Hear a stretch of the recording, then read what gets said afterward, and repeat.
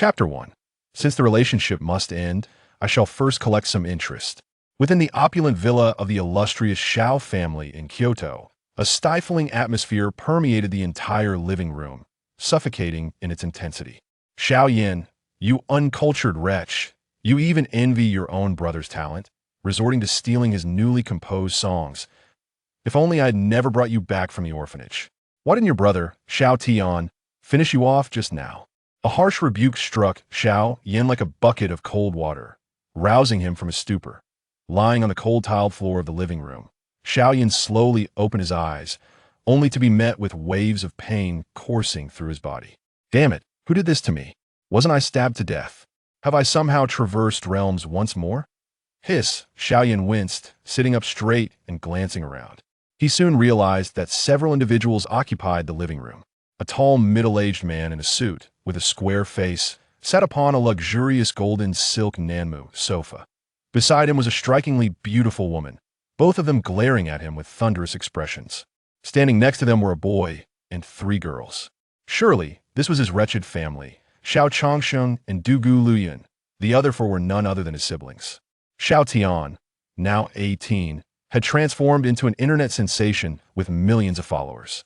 In the Xiao household, Xiao Tian basked in the adoration of all, adorned in luxury, and at the very least, driving a Ferrari when he ventured out. His allowance was an astonishing 300,000 a month. As the eldest son of the Xiao family, Xiao Yan, in stark contrast, was dressed in threadbare rags, relying on public transport for his education. His meager monthly allowance barely reached 500, just sufficient to stave off starvation. This painfully familiar scene triggered long-buried memories within Xiao Yan, reminiscent of Pandora's box slowly being unveiled. In his first life, he was the eldest son of the esteemed Xiao family, abandoned at birth. It was not until his 18th year that his wealthy parents, armed with a paternity test, reclaimed him from the orphanage. He had hoped that from then on, he would finally belong, cherished by a father, a mother, and a sister.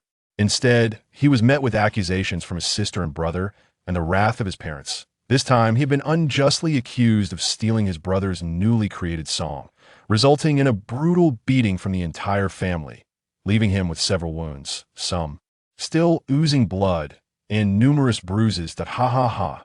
As Xiao Yan recalled these memories, he couldn't help but burst into laughter at the sight of his family. Heaven has truly opened its eyes, allowing me to return to this world once more. The hypocritical Xiao Tian's true nature must be revealed. Upon his arrival at the Xiao family, Xiao Tian had feigned brotherly affection, only to subsequently undermine Xiao Yan at every turn, stabbing him in the back. Xiao Yan's deteriorating relations with the family could undoubtedly be traced back to Xiao Tian. The man seated on the golden silk nanmu sofa, Xiao Changsheng, furrowed his brow first. The fact that Xiao Yan, freshly beaten and bruised, could still find amusement was alarming. Perhaps they had indeed been too lenient with him, Xiao Changsheng thought darkly, his gaze growing even colder. Dugu Luyan, observing Xiao Yan's demeanor, admonished him sharply. Xiao Yan, return the song to Xiao Tian immediately. Should it fall into the hands of outsiders and be released on music platforms, we shall see how you will be dealt with.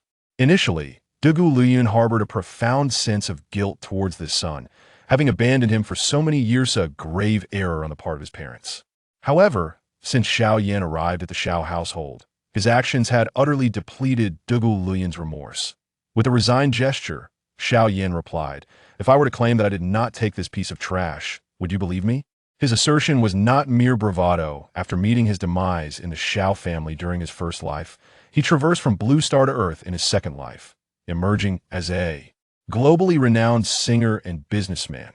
His mind brimmed with countless classic songs, and though Xiao Tian was indeed a prodigy, he was leagues behind. Ha! Xiao Wanqing, the eldest sister of the Xiao family, let out a laugh. As a prominent businesswoman who oversaw the family's various enterprises, she had encountered many individuals and could easily discern when someone was lying. Xiao Yan, stop boasting and return Xiao Tian's song at once, or our parents will not let you off easily. Xiao Wanqing, spare me your feigned compassion. You actively participated in my beating yesterday, Xiao Yan retorted coldly, his disdain for her evident. When he was struck by Xiao Changsheng, it was she who provided the wires and hangers for the assault. The Xiao family was adept at theatrics, truly a waste if not for the stage. Xiao Wangqing's expression faltered, her gaze dropping from Xiao Yan's piercing eyes. Although she hadn't physically struck him, she had indeed supplied the implements. Xiao Yusin, the second sister, frowned slightly and said curtly, "You brought this upon yourself." Her cherubic face bore an expression of entitlement, as if reprimanding Xiao Yan was entirely justified. "You claim I brought this upon myself? I believe it is you three sisters who deserve it." He shot back, assist Xiao Tian in crafting that dreadful song. "You surely expended considerable funds seeking aid from the music industry for lyrics and composition, did you not?" Xiao Yan's words incited a bitter laughter within him, as if he were destined to be bullied. Dugu Luyan cast a puzzled glance at her three daughters, bewildered as to why no one had informed her of this matter. The phrase dreadful song pierced Xiao Tian's heart, as all his efforts seemed to be rendered worthless in Xiao Yan's eyes, leaving him clenching his fists instinctively. Initially, his animosity toward Xiao Yan stemmed from a fear of losing the inheritance of the Xiao family. But now he had an additional motive. "Parents, observe this ill-mannered wretch. How dare he address us in such a manner? Truly outrageous!" exclaimed Xiao Xinzi, the youngest sister, her eyes burning with fury as she glared at Xiao Yan, wishing she could extinguish him on the spot. This Xiao Yan, who never retaliated nor spoke back, had the audacity to speak to them in such a provocative tone today. Xiao Tian secretly scoffed within, continuing to embellish. "The matter, brother, please return my song manuscript to me. I poured countless hours and sleepless nights into creating it. It is my labor of love. I beg you." "Dear brother," Xiao Tian pleaded, displaying a visage of both heartache and grievance. "Little Tian, do not fret, our parents will handle it well," said Dugu Luyun, feeling a pang of sympathy for her younger son. Although she rarely paid heed to her eldest son, she always made time for Xiao Tian, even amidst her busy schedule. She had witnessed the struggles Xiao Tian faced in his songwriting endeavors. Xiao Yan regarded Xiao Tian as a creature of remarkable theatrical talent, worthy of an Oscar for his performance. He simply observed in silence, refraining from offering any explanations, as no one would believe him anyway. In his first life, it was precisely due to this incident that he had been cast out of the Xiao family. Ultimately, burdened with injuries and succumbing to heat stroke during that sweltering summer, he met his demise. Reflecting on this, Xiao Yan felt an icy chill within, suddenly concocting a scheme to strike at Xiao Tian while simultaneously undermining the entire Xiao family. He resolved to defeat him in the very arena where he took the most pride. Xiao Chongsheng looked at his youngest son, Xiao Tian, and felt an overwhelming sense of pride swell within him, causing his tone to soften considerably. "Little Tian, do not overexert yourself. Ensure you take ample rest. Your father will retrieve the song manuscript from that useless brother of yours." Upon hearing her husband refer to their eldest son as a useless being, Dugu Luyun felt a sharp pang in her heart, a profound discomfort swelling within her. It was expected that their youngest son, Xiao Tian, would achieve great success, given the full support and resources of the Xiao family. Xiao Yan had grown up in an orphanage, struggling just to survive, with little opportunity to acquire skills. As Dugu Luyun inhaled deeply, a hint of regret washed over her as she recalled the decision to abandon Xiao Yan after giving birth to him. Perhaps she should not have heeded Xiao Changsheng's words back then. Xiao Chongsheng fixed his gaze on Xiao Yan, his tone transforming drastically. The previous gentleness evaporated without a trace. "Return Xiao Tian's manuscript to him at once. Otherwise, you may leave the Xiao family and never return." Xiao Changsheng's voice thundered with anger, his face cold as he roared, already calculating that Xiao Yan would soon kneel before him, pleading not to be expelled.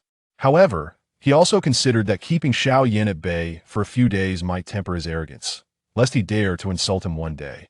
Upon hearing the threat of expulsion from the Xiao family, Dugu Luyun, who had initially felt guilt, trembled slightly. Seeing Xiao Chongsheng cast her a reassuring glance, she chose to remain silent, finding solace in his words as she quietly observed, clearly acquiescing to his decree. Xiao Tian and his three sisters looked on with smug satisfaction at Xiao Yan, eager to witness how he would beg for mercy and implore the Xiao family not to cast him out. After all, as the foremost prestigious family in the capital, the allure of the Xiao family was undeniably irresistible. In that moment, the gaze of everyone in the Xiao family was fixed upon Xiao Yan. Yet, to their dismay, not only did he exhibit no fear, but there was also a glimmer of excitement upon his countenance. "Very well, you all suggested it. So go fetch some paper and a pen," Xiao Yan said, his hands rubbing together with excitement at the prospect of leaving this wretched place. Upon hearing Xiao Yan's response, everyone was rendered speechless, their faces becoming rigid with disbelief. The singular thought racing through their minds was whether Xiao Yan had lost his senses. Xiao Yan's earnest demeanor stirred an unsettling premonition in Du Gu Luyan. Xiao Tian could hardly contain himself, his confusion regarding Xiao Yan's words palpable. Nevertheless, he hurriedly scurried off to procure the requested items. Xiao Changsheng's expression darkened to an extreme, akin to striking a fist against Katona. A profound sense of frustration enveloped him, feeling as though his abilities were stifled with no outlet. When Xiao Yan first arrived at the Xiao family, he behaved like a sycophantic lapdog, eager to please everyone, which only served to incite their disdain and suspicions of his ulterior motives. Where they once wished to rid themselves of him, now he sought to depart. Was that even conceivable? Externally composed, Xiao Changsheng shook his head inwardly, instinctively believing that Xiao Yan must be attempting to reverse the situation and threaten him instead. Since he wished to leave, then be swift about it. He pointed toward the Xiao family gate, a glint of mockery in his eyes, feigning indifference. The three Xiao sisters wore smug expressions, their smiles gleeful as they observed Xiao Yan, knowing that regardless of his choices, entertainment awaited them. The only one present who felt a twinge of anxiety was Du Gu Luyun, fearful that in a fit of rage, Xiao Yan might abandon the Xiao family and return to the orphanage, devoid of kin. Xiao Yan surveyed everyone in the Xiao family and said calmly, "I, Xiao Yan, not only intend to leave the Xiao family, but also wish to sever all ties with everyone here." Ha ha ha! The moment these words escaped his lips, a chorus of laughter erupted within the Xiao family's living room. The loudest laughter came from Xiao Changsheng, who was certain that Xiao Yan could never truly depart. This was merely a new tactic to threaten him. Du Gu Luyun shared the sentiment, convinced that Xiao Yan had no real intention of leaving and was merely seeking to elicit their pleas for him to stay. With this thought, she felt a sense of relief in her eyes. Despite Xiao Yan's shortcomings, he remained the eldest son of the Xiao family. If outsiders were to learn of Xiao Yan's destitution on the streets, it would ultimately tarnish the Xiao family's reputation. "Ha, you crack me up. Xiao Yan, there's no need for you to resort to such tactics to threaten us." Xiao Yusin chuckled, her sides aching from laughter.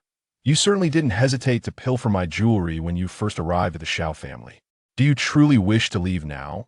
Or have you simply stolen enough?"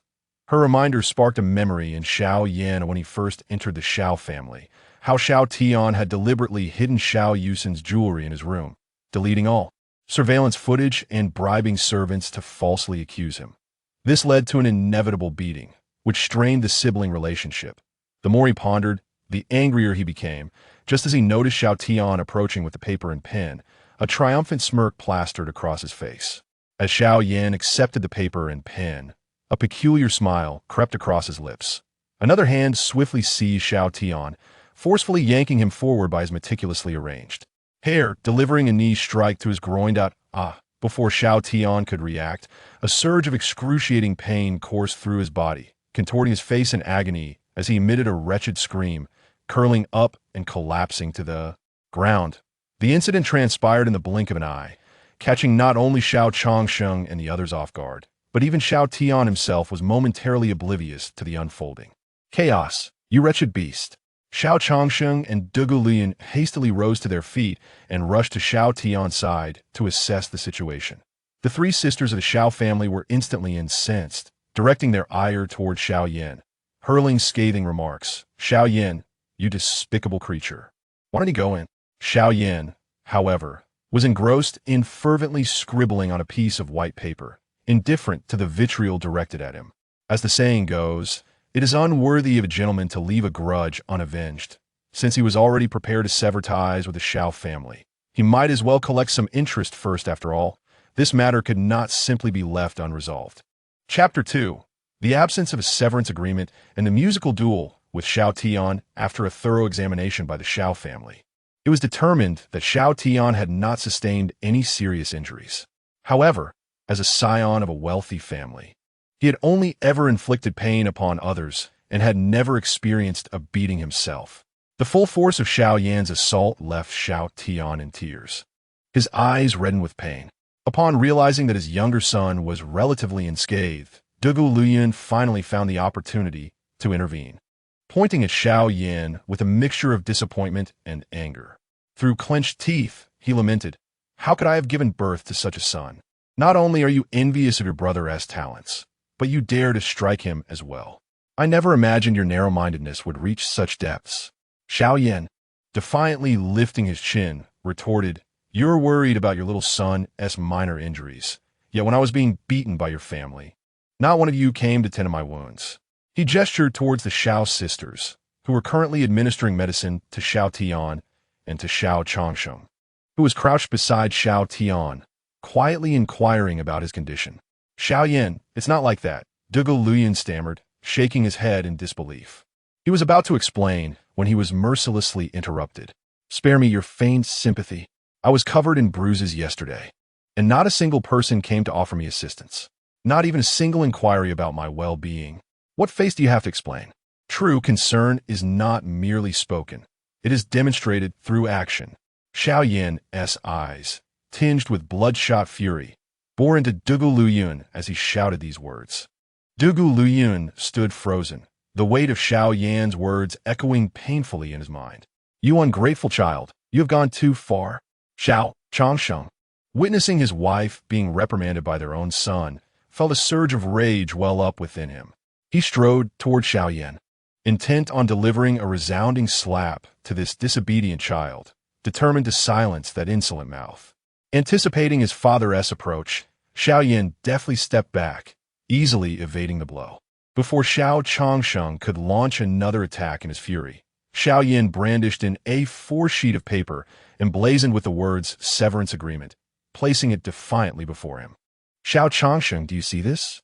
Although he yearned to retaliate against the man before him, Xiao Yan remained resolute in his purpose to sever all ties with the Xiao family and escape this gilded hell. As Xiao Changsheng beheld the characters inscribed on the paper, his simmering rage was momentarily quelled. A cold smile crept across his face as he nodded repeatedly, muttering, "Very well, very well. You wish to sever ties, do you? Don't blame me for not giving you a chance." He snatched the agreement and a pen, flamboyantly inscribing his name, Xiao Changsheng, upon it. "You worthless one, you may leave the Xiao family. In the future, if you dare to return, it will be futile, even if you kneel and beg. I am aware of your desire to inherit the Xiao family's fortune, but I shall leave you with nothing. I will leave everything to Xiao Tian." As Xiao Changsheng spoke, he forcefully tossed the agreement onto Xiao Yan's face before turning to sit back on the golden Nama sofa. In a fit of rage, he removed the Qing dynasty ring from his thumb and hurled it to the ground, shattering it. "Xiao Changsheng, do not be so arrogant. I truly have no interest in the mere possessions of the Xiao family." Holding the severance agreement, Xiao Yan picked up a ballpoint pen from the floor and began to inscribe his name. In his second life on Earth, he considered himself a self-made individual. He believed that by relying on his own entrepreneurial spirit and utilizing the classic songs from Earth, he would never find himself lacking in financial resources. Why should he endure such humiliation here? The three Xiao sisters, Xiao Tian and Dugu Luyan, were all taken aback upon witnessing Xiao Yan bow his head to sign. They never imagined he would genuinely sever ties with the entire Xiao family. Finally, Xiao Yan's gaze fell upon Dugu Luyan. "Madame Dugu, please sign," he urged, shaking the severance agreement in his hand, his expression devoid of emotion, embodying a chilling indifference toward stranger. "What did you call me?" The unfamiliarity in Xiao Yan's eyes caused Dugu Luyan's legs to weaken, nearly collapsing to the ground. How deep must their enmity run for a son to sever ties with his mother? Seeing her nearly fall, Xiao Changsheng was startled, abruptly rising from the sofa. He opened his mouth, but ultimately said nothing. He would not allow this ungrateful son, Xiao Yan, to remain in the Xiao family. "Mom, are you all right?" The three Xiao sisters sensed the gravity of the situation and hurried to support Dugu Luyan.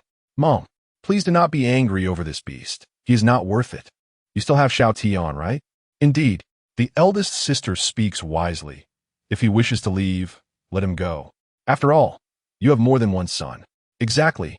Xiao Tian is 1,000 times better than this good-for-nothing thief. The three Xiao sisters unanimously spoke in praise of Xiao Tian. Upon realizing this, Dugu Luyan remembered that not a single person had pleaded on Xiao Yan's behalf. The favoritism displayed by her daughters was astonishing. Tears welled in her eyes as she rebuked them. Enough. Xiao Yan is also your brother. Why have you not spoken a kind word for him? In any case, I will not sign this. Xiao Yan must remain in the Xiao family. The three Xiao sisters were left bewildered, feeling deeply wronged. Their mother had never treated them this way. Moreover, when they bullied Xiao Yan, she had not uttered a word of protest. After Dugu Luyan finished speaking with reddened eyes, she seemed to remember something and suddenly froze. Had she not been equally biased like her three daughters? Since Xiao Yan's arrival at the Xiao family, she had been so preoccupied with company matters that she did not even know where Xiao Yan's room was. Had it been her younger son, she would have made time to check on him and share a conversation. Dugu Luyan suddenly felt that she was the most biased of all. This thought emerged, but was swiftly severed from her mind. She bit her vibrant red lips, constantly reminding herself that her current state was a result of Xiao Yan's incessant revelry. Yes, it must be so.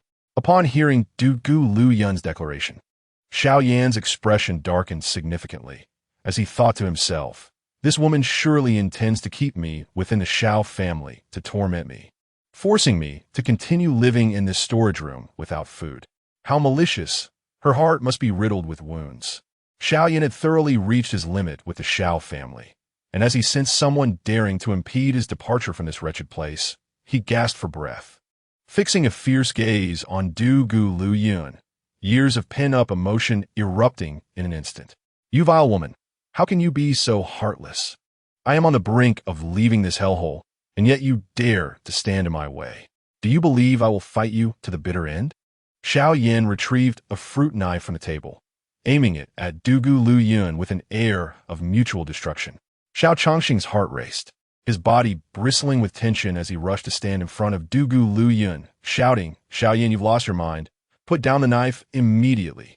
The three Xiao sisters and Xiao Tian were thrown into a state of panic, having never anticipated that things would escalate to this extent. Xiao Wanqing forced herself to remain calm, attempting to mediate. Xiao Yan, I advise you to think rationally.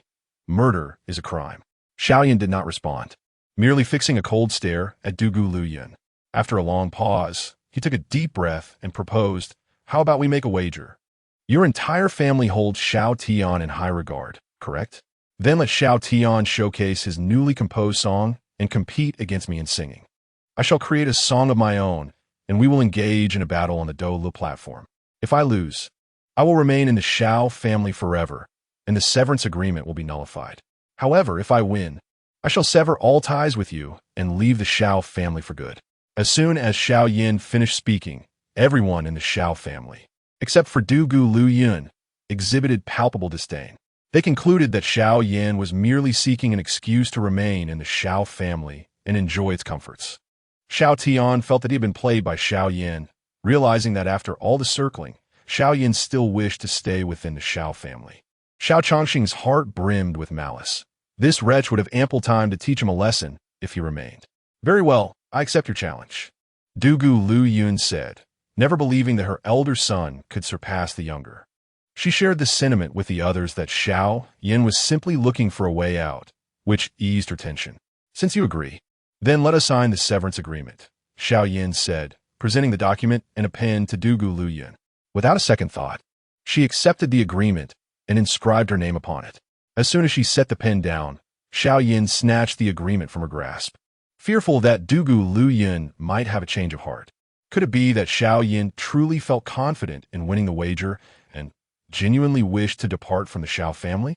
Observing the importance Xiao Yan placed on that agreement, an ominous premonition quietly arose within Dugu Luyan's heart.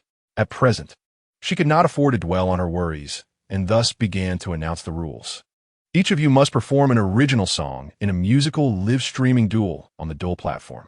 The one who receives more gifts and donations shall be declared the ultimate victor. Cheating is strictly prohibited, otherwise it will be deemed a loss. I have no objections. I have no objections either. The sight of Dugu Luyan, embodying impartiality and fairness, made Xiao Yan feel nauseous, nearly causing him to retch. Zhuge Liang not only intended to humiliate him within the Xiao family, but also sought to subject him to humiliation on a platform viewed by billions. Truly, the heart of a woman can be the most venomous. Let us see who ends up humiliating whom. Xiao Yan, follow me. I shall show you the chasm that lies between us. Xiao Yan, with a taunting wave from his Apple phone, beckoned to Xiao Yan and proceeded towards the music room on the first floor. Xiao Yan yawned casually, trailing behind Xiao Yan at a leisurely pace. He retrieved a generic phone from his pocket and began downloading the Duel app from the application store. Upon successful download, he registered an account. Having already decided on the name, Lu Zhongxian. As he logged into his account, Xiao Yan tapped the screen to search for Xiao Yan's platform account. As a social media influencer with millions of fans, Xiao Yan's account was easily found. Upon clicking on the account, Xiao Yan discovered that Xiao Yan had posted a video just a minute ago. Upon viewing it, he realized it was an announcement consisting of only a few sentences. Xiao Yan, am preparing for a music duel. The live broadcast will commence in 10 minutes. My new song, Dreaming Back to Campus, will be unveiled in this duel. Stay tuned. The likes were rapidly accumulating. 10,000, then 15,000. Upon opening the comments, he saw fans riding the waves. I can't believe the singing deity Xiao Yan is going to engage in a music duel with someone. This is a first. Fan Jun Mo Xiao, isn't it? And with a new song, this is practically an online concert. I cannot miss it. Who would be so bold as to challenge the most prominent young master of Kyoto? Xiao Yan scrolled through the comments, biting his lip to suppress a laugh. It was evident that Xiao Yan had spent a substantial amount of money promoting this video on the platform, as it had garnered so many views in such a short time. He wondered what Xiao Yan's expression would be once he lost. Xiao Yan had even prepared the song he would sing, Jay Chou's classic Waiting for You after class, which, like Xiao Yan's new song, narrated an unrequited love within the confines of a school. At that moment, all members of the Xiao family gathered in the music room, which was filled with globally limited edition instruments purchased by Xiao Yan's parents while abroad. Guitars, microphones, pianos, and more were all present, with multiple pieces of each. Xiao Yan gazed at the neatly arranged instruments, inhaling deeply with a sense of pride as he looked at Xiao Yan. With a smug tone, he remarked, "Do you have any of these? I remember this used to be your room. Don't these decorations seem familiar?" Xiao Yan lifted his gaze, observing the once familiar surroundings, still adorned with walls tiled in marble. The flowers in the pot by the window continue to sway gracefully, absorbing the sunlight that streams in. Yet, the absence of that warm, soft bed renders everything both familiar and alien. Xiao Yan's face remains expressionless as he responds softly, "Let us begin. All I require is a guitar and a microphone." With that, he busies himself selecting the musical equipment needed for his performance. His heart has long been crushed by the Xiao family, and he yearns to escape this cursed place. Xiao Yan's words momentarily leave Zhuge Liang in a daze, as she recalls that Xiao Yan had indeed mentioned using Xiao Yan's room for storing musical instruments. Without a second thought, she had consented and suggested that he handle it, never inquiring about Xiao Yan's situation. Upon this realization, her complexion drained of color, and her heart seemed to skip a beat. Xiao Yan's room had been repurposed for instruments. Where, then, was Xiao Yan supposed to reside? Having his own room taken away within the Xiao household, it was no wonder he wished to leave. Tears brimmed in Zhuge Liang's eyes, her heart feeling as though it were being mercilessly shredded, a mingling of pain and regret overwhelming her. When she glanced at her husband and children, she found them entirely unfazed, their expressions unchanged, which only deepened her distress. In stark contrast to Zhuge Liang's turmoil, Xiao Yan had gathered his musical gear and was now holding a guitar. He entered the adjacent room, found a stool to sit upon, placed his phone on a stand, and logged into Douyin to commence a live stream, sending a PK invitation to Xiao Yan. On the other end, Xiao Yan had already opened his live stream. He sat before a limited edition piano in the music room, casually chatting with his 500,000 fans. The vast audience was drawn solely by Xiao Yan's esteemed lineage, the illustrious Xiao family of Kyoto. Meanwhile, in a luxurious villa in Kyoto, Li Muxia lounged on the sofa, clad in a long nightgown, casually crossing her legs. Her striking figure and infant-like soft skin on full display. As she watched Do Lu videos, a notification chimed, alerting her that the Xiao Tian she followed was live streaming. Upon confirming it was indeed Xiao Tian, she was taken aback, her mouth agape. What was Xiao Tian up to? Could it be that he was aware of the truth, that the betrothed she had known since childhood was not him, but rather the orphan, Xiao Yan? Fearing she might adhere to their childhood promise and wed Xiao Yan, he was likely preparing a new song to showcase his potential to her and her father. This foolish boy. She cared not for any childhood engagement. There was no way she would marry that utterly inept Xiao Yan. Pouting in irritation, Li Muxia appeared adorably cute despite her anger. After Xiao Tian accepted Xiao Yan's invitation, he noticed that the latter did not reveal his visage in the live stream. Instead, the camera was directed at the area below his neck, revealing only a pair of fair hands gently resting on the guitar before him. Upon closer inspection, one could see that Xiao Yan wore a white short-sleeved shirt, now yellowed and tattered in several places, the edges of the rips stained with blood. This scene indeed captivated a multitude of Xiao Tian's fans, who flocked into Xiao Yan's live stream. The fans in both live streams, comparing the attire of Xiao Tian and Xiao Yan, filled the comment section with a cascade of exclamations. Chapter 3. The Way to Victory. Du Gu Luyan wept as the fans expressed their confusion. What is going on? How can young master Xiao Tian engage in a musical duel with someone who looks like a beggar? Fan Tianzi laughed. You don't understand at all. Gold remains gold, even when buried in filth. Must one truly consume excrement in a restroom, only to discover its golden essence through a lack of foul taste? Fan Tianzi felt insulted, yet acknowledged the truth in the statement with a nod. It seems you are scolding me, yet you make a valid point. Thumbs up? Fan La Fuzzy exclaimed. Indeed, that is a profound truth.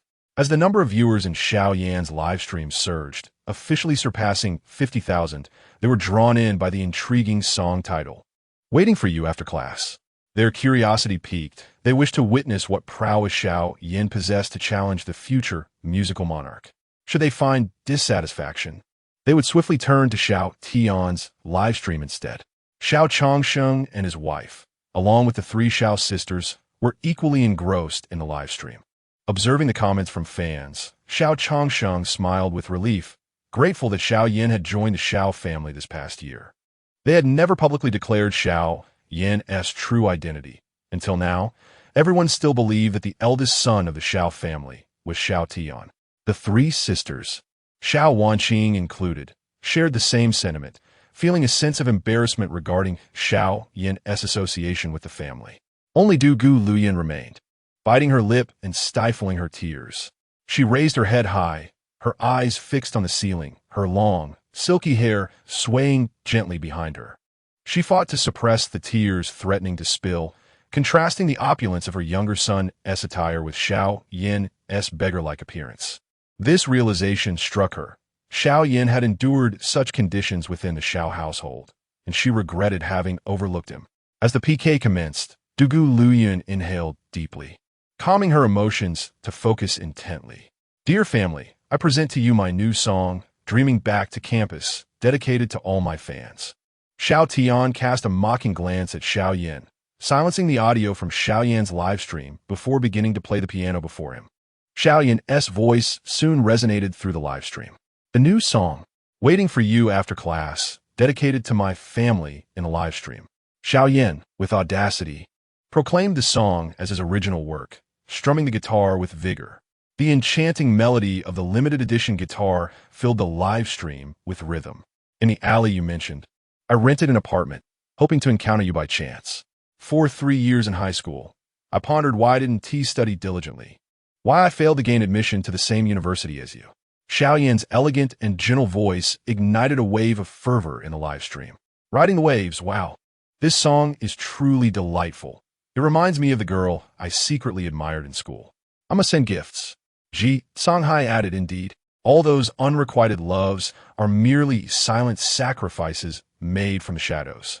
Tai Baixian chimed in, absolutely. If one desires to attain something, is it still unrequited love? I'll send a massive rocket. No one can compete with me. All the fans who entered Xiao Yan's livestream from Xiao Tian were profoundly moved by the lyrics. The innocence of youth and that indescribable feeling lingered in their hearts, rekindled at this very moment. Time flowed steadily, and the viewership in Xiao Yan's live stream surged at an alarming rate, 80,000, 100,000. The gifts being sent also multiplied exponentially. Meanwhile, the number of viewers in Xiao Tian's live stream dwindled from 300,000. The blue line, representing the PK, was gradually consumed by the red line of Xiao Yan's stream. This unprecedented situation caused Xiao Tian's singing to falter, nearly breaking his voice. Xiao Yan, having just registered his account with no fans initially, was now receiving an overwhelming number of gifts. Could it be that he truly sang better than I? For the first time, Xiao Tian felt a strange unfamiliarity towards Xiao Yan as he observed the growing disparity in their PK results. His fingers danced upon the piano keys with a force he himself hadn't noticed, significantly stronger than before. The entire Xiao family, who were engrossed in the live stream on their phones, listened intently to Xiao Yan's song. They remained silent, eyes wide, fixated on the screen. Even a fool could discern that Xiao Yan could indeed sing, and his talent surpassed that of Xiao Tian. Dugu Luyun, captivated by Xiao Yan's voice, felt tears of regret streaming down her cheeks, her heart heavy with sorrow. She covered her mouth with both hands, fearful of vocalizing her emotions. It turned out that Xiao Yan was truly exceptional, having endured considerable hardship while they had been blind to his talent. Despite his remarkable singing ability, he possessed no instrument. The thought struck Dugu Luyun like a heavy blow to her heart. While enduring bullying within the Xiao family, he had diligently practiced singing, suffering in silence. With such talent and songs, how could they have unjustly accused him of stealing his brother's new song? The truth stood before them. Xiao Yan could create beautiful melodies on his own. Why would he need to steal? It was all my fault for focusing solely on Xiao Tian and neglecting Xiao Yan. As Dugu Luyun listened to Xiao Yan's enchanting voice, every word seemed to reproach the Xiao family's years of unfair treatment. It felt as if he were conveying to her, even without your nurturing, I can't thrive. This rebellious child harbored such deep cunning, having the ability to sing yet never mentioning it. No wonder he dared to confront them and wished to sever ties, believing he could soar solo simply because of his vocal talent. After 18 years of the entire Xiao family investing in Xiao Tian, he was now eclipsed by Xiao Yan, who had grown up in an orphanage. Xiao Changxing felt a surge of frustration that left him utterly uncomfortable. The three Xiao sisters shared similar sentiments, unable to reconcile their long-held disdain for Xiao Yan, who sang effortlessly, relying on mere recollection of the lyrics, as casually as one eats or drinks. How could they possibly accept this? At this moment, a song titled Waiting for You after class had just concluded, performed by Xiao Yan, while Xiao Tian's segment had also come to an end. Xiao Yan amassed an impressive 50,000 gifts, whereas Xiao Tian garnered merely 5,000. The outcome was an overwhelming triumph for Xiao Yan, whose fan base surged from 0 to an astonishing 480,000. He was quite pleased with this result. After deducting the platform's service fees, he would net approximately 490,000, alleviating any concerns regarding his entrepreneurial endeavors. After finishing his new song, Xiao Tian reclined in a plush chair, his gaze fixated vacantly on the viewer count in Xiao Yan's live stream, which had soared to an impressive 600,000. In stark contrast, his own audience dwindled to just over 10,000, a number that continued to decline after his performance. He could not fathom what song Xiao Yan had sung or what allure it possessed that could captivate his own fans. Following the conclusion of their competition, the recording of Xiao Yan's live stream was shared across various viewers' mobile devices. Videos began to circulate rapidly across internet platforms, heralding a sensational revelation that spread like wildfire. The headline read, "The young master of the billionaire Xiao family loses to a threadbare musician in a musical showdown." Xiao Yan noticed that his fans in the live stream showed no intention of departing. They were exceedingly engaged. Comments flooded in. "This is fantastic. I've never heard such a delightful campus song. And yes, I want to hear the musician sing this song again. Could you perform it once more?" The entire audience unanimously expressed their desire for more. In pursuit of his entrepreneurial aspirations, Xiao Yan knew he must keep his identity concealed. Revealing himself could jeopardize his promising venture, making it vulnerable to being usurped by prying eyes. Thus, he resolved to become a masked singer, obscuring his appearance while simultaneously striving to earn a fortune. His immediate objective was to distance himself from the Xiao family. With the constraints of needing to earn money through singing, yet being unable to do so, Xiao Yan reluctantly addressed the 60,000 viewers in his live stream before ultimately closing it. After detaching his phone from the stand, he glanced at the gratifying figures in his account before powering it down. As Xiao Yan set down his guitar and rose from his seat, a loud crash echoed from behind. Xiao Tian kicked open the door, fists clenched, striding towards Xiao Yan with purpose. "You must have cheated. Otherwise, how could you possibly have bested me?" His furious roar filled the room, as he could hardly comprehend that the person he had derided as worthless had, in front of 600,000 viewers, trampled upon his pride as the most esteemed young master of the capital. His second sister, Xiao Yusin, nodded in agreement, asserting, "It's clear that Xiao Yan must have stolen Xiao Tian's song and then imitated it to create this piece." The third sister, Xiao Xinzi, concurred vehemently. "Exactly. It must be so. Otherwise, how could someone as talentless as Xiao Yan compose such a song?" Regardless of their reasoning, they refused to believe that Xiao Yan possessed such remarkable talent. Xiao Changsheng did not even cast a glance at Xiao Yan. Instead, he offered words of comfort to his despondent younger son. "Xiao Tian, do not lose heart. This wretched creature must have sought assistance from someone to compose this song. Otherwise, how could he possibly triumph over you?" A glimmer of spirit returned to Xiao Tian's eyes as he nodded firmly, though deep within, he remained unconvinced. Nevertheless, he continually reassured himself, as his father had stated, "It must be so." Dugu Luyun observed her husband and daughter, feeling an indescribable sorrow welling within her heart. Even at this juncture, they had yet to recognize their own missteps. Had it not been for the relentless torment endured at the Xiao family, how could Xiao Yan have chosen to sever ties with them? Dugu Luyun, unwilling to engage in further conversation, anxiously approached Xiao Yan. Her voice quivered with emotion as she softly implored, "Xiao Yan, it is I who have erred.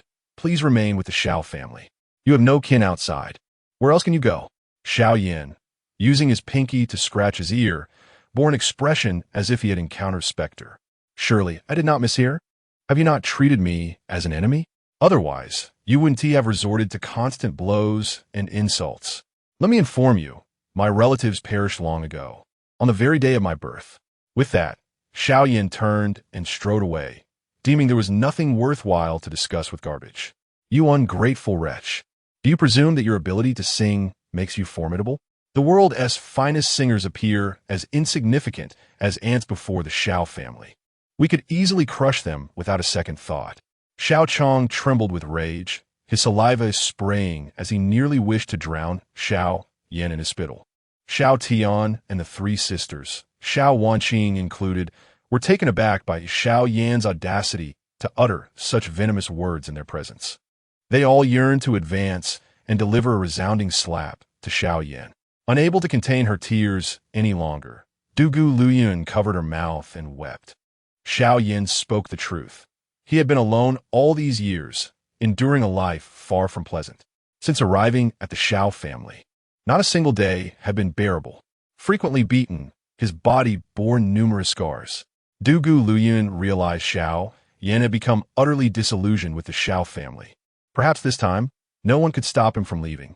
The thought of losing Xiao Yan, a son whose talent rivaled Xiao Tian's, gripped her heart with an invisible hand, nearly rendering her breathless.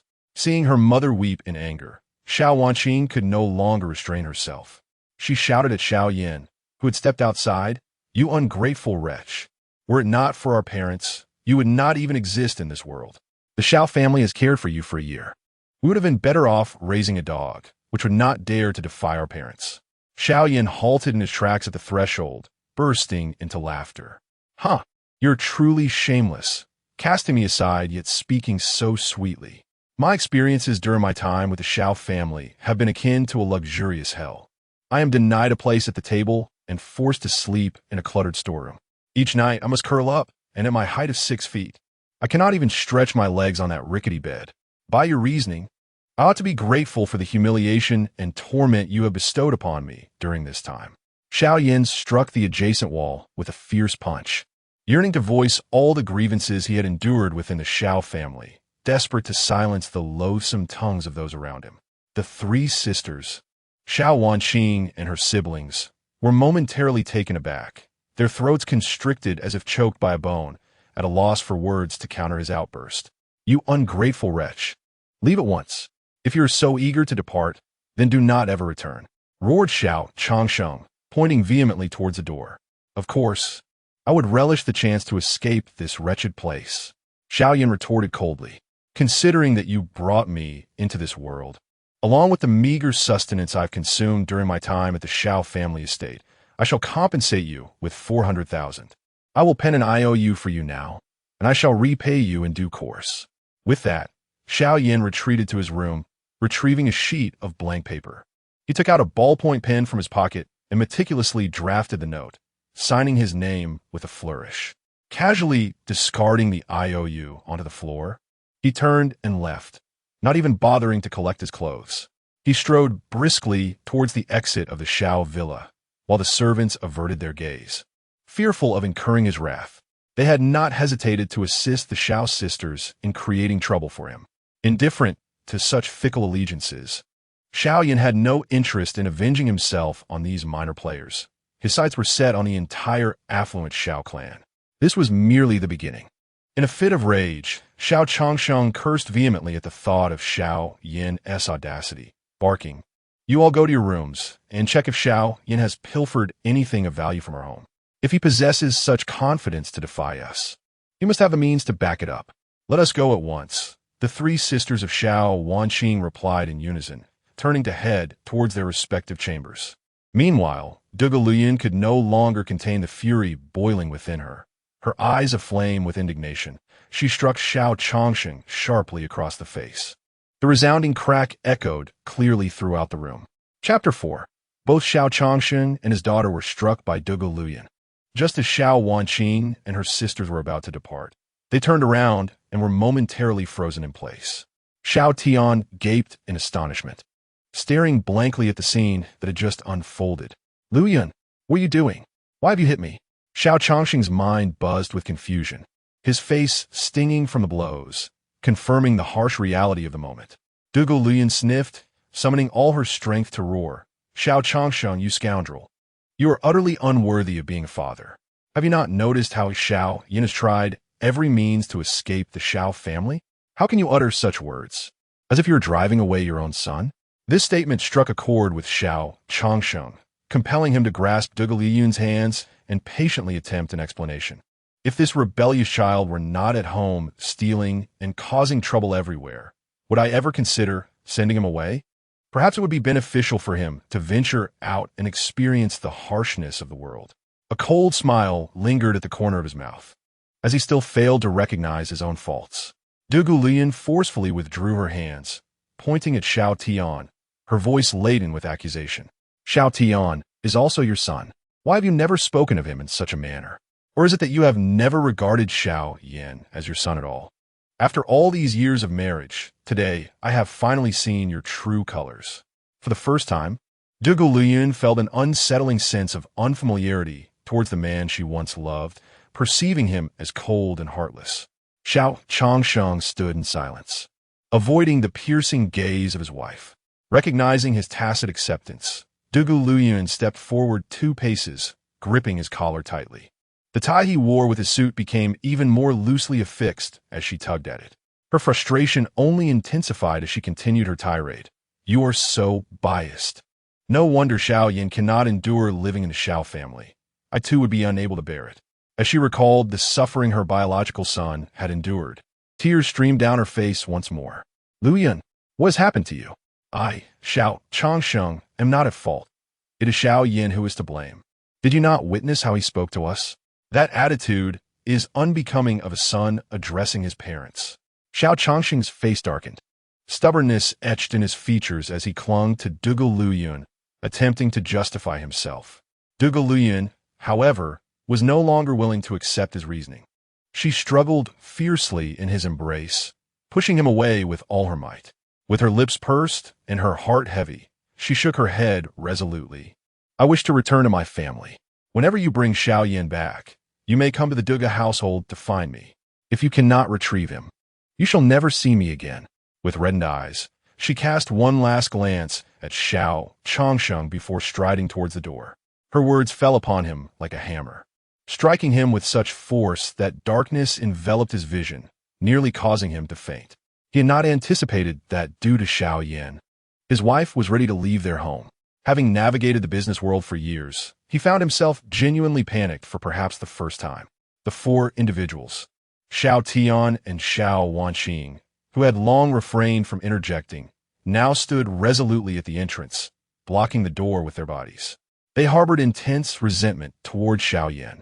Had it not been for this individual, would the relationship between their parents have deteriorated to such an extent? Mother, what are you doing? Because of Xiao Yan, our Xiao family is either the subject of ridicule or embroiled in your quarrels. What has become of our once harmonious family? As the eldest daughter of the Xiao family, Xiao Wanqing was the first to step forward to persuade Du Luyan. Indeed, what my sister says holds truth. Xiao Yan, that scoundrel, is hardly worth your concern. Du Luyan gazed at her children, whom she had painstakingly raised. The pride she once felt was now overshadowed by bitterness. She looked at Xiao Wanqing and retorted, "You claim that without Xiao Yan, our Xiao family would be complete. But can our family truly be whole without your own brother? They say an elder sister is like a mother, yet you have failed to fulfill the responsibilities that come with that role." Fury ignited within Du Luyan, and in a moment of rage, she struck Xiao Wanqing across the face. Xiao Changsheng stepped forward, his hand raised in a futile attempt to intervene. The sharp sound of the slap echoed, and Xiao Wanqing staggered back, tears cascading down her delicate cheeks, leaving behind faint traces. She had never anticipated that her beloved mother would resort to violence, not only against her father, but also against her. All that filled her heart was a profound sense of injustice. Xiao Yusin and Xiao Xinzi instinctively retreated in shock, unable to fathom that their sister had been struck. Xiao Tian, too, was taken aback. He had never witnessed his gentle mother so furious, and particularly over Xiao Yan, which only deepened his jealousy and resentment towards him. Du Luyan's heart had been shattered by her husband and children, and the weight of these emotional blows became unbearable. With her eyes closed, her body weakened, and she collapsed backward. "Wife! Mother!" Xiao Changsheng exclaimed in alarm as he rushed forward to catch Du Luyan. "Quick, summon the family doctor." He had initially hoped to mend things with his children, even willing to apologize himself if necessary, but never did he anticipate this outcome. Upon witnessing their mother faint, Xiao Tian discarded his feelings of disappointment and hurriedly dashed out of the room to fetch a doctor. Xiao Wanqing and her sisters joined forces to help their father carry their mother to another bed. Fortunately, the Xiao family's villa employed highly skilled doctors. This place is enormous. It could easily accommodate 1,000 people. Xiao Yan muttered to himself as he observed the entrance to the Xiao family's villa district not far away. Even though it was not his first time here, he found this ancestral home larger than several districts combined, with the lush plants and flowers surrounding it. Xiao Yan often lost his way, taking nearly an hour to navigate his way out. Such is the plight of those who are directionally challenged. With his hands tucked in his pockets, Xiao Yan soon arrived at the grand entrance of the Xiao family home. The imposing golden gates, in both grandeur and size, rival those of any prison. The Xiao family's penchant for gold suggests an affinity for ostentation, as their venomous words betray a darker nature. Xiao Yan mused silently as he pushed open the iron gate meant for pedestrians and stepped beyond the Xiao family's threshold. He inhaled the outside air, a wave of relief washing over him. The atmosphere still carried the acrid scent of automobile exhaust, a bit sharp, yet it brimmed with a sense of freedom, far surpassing the suffocating confines of the Xiao household. Before he could fully revel in his newfound liberty, a pink Mercedes-Benz sped into view, its headlights flickering between high and low beams, casting a blinding glare that irked him. What is the big deal about having money? He thought. I've toiled like a beast too. On Earth, I was a capitalist. Just as he finished his thought, the Mercedes maintained its relentless speed, hurtling towards his position. This feels like an act of attempted murder. 80 meters, 50 meters. As the distance dwindled, Xiao Yan quickly stepped back. Upon closer inspection, he realized this was the latest model of the Maybach, with a starting price exceeding 10 million. The pink Maybach veered left, executing a perfect drift, leaving two substantial tire marks on the ground. With a hiss, the tires screeched as the car came to a stop just shy of 2 meters from him. Doesn't he regard me as a person? Almost had that drift slap me in the face. Clearly, he has never seen a handsome man before, Xiao Yan retorted, tossing his head to adjust his stylish, side-parted hair, his slightly coarse locks adding to his appeal. If not for the torn clothing he wore, he would indeed be a striking figure at 6 feet tall. As the window of the Maybach gradually descended, a playful voice chimed in. Drifting is so much fun. Luxury cars are on another level. I want to do this again. Li Muxia, Xiao Yan, peering inside, he was met with two exquisite faces. The young driver was unfamiliar to him, but the stunning woman in the passenger seat was unmistakably Li Muxia, the esteemed young lady of the prominent Li family in Kyoto, renowned as the belle of the nation's top institution, Qingbei University. She was his betrothed, a childhood sweetheart of Xiao Tian, but the engagement was now linked to him. Xiao Yan. Since learning that the engagement was not with Xiao Tian, but with Xiao Yan, she had never treated him kindly, her eyes often filled with disdain. And he had endured her torment more than once. Though he once harbored feelings for her, seeing her now only stirred feelings of revulsion. Having lived through 3 lifetimes, he was no longer the Xiao Yan of old. Being a sycophant led only to despair. Xiao Yan had no intention of engaging with this woman and turned to leave.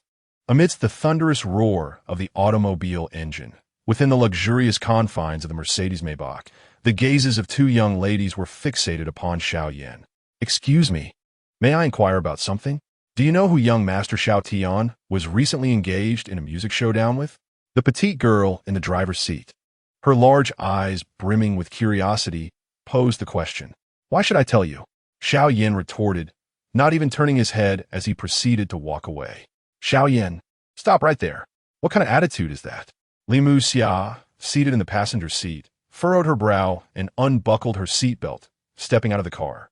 She glared at Xiao Yan with palpable annoyance, for had Xiao Tian not lost the showdown, she would not have found herself compelled to inquire about the identity of his opponent. Li Muxia had no desire to approach this shameless sycophant. Xiao Yan halted his steps, turning his head to cast a cold, indifferent glance at Li Muxia, devoid of any warmth. What gives you the right to demand that I stop? How utterly ridiculous. Just get lost and cease bothering me. With that, he resumed his forward march. In the past, driven by his affection for Li Muxia, he would often prepare gifts for her, only to be met with various forms of humiliation and the mockery of Xiao Tian. Those humiliations felt as if they had transpired only yesterday. Upon encountering Li Muxia, those memories flooded back into his mind. A relieved smile graced Xiao Yan's face. Having been granted a second chance at life, he vowed never again to engage in such folly. What use was deep affection? One must love oneself first. He now sought only to treat himself with kindness, rendering everything else meaningless. How infuriating! What has gotten into me today, taking out my frustrations on him? Li Muxia fumed, watching as Xiao Yan grew ever more distant. Seething with anger, she stormed back into the Mercedes. Xiao Shui drove the vehicle to intercept him, and Li Muxia remarked to her friend beside her, "What was that look he just gave me?" It was nothing but unending indifference, completely devoid of the usual excitement. Why has he changed so drastically today? Normally, he can't wait to exchange a few words with me. Li Muxia's teeth ground together in frustration. Had it not been for her desire to uncover what had transpired with Xiao Tian, she would never have deigned to converse with such a worthless man. Chapter 5. The unyielding Lu Yun prevents Xiao Changsheng from approaching Li Muxia, felt an urge to slap herself as Xiao Yan wandered aimlessly along the road, vehicles whizzing by, the gusts of wind tousling his hair. The time had reached 5 in the afternoon, and the sun in the sky gradually descended, casting a dimming glow upon the heavens. Xiao Yan murmured to himself, in a month, the college entrance examination will commence. With the memories of 3 lifetimes, gaining admission to Tsinghua or Peking University should not prove too challenging. Xiao Tian would also participate in the examination this time, and given his academic performance, he was likely to emerge as the top scholar. Xiao Yan thought it fortuitous. He could earn money while simultaneously claiming the title of the top scholar in the nation. He found himself eagerly anticipating the expression on Xiao Chongqing's face upon witnessing Xiao Tian's title being usurped. Xiao Yan retrieved his old Pineapple brand mobile phone from his pocket and began to input a phone number, intending to contact his good friend, Bailey Huaisong. The two had grown up together in an orphanage. Had he not returned to the Xiao family, they would likely still be residing in a rented room, subsisting on meager instant noodles and working exhausting part-time jobs. Just as Xiao Yan exited a narrow alley and prepared to call his brother, two stunning figures suddenly appeared before him, accompanied by a fragrant aura of youth. He lifted his gaze from his phone, taking in the appearance of the two girls. Instinctively, he frowned and asked, "What do you two want? If it concerns Xiao Tian, you should inquire directly with him. I have no obligation to inform you." The petite girl beside Li Muxiao raised her delicate brows and crossed her arms, retorting, "What a miser! No wonder Muxiao has a childhood engagement with you. She clearly dislikes you." Li Muxiao gently pulled the diminutive Murong Shui behind her. "Xia Shui, don't cause trouble here." After addressing her friend, she turned her attention back to Xiao Yan. Upon closer inspection, she noticed several tears in his short sleeves, particularly noticeable at the shoulders and underarms. The sight of this only intensified her disdain, and her tone became devoid of emotion. "Xiao Yan, I am here to inquire about Xiao Tian and to dissolve our childhood engagement. Your refusal is futile. I will never harbor feelings for you." Xiao Yan responded with a cold smile, retrieving the relationship termination agreement from his pocket. "You need not go to such lengths. Your efforts are in vain." Li Muxiao's expression darkened as she realized that this insufferable boy would not easily acquiesce. She raised her voice, scolding Xiao Yan. "What do you mean it's meaningless? No matter how you resist, I will still." Before Li Muxiao could finish her sentence, she witnessed Xiao Yan slowly unfold the crumpled white paper. The words relationship termination agreement written upon it rendered her speechless. A torrent of words lodged in her throat, unable to escape, leaving her face flushed with frustration. Murong Shui's eyes widened as she repeatedly examined the contents of the paper, and after a few moments, she gave Xiao Yan a thumbs up. "Incredible. You accomplished what I dare not do. In the past, I only dared to threaten my parents with the idea of running away from home. Yet you possess a boldness I lack. Their concern for you is evident, which starkly contrasts with my own situation." Xiao Yan chuckled at his own self-mockery. Having severed ties with the Xiao family, he knew they would yearn for his presence. Thus, they were entirely unworthy of being called family. Would anyone allow their kin to reside in a storage room? Would they deny them a seat at the dinner table? Would they subject them to daily abuse without mercy? Taking a deep breath, Xiao Yan cast aside all his thoughts. Even if he were to sleep on the streets, braving the biting winds, he would still find a peculiar sense of happiness in it. Li Muxiao observed Xiao Yan's prolonged silence, recalling the many times she had humiliated him within the Xiao household. She had discarded the birthday gift he had prepared for her into the trash and even reported him to Xiao Chongsheng and his wife, accusing him of harassment, which led to Xiao Yan enduring countless beatings. His estrangement from the Xiao family was inseparable from her actions. Suddenly, a twinge of guilt arose within Li Muxiao, overshadowing her previous intentions to uncover the truth about his identity. Her tone softened as she spoke gently. "Xiao Yan, why don't I speak with Uncle and Annie so you can return to the Xiao family?" As Xiao Yan folded the agreement and placed it into his pocket, Li Muxiao's suggestion filled him with revulsion. "You need not feign concern. Now that I have left the Xiao family, no one will stand between you and Xiao Tian. Shouldn't you be the happiest? This way, you and Xiao Tian can be together openly." A sardonic smile graced Xiao Yan's lips. Did she still believe she could manipulate him? Her actions were merely an attempt to humiliate him one last time, and if he fell for it again, he would truly become a fool. "You are blind to kindness," Li Muxiao retorted, her captivating eyes glaring at Xiao Yan, nearly rendering her speechless with indignation. While she had indeed gone to great lengths to target him in the past, her intentions now were genuinely to assist him. As long as he did not obstruct her relationship with Xiao Tian, everything else could be negotiated. Yet who knew he would be so ungrateful? As the acknowledged belle of Qingbei University, Li Muxia's beauty was beyond reproach, clad in a form-fitting black dress.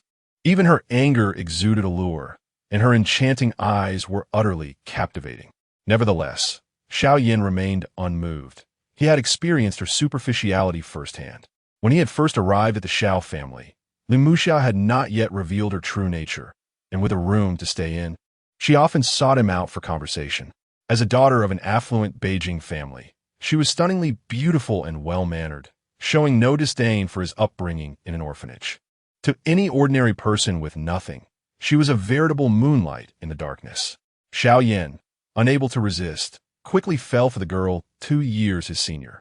However, after a while, when Li Muxia realized that everyone in the Xiao family despised Xiao Yan, she distanced herself from him, knowing that the betrothal had been arranged with him. She treated him with hostility and made his life difficult at every turn. Xiao Yan reflected on these thoughts and found himself utterly ridiculous. Is there truly a wealthy and beautiful woman in this world willing to marry an ordinary man? As of now, he had yet to encounter one. He cast a cold glance at Li Muxia, his gaze intermingled with indifference and resentment. We have never shared any connection in the past, nor will we in the future. I warn you to keep your distance. Otherwise, the consequences will be yours to bear. Xiao Yan could not be bothered to engage further with such a superficial person and turned away. Left behind were Li Muxia and Murong Shui, standing in a daze. Li Muxia's heart trembled as she recalled Xiao Yan's terrifying gaze, feeling an overwhelming sense of injustice. She had done nothing wrong. Why did Xiao Yan treat her with such disdain? Hasn't the age-old adage of beauty, matching a hero, always held true? Moreover, she was the esteemed young lady of the Li family. Murong Shui, who stood at a mere 5 feet tall, linked her arm with Li Muxia's and looked up at her. Muxia, didn't you say you despised him? Why would you want to help him? And why does he harbor such hatred towards you? Li Muxia's lips moved, but she was momentarily at a loss for words. Enough of the questions. Let us visit the Xiao family, she finally suggested. I want to go. Xiao Yan has severed ties with his parents. They must be frantic by now. I want to add to the chaos, Murong Shui replied, shaking her head vigorously. Although she was unaware of the specifics, she understood that Li Muxia was searching for the whereabouts of a certain musician, and she felt powerless to assist. Li Muxia nodded in agreement. All right, be careful on your way back. Rest assured, I have trained in self-defense, Murong Shui proclaimed, raising her fists in a mock fighting stance. Her petite and adorable figure, adorned in a youthful outfit, exuded little intimidation. Li Muxia chuckled softly, waving her hand dismissively. All right, I understand, now hurry back. Li Muxia opened the door of her Maybach and drove for about 10 minutes before arriving at the Xiao family residence. Due to the close relationship between the Li and Xiao families, Xiao Changsheng and Dugaluyan had long granted Li Muxia unrestricted access to the Xiao household, even preparing a room for her. Upon entering the villa, she learned from the butler about all that had transpired with Xiao Yan, the mistress of the Xiao family. Dugaluyan had fainted from anger and, upon regaining consciousness, insisted on going to Xiao Yan's room with Xiao Changsheng. Li Muxia's expression darkened as she followed the butler, her heart filled with turmoil. She had not anticipated that the musician she sought, Le Zhongxian, was none other than the Xiao Yan she had always looked down upon. She had watched the live PK on the dual platform, captivated throughout. The song was undeniably a classic in the music realm. With such extraordinary talent, why had Xiao Yan not revealed it sooner? Li Muxia recalled her earlier humiliations directed at Xiao Yan during her time at the Xiao family, wishing she could slap herself in regret. Initially, she had aimed to find Lu Zhongxian and acquire the music rights from him to place under the Li family's music company. This song was bound to become a sensation, attracting a larger audience to their label. It now seems that with Xiao Yan's remarkable talent, it would be a blessing if he were not to become the sworn enemy of the Li family. As Li Muxiao approached the door of Xiao Yan's room, she was met with a cacophony of furious reprimands emanating from within. Xiao Changsheng and Xiao Wanqing, you 5, open your eyes and behold. Can a human inhabit such a room? Dugu Liuyun's face turned pale with rage as she unleashed her ire upon her 4 children and husband. Inside the room, cardboard boxes lay strewn about, accompanied by an assortment of unused furniture, all cloaked in layers of dust. A mere breath would send the dust swirling into the air, and the foul stench of decay permeated the space. Tears streamed down Dugu Liuyun's cheeks, her already haggard visage growing even more pallid. She could scarcely fathom that her own flesh and blood had been relegated to such a storage closet, a reality she had unwittingly condoned. The thought shattered her heart. Having spent less than half an hour in that chamber, the noxious odor nearly caused her to expel the traditional medicine she had just consumed. What torment must her eldest son have endured while residing here for an entire year? Dugu Liyun covered her mouth, feeling an acute difficulty in breathing. The lack of a window in this suffocating room left her feeling utterly constrained. Xiao Tian and the three sisters stood silently, too intimidated to utter a word. Though some harbored feelings of dissent, none dared to voice them at such a moment. Although Xiao Chongsheng outwardly appeared to be the head of the Xiao family and a formidable figure in the capital, the only ones who could instill fear in him were Dugu Liyun and his father-in-law, Dugu Qiubai. The family physician had warned him against emotional upheaval. Liyun, you must take care of your health, and you cannot cry any longer. With a nearly depleted pack of tissues in hand, Xiao Chongsheng pulled out several sheets to wipe away his wife's tears. Dugu Liyun forcefully shoved him aside, casting a fierce glare at Xiao Chongsheng, unwilling to allow him even the slightest touch. Chapter 6. Poisoned in secret, Li Muxia, who had distanced herself from Xiao Tian and the solitary Xiao Chongsheng. I am returning to my maternal home now. Wait until you find Xiao Yan and bring him back. Only then may you come to the Dugu residence to seek me. Dugu Liyun, her eyes reddened, turned and strode toward the door. Wait, my dear. Xiao Chongsheng gazed at Dugu Liyun as she departed, his mouth agape, yearning to implore her to stay. Yet considering that their son and daughter were present, as the proud head of the Xiao family, any misjudgment would not only bring disgrace before them, but would also tarnish his reputation should word of it spread throughout the capital. His eyes brimmed with reluctance, and with a heavy sigh, he ultimately remained silent, hoping that their three daughters might persuade their mother to remain. Mother, please don't leave. We were in the wrong. The three sisters, Xiao Wanqing, each grasped Dugu Liyun's arms, pleading earnestly. Xiao Tian also stepped forward to dissuade her, but Dugu Liyun's resolve was firm beyond their influence. I don't care. Whatever means you employ, you must coax Xiao Yan back. With that, she pried the sisters' hands away and stepped outside, only to be obstructed by Li Muxia, who stood at the door. Muxia, what brings you here today? I have some matters to attend to, so I must take my leave. Dugu Liyun's eyes held a hint of surprise, yet her mood was too somber for her to linger. Li Muxia nodded absent-mindedly, her gaze fixed upon Xiao Yan's room. The cluttered cardboard boxes within, devoid of windows and sunlight, made her ponder, was this truly Xiao Yan's room? Despite her prolonged stay at the Xiao residence, this was her first venture into this space.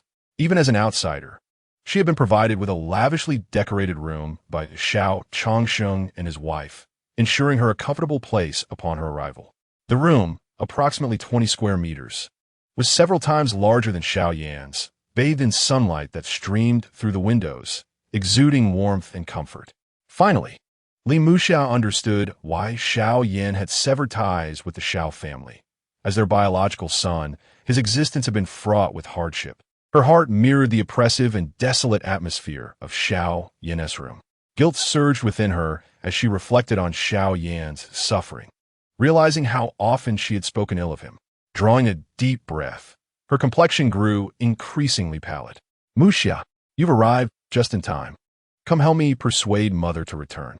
Xiao Tian, having approached her unbeknownst to her, instinctively grasped her delicate hand, eager to lead her in their endeavor to bring Dugu Liyun back. To his surprise, Li Muxia forcefully withdrew her hand, standing firm without any intention of following him. This gesture of distance left Xiao Tian momentarily speechless. She had never rebuffed him in such a manner before. Li Muxia regarded Xiao Tian with a complex expression, letting out a faint sigh. Unfortunately, on my way here, I encountered Xiao Yan. What did you say? Where is he? Let's go find him and bring him back. Upon hearing news of Xiao Yan, a smile graced Xiao Wanqing's face as she strode confidently towards Li Muxia, eagerly inquiring. Li Muxia glanced at Xiao Chongsheng within and replied, He told me that he has severed all ties with the Xiao family, and our childhood betrothal is now null and void. After uttering these words, he departed. Xiao Chongxing's fists clenched tightly, his expression dark enough to seem as if it could drip with bitterness. Xiao Wanqing's body trembled, realizing in her heart that Xiao Yan would never wish to return. She reached for Li Muxia's arm, pressing on. Did he mention where he intends to go? Before Li Muxia could respond, Xiao Chongxing's furious roar resonated throughout the room. Wherever he goes, it is of no concern to us. It would be best if he never returned. The childhood engagement arranged by their elders, dismissed at his whim, showed that he had never regarded them or the entire Xiao family with any respect. In a fit of rage, Xiao Chongsheng kicked a cardboard box, sending it tumbling to the floor. Xiao Tian, aware of his father's impending fury, hastily urged Li Muxia to leave before Xiao Wanqing could inquire further. Witnessing the chaos, Xiao Tian felt a surge of elation. It seemed Xiao Yan would find it impossible to return now. In his joy, he dismissed any feelings of distance from Li Muxia. Inside Xiao Yan's room, Xiao Chongsheng smashed everything he could find: bowls, cups, paintings, and books, scattering them across the space, soon turning the floor into a sea of torn pages. Sitting atop a cardboard box, he stared blankly at the door, his hair a disheveled mess. The weight of despair made him appear considerably aged after Gu Liuyun's departure. With his 3 daughters back at the company attending to matters and Xiao Tian studying in his room, he felt like a solitary figure, akin to a bachelor abandoned by his spouse. Have I truly erred? Doubt flickered in Xiao Chongxing's heart regarding his actions. Yet in the next moment, his gaze hardened with resolve. I am not at fault. This ungrateful son, leaving home, must want me to beg for his return. He can forget it. With a swift kick, he sent Xiao Yan's clothing sprawling across the floor and strode out of the room. On the bustling city streets, the cacophony of car horns echoed like the incessant chirping of cicadas. Li Muxia drove her pink Maybach 62S. Her phone on the mount played a recording of Xiao Yan and Xiao Tian's musical competition. The opulent sound system filled the car with Xiao Yan's melodic voice. Li Muxia's heart felt like a tangled web of emotions. Xiao Yan's handsome, gaunt face lingered in her mind, refusing to fade away. As the scion of the Xiao family, she had once believed that everyone in the Xiao household merely harbored disdain for him. She never fathomed the extent of their cruelty. Had she not also contributed to this injustice? What have I done, and why did I treat Xiao Yan that way? Feeling the cold air from the air conditioning, she cursed her own actions while contemplating how she might find Xiao Yan, seeking his forgiveness and hoping to sign him to the Li family's music company. Outside a hospital in Kyoto, Xiao Yan donned a black short-sleeve shirt and casual trousers, clutching a medical report.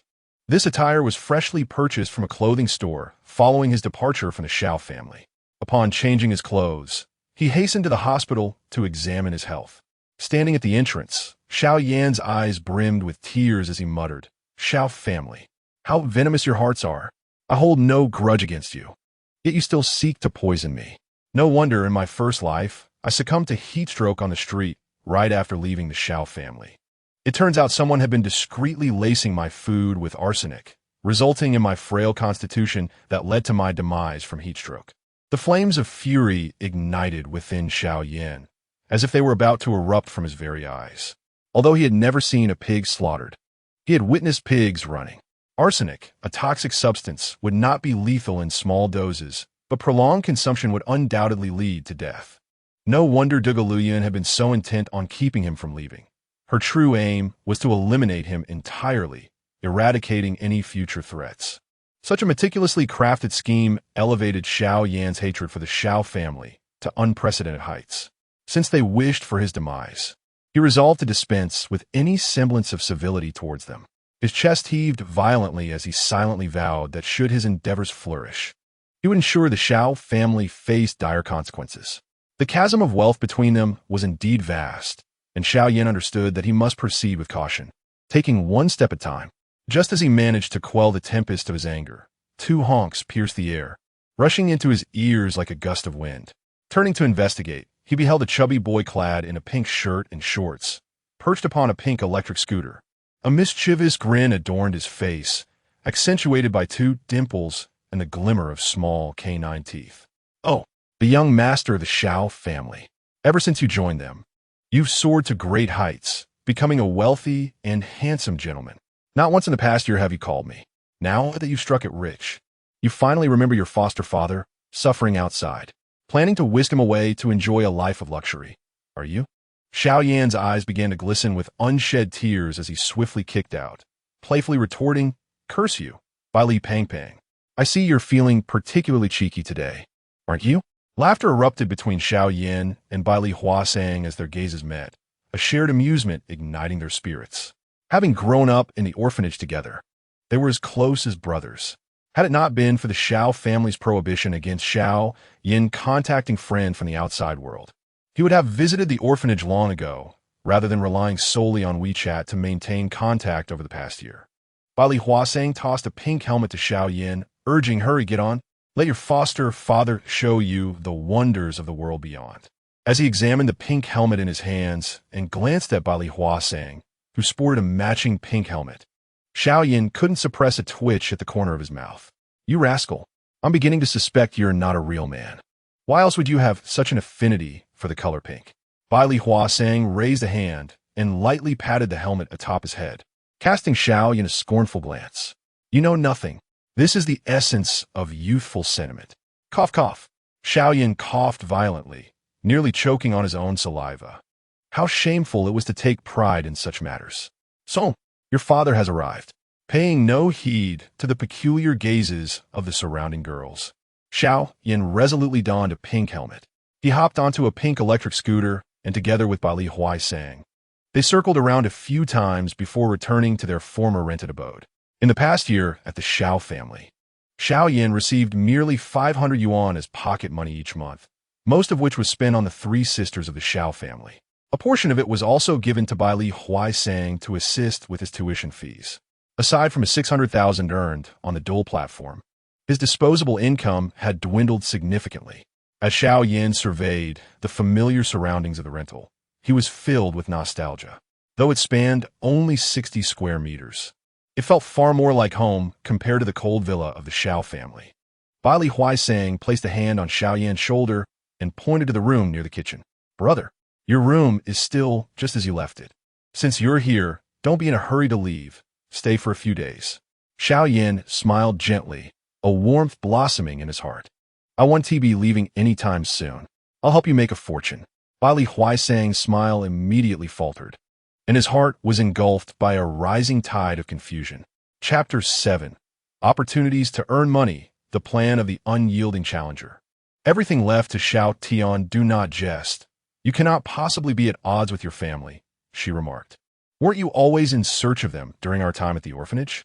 You even posted inquiries online to find your relatives. I refuse to believe you would not return."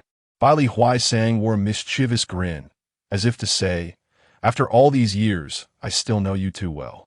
Xiao Yan's expression grew complex as he recalled the time before he reunited with Xiao Changsheng and his wife. Whenever he had the opportunity, he would post messages online seeking his family, ultimately succeeding in his quest. He had even purchased numerous gifts with the money he earned from his part-time job to present to the Xiao family. Ironically, this marked the beginning of his nightmare. Noticing Xiao Yan's troubled countenance, Bai Li Huasang asked with concern, "Xiao Yan, are you all right? You must be hungry, correct? Wait here while I fetch the meal we've ordered. We can eat and chat together." With a beaming smile, she nudged Xiao Yan toward the dining table and gently pressed him into a seat. She hurried into the kitchen to heat the dishes in the microwave. Xiao Yan leaned back in his chair with a slight smile, retrieving his phone to access the dual platform. Upon logging in, he was met with a flood of unread messages, far too many to count. All of them urged him to release his song "Waiting for You" after class onto the platform. In just half a day, the song had gone viral, and his fan base had surged to 500,000. Despite his prior preparations, he could not help but gasp in astonishment. The speed of this growth was overwhelming. He needed to record the song promptly and secure a contract with a music platform for its release. As he contemplated this, he noticed a conspicuous message in his private inbox, sent in the afternoon. "Dugaluyan, Xiao Yan, it was wrong of your mother in the past. Please return home quickly. Your mother misses you." Xiao Yan sneered coldly, replying, "Am I to return just to be harmed by you? Just wait." Your retribution will come. That day is not far off. After sending these two messages, he promptly blocked Dugu Liuyan's account. A fa ade in public and a different reality behind the scenes. Even a dog would find it repugnant. By this time, Bali Huaisang had already set the meal on the table: braised pork, crispy tofu, and roast duck. Knowing Xiao Yan's aversion to spicy food, she refrained from adding any chili. The two of them chatted animatedly while dining, recounting all that had transpired over the past year. In a central area of Kyoto, within a Qing dynasty building, Dugu Liuyan lay on her bed in a daze. Suddenly, the screen of her phone illuminated beside her, ringing with a notification. Coming to her senses, she quickly grabbed the phone to check, discovering a reply from Xiao Yan.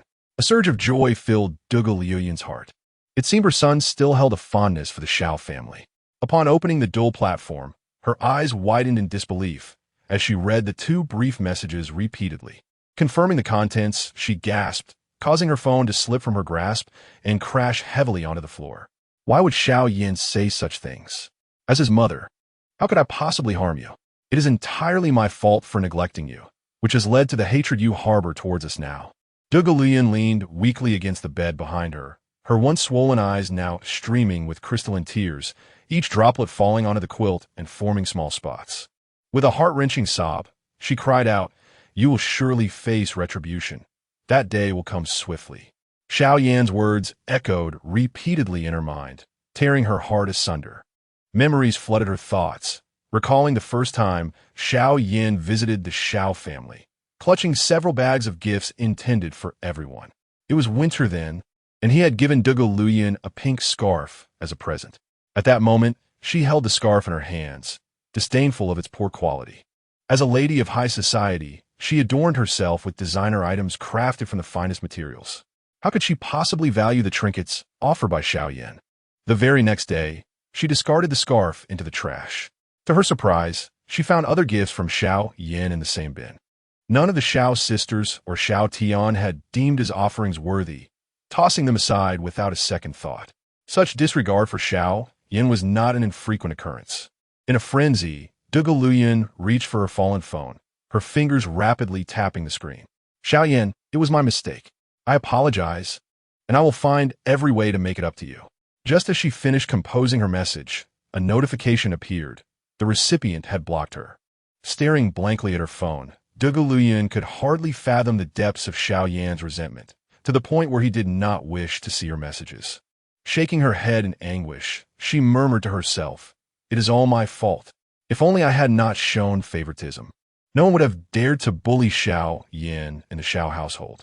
I must return to the Xiao family and uncover the truth of what Xiao Yan has endured this past year." Through the window, Dugu Liuyan gazed at the vast expanse of stars twinkling in the night sky. Tears streamed down her face, pooling at the corners of her mouth. Yet she paid them no mind. Her eyes shone with determination. A frail old man, wielding a dragon-headed cane, opened the door and found his daughter, her hair a disheveled nest, and shook his head in concern. "Liuyan, is it necessary to cry so profusely over Xiao Yan?" The old man's scarred face, darkened by the night, appeared formidable. Dugu Liuyan turned to the figure standing at the threshold, her voice thick with emotion as she called out, "Father, how can you say such a thing about your own grandson?" Dugu Qiubai stepped into the room, approaching Dugu Liuyan, and gently ruffled her hair with his wrinkled hand. With a sense of helplessness, he lamented, "What can I do? I advise you against marrying that Xiao Chongsheng, yet you refuse to listen. Consequently, you bore Xiao Yan, only to abandon him. He will undoubtedly never forgive you." Upon hearing this, Dugu Liuyan wept even more earnestly. With a slight sigh, he continued, "Father, you are my only daughter. The entire Dugu family's enterprise is the result of my lifelong toil, transforming it from a mere workshop into its current stature. I can only entrust the Dugu legacy to Xiao Tian, merging the strength of our two great families to forge a dynasty that rivals nations. In such a scenario, those old fools will have to bow their heads in submission, ensuring that my efforts do not go to waste. Therefore, I can only blame Xiao Yan for not being born into a more fortunate circumstance." Dugu Qiubai's demeanor remained unchanged, though a hint of madness flickered in his eyes. Dugu Liuyan, taken aback, straightened up and fixed her gaze on him. "Surely, You do not intend to harm Xiao Yan? How long will you continue to be so competitive? He is your own grandson. This is absolutely unacceptable. Dugu Qingbei smiled faintly. Rest assured. After all, he is my grandson. I would never lay a hand on him. Rather, I shall protect him. As for everything else, I can only entrust it to Xiao Tian, utilizing all resources to cultivate him. Dugu Luyun exhaled in relief. Yet a profound sorrow enveloped her heart. Xiao Yan is also my son. If everything is left to Xiao Tian, what will become of Xiao Yan? Does he not deserve to possess it all? He is the eldest son, more deserving than Xiao Tian. In the rented room, Xiao Yan and Bai Li Huaisong finished their meal, during which he recounted all his experiences within the Xiao family. What a travesty. You have silently sacrificed so much. Are they truly blind to it? How would they treat you this way? Bai Li Huaisong erupted in fury, vehemently cursing everyone from the Xiao family. He vividly recalled how, during their time together, Xiao Tian had used a second-hand phone from the orphanage, constantly sharing tales of how wonderful the Xiao parents were, only for the current reality to be so disheartening. Xiao Yan smiled with a sense of acceptance, subtly shifting the topic. Bai Li, I recall that in the past week, there have been continuous reports online about an impending stock market crash, potentially the largest in history. I believe this presents a lucrative opportunity. What are your thoughts? The stock market has been soaring. This year is undeniably a bull market. I find it hard to believe such news, Bai Li Huaisong replied without hesitation. Xiao Yan poured a bottle of cola into a bowl, shaking his head as he asserted, I see a stock market crash on the horizon. We must observe closely to identify which companies are sound investments. Suddenly, Bai Li Huaisong sprang from his seat, grasping Xiao Yan's hands with excitement. Is this information reliable? Seeing the fervor in his eyes, Xiao Yan nodded with conviction. Having navigated the intricacies of the stock market on Earth, he knew that once prices soared beyond a certain threshold, a crash was inevitable. Bai Li Huaisong trembled with excitement, shaking Xiao Yan's shoulders vigorously. He had witnessed a stock market crash once. After such a calamity, all stocks tend to be cheaper than ever before. The timing of one's investment determines whether one profits or incurs losses. Wealth has arrived. What a rare opportunity it is that both of us have encountered. Bai Li Huaisong, filled with excitement, was completely oblivious to the fact that cola had already spilled onto Xiao Yan's trousers. Xiao Yan, I haven't even taken a sip yet. All right, calm down. Let us gather some funds tonight. I'll assess the situation tomorrow. Xiao Yan took a few garments purchased from the shop downstairs and entered the restroom. Bai Li Pang, with a peculiar expression, murmured, could it be that Xiao Yan has kidney issues? Otherwise, how could he have wet his pants? After Xiao Yan finished his shower and dried his hair, he went to bed. Bai Li Huaisong, meanwhile, remained in the room, beginning to review his studies.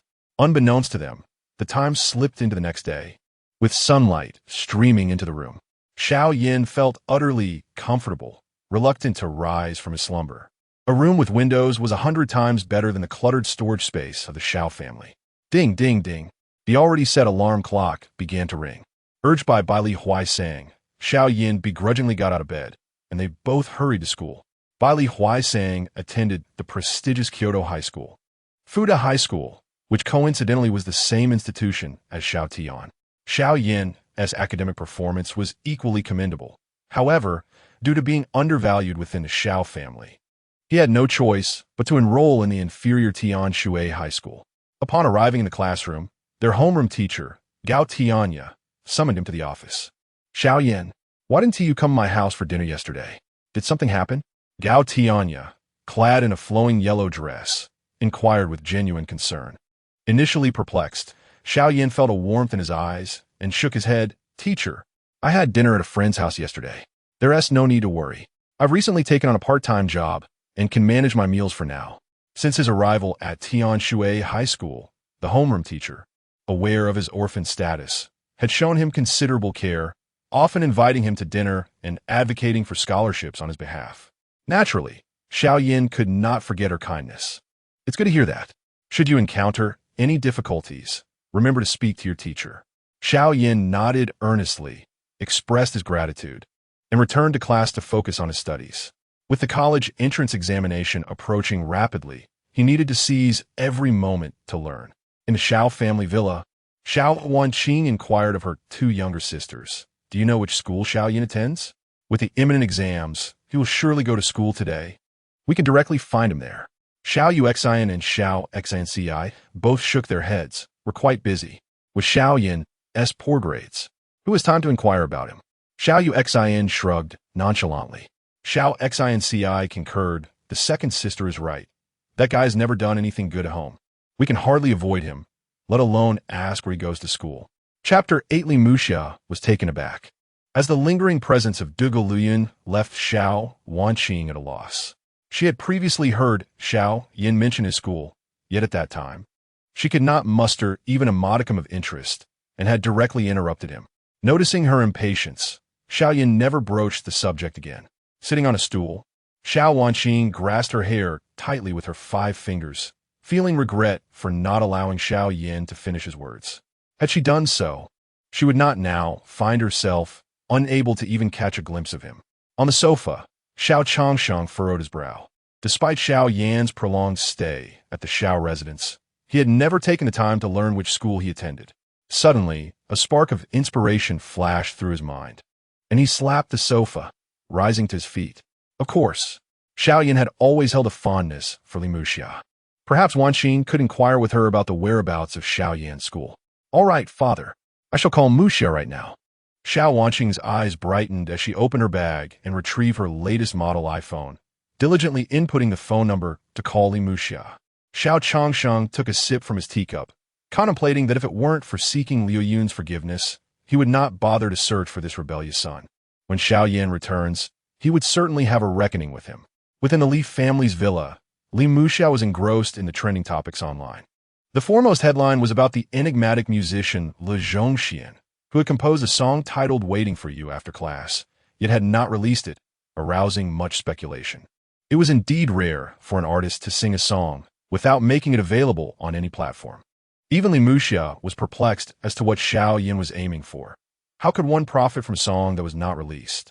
As her phone screen transitioned to a new interface, a string of digits appeared, and the ringtone began to sound. Li Muxia, puzzled, answered the call, and Xiao Wanqing's voice came through. Muxia, do you know which high school Xiao Yan attends in Kyoto? Li Muxia was momentarily stunned, instinctively responding, Sister Wanqing, Xiao Yan is your younger brother. Have you never inquired about which school he attends? Did he never tell you?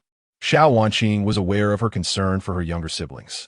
She had accompanied Xiao Wanqing on multiple occasions to Xiao Tian's school to deliver items. Was it not a tad biased to treat a younger brother so differently? After a brief silence on the other end, Xiao Wanqing's somewhat awkward voice returned. Xiao Yan never informed me. Did he tell you? Li Muxia's expression turned peculiar as she replied. He once mentioned that he studies at Qingbei High School. I understand now. Muxia, thank you. No need for thanks. It was the least I could do, Xiao Wanqing responded before hanging up the call. Li Muxia's expression grew increasingly odd as her heart began to sympathize with Xiao Yan. Why was there such a disparity in treatment among siblings? Was it simply because Xiao Yan had come from an orphanage that Xiao Wanqing and her sisters looked down upon him? The more she pondered, the more she felt that the Xiao family was biased. Dressed in her nightgown, she stood up from the sofa and walked towards her room. She intended to change her attire and visit Qingbei High School to see Xiao Yan, discussing music copyright matters with him along the way. Just as Li Muxia had finished changing, the telephone rang once more. The caller ID displayed the name, Aunt Lu Yun. Curiosity piqued, Li Muxia answered the call, and a slightly hoarse voice resonated from the other end. Muxia, do you know where Xiao Yan's school is? I plan to pay him a visit. Aunt Lu Yun. Xiao Yan informed me that he attends Qingbei High School. 5 minutes later, as Li Muxia gazed at the disconnected call, she fell into contemplation. She began to grasp why Xiao Yan had severed ties with the Xiao family. The atmosphere there was stifling. As a long-lost relative, they even needed to inquire about his school from an outsider like her, indicating their utter disregard for Xiao Yan. Li Muxia had never perceived the Xiao family as so frigid, a chill that could seep into one's very bones. She fell silent, reflecting on her earlier treatment of Xiao Yan. Would he ever forgive her? In that moment, she felt as if she had lost something profoundly significant, akin to discovering a blazing matchstick only to relinquish its flame back to the heavens. Time slipped away, and evening arrived. Upon hearing the school bell ring, Xiao Yan set down his book and exited the raucous classroom, descending the stairs toward the school entrance. As he approached, he narrowed his eyes, surrounded by the cacophony of students conversing. All gazes converged on a distant parking spot, where a white Rolls-Royce Phantom stood. Xiao Yan recognized it immediately as belonging to Dugu Lu Yun. What a relentless spirit, finding its way to the school. He realized that Lu Yun was nearby, yet the throngs of students obstructed his line of sight. Just as he turned to retreat into the school, a figure blocked his path, eyes red and swollen, gazing intently at him. With a gaunt visage adorned with a smile, draped in an elegant black gown, it was none other than Dugu Lu Yun. Xiao Yan, you finished school. Mother has brought you pumpkin millet porridge. I wasn't feeling well earlier, but I made it just for you, she said, holding out a lunchbox and shaking it playfully. Xiao Yan regarded the woman who had once cared for him deeply. Today, she seemed transformed. No longer lofty and distant. She appeared approachable. A flicker of derision crossed Xiao Yan's eyes as he coldly retorted. So you still remember that? Dugu Lu Yun nodded honestly, her heart swelling with hope. Her son speaking to her indicated that perhaps she still had a chance as a mother. Xiao Yan's forehead began to pulse with tension, veins standing out as he uttered each word with deliberate intensity. Back then, I made you millet porridge. Did you not say that such trivial fare was beneath you? That you never consumed it? Are you now deliberately trying to disgust me by asking if I remember? I was such a fool back then. Why must you, who have poured your heart and soul into this, be met with nothing but relentless humiliation? Xiao Yan's reaction left Dugu Lu Yun momentarily stunned, instinctively retreating a couple of steps. She recalled the time when Xiao Yan prepared pumpkin and millet porridge for her. She had not even spared it a glance, deeming such humble fare beneath her as a woman of high status. How could someone of her esteemed background consume such peasant food? In her disdain, she had tossed the millet porridge Xiao Yan had brought into the trash without a second thought. Xiao Yan, I am sorry, it was all my fault. Reflecting on this incident, Dugu Lu Yun felt an overwhelming sense of regret, realizing that Xiao Yan remembered it all too well. She had not anticipated that her actions had deeply wounded her eldest son's heart. Looking at Xiao Yan, her eyes brimmed with compassion as she earnestly vowed, Xiao Yan, it is I who has wronged you. I promise never to do so again. Will you come home with me? Dugu Lu Yun gazed at Xiao Yan with hopeful expectation, silently praying. Do you think I'm your pet? A mere bone thrown my way will not entice me to return. Dugu Lu Yun, your fantasies are naive. With a sullen expression, Xiao Yan coldly scoffed and seized the lunchbox from Dugu Lu Yun's hands, forcefully hurling it into the nearby trash bin. The bin trembled momentarily before. With a resounding crash, the thick yellow millet porridge splattered from the box. Dugu Lu Yun stood there, dumbfounded, as if her heart had been violently crushed. As a privileged young lady, she had never set foot in a kitchen. This was her first attempt at preparing a bowl of millet porridge for her son. She had nearly scalded her hand, only to see it end up in the trash without a single bite taken. In that moment, she grasped the depth of Xiao Yan's despair within the Xiao family. A lovingly prepared gift discarded as refuse. Even the food shared the same fate. This was karma. And Dugu Lu Yun trembled, tears welling in her eyes, forming a watery veil that obscured her view of the world. Xiao Yan found the scene laughable. His experiences in the Xiao household had been 1,000 times more desperate than what Dugu Lu Yun faced now. Dugu Lu Yun, do not even think about it. Regarding the debts I owe your Xiao family, I will repay you soon enough. There is no need for such urgency in your demands. Hearing her son call her by her name, Dugu Lu Yun felt as though her throat were constricted by a stone, gasping for breath, overwhelmed by a sense of suffocation. Is this how she is perceived in her son's eyes? Her well-meaning gesture was misconstrued as a demand for repayment. Tears filled her eyes as she shook her head, her lips moving in an attempt to explain, when suddenly, a large hand enveloped her in an embrace. Chapter 9. Clearly recognizing the true Toad, music copyrights cast aside, yet you shall not be given to Lu Yun. I knew you would come here. Xiao Changsheng held his beloved wife tightly, feeling that this journey was indeed worthwhile. Mom, I finally found you. The three sisters, Xiao Wanqing, hurriedly ran to Dugu Lu Yun. Encircling her with radiant smiles, their spirits exceptionally high. Quick, persuade Xiao Yan to return home with us. Dugu Lu Yun raised her hand to wipe away the tears welling in her eyes, anxiously pushing aside Xiao Wanqing, only to realize that the surrounding area was filled with bustling students, and there was no sign of Xiao Yan. It dawned on the three sisters that Xiao Yan had just been here. Wife, I suspect Xiao Yan is deliberately avoiding us, not even bothering to greet us. How disrespectful. Xiao Changsheng had already noticed Xiao Yan's presence, but chose to feign ignorance. This boy thinks that his singing prowess makes him exceptional, yet in all aspects. He pales in comparison to Xiao Tian. Xiao Changsheng mused to himself, though he refrained from voicing his thoughts in front of his wife. Why? Why does he despise us so? Dugu Lu Yun scanned the faces of the passing students, yet after a long while, she did not see that familiar visage.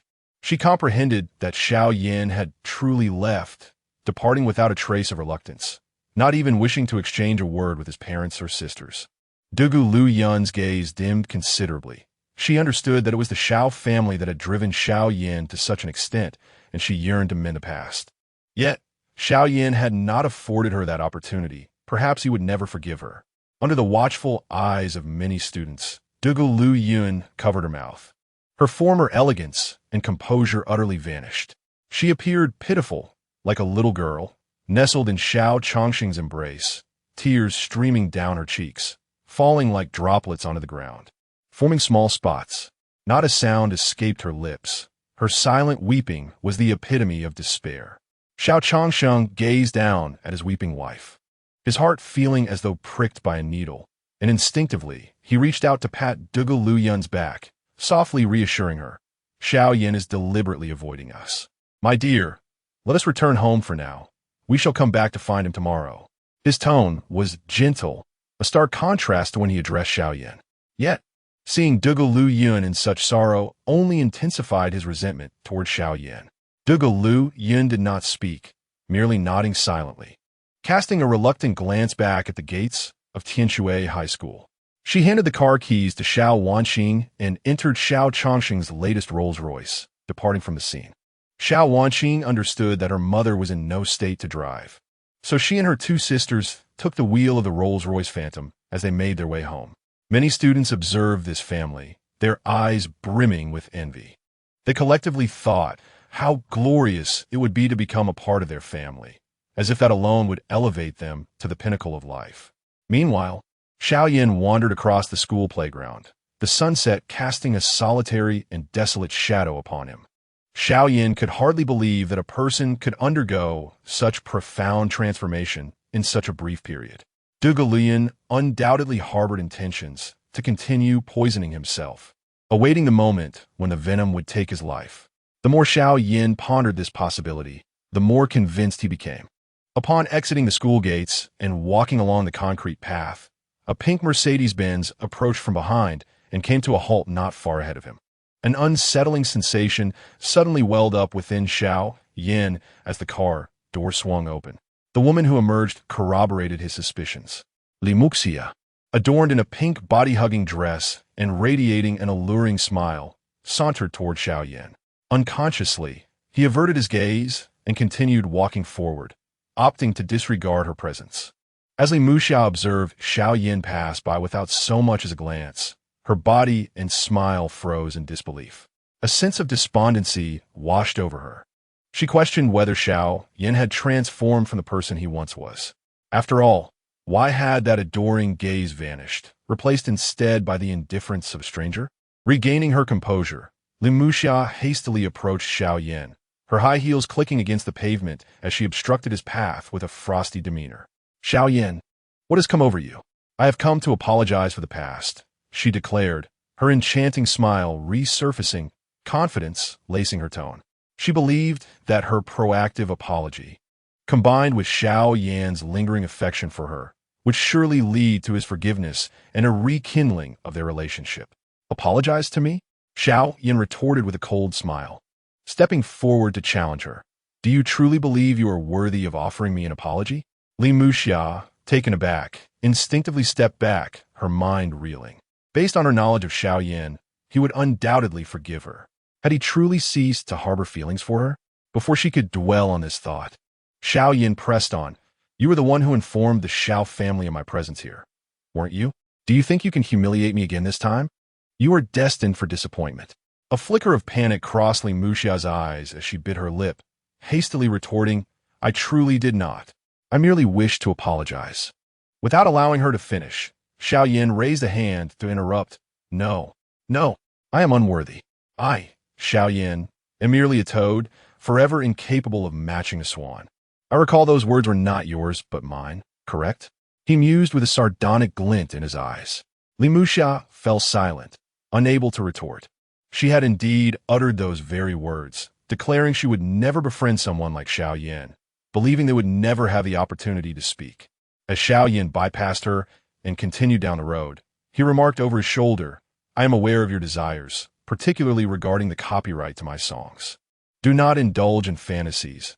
I will never relinquish them to you. I have many more new songs on the horizon, each a classic. Let us see who the true toad is between us. Xiao Yan understood Li Muxia's intentions clearly. He was well aware of the machinations she harbored in her heart. His words left her momentarily stunned, her right hand instinctively clutching her designer handbag, her fingers turning pale. She opened her mouth, yet found herself rendered speechless, recalling that she had indeed said such words during her birthday celebration.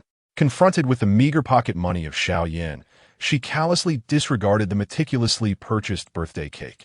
Instead, she publicly accepted the ruby necklace bestowed by Xiao Tian, carelessly discarding the cake onto the ground.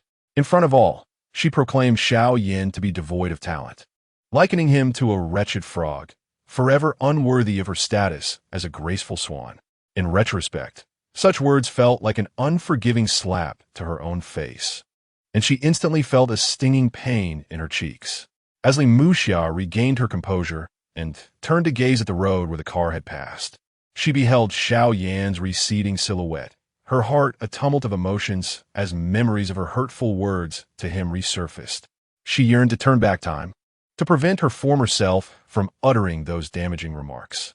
Had their relationship not deteriorated to such an extent, the promising future singer, Xiao Yan, would undoubtedly have been willing to feature that song on the Li family's music platform, or even sell it to them. Chapter 10. Second Song.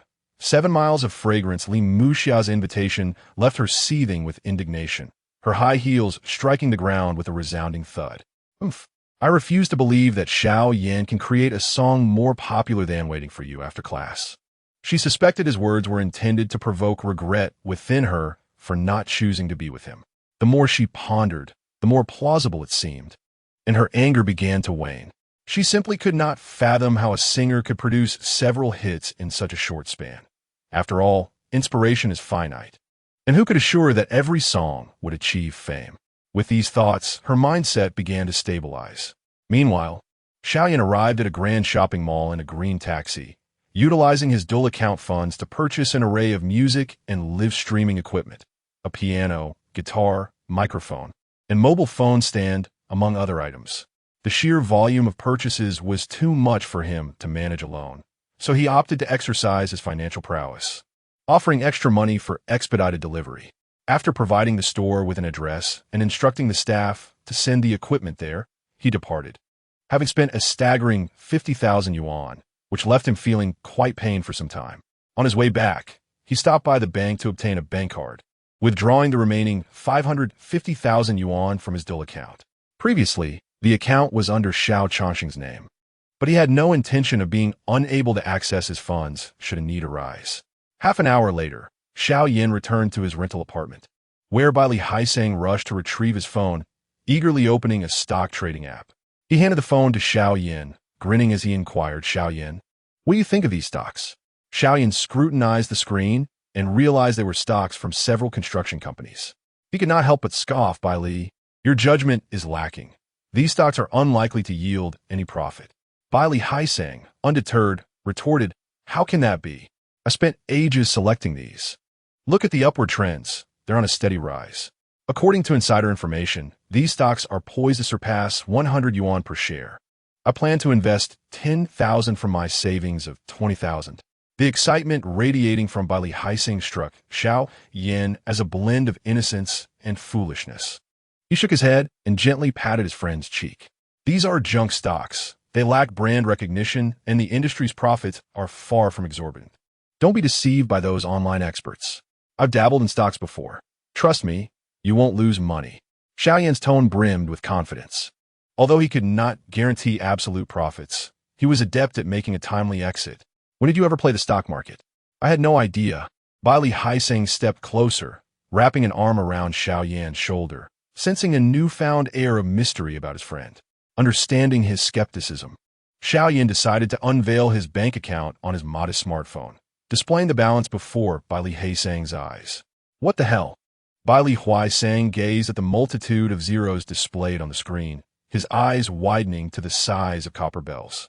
He reached out and seized Xiao Yan's phone, meticulously counting with his thumb. Units, tens, hundreds, thousands, 10,000s, hundreds of thousands, 55 million. So many WS. Acing stared blankly at Xiao Yan, having never encountered such a fortune in his life. After a moment, he exclaimed, "Foster father, incredible. I'm entirely yours. If you bid me to go east, I shall not venture west." Acing was no fool. He understood the value of aligning oneself with those who were profitable. Even if there were no substantial gains, at least one would have a taste of the broth. Far better than stumbling blindly in ignorance. Let me first examine which stocks are promising.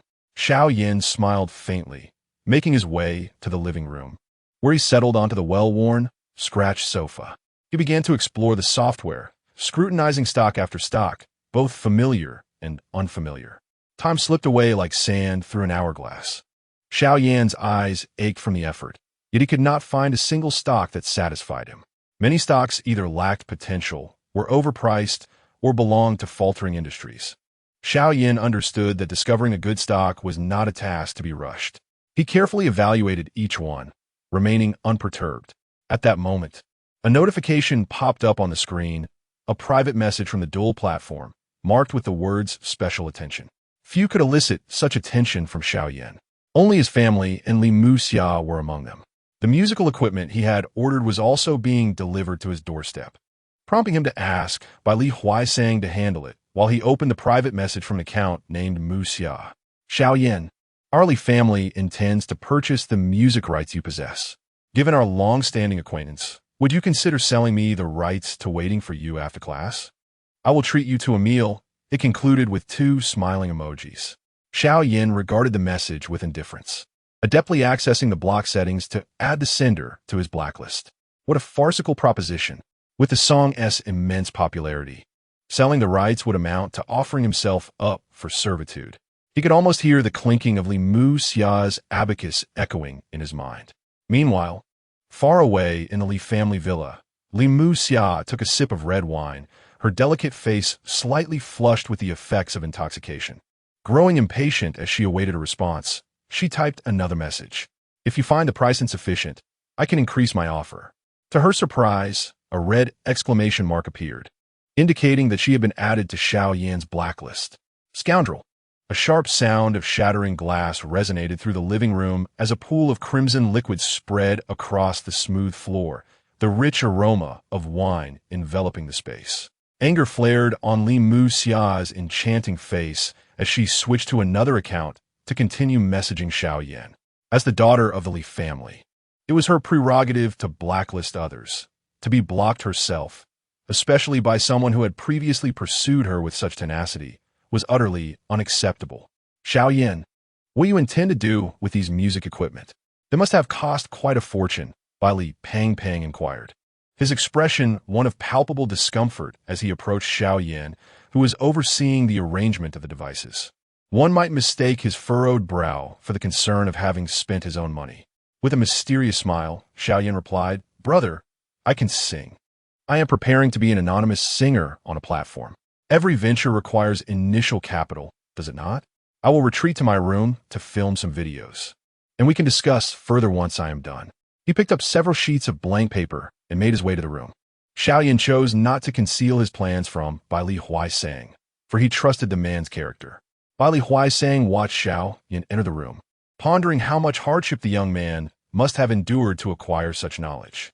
Upon returning to his sanctuary, Xiao Yan sat at a modest table, a pen poised in his hand as he inscribed the lyrics of Seven Li Xiang onto the paper. He planned to release these songs on a music platform, setting them as VIP content. This strategy would swiftly yield his first earnings and set the stage for his entrepreneurial endeavors. 2 hours later, Xiao Yan surveyed the completed song drafts on the table, nodding in satisfaction. He had recorded videos for Waiting for You After Class and Seven Li Xiang, and secured the copyrights. Now he simply needed to upload them to the Doulu platform to achieve his goal. As he opened the Doulu app, a barrage of notifications erupted on the screen, the sound ringing out multiple times. Each message bore a similar plea. Xiao Yan, how long will you continue to be upset with me? I would like to invite you out for a meal. Will you not accept? Did you not promise to assist me with whatever I desired? Without needing to glance, Xiao Yan recognized these messages as coming from Li Muxia. He could never forget her haughty demeanor when he had once sought to treat her to a meal. Yesterday, she had treated him with indifference. Today, she sought his company as if she were beyond his reach. Since she was so keen on pursuing him, Xiao Yan saw no harm in delivering a resounding rebuke, a fitting retribution for the humiliation he had once faced. Chapter 11. Xiao Changsheng, do not touch me tonight. The phone call from the general manager of Dole Company. Xiao Yan, did you not say that my second song might not necessarily be a hit? Today, I shall demonstrate what constitutes a truly exceptional song. The music produced on your Li family's platform is nothing but rubbish, including you. Upon sending this message, Xiao Yan proceeded to upload the meticulously edited music video onto the platform. After completing this task, he resumed his search for stocks on the software. Meanwhile, in the Li family villa, Li Muxia, upon seeing Xiao Yan's response, erupted in a tirade, cursing him for being ungrateful. Did he truly believe that mere luck in crafting a hit song would elevate him to greatness? I am eager to witness just how dreadful his second song will be. Li Muxia picked up a bottle of red wine from the tea table and began smashing it, soon littering the entire living room floor with shards of glass. Once her anger had subsided, she grabbed her phone and noticed that Le Zhongxian had released a new work. Unable to resist, she clicked to view it. Finding 2 pieces in total, she chose to watch the second one, titled Qingbei.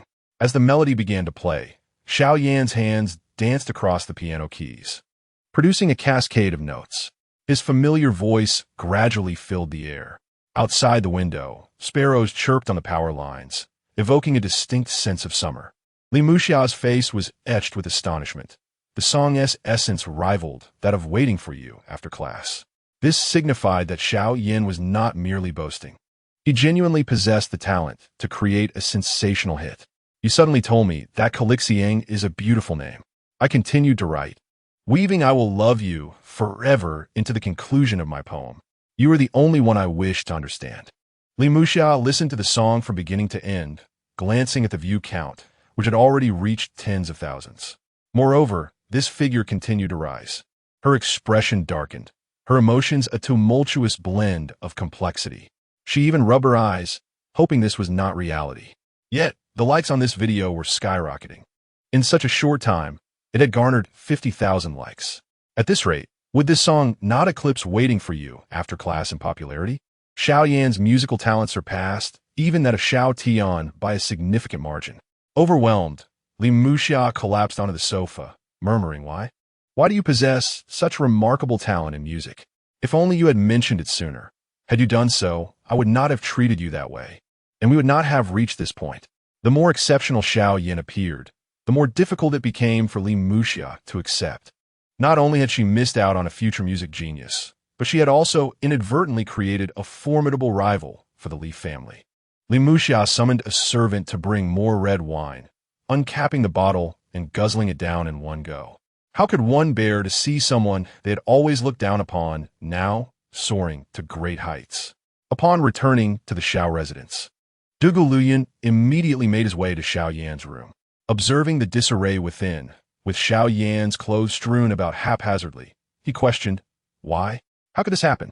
Dugu Luyan's face turned a shade of deep dismay as he turned to glance at the awkwardly positioned Xiao Changsheng behind him. With a fierce glare, she demanded, Was it you? Xiao Yan had already left home, and I had lost one son. Now you even invade his room. You leave me no remnants of him. Why does someone like you, with a heart of stone, exist in this world as a father. Dugu Lu Yun sniffed, a hint of sorrow glistening in her eyes. Wasn't it the cruelty he endured at the Xiao family that drove Xiao Yan away? Now, her own husband failed to recognize his faults. His gaze fixated solely on their younger son, Xiao Tian, as always biased. Xiao Chongqing's eyes flickered. Confronted by his wife's accusations, he fell silent for a moment before responding. My dear, I was too angry at the time. I will instruct the servants to tidy the room and restore everything to its original state. Fearing that Dugu Lu Yun might return her family, he hurriedly directed the servants to clean up. After 5 or 6 servants had finished organizing, they exchanged awkward glances with Xiao Chongsheng. They held some books and Xiao Yan's clothes and shoes, but there was no space left in the room to place these items. Tentatively, one of them asked, Sir, where should we put these things? They had cleaned every corner of the villa, yet they seldom visited Xiao Yan's room and were unaware of where these items were originally kept. Seeing their bewildered expressions, Xiao Chongsheng snapped, Are you new here? Place them where they originally belonged. Suddenly, he recalled that the household servants had never actually cleaned Xiao Yan's room, a command that had been his own. Dugu Lu Yun clenched her teeth and stated emphatically, Xiao Chongsheng, I remember when Xiao Yan first arrived at the Xiao family. You instructed the servants not to clean his room, claiming it would teach him not to be arrogant. A year has passed, and he is still left to clean his own room. Aren't all the other rooms maintained by the servants? Her tone was icy, laced with bitterness. She had not anticipated that her eldest son lived in conditions worse than those of the servants. Xiao Chongsheng was momentarily at a loss for words. Dugu Lu Yun, fists clenched, struck Xiao Chongsheng's shoulder several times before approaching the servants. She took Xiao Yan's clothes and shoes, vividly recalling how she had bought those sneakers for him when he first came to the Xiao family. They appeared nearly new, clearly having been worn very little. The thought that Xiao Tian had over a dozen pairs of shoes while Xiao Yan had only 2 struck her with pain. She had been overly partial, showering all her attention and gifts on Xiao Tian while neglecting Xiao Yan entirely. Dugu Lu Yun bit her lip so hard that blood emerged. Yet she felt no pain. After a while, she noticed a thick notebook among the books in the servant's hands. It was evidently not an academic text. She picked it up and opened the first page, where the words diary were inscribed in bold letters. Held the diary in her hands, instructing the servant to organize everything meticulously. She then turned her head, casting a cold glance at, and said with an air of indifference, From today forth, since he has not forgiven us, we shall sleep in separate quarters. Do not even think of touching me again. We are husband and wife. How can this be? Exclaimed, his urgency palpable, for no man could endure such treatment, especially given his esteemed status. Yet, did not spare him another glance, turning instead to exit the room. As he watched his wife walk away, a pang of regret surged within. Had he kept within the family and severed ties, perhaps matters would not have escalated to this point, and harmony would have prevailed in their household. All of this turmoil stemmed from that wayward son, and had he foreseen such an outcome, he would never have brought him back into the fold. Clenching his fists, struck the wall with heavy force. The pain in his hand was trivial compared to the anguish in his heart. After casting one last glance at the room's contents, he hurriedly exited, fearing that lingering any longer might lead him to destroy everything in his path. Meanwhile, spent considerable time on the stock trading software, ultimately selecting 2 colossal enterprises from the medical and smartphone industries. And the reality was stark. There were not many lucrative stocks to be found in the world. If everyone profited from the stock market, what would be the purpose of hard work? Yet, the situation was far from simple. Having registered the stocks, prepare to wait for an opportune moment to purchase at a low price and sell at a higher one. Just as he paused to catch his breath, his phone vibrated violently, the ringtone echoing in the stillness. Upon checking, he discovered an unfamiliar number. He answered the call, and a sweet voice emerged from the other end. Hello, this is the general manager of Dole Music, a subsidiary of the Dole platform. S. lips curled into a slight smile as he suppressed his delight, responding with an air of casualness. What can I do for you? Well, regarding the original song you released, our company finds it exceptional. We would like to acquire the rights to your music. Would you consider this? Absolutely not. Chapter 12. Encounter with Xiao Wanqing at Dole Company. The highest copyright fees in the industry. Xiao Yan could not help but marvel at the cunning of these music companies. If one were to sell music copyrights, although a substantial sum could be received at once, it would sever any future ties to the work. Collecting copyright fees may yield less in the short term, yet it promises a steady stream of income in the long run. This approach epitomizes the maximization of benefits. On the other end of the line, upon hearing Xiao Yan's refusal, the speaker swiftly pivoted, saying with a smile, "If you are unwilling to sell the rights, we shall not press the matter. Our company wishes to feature your musical compositions on our platform. We propose an annual revenue split of 80-20, with you receiving the larger portion. What do you think?" Xiao Yan paused for a moment, contemplating the fair offer. The dual platform was indeed significant, and this proposal seemed viable. "If you agree, you are welcome to visit our headquarters for a detailed discussion," the voice continued. "Please send me your location. I shall head over now," Xiao Yan replied. "Certainly, sir. The company address will be sent to you via text message."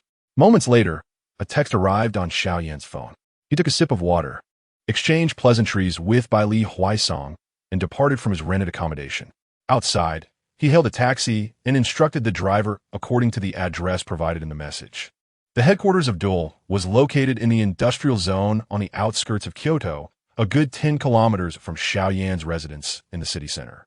As he sat in the taxi, he lost count of the traffic lights he passed before finally arriving at the entrance of Dole Company. To Xiao Yan's surprise, part of the entrance was a red Audi A6, bearing the same license plate as that of Xiao Wanqing. Dismissing his astonishment, he paid the fare with change from his pocket, exited the vehicle, and greeted the security guard before entering the grand building of Dole. Xiao Yan had no desire to confront Xiao Wanqing's displeasure, so he hurried to complete his business and return home. He called the earlier number to inform them of his arrival. Choosing to pass the time, he fetched a cup from the water dispenser, poured himself a cup of steaming tea, and found a seat to await the arrival of the person in charge. As he sipped the fragrant tea, his gaze inadvertently drifted to Xiao Wanqing's red Audi A6. If memory served him correctly, the Xiao family's enterprises primarily revolved around real estate, making their presence at Dole seem rather incongruous. Before he could ponder further, a woman clad in a black uniform arrived via the elevator, making her way to the first floor. She took out her phone, dialing a number. As the call connected, Xiao Yan's phone began to ring. The woman adjusted her black-framed glasses and swiftly approached him, her demeanor sweet as she inquired, "Sir, are you the renowned musician, Le Zhongxian?" Xiao Yan nodded. "Yes, I am. You must be the general manager of Dole Company." The woman appeared to be in her early 30s. Her youth and position as general manager suggested she was indeed an exceptional individual. "Is indeed I. Who would have imagined that the illustrious Le Zhongxian is but a charming young lad?" The woman emitted a laughter akin to the chime of bells, her eyes reflecting profound astonishment.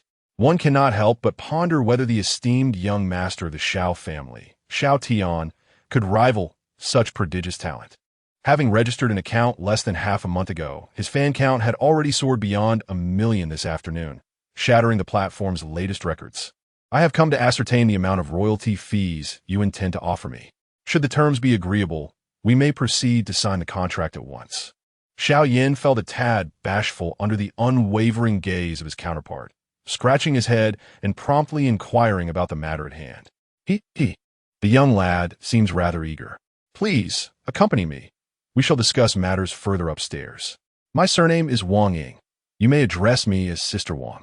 Initially, I had presumed Le Zhongxian to be an eyesore, yet he turned out to be a striking gentleman, standing at a height of 1.80 meters. "Oh, not at all. Sister Wang, you flatter me," Xiao Yan modestly replied, unfazed by her earlier remarks. He found the directness of their conversation refreshingly straightforward.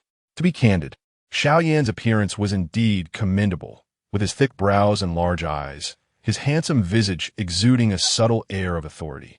What woman could resist being captivated by him? Accompanying Sister Wang, Xiao Yan ascended to the 5th floor via the elevator. Within, Sister Wang disclosed that the company was prepared to offer him 400,000 in royalties for each song.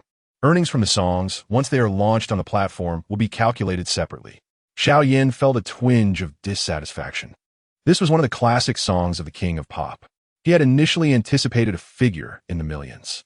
Although disappointed, he resolved to observe the situation further. One could only imagine the uproar if musicians were to hear Xiao Yan's thoughts. They would surely drown him in a deluge of disapproval. A song that barely spans 1,000 words priced at several hundred thousand is already a pinnacle within the industry.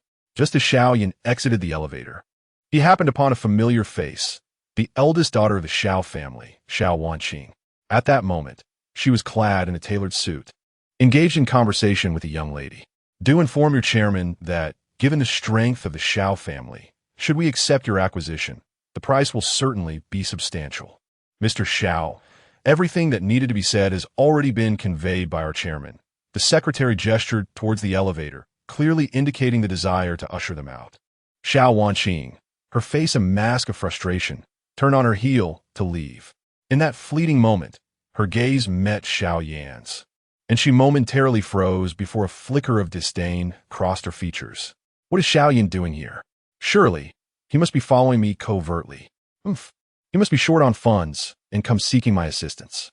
I saw him flee when he spotted father at school yesterday. He must think I would fall for such a ploy. Not a chance. Xiao Yan averted his gaze, secretly lamenting the unfortunate coincidence. Had he known he would encounter such nuisances today, he would have consulted the almanac before venturing out. Come along, dear brother. Let us first peruse the contract. Sister Wang observed that Xiao Yan's ears flushed after just a few exchanged words, igniting her curiosity towards this musical prodigy. Xiao Yan scratched his head and stepped out of the elevator, trailing behind Sister Wang. As he passed by Xiao Wanqing, an unexpectedly melodious yet ill-timed voice rang out. Xiao Yan, what brings you here? With a frosty expression and a hint of mockery in her eyes, Xiao Wanqing inquired curtly. None of your business. Xiao Yan retorted without glancing back, continuing his stride forward. Xiao Wanqing's countenance darkened as she exclaimed, What did you say? How dare you speak to me in such a manner? Without uttering another word, Xiao Yan merely left her with his retreating silhouette. Sister Wang, walking ahead, sensed the tension behind her, came to an abrupt halt, and turned around in surprise to regard Xiao Yan. She had never anticipated that this lad would possess such audacity, especially towards the female president of the prominent Xiao family.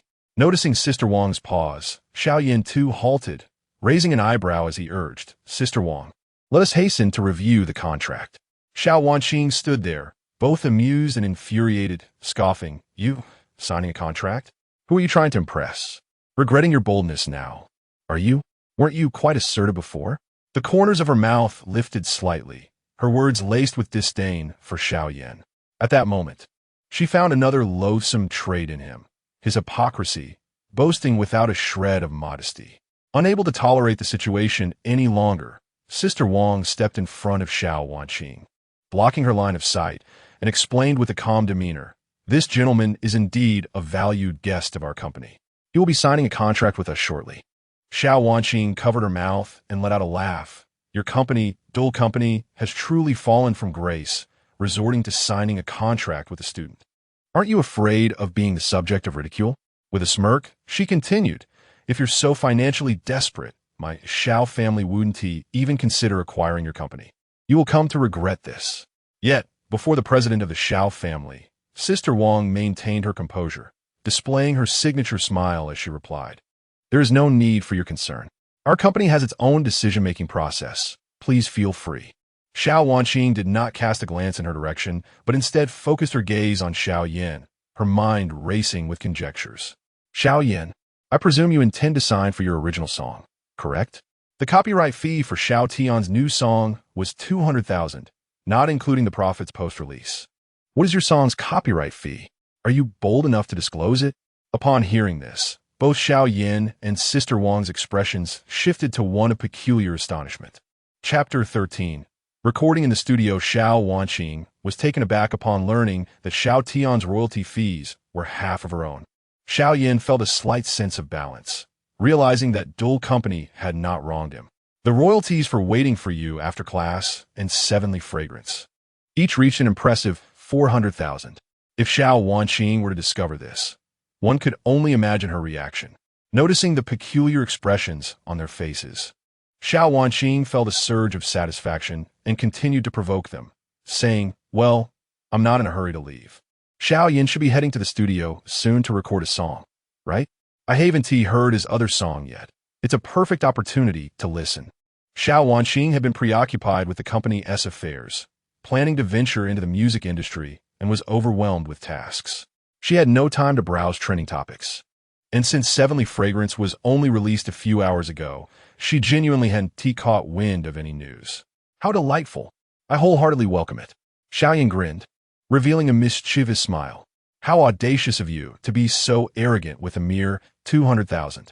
I wonder if your face will be swollen by the time I'm done with you. I'll fetch the contract for you, Sister Wang remarked, casting a peculiar glance at Xiao Yan before she turned her back to Xiao Wanqing, suppressing a smile.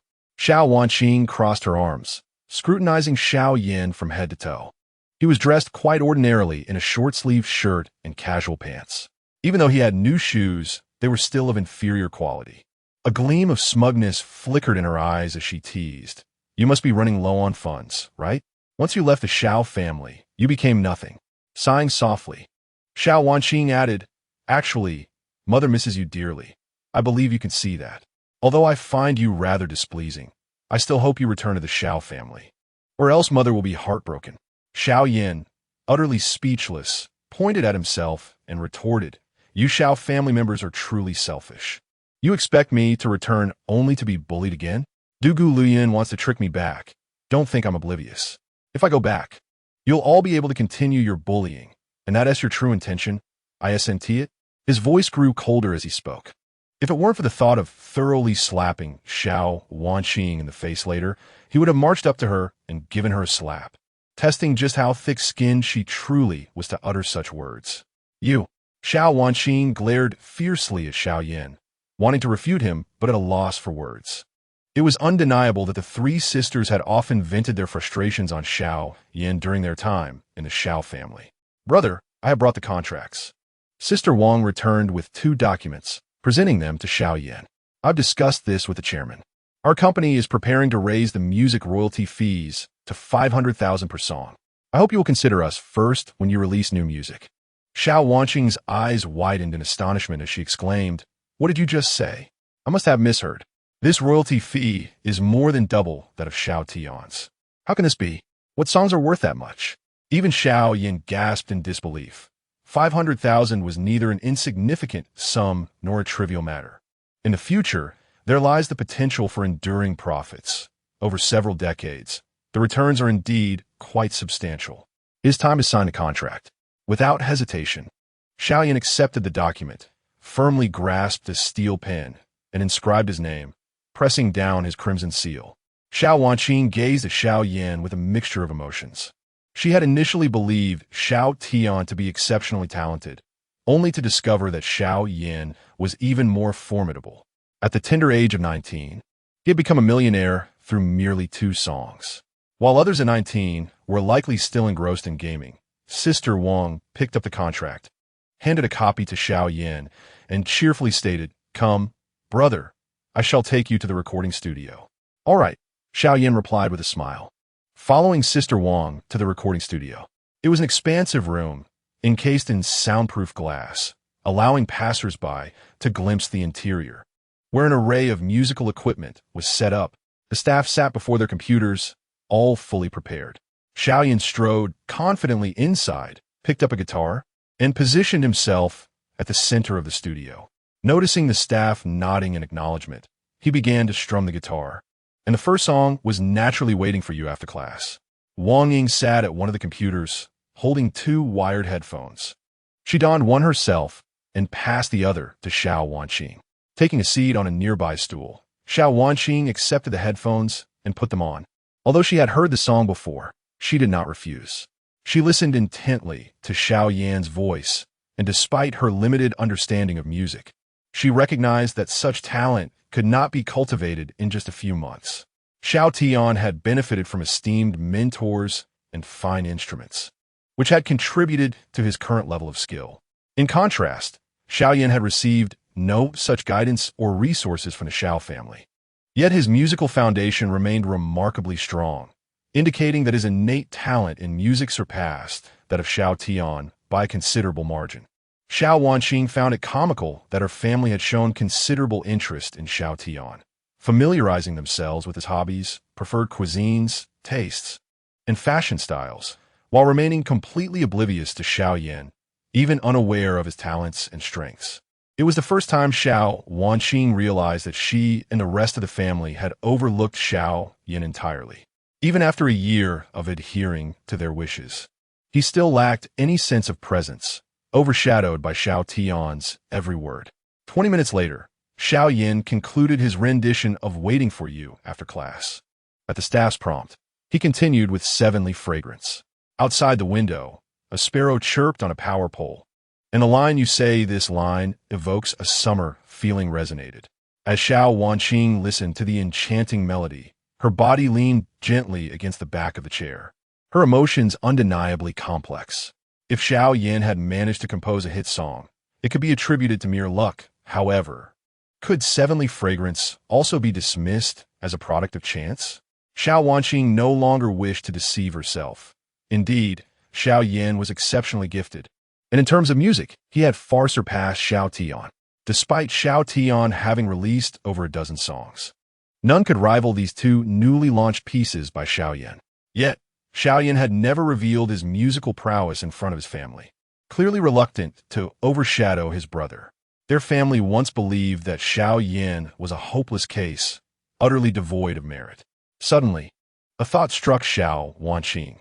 Xiao Yan was indeed suffering greatly within the Xiao family, burdened and weary. It was perhaps for this reason that he chose to forsake everything and sever ties with all his relatives. As she observed Xiao Yan earnestly singing in the music room, an inexplicable ache gripped her heart. In truth, she had never harbored much fondness for this brother, even feeling a sense of aversion towards him. However, when she heard the lyrics, "The rain falls throughout the night, my love spills forth like the rain. The fallen leaves in the courtyard, thick as my longing," she felt that these words were Xiao Yan's heartfelt expression of his childhood yearning for home. Guilt washed over her. They often say an elder sister is like a mother. Yet, she had failed to fulfill her role as an elder sister, neglecting to alleviate their mother's worries and persuade Xiao Yan to return home.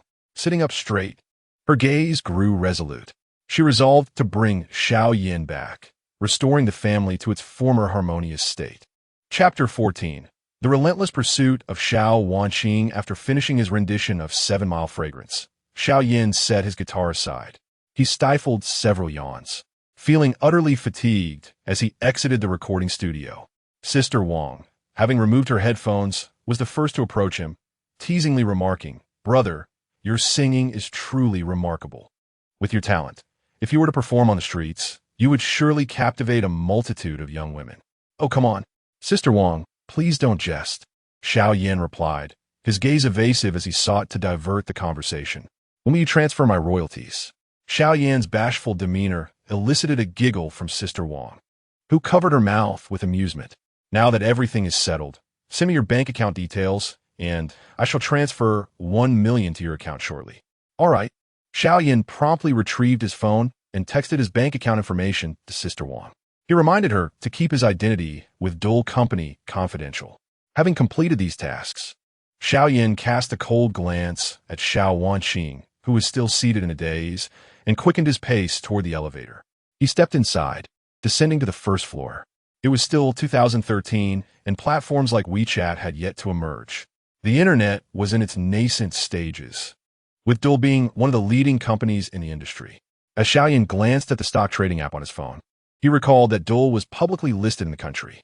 Once the impending stock market crash occurred, if Dole's price was favorable, he could consider purchasing some shares. As he walked, he contemplated Dole's potential and recognized the promising future that lay ahead for the company. Upon reaching the entrance of Dole Company, he intended to hail a taxi home when Xiao Wanqing's voice rang out from behind him. "Xiao Yan, wait a moment. I have something to discuss with you." Turning around, he observed that Xiao Wanqing's cheeks were slightly flushed, and she was breathing heavily, evidently having just chased after him.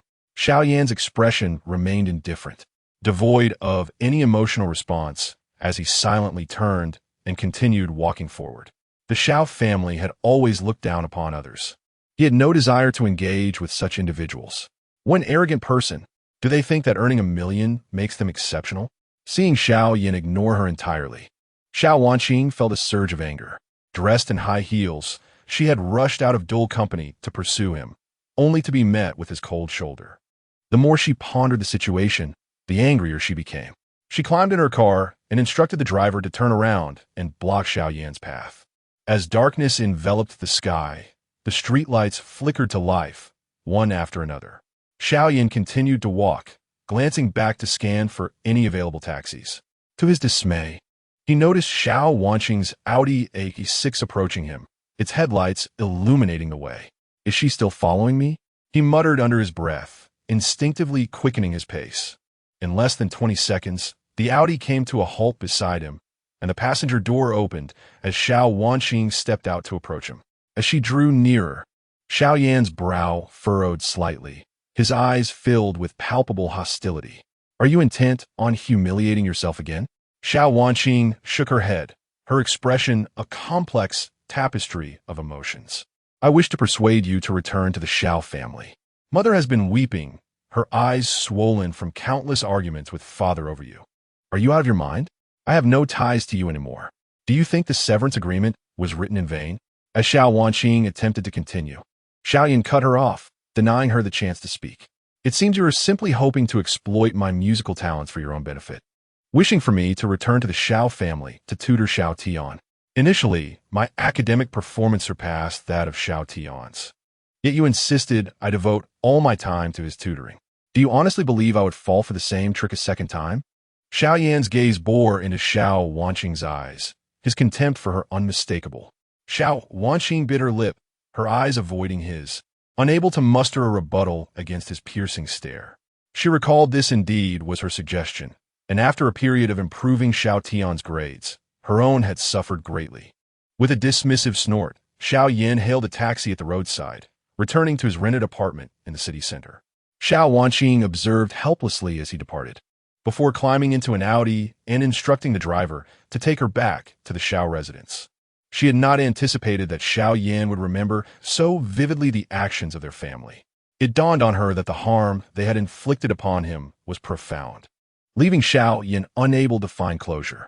Gazing out of the car window, she released a deep sigh, reflecting on how she, alongside her two younger sisters, had once bullied Xiao Yan.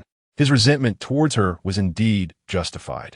Approximately an hour later, after enduring a lengthy traffic jam, Xiao Yan finally returned to his apartment. Bai Li Huaisong breathed a sigh of relief upon his arrival, though a look of reproach crossed her face. "Why did you return so late? Do you have any idea what time it is?" "I was nearly starving." Xiao Yan was momentarily taken aback, but as he noticed the meal laid out on the table, now cold, warmth flickered in his heart. "Did I not tell you to eat first? I just finished showering and figured there was no rush. By the way, any good news?" Bai Li Huaisong, wielding a hairdryer on maximum heat to dry her damp hair, responded eagerly, "Indeed, there is good news. My 2 songs have been released on the platform and have sold for 1 million. Xiao Yan approached the table and sat down, inhaling the enticing aroma of the food as his stomach rumbled. In that moment, the contrast between the Xiao family and this place struck him. How could he ever consider returning to that hollow semblance of a home? Upon hearing the figure of 1 million, Bai Li Huaisong doubted her hearing, swiftly turning off the hairdryer and rushing over to Xiao Yan. "What did you say? Please repeat that." Her eyes sparkled with fervor, fearing she had misheard. Xiao Yan smiled slightly and responded slowly, "I sold my 2 songs for 1 million. With that, we can not only invest in stocks but also purchase Bitcoin, and then embark on a business venture together."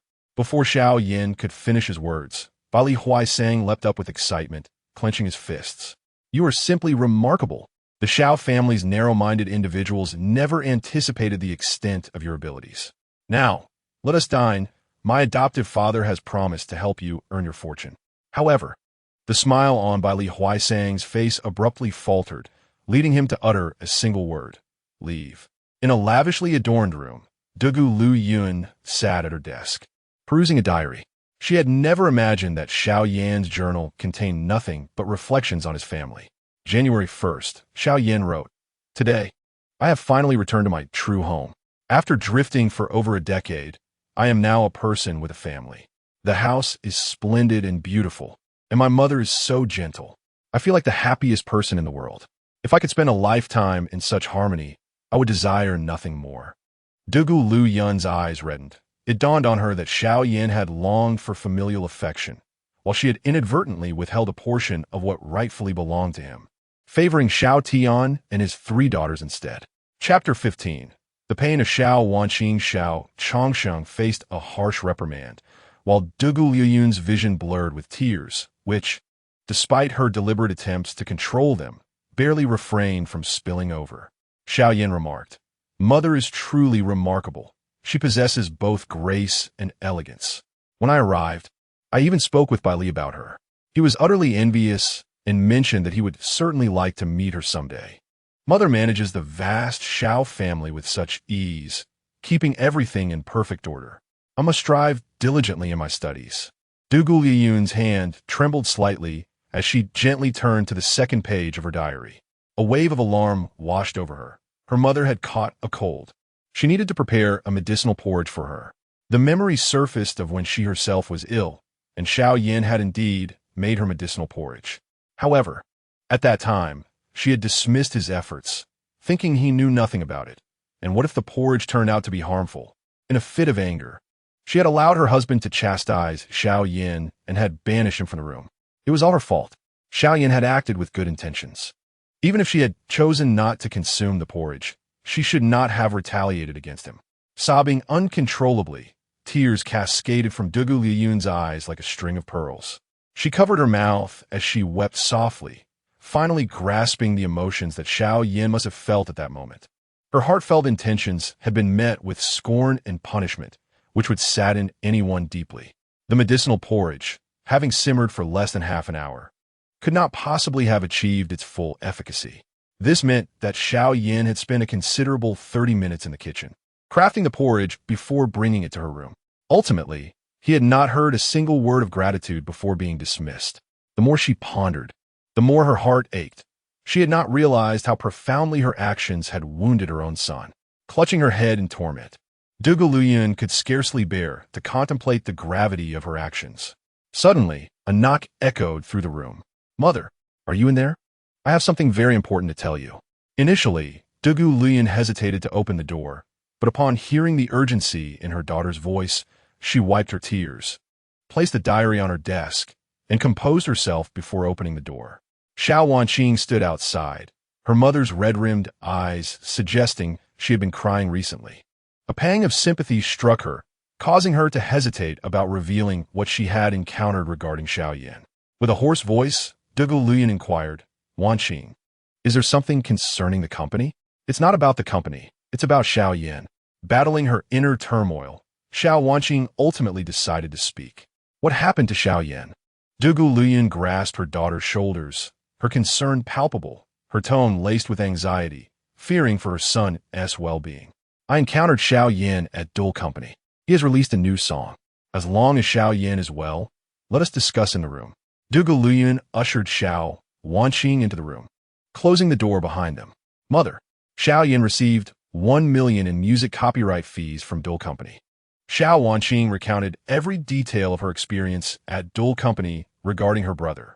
After listening, Dugu Liyun approached the desk and picked up her phone, intending to check Xiao Yan's Dull account. It was then she remembered that she had been blocked by him.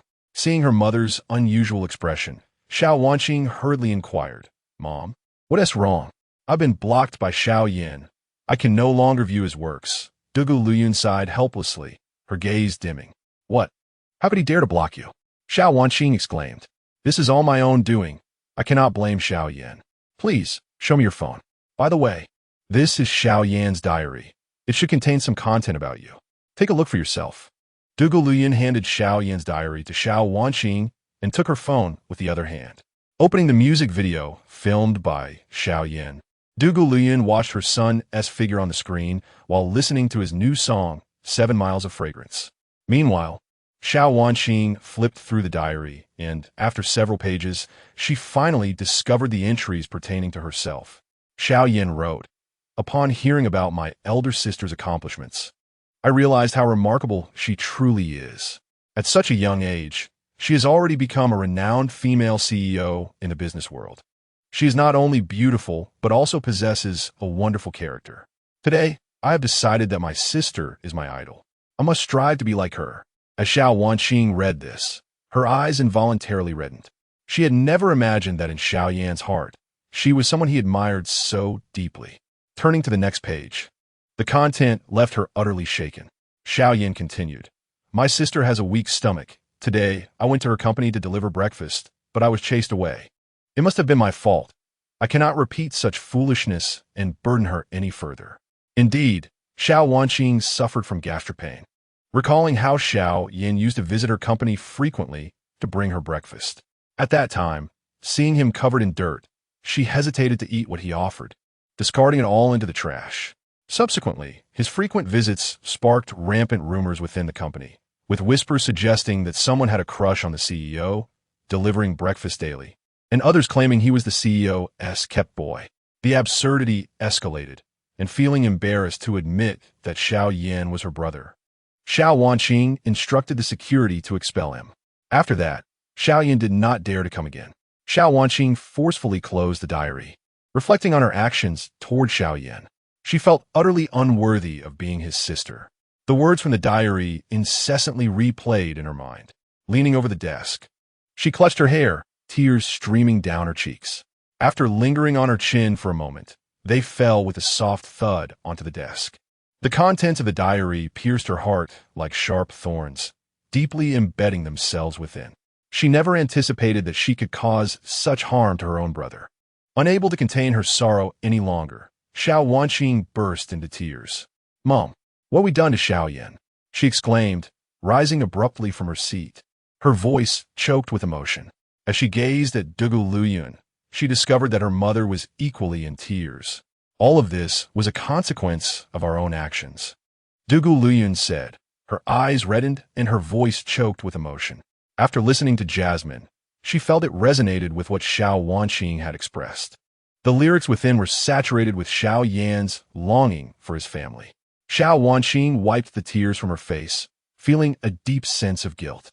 If it weren't for our various actions that made Xiao Yan feel the absence of warmth in our home, how could he have chosen to sever ties with us? Top! Tap, tap! Luyun, what is wrong? Is something the matter? Xiao Changsheng stood outside Dugu Luyun's room, knocking gently on the door, his voice laced with concern. "Get out! I don't want to see you!" Dugu Luyun screamed at the door, her sobs growing louder. Xiao Changsheng, startled by the commotion from within, felt a wave of confusion wash over him, mingled with a profound sense of worry. Glancing around to ensure no servants were watching, he let out a sigh of relief. Determined to understand the situation, Xiao Changsheng mustered his courage and softly inquired, "Luyun, may I come in and speak?" "You scoundrel! You are not allowed to step foot in my room without my permission. If you dare to enter, just try it." Dugu Luyun's annoyance at the sight of Xiao Changsheng was palpable. She had no desire to see him. With a heavy sigh, Xiao Changsheng wandered despondently to the living room. After being married for over 20 years, he understood all too well why his wife was behaving this way. It was simply a matter of her blaming him for his harsh words that had driven Xiao Yan away. Chapter 16, the three sisters of the Xiao family tutor Xiao Tian, and they even attempt to poison me. "Father, what is the matter with you?" Xiao Tian inquired, seated in the living room and engrossed in his mobile device, as he observed Xiao Changsheng's furrowed brow. "It is all due to that ungrateful wretch." Xiao Changsheng scoffed, his annoyance palpable at the mere mention of Xiao Yan. Xiao Yan was indeed excessively arrogant, believing that his singing prowess made him exceptional. "When the time for the college entrance examination arrives, my results will undoubtedly surpass his," Xiao Tian asserted confidently, a glimmer of pride flashing in his eyes. Pleased, Xiao Changxing nodded. "Yes, you must perform admirably this time. I will have your three sisters assist you. During this period, I will arrange for the kitchen to prepare some nourishing supplements for you. With just half a month remaining, you must strive diligently." Xiao Tian nodded affirmatively. "Father, I will not let your expectations down." Early the next morning, Xiao Yan checked his bank account and discovered that 1 million had been deposited. He proceeded to school as usual, yet with only 15 days until the examination, the pressure had inexplicably intensified. Upon reviewing the news, He learned that the national stock market had experienced a significant decline, giving rise to a growing sense of panic. Everything was unfolding as anticipated. At school, Xiao Yan focused intently on solving problems, finding the subjects rather manageable thanks to his memories from 3 lifetimes. Meanwhile, the entire Xiao family was on high alert. Xiao Changsheng summoned his 3 daughters to the living room. Wanqing, your academic performance is commendable. You nearly secured the title of the national top scholar. With only 15 days until the exam, I want you to review with Xiao Tian and highlight the most likely exam questions. Xiao Wanqing, still red-eyed from weeping the previous night, numbly nodded, her thoughts elsewhere. What about Xiao Yan? Who will tutor him? Xiao Changsheng turned to his second daughter, Yusin. Your chemistry grades are quite strong. Identify any weaknesses in your brother's knowledge and help him address them. Understood, Xiao Yusin replied seriously, recognizing the importance of the task. Xinci, use your connections to investigate the probable exam questions for this year. Xiao Changsheng assigned each daughter duty, before reminding the kitchen staff to prepare ample, nourishing remedies to bolster Xiao Tian's health and memory. Xiao Tian, beaming with joy at the thought of his 3 sisters' assistants, felt that the title of national top scholar was within his grasp. How could Xiao Yan possibly compare? Sitting quietly on the sofa, Dugu Luyan listened attentively to her husband before finally asking, what about Xiao Yan? Who will tutor him? Indeed, Xiao Yan should also receive our guidance. The college entrance examination is equally significant for him. Xiao Wanqing concurred. Upon hearing this, Xiao Changsheng fell silent, having overlooked Xiao Yan's needs. Dugu Luyan cast an appreciative glance at her eldest daughter before turning to Xiao Changsheng with a stern expression. Changsheng, you haven't arranged anything for Xiao Yan, have you? Dear, it's not that I didn't want to arrange it. It's just that Xiao Yan wouldn't come. He has no desire to see us. How can we assist him in improving his grades? Xiao Yuxian concurred, exclaiming, exactly. He has severed ties with us. Xiao Xinci added, Mom, Xiao Yan's academic performance has always been poor. I believe it is unnecessary to squander our time. Upon hearing this, Dugu Liuyun's expression turned icy. What did you just say? Repeat that. Xiao Yan is still your brother. How can you exhibit such bias? A flicker of disappointment crossed Dugu Liuyun's eyes. She had not anticipated that her daughter would be such a source of disillusionment.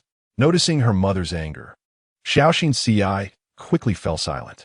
Sensing the tense atmosphere, Xiao Yuxian stepped in to mediate. Mom, we genuinely wish to tutor Xiao Yan. Now that he is unwilling to see us, there is little we can do to assist him. Once he finishes school, I will go to find him. Dugu Luyan sighed and rose to leave the living room.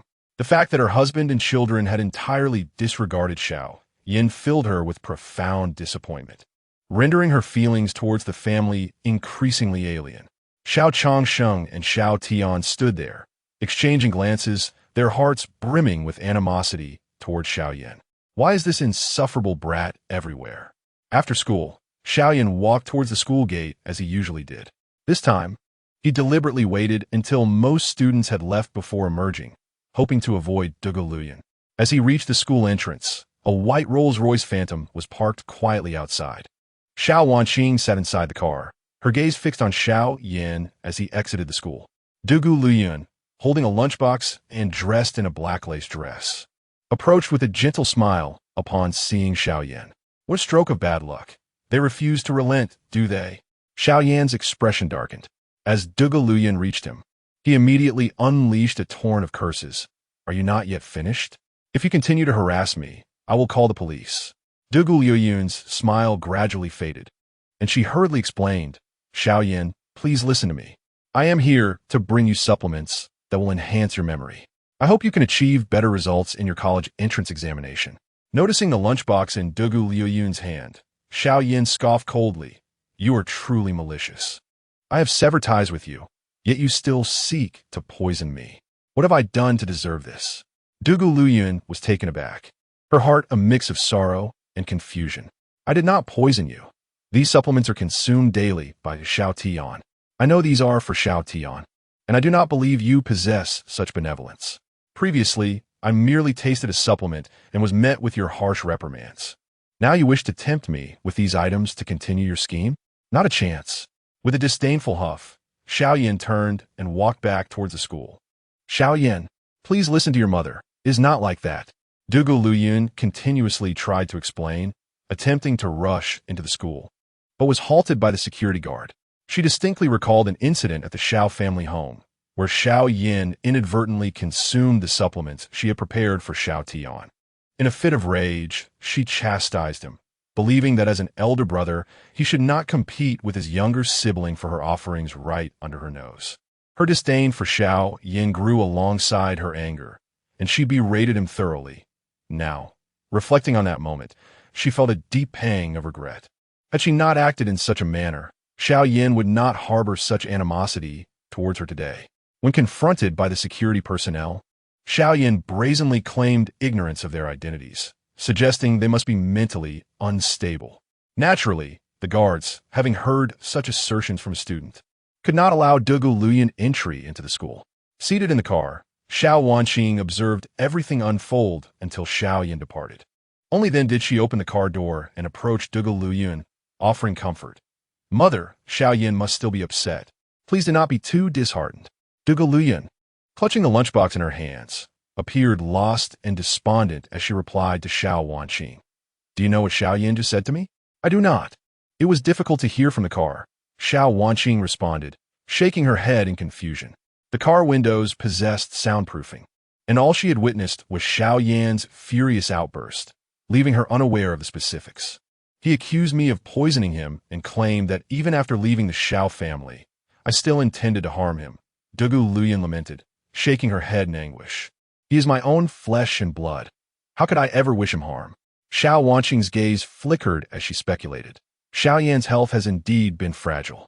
Could it be that he truly has been poisoned, prompting him to sever ties with the Xiao family? Chapter 17. The discovery of Dugu Luyun, the frustration of Xiao Changsheng, and the jealousy of Xiao Tian. These words darkened Dugu Luyun's expression, and the more she pondered, the more plausible it seemed. Her countenance grew increasingly grim, her eyes flickering with unspoken thoughts. After a moment of silence, Dugu Luyun decisively stated, Wanqing, dispatch someone immediately to investigate Xiao Yan's condition. Ascertain whether he has undergone any medical examinations. If so, procure the test results. Furthermore, keep this matter under wraps. It must remain confidential. Xiao Wanqing recognized the gravity of the situation and gravely nodded in agreement. Mother, upon my return, I shall personally handle this matter. Indeed, Dugu Luyun, burdened with concern, approached the luxury vehicle, opened the door, and seated herself in the passenger seat. Xiao Wanqing started the Rolls-Royce, and the mother and daughter departed from Tianshui High School in a daze. Meanwhile, Xiao Yan remained in the classroom, reviewing his studies for an additional half hour before leaving the school. Throughout his journey, his expression was far from pleasant. The Xiao family seemed intent on pushing him to the brink. Even at this juncture, they were unwilling to relent. The Xiao family's enterprise was vast, encompassing not only real estate, but also the jewelry industry. The barriers to entry in these fields were formidable, requiring billions to engage meaningfully. The bike-sharing project, however, appeared promising, yet it necessitated substantial initial capital, which was currently lacking. Xiao Yan realized he must expedite his path to financial success to contend with the Xiao family. On his way back to his rented accommodation, he opened his phone and logged into his Dill account. To his delight, he discovered that his follower count had officially surpassed 2 million. His 2 songs on the music platform garnered impressive streaming and saving statistics. The advertising revenue, coupled with various other income streams, enabled Xiao Yan to earn several tens of thousands from the music platform. While the support from Dull's fanbase played a part, it also served as a testament to the quality of his music. Xiao Yan glanced at the trending topics, noting that the latest buzz revolved around the stock market. Globally, stock markets had opened with a continuous decline of 5%. This was precisely the scenario Xiao Yan had hoped for. He estimated that it would not be long before a market crash ensued. Upon returning to his rented space, Xiao Yan began filming videos and accepting advertisements, believing that even the smallest venture could yield profits. A few extra thousand could potentially multiply several times over. At 11 o'clock that evening, Xiao Wanqing hurried back to the Xiao residence, clutching a medical report. Standing outside Zhuge Liu's door, she gently knocked a few times. As the door opened, without a word, Xiao Wanqing entered and handed the report to Zhuge Liu. Mother, you were indeed correct. Xiao Yan has been poisoned. Zhuge Liu, who had been restless in bed, unable to sleep due to worries about Xiao Yan, felt an icy chill grip her heart upon hearing the news from her daughter. Xiao Wanqing's face was ashen as she continued. The doctor I consulted indicated that Xiao Yan is suffering from mild arsenic poisoning. Mother, who do you think could be responsible for this? Xiao Wanqing's gaze towards Zhuge Liu became somewhat peculiar. Zhuge Liu opened the report to confirm the unsettling findings. This left her heart in turmoil. Why could this really be happening? Who could be so malicious? As Zhuge Liu's eyes reddened, she lifted her gaze to meet Xiao Wanqing's eyes and noticed something unusual in her daughter's expression, as if she were questioning her. Wanqing, what do you mean by this? Do you suspect that I poisoned Xiao Yan? Zhuge Liu felt a surge of displeasure. No one felt more distressed about Xiao Yan's poisoning than she did. And to have her daughter doubt her was a bitter blow. Xiao Wanqing, her eyes brimming with tears, replied, Mother, we all have our suspicions in this matter. After all, we have all looked down upon Xiao Yan in the past, and we all had the motive. Zhuge Liu bit her crimson lips, refraining from retorting. She had already acquiesced in her heart. Xiao Wanqing was correct. Their family had never treated Xiao Yan kindly, not even the servants. In truth, everyone in the Xiao family was a potential suspect. Wanqing, do not speak of this just yet. We must investigate discreetly. Zhuge Liu sniffed, her voice choked with emotion. She felt that Xiao Yan's mistreatment of her was justified. As a mother, how could she remain oblivious to her son's poisoning? Every year, their family underwent health checkups. Yet Xiao Yan had never once participated. This was why the matter had gone unnoticed for so long. Xiao Wanqing nodded thoughtfully and returned to her room, while both she and Zhuge Liu lay awake in their respective chambers, unable to sleep. The entire night was consumed by thoughts of who the poisoner could be and why they would commit such an act. The following morning, after rising early, Xiao Yan shared his investment plans regarding the stock market and Bitcoin with Bailey Huaisong, eager to hear his close friend's opinion. Bailey Huaisong, still groggy from sleep, yawned widely while fixing his hair and said, Do as you wish. Although I have knowledge in many areas, I am utterly clueless about such trivial matters. He spoke with a sense of pride, unabashed by his ignorance. He seemed quite proud of that. Xiao Yan's lips twitched with amusement, warmth spreading in his heart. He recognized this as a sign of Bailey Huaisong's trust in him. Otherwise, he wouldn't have been willing to share his savings. Bailey Huaisong glanced at the clock, and upon seeing it was 20 minutes past 7, he suddenly became flustered. I have to get to school. If I delay any longer, I will become the most conspicuous student in class. He hurriedly put on his shoes and dashed out of their shared apartment without looking back. How ungrateful. I'm going to be late too. Xiao Yan hastily locked the door, ensuring the lights and windows were secured. He rushed down the stairs in a flurry, catching a taxi to school. Meanwhile, in the Xiao family villa, Xiao Changsheng was having breakfast with Xiao Tian. Xiao Wanqing and her sisters had all gone to the company, while Zhuge Liu remained in her room, ignoring Xiao Changsheng completely. The latter could only endure his disappointment and continue breakfasting with his son. As a scion of a wealthy family, Xiao Tian was afforded leniency even if he arrived late, as the teachers dared not reprimand him. After all, who truly embodies the traits of a beast of burden, the teacher is well aware. A single misstep could render one incapable of even assuming such a role. Xiao Changsheng accessed Xiao Yan's dual account, only to discover that the follower count had astonishingly reached 2 million. Aside from advertisements, there were merely 2 musical works. Xiao Changsheng instantly lost his composure. He recalled that it took Xiao Tian several months to barely achieve similar results. Deep down, he believed that Xiao Yan's slight musical talent had inflated his ego to an intolerable degree, daring to confront him openly and sever ties in such a rebellious manner. Noticing his father's distressed expression, Xiao Tian curiously leaned in to catch a glimpse, realizing it appeared to be Xiao Yan's account.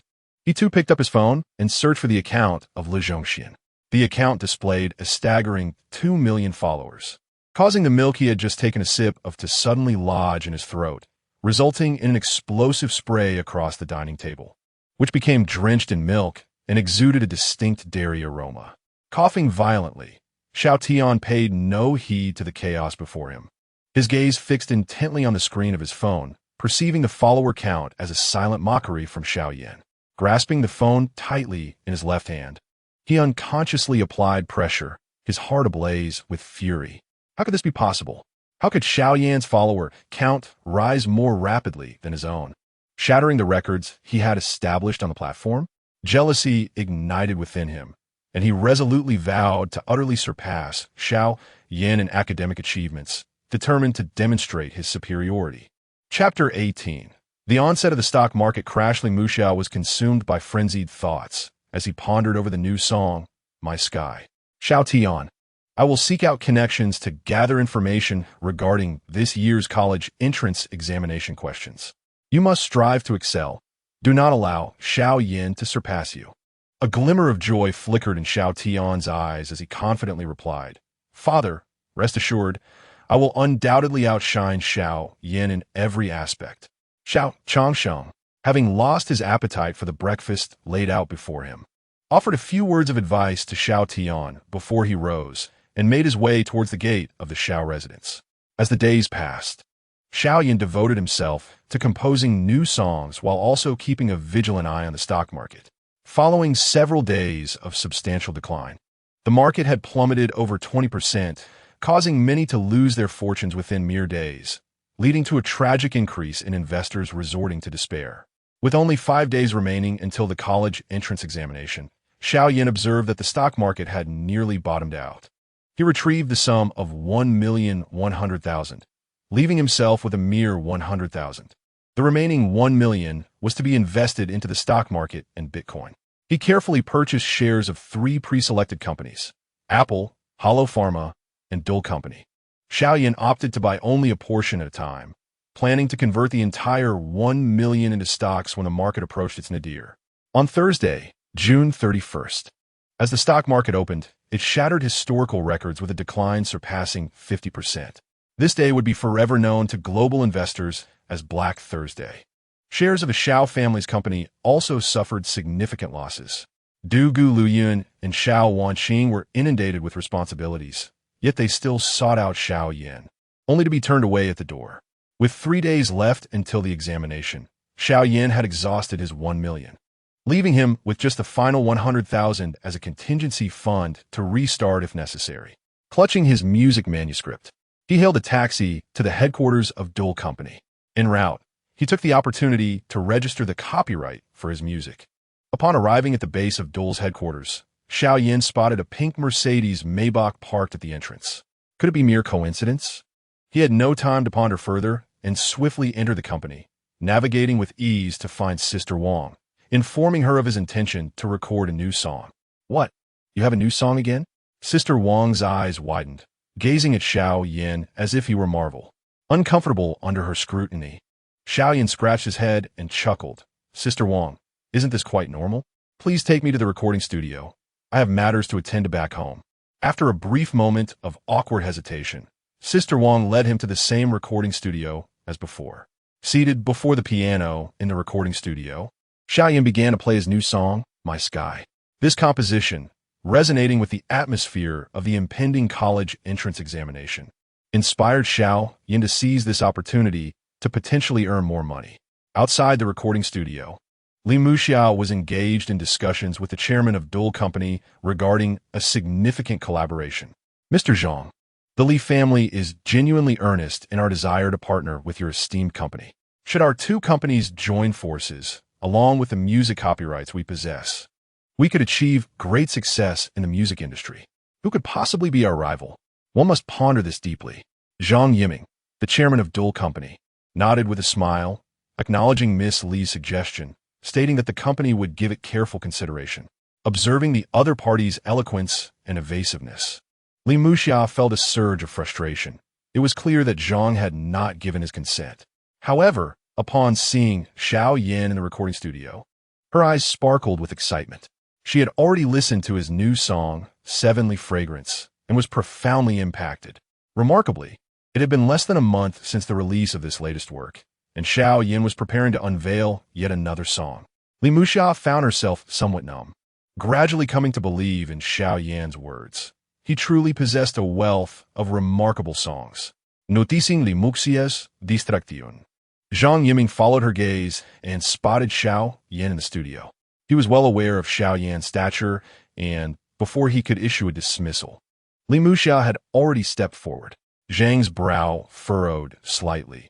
He could only follow in her wake, suppressing his dissatisfaction. After all, the other party was backed by a prestigious family, a force he was not yet able to contend with. Chairman Wang Jie greeted before tuning back into Xiao Yan's music. Every movement of Xiao Yan in the recording studio captured Li Muxia's attention. Driven by curiosity, she picked up the headphones from the desk and settled down to listen. Xiao Yan's voice flowed through the headphones into her ears. In the endless night, when everything is on the brink of destruction, at least I still have dreams. And within those dreams, there are rainbows. In my sky, setbacks and farewells are but embellishments in life. The melody of this song was unlike any she had heard before, imbued with resilience and tenacity. Li Muxia's face grew increasingly astonished. This piece exuded a profoundly different essence. If all went well, it was bound to become another sensational hit. Zhang Yiming, too, was intrigued and picked up the headphones to listen. Before long, he too felt a stirring of excitement. The song resonated perfectly with the current situation of students preparing for their university entrance exams. Its release would likely see it played repeatedly in many schools.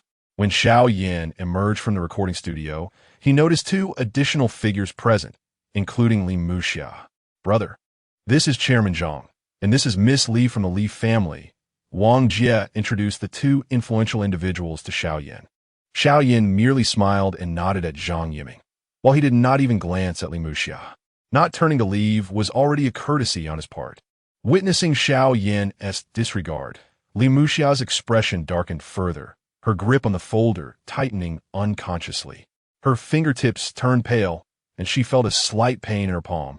Yet she remained oblivious. The chairman of Dual Company would never dare to treat her in such a manner. How could Xiao Yan presume to do so?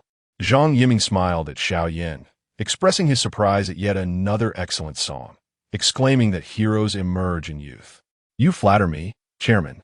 Xiao Yan replied with a slight smile, noting that the middle-aged man before him, though genteel in appearance, seemed devoid of any intimidating presence.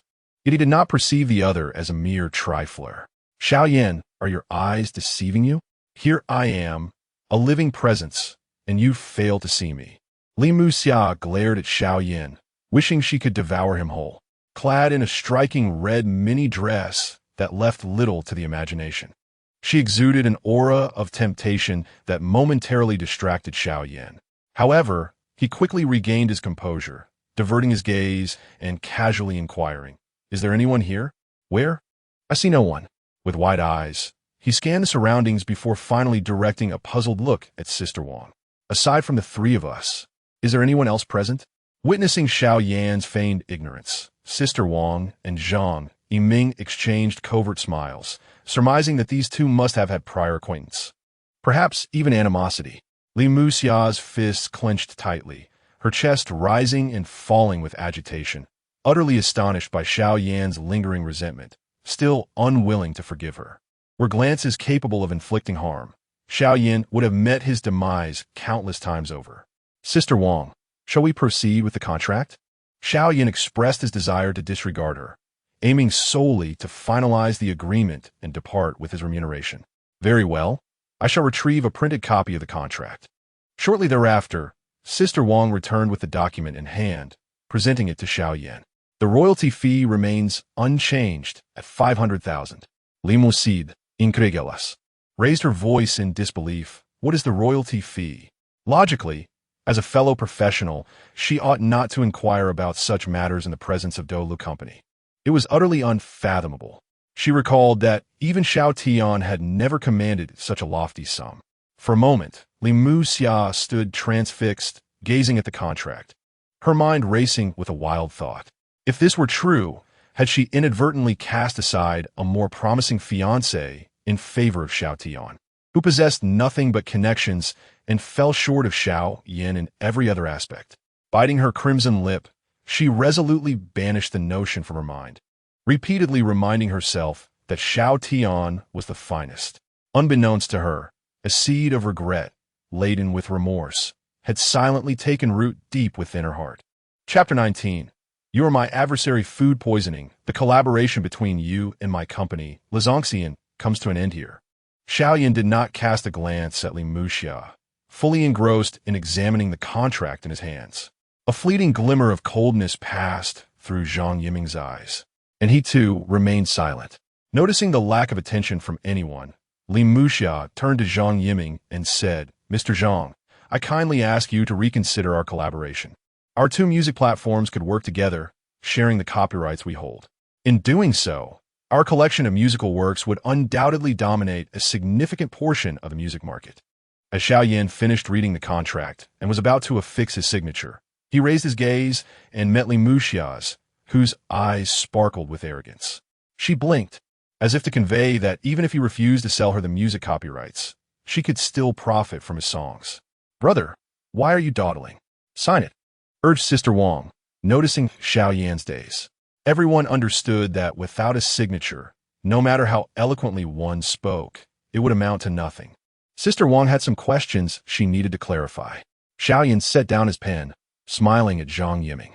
Mr. Zhang, does Dual Company truly intend to collaborate with the Li family? Our company has not yet reached a decision. Zhang Yiming hesitated for a moment, contemplating Xiao Yan's potential. Ultimately, he revealed the truth before Li Muxia. Xiao Yan nodded gently. Mr. Zhang, should Dual Company choose to partner with the Li family, our collaboration with Dual will come to an abrupt halt. A sudden pang of alarm struck Sister Wang's heart as she silently cursed Li Muxia's ancestors. Li Muxia's expression darkened. Xiao Yan's actions were unexpected. The Xiao Yan of yesteryears had yearned to be with her daily. Now, he seemed like a different person, harboring such intense resentment. Could it be that love had turned to hatred? The expressions of both Sister Wang and Zhang Yiming shifted dramatically. Unlike Sister Wang's panic, a sharp glint ignited in Zhang Yiming's eyes as he fixed his gaze on Xiao Yan, an invisible authority enveloping him. Are you threatening me? He inquired, his tone sharp. Unfazed by Zhang Yiming's inquiry, Xiao Yan maintained his composure and replied with a smile. I merely wish to sever all ties with the Li family, for I harbor a deep-seated aversion towards them. As he uttered these words, his gaze fell upon Li Muxia, recalling the humiliation she had inflicted upon him. Did she still wish to profit from his songs? Daydreaming in broad daylight, was she delirious with greed? Zhang Yiming's expression softened slightly as he turned to Li Muxia and spoke in a low voice. Miss Li, our Dual Company will not engage in any collaboration with your company in this regard. I wish to clarify this in advance to avoid any misunderstandings. Zhang Yiming had never intended to partner with the Li family in the first place, and given Xiao Yan's statement, he felt no reluctance in expressing his stance to calm the public's concerns. Li Muxia recognized the vagueness in Zhang Yiming's words, but was taken aback that he would dare to state such a thing openly, effectively ending the conversation. In that case, I shall take my leave. Mr. Zhang, you have missed an excellent opportunity, one that may never arise again. After Li Muxia finished speaking to Zhang Yiming, she shot a fierce glare at Xiao Yan and turned to head towards the elevator. Having lost so much face here, she felt it impossible to remain. The sting of Xiao Yan's earlier words lingered in her heart, leaving her with an indescribable discomfort. She had already apologized. Why was he treating her this way? Xiao Yan expressed his gratitude to Zhang Yiming, signed the contract provided by Sister Wang, and accepted a copyright fee of 500,000 on the spot. After completing these matters, he departed from Dual Company, only to find Li Muxia waiting for him at the entrance. Xiao Yan, why have you treated me like this? Li Muxia's enchanting eyes glistened with a hint of red as they fixed on him. Xiao Yan responded with a cold smile. You cannot endure this slight? In all the time I have known you, have I not endured far worse from you? 2 months prior, when you and your friend visited the Xiao residence, you brought along a steak that had been frozen for years, cooking it for me. I ended up with food poisoning and nearly lost my life on the way to the hospital. The doctor warned that a mere 20 minutes delay could have proved fatal. What I have done today pales in comparison to the torment you inflicted upon me back then. Li Muxia fell silent, acknowledging the truth in his words. At that time, she had even thought that Xiao Yan should not have survived, wishing for his demise to pave the way for her and Xiao Tian. She realized that Xiao Yan's accusations were justified, and her anger towards him began to wane. In a soft voice, she murmured, "Haven't I apologized to you? Are we not still friends?" Xiao Yan's demeanor remained indifferent as he scoffed. "Do you truly believe you deserve to be my friend? You are nothing but my enemy." These words struck Li Muxiao like a bolt from the blue, leaving her frozen in place, unable to comprehend. She wanted to respond, but the words failed to materialize. "Just look at yourself. It's truly revolting." With that, Xiao Yan strode away, hailing a taxi to return home. Li Muxia climbed back into her Maybach, staring blankly at the passing vehicles, overwhelmed with an indescribable blend of complexity and guilt. She found herself grappling with an inexplicable feeling toward Xiao Yan, despite his humiliation. She felt she should despise him, yet she could not summon the hatred. Were they truly unable to return to the past? Upon returning to his rented apartment, Xiao Yan checked his phone and discovered a significant increase in his followers, surpassing 4 million. He opened his stock trading app and noted a slight drop in his stocks yesterday, which seemed to have stabilized now. It appeared the stocks would not rise until after the college entrance examination. Unperturbed, he decided to invest the entirety of the 500,000 copyright fee he had just received. With the examination looming tomorrow, Xiao Yan, while confident he would secure the top score, still reviewed all the material. Meanwhile, in the Xiao family villa, Xiao Tian had completed all the answers to the questions posed by his 3 elder sisters. Xiao Yusin took the test paper from Xiao Tian, glancing over the answers and sighing in relief upon finding them all correct. "Sister, look, little Tian is sure to score the highest." However, when Xiao Yusin turned to Xiao Wanqing, she noticed an unusual expression on her sister's face. "Sister, what's the matter?" Xiao Wanqing was originally lost in thought, pondering who had poisoned Xiao Yan when her second sister's reminder brought her back to reality. "What's the matter? Xiao Tian has completed the problems we assigned him. You only just realized that?" Xiao Yusin couldn't help but roll her eyes. "Eldest sister, you have truly been working hard to tutor me lately. You look quite haggard." Seeing his sister so weary, Xiao Tian stood up, expressing his concern. "Wanqing, don't tire yourself too much. Rest early tonight, and you needn't go to the office tomorrow." Dugulian looked at her eldest daughter with sympathy, understanding that her exhaustion stemmed from the overwhelming matters at hand, compounded by the investigation into Xiao Yan. Chapter 20. The arrival of the college entrance examination. Are you blind? With over 5 million fans, I'm perfectly fine. On Xiao Wanqing's delicate and fair face, a hint of pallor surfaced, adding an intriguing touch of sickly beauty to her appearance. She forced a smile, meticulously reviewing the questions on the test paper, nodding approvingly, confident that she had answered them all correctly. There is no doubt that Xiao Tian's results will place him among the top 3 in the nation. Xiao Xinzi chuckled, boasting, "Sister, you're being too modest. This is a portion of the exam questions obtained from the official examiner. I believe Xiao Tian will undoubtedly secure the top rank." Xiao Changsheng broke into a hearty laugh. "That's wonderful. Wanqing, you've worked hard these past few days. Tomorrow is Xiao Tian's exam. You all deserve a day of rest. Once he finishes and claims the top spot, we shall embark on a trip abroad to unwind. I even plan to reward him with a Ferrari." The 3 sisters, Xiao Wanqing, Xiao Xinzi, and Xiao Xinyu, nodded in agreement, acknowledging the strenuous efforts they had devoted to tutoring Xiao Tian. The only one remaining silent was Dugu Luyun. She had sought out Xiao Yan multiple times, yet each attempt had been in vain. Despite her efforts to bring a portion of the college entrance examination questions, she had been unable to deliver them to her son. Dugu Luyun was acutely aware that her son was avoiding her, and yet she felt utterly powerless. Xiao Changsheng noticed Dugu Liyun's unusual demeanor and rose to sit beside her, gently inquiring, "My dear, what troubles you? Do you recall that besides Xiao Tian, someone else has an exam tomorrow?" Dugu Liyun did not respond directly, but instead posed another question. Without a moment's hesitation, Xiao Changsheng replied, "Xiao Yan also has an exam." He was well aware of his wife's concerns, evident from her recent actions, especially considering that this was their own son. Dugu Liyun's expression softened a bit. Had Xiao Changsheng forgotten that Xiao Yan had an exam, she would have truly lost all hope in the man beside her. "If you wish to see him, I will accompany you tomorrow," Xiao Changsheng offered, gently embracing Dugu Luyan. Seizing the moment, he inquired, "Shall we?" "All right." Dugu Luyan smiled, relieved to see her husband finally understanding her feelings. A great weight lifted from her heart. Xiao Changshan couldn't help but smile as well. It had been many days since he had seen his wife's joyful expression. The couple then proceeded to their master bedroom, where they engaged in intimate moments. After all, Dugu Luyan was a woman. After so many days without her husband by her side, she found herself restless and unable to sleep alone. Furthermore, Xiao Changsheng was the man she had once chosen to marry, leaving everything behind for him. The three sisters, Xiao Wanqing, Xiao Xinci, and Xiao Xinyu, exchanged knowing smiles, genuinely delighted to witness their parents reconciled.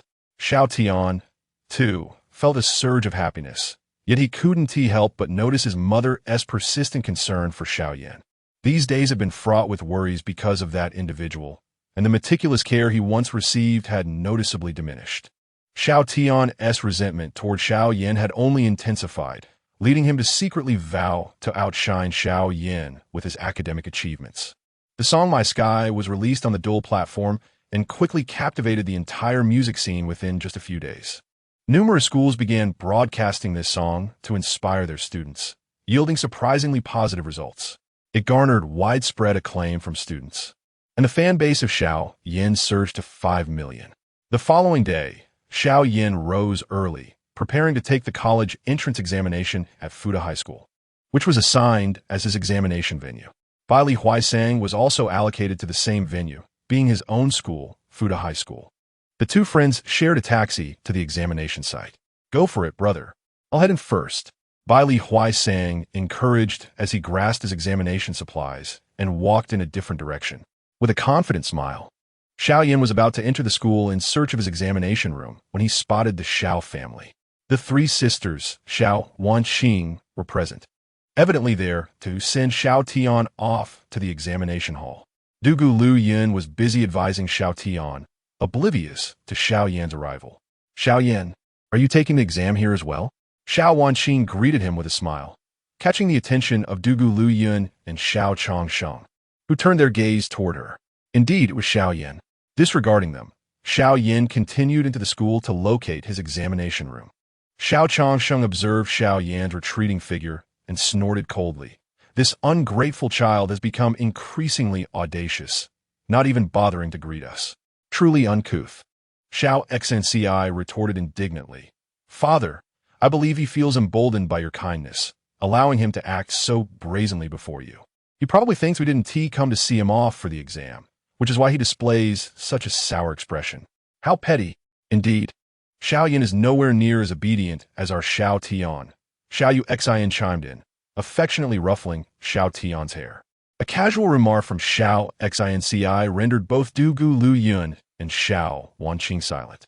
"Yes, as we accompany Xiao Tian to the examination, we neglect Xiao Yan entirely. If this continues, he will only feel more neglected." Dugu Luyan silently resolved to care more for Xiao Yan after his exam. Xiao Wanqing took a deep breath, feeling a bit weighed down, as she empathized with Xiao Yan's current feelings. Xiao Tian was being chauffeured to the exam in luxury, while Xiao Yan, equally a young master of the Xiao family, had to settle for a taxi. Such disparate treatment was evident even to the most oblivious. Having been in the Xiao household for so long, Xiao Yan experienced this disparity daily, indicating the depth of his suffering. Observing her father and two sisters' disdain for Xiao Yan left Xiao Wanqing feeling uneasy. "Aren't we family? Why treat him differently?" After completing 2 subjects in the examination hall, Xiao Yan emerged at 11 in the morning. With the advantage of his past life's memories, the examination questions seemed considerably easier for him. He felt supremely confident about achieving the national top rank this time, despite the abundance of supplements bestowed upon Xiao Tian by the Xiao family. It remains impossible for him to surpass me and attain the coveted title of national champion. When the time comes, I wonder what expression will grace his face upon realizing that he has been thoroughly overshadowed by my prowess. A glimmer of amusement flickered in Xiao Yan's eyes as he exited the examination hall. Xiao Changsheng and the others had arrived early, aside from Xiao Yusin and Xiao Xinci. Everyone else was eagerly awaiting Xiao Tian's emergence. Xiao Yan, you finished the exam so quickly. How did it go? Upon seeing Xiao Yan step out, Dugu Luyun and Xiao Wanqing approached him, expressing their concern. Luyun, there's no need to inquire. We all know the capabilities of this wayward child. Xiao Changsheng remarked with a hint of irritation, surveying Xiao Yan. In his estimation, Xiao Yan had likely stumbled through many questions, hastily completing the exam before leaving the hall. Dugu Luyun shot a furious glare at Xiao Changsheng, signaling for him to remain silent. My performance is of no concern to you, as I am not your son. Why are you so invested? You all appear relatively youthful, yet it seems your eyesight has deteriorated.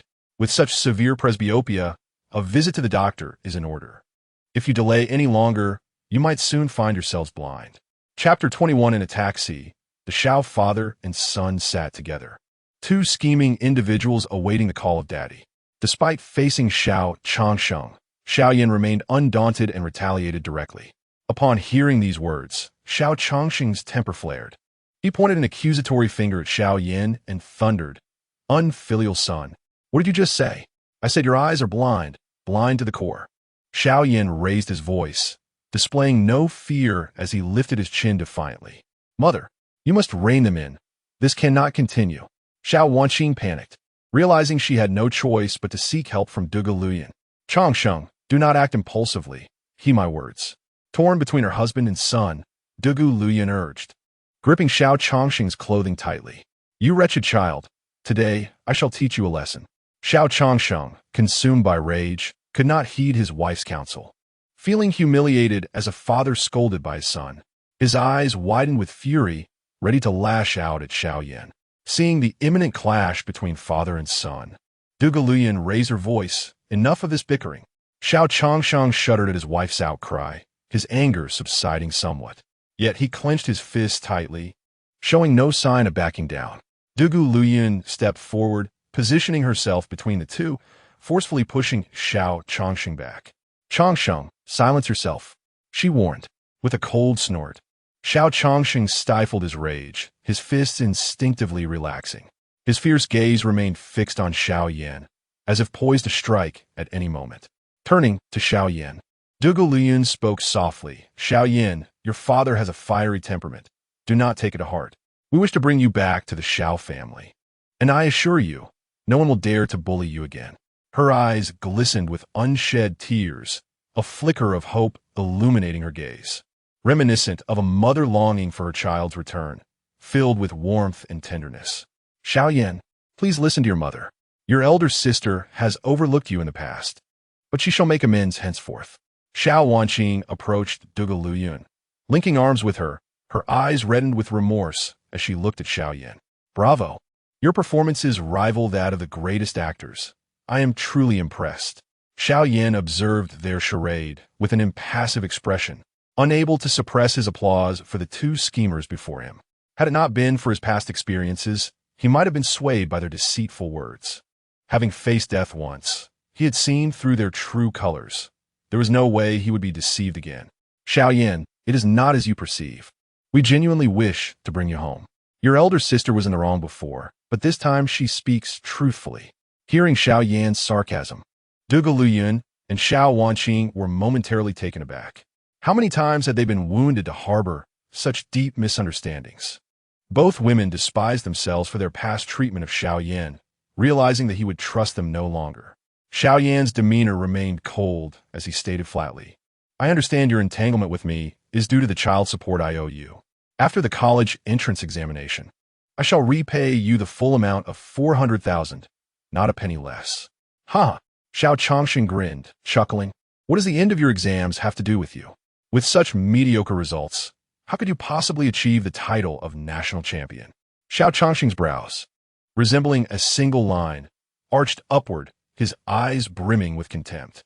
He feigned ignorance towards Dugu Luyun, who gestured at him.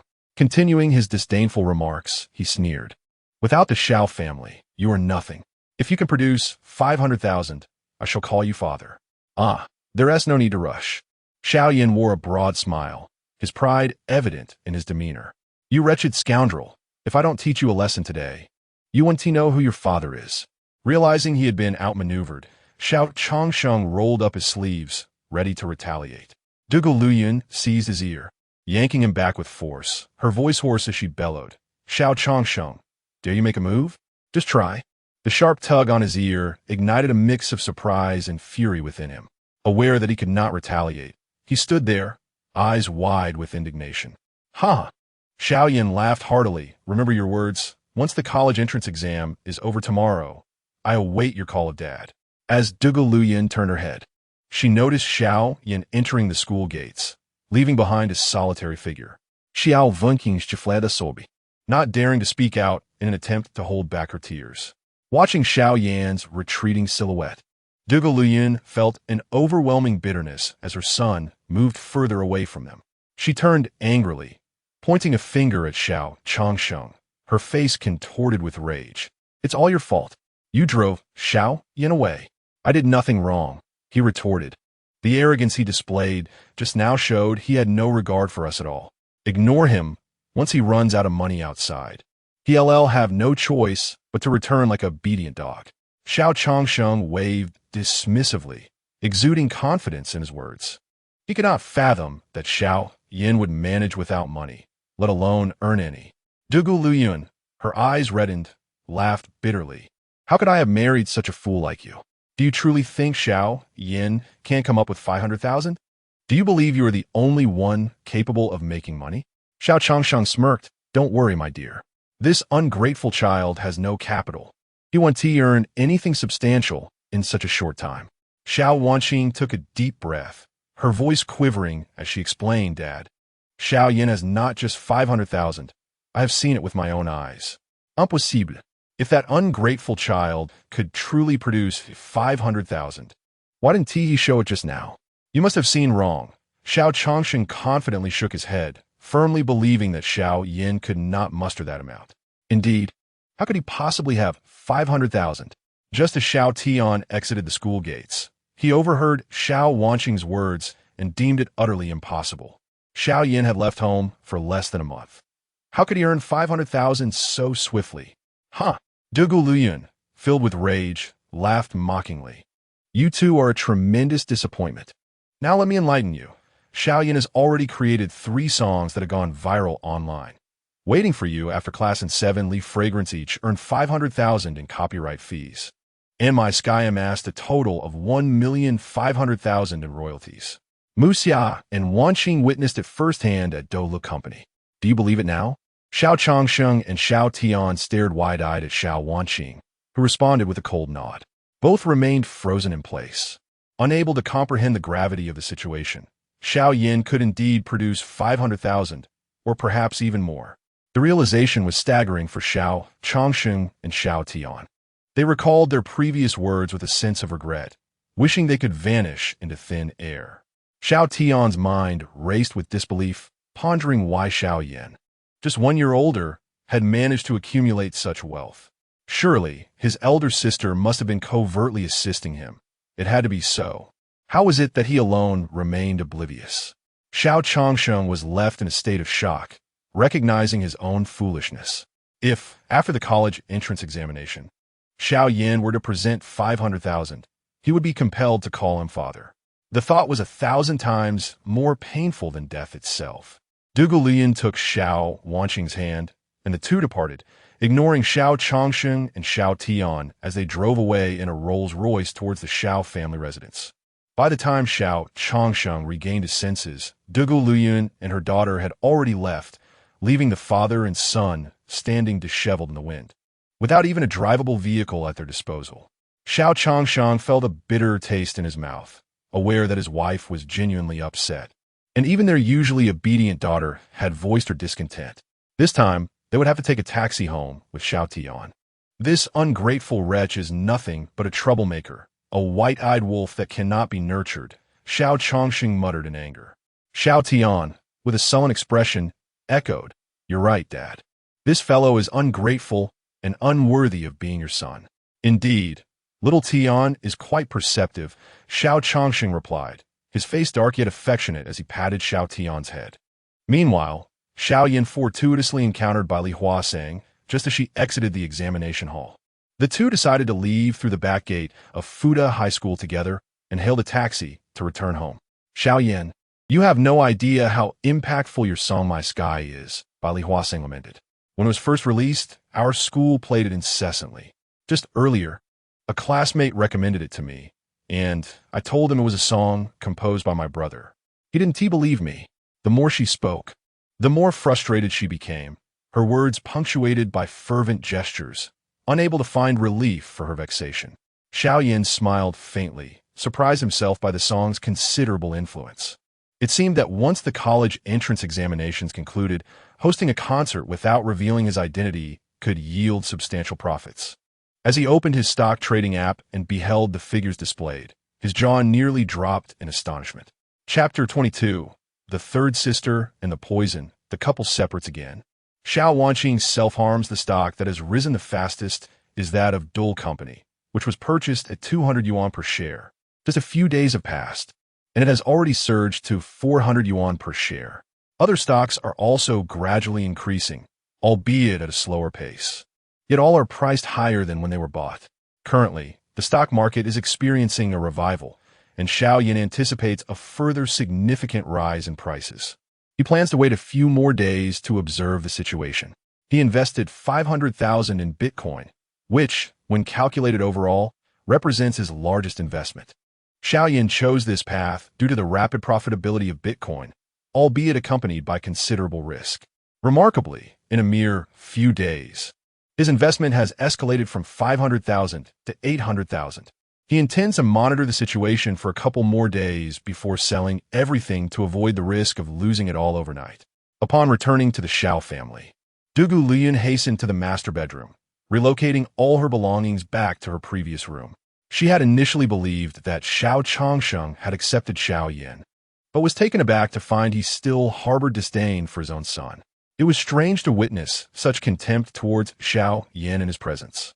Mother, do you think the person who poisoned Xiao Yan could be? Xiao Wanqing left the thought unfinished, trusting that Dugu Liyun could infer the implication. As Dugu Liyun neatly folded her quilt and sat at the head of the bed, her daughter's words plunged her into contemplation. It was not beyond the realm of possibility. Given Xiao Changxing's evident dislike for Xiao Yan, he could indeed be the culprit. With a hoarse voice, Dugu Liyun absently retrieved Xiao Yan's diary. Today is Sunday, and Mother took my brother and me out to play. It feels wonderful to have family by my side. The ice cream I couldn't afford as a child tastes like this, melting and refreshingly cold. When I grow up and have money, I will indulge to my heart's content, making up for all the regrets of my childhood. The diary trembled violently in Dugu Liyun's hands, feeling incredibly heavy despite its lightness. She recalled how, shortly after Xiao Yan arrived at the Xiao family, she had taken him and Xiao Tian out for a day of fun. At that time, Xiao Yan had not asked her for ice cream. It was only at Xiao Tian's suggestion that she purchased it. Initially, she had intended to buy just two, but upon seeing a promotional offer of buy two, get one free, she ended up giving the last ice cream to Xiao Yan. She had no idea this was Xiao Yan's first experience with ice cream, and that such a trivial treat could bring him such joy. Reflecting on this now, Dugu Liyun felt a pang of regret for her earlier favoritism. Had the vendor not run a promotion, she would have indeed only bought two, leaving Xiao Yan without one. As he had himself declined it, setting the diary aside, she lay on the bed, softly weeping, tears streaming from her eyes. Her previously perfected light makeup was now ruined by her tears. She had never truly considered Xiao Yan's feelings, her attention fixated solely on Xiao Tian. She realized that she was the true architect of all this. Had she shown more care, Xiao Yan would never have been poisoned, leaving her now in ignorance of the perpetrator's identity. Xiao Wanqing picked up the diary and opened it, flipping to the section that contained entries about herself. Today, I presented a birthday gift to my elder sister, yet it seems she did not appreciate it. It is evident that I failed to comprehend her true preferences. Henceforth, I must endeavor to understand better her favored colors and items. Xiao Wanqing stared blankly at the words in her diary, recalling the moment during her own birthday banquet when Xiao Yan gifted her a pink hairpin. At that time, she held a strong aversion to the item.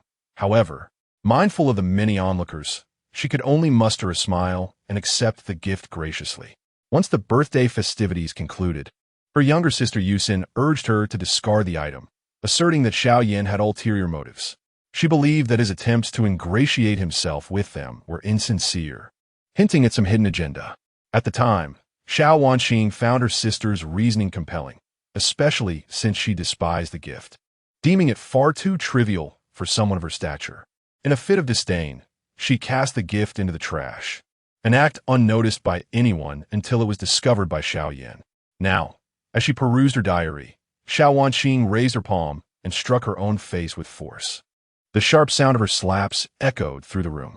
Tears streamed down her cheeks, only to be shattered and splattered as she continued her self-inflicted punishment. Wanqing, what are you doing? Don't act foolishly. Dugu Luyun, upon hearing the commotion, turned to her daughter, her expression shifting to one of alarm. Xiao Wanqing was relentlessly striking herself, her right cheek visibly reddening with each blow. A crimson imprint appeared on her face, which was beginning to swell. Yet she showed no signs of stopping. Wanqing, how could you be so foolish? What good does this self-torment do? Xiao Yan will not return. Dugu Luyun firmly grasped her daughter's hands, embracing her tightly while continuously offering words of comfort. Mother, this is the only way I can find a semblance of peace. To shield myself from the torment of Xiao Yan's mistakes, Xiao Wanqing cried out, her lips stained with the remnants of her lipstick now mingled with tears, rendering the corners of her mouth a vivid red. Do you realize the extent of my transgressions? I have consistently bullied Xiao Yan alongside Yusin and others, even forming a group to share his misfortunes. I discarded every gift he ever gave me. Yes, I am unworthy of him. The more she spoke, the more her sorrow escalated, her voice breaking into sobs, her entire body trembling with grief. Dugu Luyun, filled with shock and anger, was taken aback by the revelation of her daughter's mistreatment of Xiao Yan. She had never truly understood the depth of his suffering, only now grasping that his life was indeed reminiscent of the hell he described. Deep within, Dugu Luyun felt the truth of this statement. To Xiao Yan, they were akin to demons, inflicting endless torment and suffering upon him.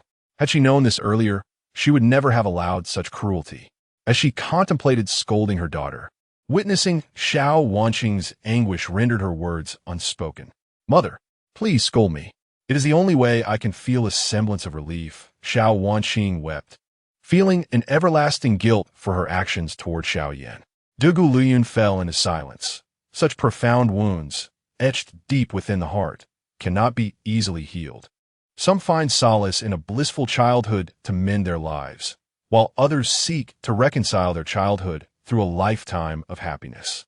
Xiao Yan finds himself perpetually traversing the path of healing his childhood, a journey long and seemingly endless. After an emotional outburst alongside Xiao Wanqing, whose eyes were swollen from tears, her voice trembled as she exclaimed, Mother, I believe second sister bears the greatest suspicion. Memories flooded back of a time when second sister had brought home some traditional Chinese medicine, which contained arsenic. At that moment, she had assured me that as long as it was taken in conjunction with the other herbs, it would not result in poisoning. Regardless of who it may be, I shall uncover the truth. I will not grant forgiveness. Dugu Luyun retrieved a pack of tissues, offering several to the weeping Xiao Wanqing, her gaze resolutely fixed upon the direction of Xiao Xinxi's room. Upon returning to the Xiao residence, Xiao Changsheng discovered the master bedroom devoid of his wife's pillow and quilt. Clenching his fists tightly, the animosity he harbored towards Xiao Yan reached unprecedented heights. As his own son, Xiao Yan had brought humiliation upon him, causing his parents to sleep apart. Xiao Yan, you are unworthy of being my son. He seethed internally, overwhelmed by the sense of injustice. His wife was within reach, yet unattainable, and his eldest daughter ignored him. He felt that if the situation continued to deteriorate, it would inevitably lead to divorce and familial disintegration. No, I cannot remain passive. I must take the initiative, Xiao Changsheng murmured under his breath, gradually regaining his composure. Chapter 23.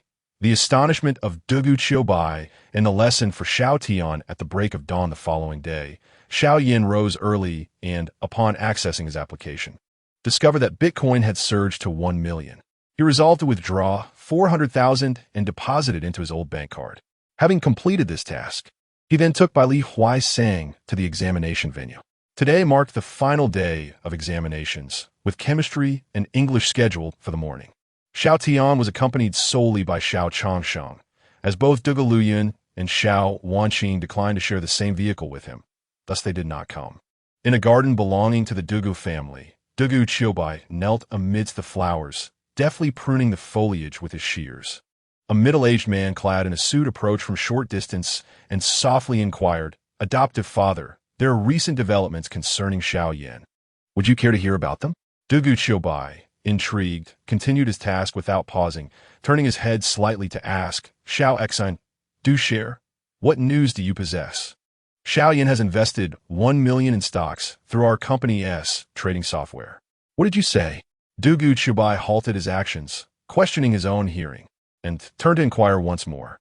Perceiving the formidable gaze of the elder before him, Xiao Xian averted his eyes, unable to meet Dugu Qiubai's intense stare.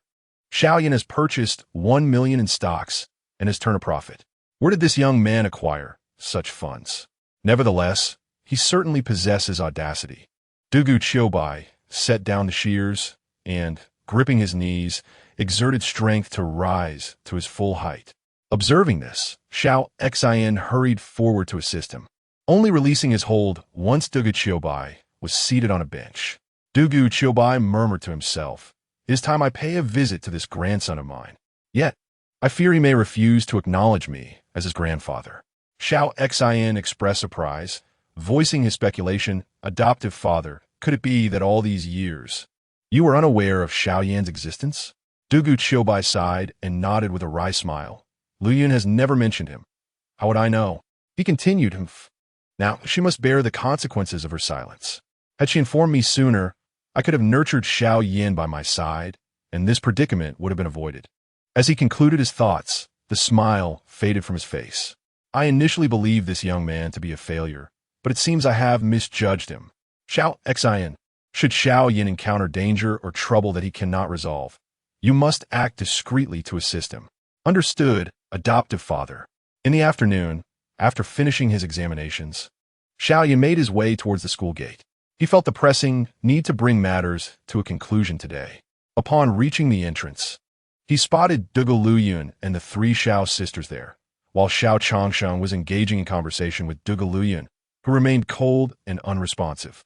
Xiao Wanqing's cheek bore a slight bruise, her eyes scanning the exiting students in search of a familiar figure.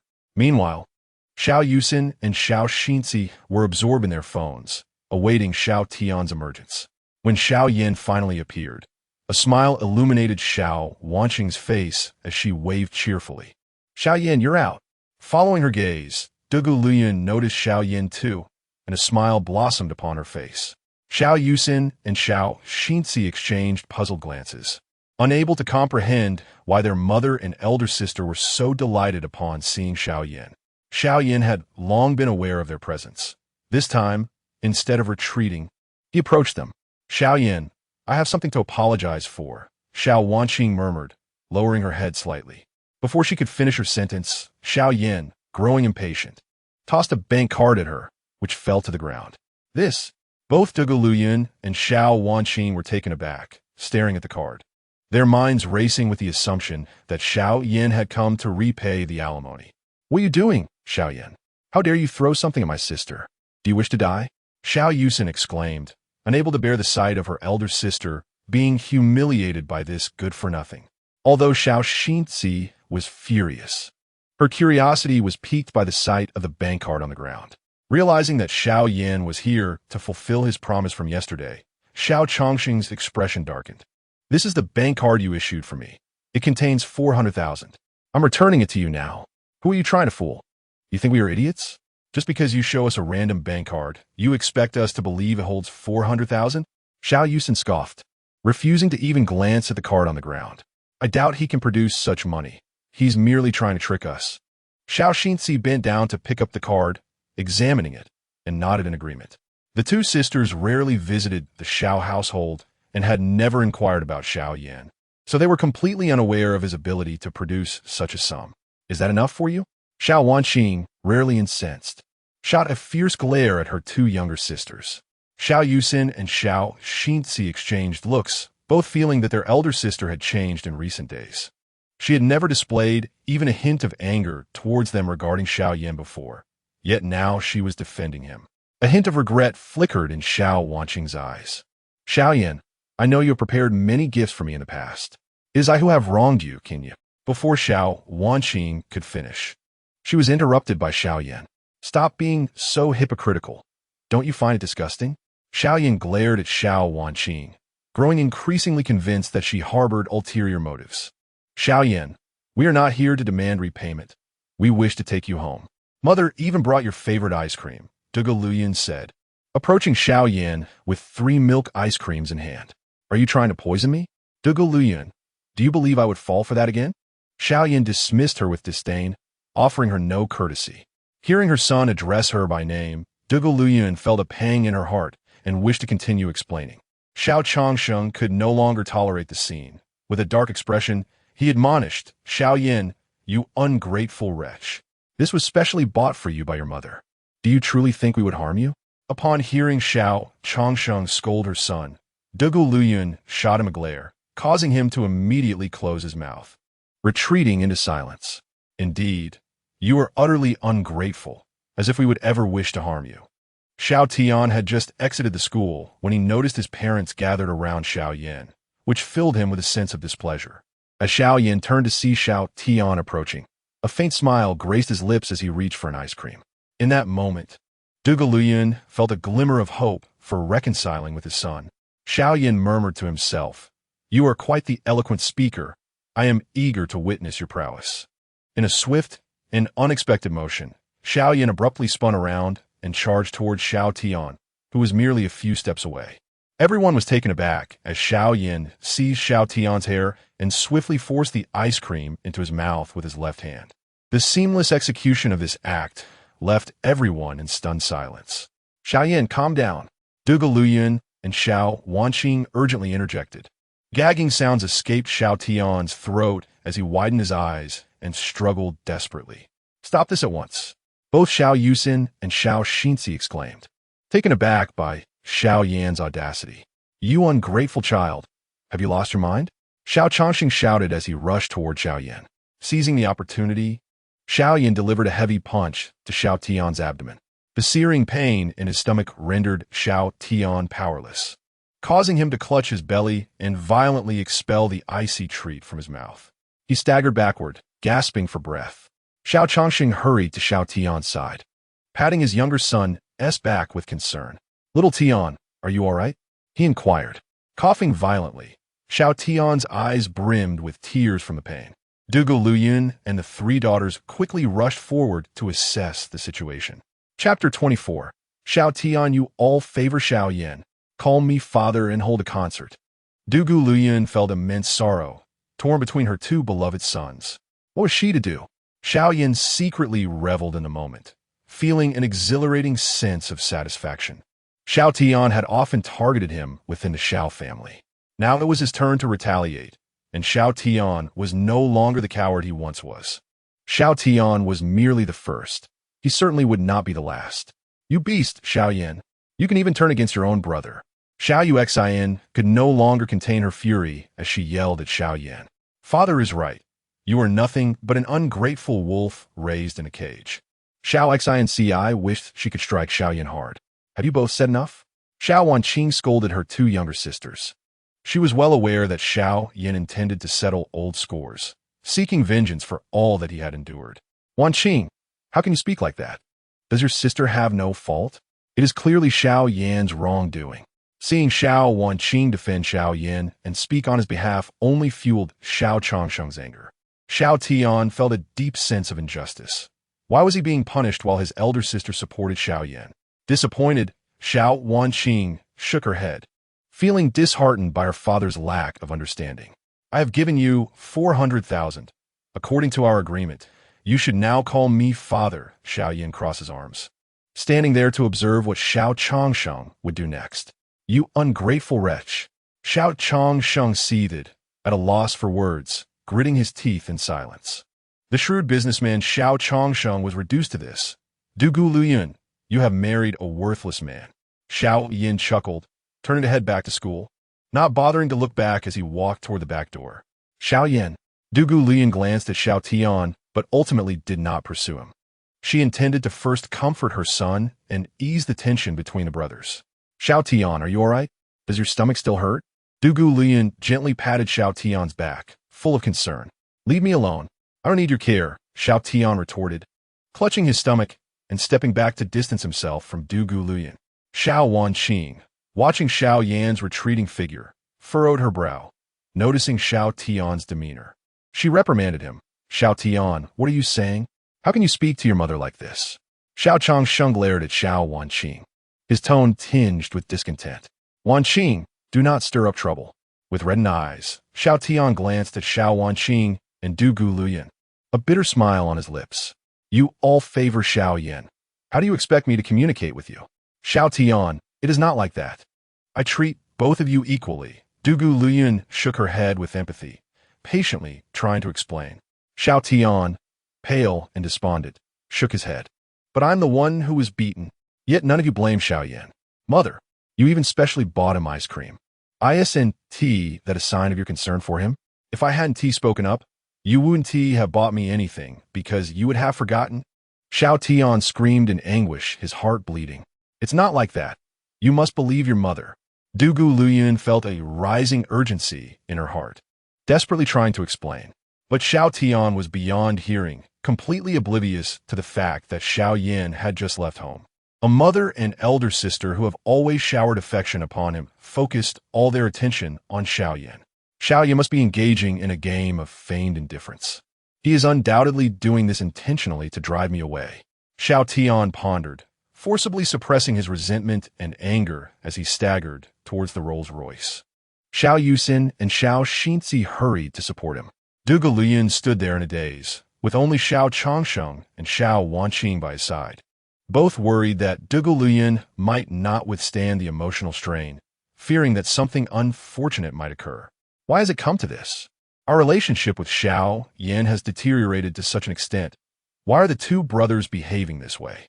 Dugu Lian murmured to himself, tears streaming uncontrollably down his cheeks. Vexed at having overlooked Xiao Yan's feelings, unaware of the discord between the brothers. Lian, do not be disheartened. Xiao Tian is merely sulking. We shall buy him a luxury car, and he will surely come around, Xiao Changsheng said, gently comforting Dugu Lian as he draped an arm around his shoulder. Do not touch me. Dugu Lian shot Xiao Changsheng a cold glare, pushing him away with force. My dear, what are you doing? I was merely offering a suggestion, Xiao Changsheng retorted, feeling utterly humiliated before his daughter. You are so intent on buying a luxury car for Xiao Tian. What about Xiao Yan? I have never seen you purchase anything for him, not even a simple piece of clothing. Dugu Lian's voice was hoarse, laden with disappointment, as she addressed the man before her. Even ordinary parents would buy clothes for their children if they had the means, let alone someone like Xiao Changsheng, who is not lacking in wealth. Xiao Changsheng instinctively replied, Xiao Yan can buy his own things. Did I not provide him with money? The moment he spoke, he realized he had misspoken and quickly fell silent.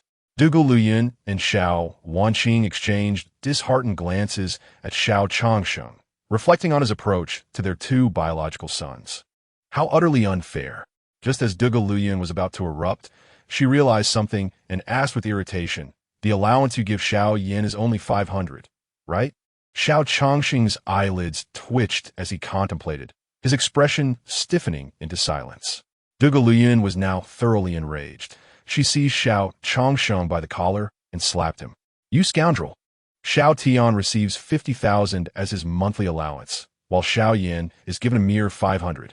If you despise Xiao Yan so much, why bring him back? You cannot even bear to buy him a single piece of clothing. Dugu Lian chastised Xiao Changsheng, twisting and striking him, her perception clear that he was feeling guilty. Xiao Wanqing stood by, ignoring her father's frantic gestures towards her. Xiao Yan had left home, yet he continued to show such blatant favoritism, doing everything for his younger son while treating his elder son as if he were invisible. Xiao Wanqing could not accept this and felt an inexplicable sense of guilt for having mirrored her father's behavior in the past. As Xiao Yan entered the school gates, he encountered Li Huaisong, who was observing him. Xiao Yan offered no further explanation and returned to the rental apartment with him. Upon returning home, Bai Li Huaisang could not restrain his curiosity and inquired about the matter, prompting Xiao Yan to divulge the incident concerning the 40,000. What did you say? You reside in the Xiao family, yet you cannot even sit at the dining table, and they have provided you nothing. And then they demand 40,000 from you. And you actually acquiesced? Bai Li Huaisang instantly erupted in disbelief. He even placed his hand on Xiao Yan's forehead, gauging his temperature to ascertain whether his brain had been compromised. Get away with that. Xiao Yan brushed Bai Li Huaisang's hand aside, retorting with irritation. What are you doing? Do you wish for your adoptive father to meet his end sooner? Bai Li Huaisang, visibly pet, et gleam, go. This is a staggering 40,000. Do you think it's as trivial as 40 bucks? Such a sum is inconsequential. You truly lack ambition. Xiao Yan scoffed dismissively. So audacious are we? Bai Li Huaisang. After exchanging a few casual remarks, Xiao Yan, fatigued, retreated to the bathroom to take a cold shower. Upon returning to his room, he accessed the dual platform, where 3 of his works were performing admirably, each surpassing 10 million views. The comments section overflowed with praise, with fans expressing their desire for Lu Zhongxian to hold concert. While some lauded his talent, others left malicious comments, insinuating that Lu Zhongxian was too cowardly to reveal his face. Xiao Yan paid little heed to such disparagement. In the future, he aspired to become a business magnate as well as a musical deity in the entertainment industry. This was merely the beginning. Given the fervent enthusiasm of his fans for a concert, he mused that should he actually organize one, every individual would be required to purchase a ticket. Wouldn't the money come in swiftly? Xiao Yan felt a surge of excitement, envisioning his 500,000 followers and the recent popularity of his songs. Attracting more attendees to the concert would undoubtedly prove to be an effortless endeavor. Chapter 25. The illegitimacy of Xiao Yan's funds. Listen to me. Xiao Tian will definitely not be angry, Xiao Yan asserted, swiftly picking up his phone to dial Sister Wang's number. Beep, beep, beep. After 5 or 6 seconds, the call connected, and Sister Wang's voice echoed from the device. Brother, what brings you to call your sister today? Are you missing me? Xiao Yan felt a flush of embarrassment, his face tinged with a slight crimson. Sister Wang, please spare me the jokes. I have something important to discuss with you. Laughter resounded from the other end. My brother is shy. I didn't realize you were so lacking in romantic sensibility. Tell me, as long as it's not that kind of request from last time, I can fulfill your wishes. Xiao Yan's face burned as he coughed awkwardly. What are you thinking? I was just joking when I said I didn't want to collaborate last time. I wish to organize a concert and want Dole Company to be the contractor for the event. What did you say? Sister Wang's tone shifted noticeably. Brother, your ambitions are quite grand. A concert, plus all the associated venue costs, starts at several million. I cannot make this decision alone. I must consult the chairman. That would be much appreciated, sister. I await your news. All right, I will inquire right away, Sister Wang replied before hanging up. Xiao Yan set his phone down, feeling no great surprise at the situation. Organizing a concert indeed required substantial finances. Otherwise, he wouldn't seek a contractor. He could only hope that his popularity was sufficient to attract potential third-party contractors. Opening his stock trading app, he examined his stock earnings, where 3 stocks displayed a vivid red, indicating an upward trend. The million he had invested had already soared to over 3 million. After the recent stock market crash, the entire market was rebounding. Xiao Yan surmised that this was merely the beginning and planned to hold onto his stocks for a while longer. His Bitcoin investments had also risen from 400,000 to 700,000, yielding considerable returns. After completing these tasks, it was already 9 in the evening, and Xiao Yan had yet to receive any news from Sister Wang. He lay down in bed, drifting into a deep slumber. Meanwhile, within the Xiao family villa, Xiao Changsheng and Duge Luyan sat in the living room, alongside the 3 sisters of Xiao Wanqing. After listening to Xiao Wanqing's explanation, Xiao Yusin and Xiao Xinzi were left in a daze. Was there really 40,000 in the bank card given to them by Xiao Yan? Even if they composed 3 songs, it seemed implausible to earn such a sum. Xiao Tian, despite his years in the music industry and his remarkable talent, could not possibly generate income at such an exaggerated rate. Still skeptical, Xiao Yusin took out her phone, logging into the software with the account number and password from the bank card. Xiao Yan's account details had always been inscribed on the card, as there was never much money in it. Upon opening the account balance, she was taken aback to see several zeros displayed. Astonishingly, it contained a six-figure sum. Xiao Xinzi carefully counted and confirmed that there indeed was 40,000 within. Xiao Yusin and Xiao Xinzi exchanged a glance, their eyelashes fluttering as they discerned a profound shock in each other's eyes. It was undoubtedly Xiao Yan who had pilfered my jewels and profited from their sale. Xiao Yusin puffed out her cheeks, her expression earnest. Her sister was right. Xiao Yan had been caught stealing her treasures more than once. These funds were certainly tainted. Xiao Xinzi nodded in agreement, resolutely refusing to believe that the money was earned by Xiao Yan himself. Xiao Wanqing, appearing fatigued, stifled a yawn and spoke in a nonchalant tone. Regardless of your beliefs, the three sensational songs created by Xiao Yan serve as evidence. Are you still unwilling to accept this? Xiao Yusin and Xiao Xinzi fell silent, devoid of words to counter her assertion. What about Xiao Tian now? Dugu Luyan asked, his bloodshot eyes filled with concern as he turned to Xiao Changsheng. Alas, ever since this boy returned, he has locked himself away in his room, not even eating dinner. Thankfully, the college entrance examination has concluded. Otherwise, in his current state, it might jeopardize his chances of becoming the top student in the nation. Xiao Changsheng sighed helplessly, leaning back on the sofa, overwhelmed by an indescribable weariness. Since Xiao Yan's departure, the entire Xiao family had been in turmoil, and he longed for a return to their former tranquility. Changsheng, what should I do? With both our sons in such a predicament, I bear an inescapable responsibility. Dugu Luyan said, tilting her head and resting it on Xiao Changsheng's shoulder, her heart heavy with anguish. Both were their biological sons, leaving her at a loss for how to proceed. Xiao Changsheng's lips curled slightly upward as he confidently declared, Dear, if you follow my lead from here on out, I assure you that Xiao Tian will no longer harbor resentment. The three Xiao sisters looked on with curiosity, eager to discover their father's proposed solution. Dugu Luyan lifted her eyelids, impatiently inquiring, Do you have a plan? Speak quickly. Ahem. Xiao Changsheng cleared his throat. Xiao Tian's anger stemmed from our frequent quarrels as a couple. As long as we reconcile and temporarily set aside the matter of Xiao Yan, Xiao Tian will naturally calm down. As he spoke, he discreetly observed Dugu Luyun's expression, relieved to see her maintain a neutral response. Dugu Luyan narrowed her eyes, seemingly attempting to see through Xiao Changsheng's intentions.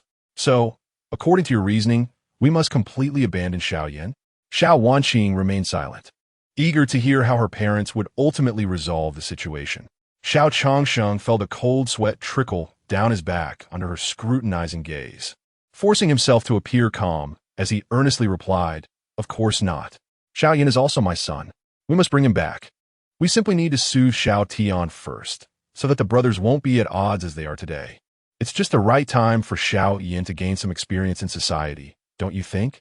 He turned to his three daughters, noting that Xiao Yusin and Xiao Xinzi nodded in agreement. Only Xiao Wanqing maintained a stoic expression, wishing to oppose the notion, questioning why Xiao Yan could not return home. Yet, she could conceive of no better alternative. Dugu Luyun's expression softened slightly as she let out a long sigh. For the time being, let us proceed as you suggest. A fleeting glimmer of joy flickered in Xiao Changsheng's eyes as he nodded emphatically. My dear, I have instructed the servants to return your clothes and bedding to the master bedroom. I shall now seek out Xiao Tian for a conversation. Dugu Luyan nodded subtly, offering no further remarks, and rose to return to the master bedroom. Xiao Yusin and Xiao Xinzi exchanged knowing smiles, relieved that their home might finally enjoy a period of tranquility. Xiao Wanqing cast a lingering glance at Xiao Yusin before making her way to the master bedroom where her mother resided. Dugu Luyun's brow furrowed deeply, dark circles forming around her eyes as she stared vacantly at the luminous moon hanging in the night sky. Upon entering the master bedroom, Xiao Wanqing hastily shut the door behind her and anxiously inquired, Mother, are we truly going to abandon Xiao Yan? She continued, We can secretly visit him when we wish, ensuring that Xiao Tian remains oblivious. Dugu Luyun's frown deepened, and with a resigned sigh, she acknowledged her daughter's concerns. Xiao Wanqing, sensing a weight lift from her heart, recognized that her father's focus remained solely on Xiao Tian, leaving no room for concern for Xiao Yan. Mother, I have already asked the steward to review the surveillance footage, but we found no trace of the person who poisoned Xiao Yan. Instead, we discovered this. Xiao Wanqing sniffled, valiantly suppressing her tears. Upon hearing about Xiao Yan, Luyan quickly took the phone from Xiao Wanqing. The footage revealed Xiao Yan rummaging for food in the kitchen at midnight. Before him lay a half plate of braised pork with remnants of several lobsters. As he sat on the cold floor, joyfully consuming a bowl of white rice, Luyan covered her mouth in shock, recalling how few times Xiao Yan had actually dined at the table during his year with the Xiao family. She could count them on one hand. It dawned on her that Xiao Yan had hardly eaten, only venturing to the kitchen in the dead of night when hunger struck.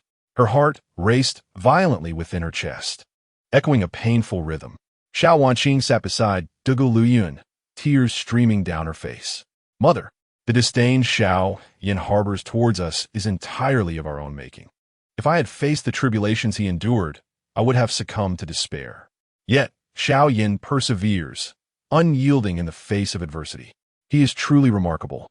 With that, Xiao Wanqing left the room, covering her mouth to stifle her sobs. Luyan felt as though her heart were being sliced repeatedly by a steel blade. The anguish flooding her soul made her acutely aware of the suffering Xiao Yan had endured. Chapter 26. The Li family's concert. As Luyan emerged from her room, she found Xiao Tian stepping out as well. Mom, today was my fault. I should not have lost my temper with you.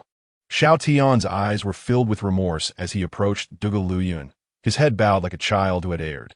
Luyan affectionately ruffled Xiao Tian's hair and gently replied, Mom does not hold it against you. You will always be my pride. Xiao Changsheng and his two daughters wore genuine smiles on their faces. The following morning, Xiao Yan received a call from Sister Wang. I have good news and bad news for you. Which would you like to hear first? Xiao Yan smiled slightly. Let us start with the good news. The good news is that our company has agreed to act as the third-party contractor for your concert, scheduled for 10 days from now. That's fantastic. Xiao Yan nearly leaped for joy, astonished by how effortlessly the situation had been resolved. After calming his excitement, he inquired again, Sister Wang, what is the bad news? The bad news is that the Li family is also planning a concert, which means we will face competition. Furthermore, ours is just a small-scale event. Xiao Yan's brow furrowed slightly. Can't we schedule our concert at a different time from the Li family's? Having been a singer in his past life, Xiao Yan was well aware of many aspects concerning concerts. If two concerts were held on the same day at the same venue, the number of fans would be limited, inevitably leading to competition for audience attendance and affecting revenue. Sister Wang replied, Unfortunately, we cannot. The Li family learned about our concert plans from an insider last night and immediately announced their own concert for the same date. Now that the news is public, it feels like a declaration of war against our company. If we do not hold our concert, it would mean conceding defeat. Her voice revealed a hint of fatigue, clearly a result of a sleepless night. Is this a direct challenge to me? Xiao Yan gritted his teeth, a determined glint in his eyes. Please send me all the information on their artists. In 10 days, I will debut my new song, he declared.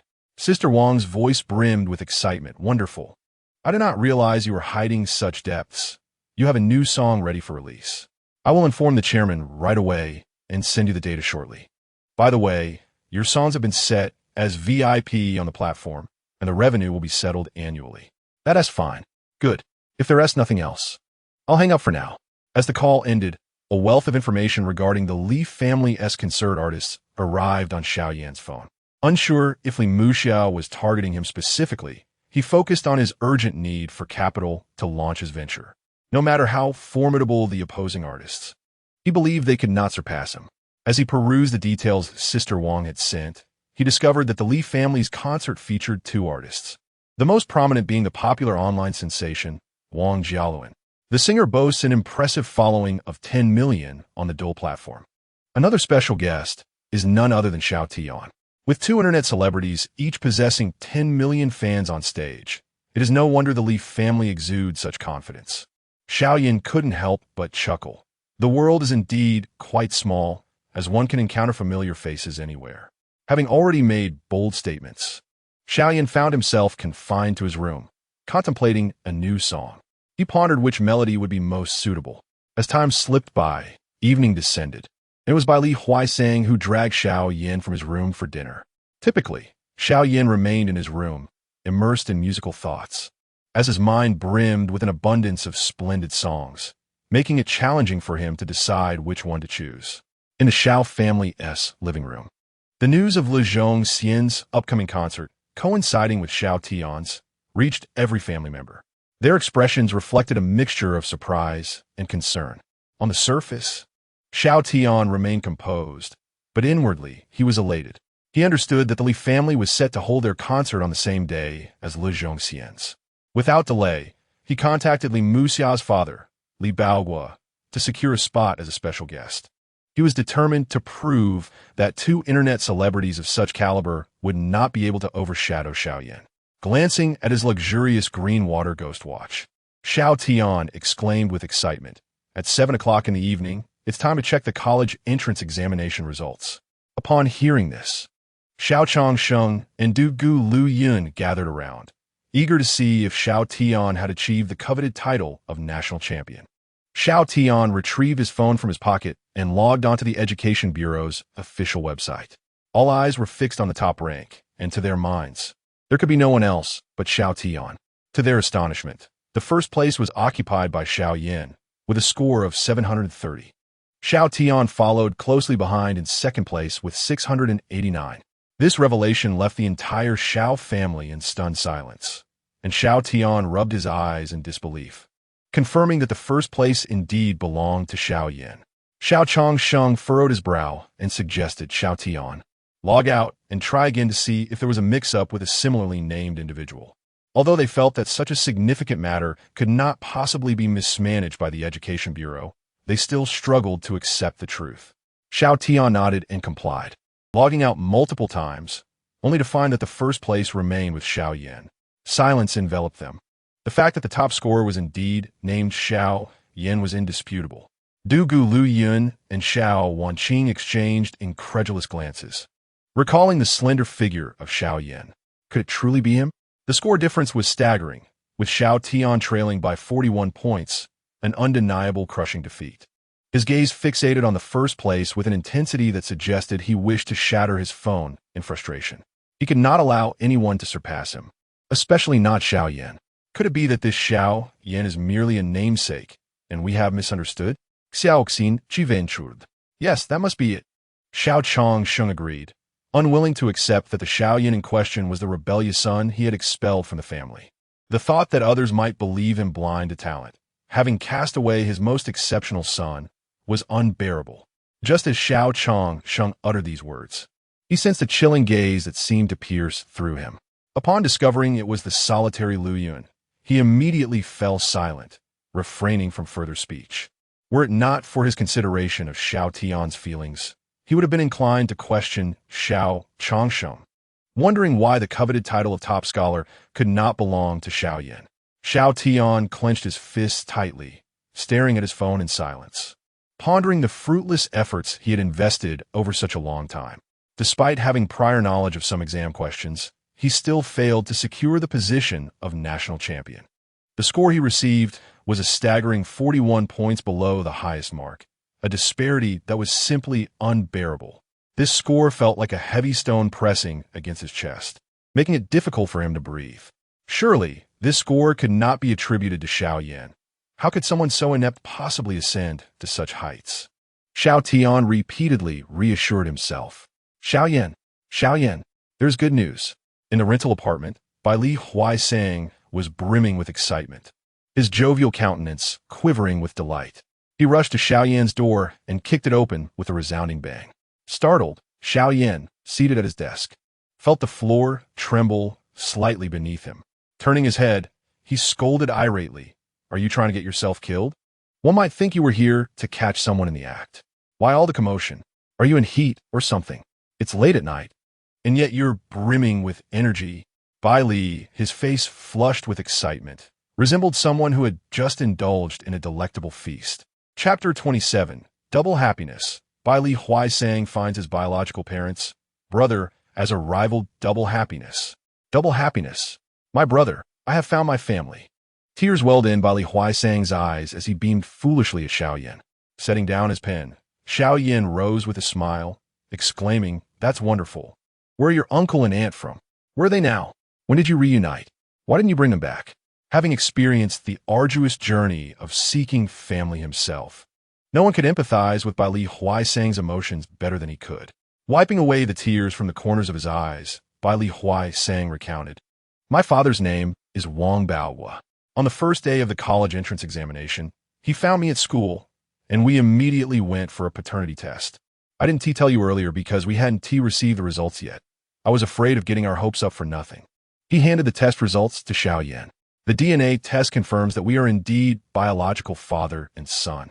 Xiao Yan glanced at the hospital-issued certificate and nodded with joy. "Congratulations, brother.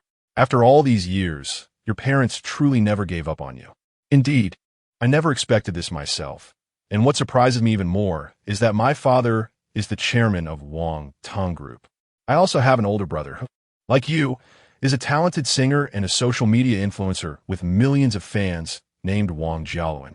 Bai Li Huaisang spoke animatedly, his eyes sparkling with excitement, completely oblivious to the peculiar expression on Xiao Yan's face. The name Wang Jiaoluan sounded remarkably familiar. Could it be the same singer who held concerts hosted by the Li family? Xiao Yan refrained from voicing his suspicions and instead inquired, "When are your uncle and aunt coming over? You should prepare for their arrival, right? My parents said they would come tomorrow, but I haven't cleaned the house yet." Bai Li Huaisang replied in frustration, tapping his forehead. Just as he was about to step out to fetch a mop, he remembered another matter. Pausing, he raised an eyebrow at Xiao Yan. "Brother, I forgot to tell you, the results of the college entrance examination were released tonight. You scored the highest in the country. You are the top scholar. My score is also sufficient for admission to Qingbei University. Soon, we will be attending the same university." Bai Li Huaisang danced with excitement. "Our parents will be the same, so there's no need for formality between us. We'll continue living together." With that, he headed to the living room, grabbing a mop to begin the grand cleaning. Xiao Yan smiled faintly. Though he couldn't shake the puzzlement regarding why Bai Li Huaisang's father bore the surname Wang instead of Bai Li, he chose to remain silent, joining the fray with a cloth as they both worked late into the night, cleaning diligently. By 10 o'clock, they had made considerable progress. Xiao Yan suggested that Bai Li Huaisang go out to buy gifts, also preparing one for himself. He stayed behind in their rented room to organize the remaining belongings. After finishing their tasks, the clock struck 11, and exhausted, Xiao Yan collapsed into bed. If Wang Jiaoluan, the concert-holding singer, was indeed the same person as Bai Li Huaisang's chubby brother, it could lead to complications. This matter has left Xiao Yan in a state of exasperation, and he can only proceed step by step for the time being. In the adjacent room, Bai Li Huaisang lies on the bed, exhilarated by the reunion with his family, rendering him unable to sleep. Recently admitted to a prestigious university, he has also found his family, making him feel as though he is in a dream. The night passed in silence. At dawn the following day, Bai Li Huaisang arose at 6 to purchase groceries, preparing a lavish breakfast in anticipation of his parents' arrival. Although he was scheduled to retrieve his report card from school later that afternoon, he had ample time. Xiao Yan, remaining in the rented apartment, intended to meet Bai Li Huaisang's parents, as well as Wang Jiaoluan. After a day of preparation, Xiao Yan had selected the song he would perform, Sunny Day by the renowned Jay Chou. "Take a look, foster father. How do I look in this outfit?"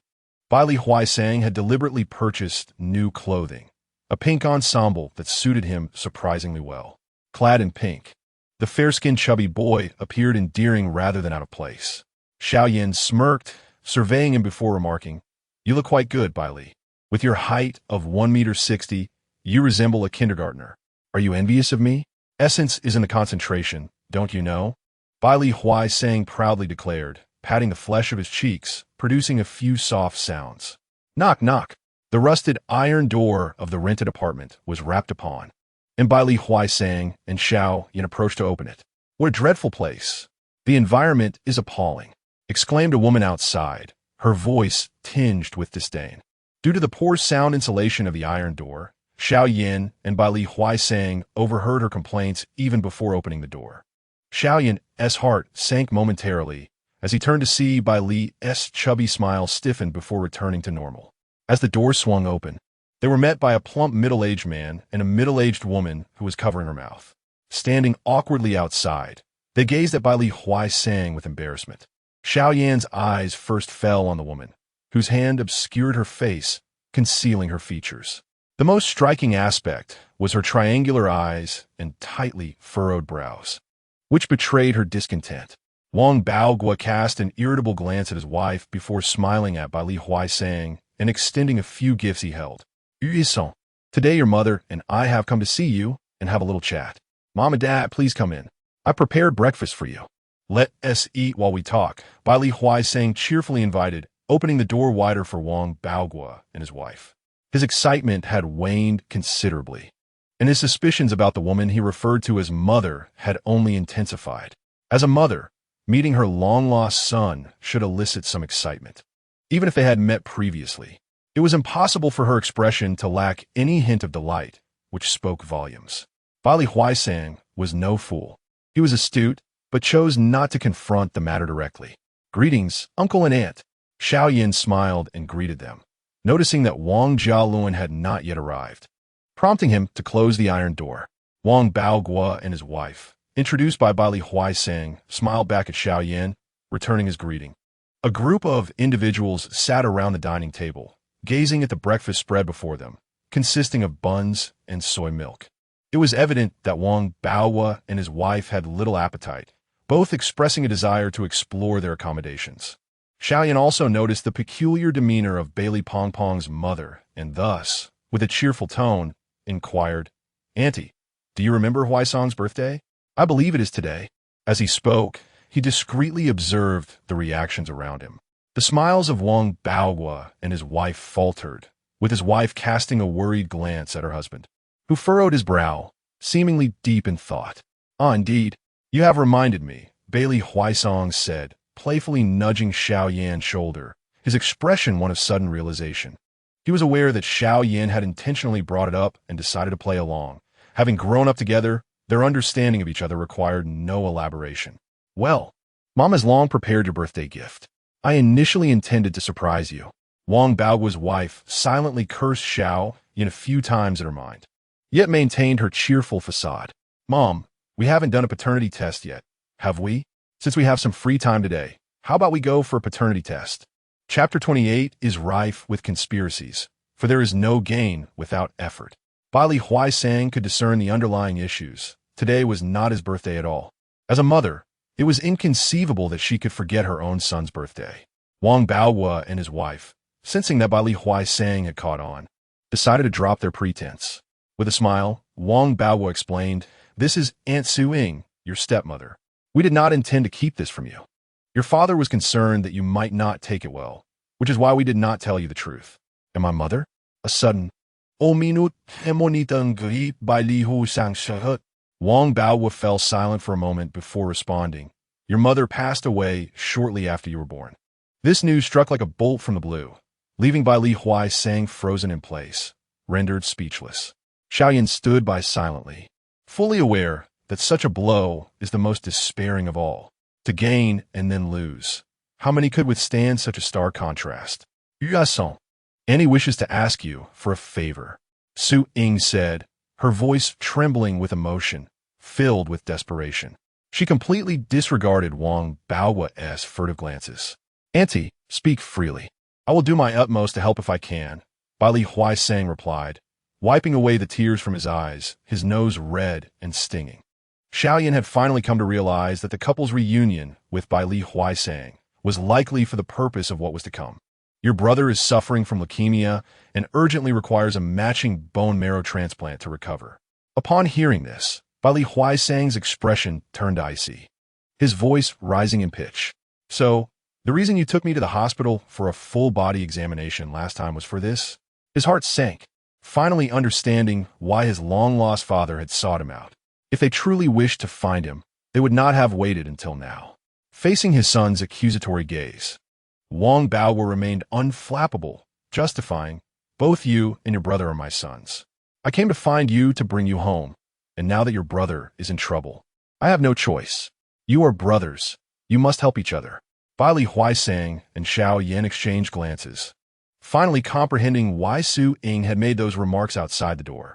It was a blatant moral coercion. Su Ying retrieved a contract and a bank card from her designer Valentino bag and placed them on the tea table. This bank card contains 500,000 yuan, which we consider as compensation for you. Oomph. Who would covet your filthy money? You abandoned Bai Li Fatty for 18 years, and now you seek him out solely for his bone marrow.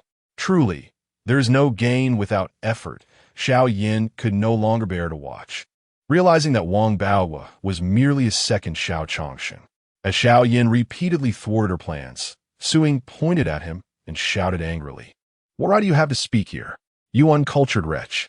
Bai Li Huaisang stepped forward with a cold expression. "That is something I ought to say. Who are you to speak to me in such a manner? This is my home with Xiao Yan."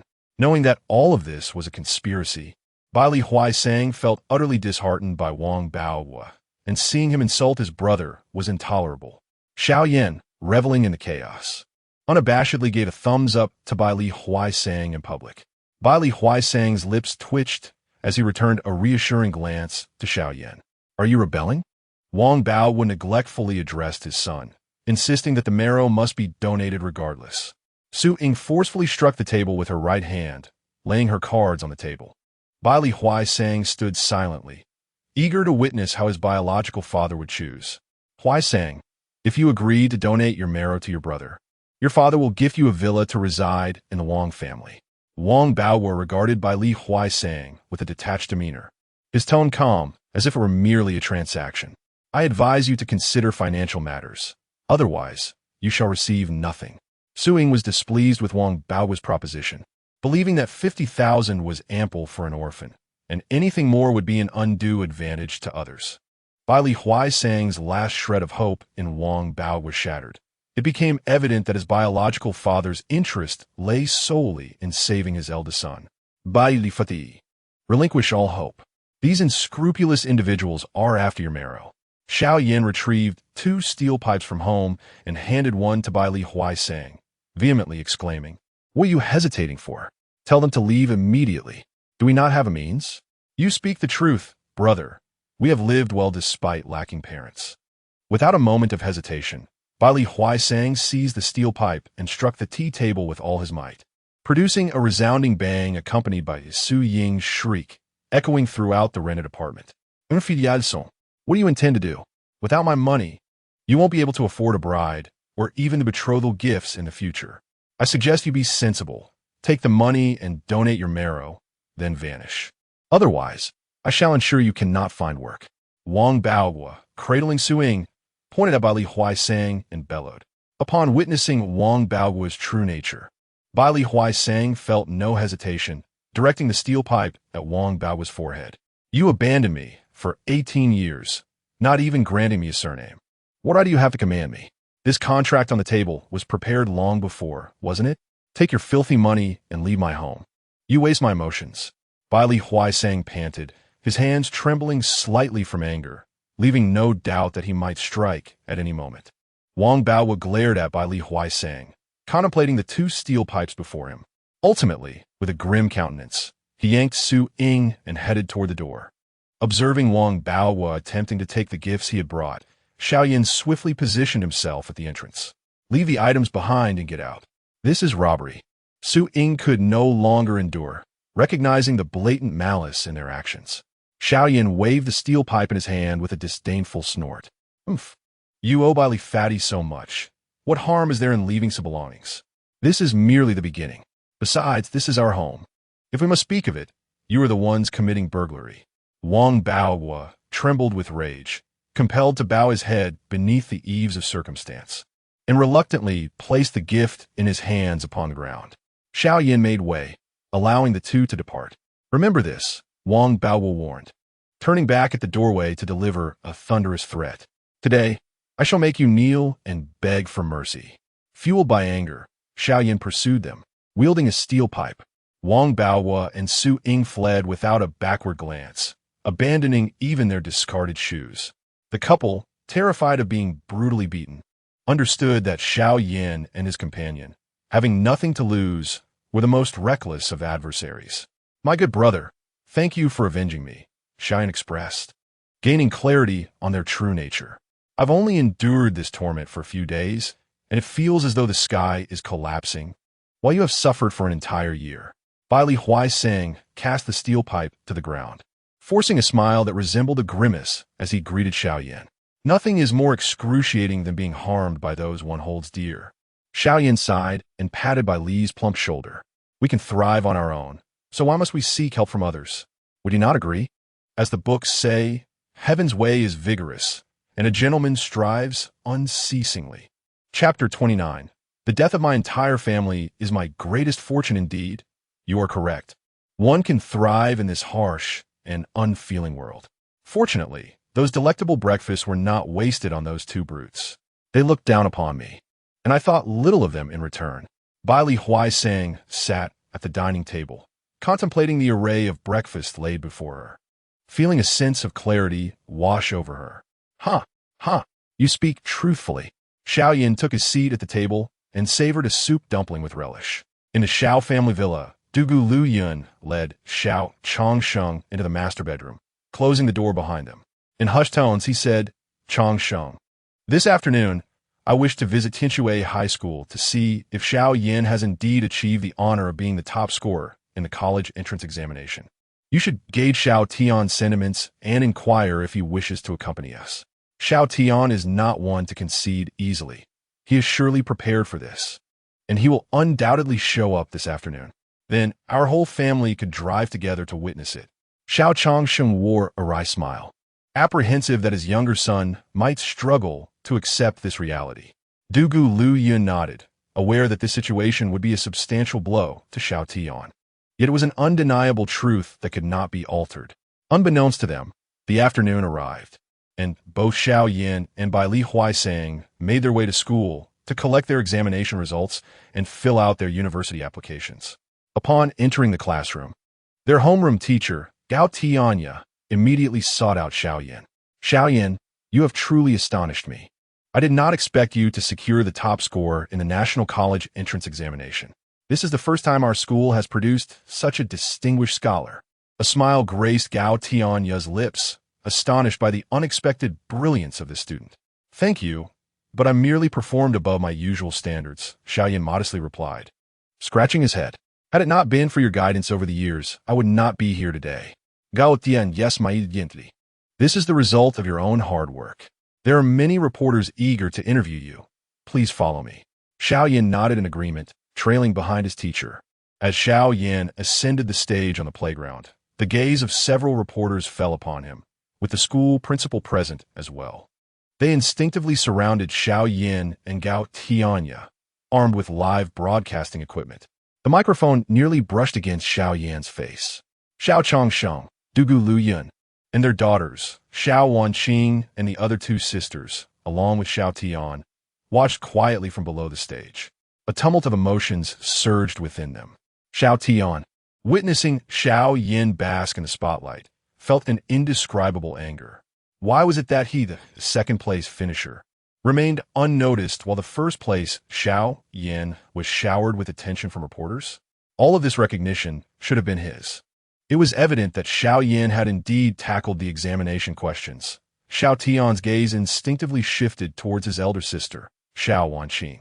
Dugu Lu Yun and Xiao Wanqing were both filled with joy and sorrow upon confirming that Xiao Yan had achieved the top score. After enduring so many days away, striving to earn a living while carving out time to review his studies, one could only imagine the hardships Xiao Yan had faced. Xiao Changsheng's eyes flickered with surprise.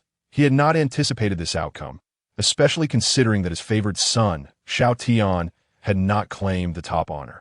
In an unexpected turn of events, Xiao Yan, having been expelled from his home, achieved the highest score in the National College Entrance Examination without the support of the Xiao family. Xiao Yuxian and Xiao Xinci exchanged complex glances as this boy, who had always appeared subservient and eager to please in their presence, had now attained accomplishments they had never achieved themselves. Was this not an indirect reflection of their inferiority compared to Xiao Yan? Gao Tianya pointed at Xiao Yan, introducing him to the reporters. Ladies and gentlemen, this is my student, Xiao Yan. He is this year's National College Entrance Examination top scorer. As the reporters gathered to interview him, they began to pose their questions. Xiao Yan, it has come to our attention that your previous academic performance was not particularly outstanding. What led you to become this unexpected dark horse? A reporter held out a microphone, directing his inquiry toward Xiao Yan. In response to the reporter's questioning, Xiao Yan smiled faintly, exuding calmness as he replied, "For the sake of a better future, I must study diligently. Until the very last moment, how could I ever consider giving up? I must persevere. Retreat is not an option." Upon hearing these words, the reporters could not help but admire the young man before them. Overcoming countless hardships and maintaining steadfastness to reach this point was indeed no trivial feat standing in the audience. Dugu Lu Yun and Xiao Wanqing felt a profound sense of anguish. Both women recognized the struggles Xiao Yan had endured on his journey. Unlike Xiao Tian, who had benefited from their assistance, Xiao Yan lacked familial support, had not indulged in expensive supplements, nor received the guidance of his 3 older sisters, and was entirely unacquainted with the crucial examination topics. In such circumstances, he balanced studying with writing songs to earn money, miraculously ascending to become the National College Entrance Examination top scorer, a feat no one had anticipated. Only Xiao Yan himself understood the depth of the suffering he had endured. Gao Tianya gazed at her spirited student, pride evident on her face. A female reporter thrust a microphone toward Xiao Yan, posing a pointed question.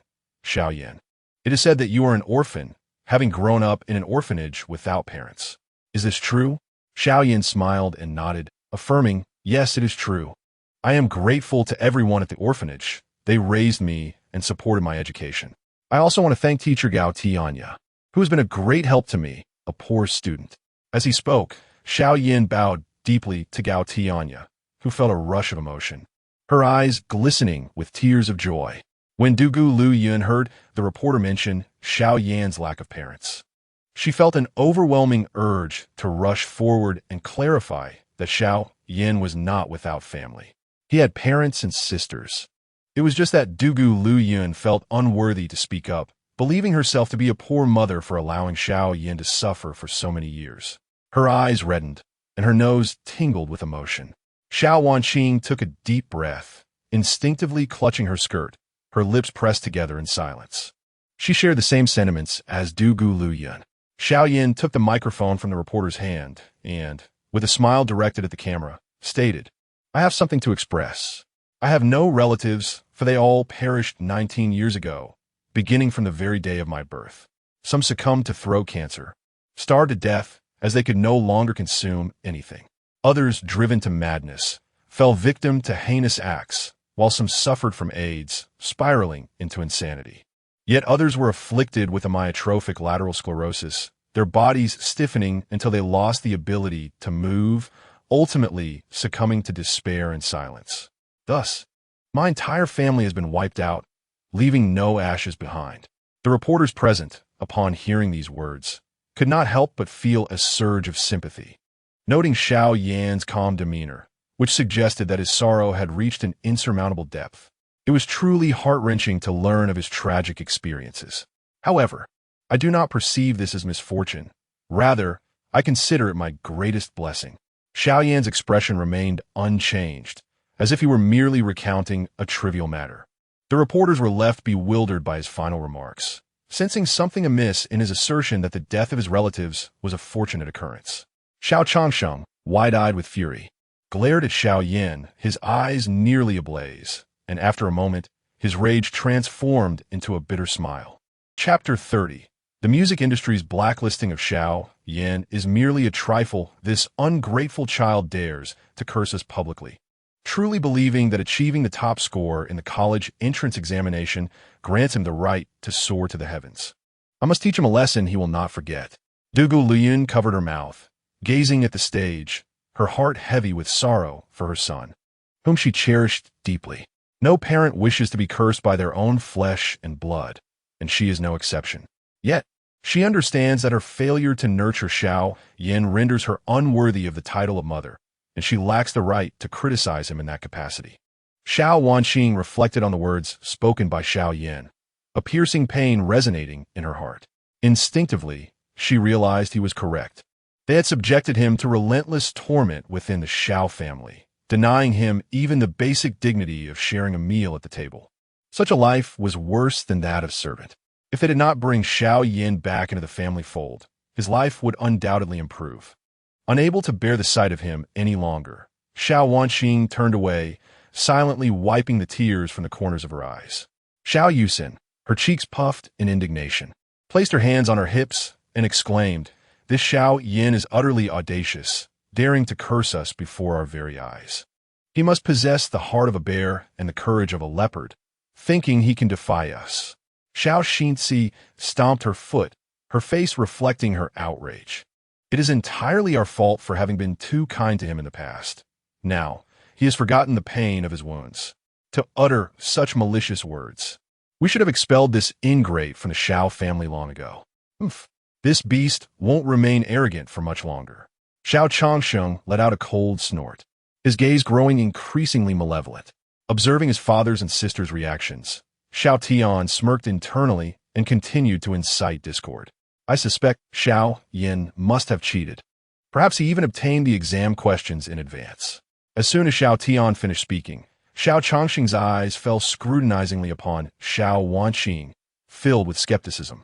It was evident to any discerning eye that his eldest daughter had been leaning towards Xiao Yan during this time.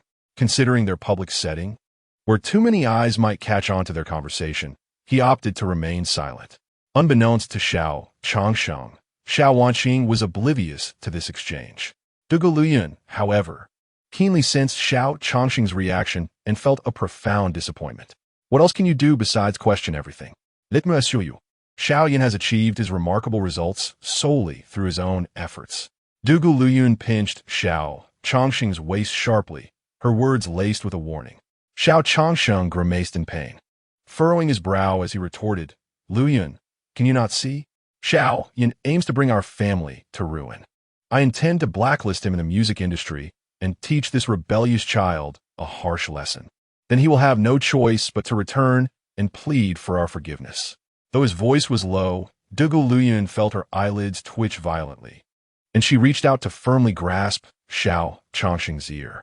"If you dare to blacklist Xiao Yan, do not blame me for severing all ties with you. We have already caused him immense suffering. If you do not wish for his forgiveness now, what is your true intention in targeting him further?" With a fierce glare, Dugu Luyun released her grip on him. Xiao Changsheng rubbed his ears, not daring to release even a whisper, his face dark as thunder. Xiao Wanqing breathed a sigh of relief, glad that this decision had been thwarted. Otherwise, it would have been a devastating blow to Xiao Yan. With the financial prowess of the Xiao family, even without venturing into the music industry, they wielded significant influence. To blacklist someone was a task both simple and effortless. Xiao Tian felt a sense of regret. If only they could truly eliminate Xiao Yan, it would be ideal. After the press conference concluded, Xiao Yan returned to the classroom, where he received a university application form from Gaokao. He filled in his desired institution, Qingbei University. Completing these tasks, Xiao Yan waved goodbye to Gaokao and made his way toward the school gate. University life was on the horizon, necessitating accommodation on campus. Having spent 3 years here, Xiao Yan found himself somewhat reluctant to leave, feeling a deep attachment to everything around him. He retrieved his phone from his pocket and opened the stock trading application. 3 stocks had surged to a profit exceeding 4 million, while his Bitcoin gains had climbed to 140,000. A smile crept onto Xiao Yan's lips as he strolled leisurely across the playground, gazing at the familiar basketball court.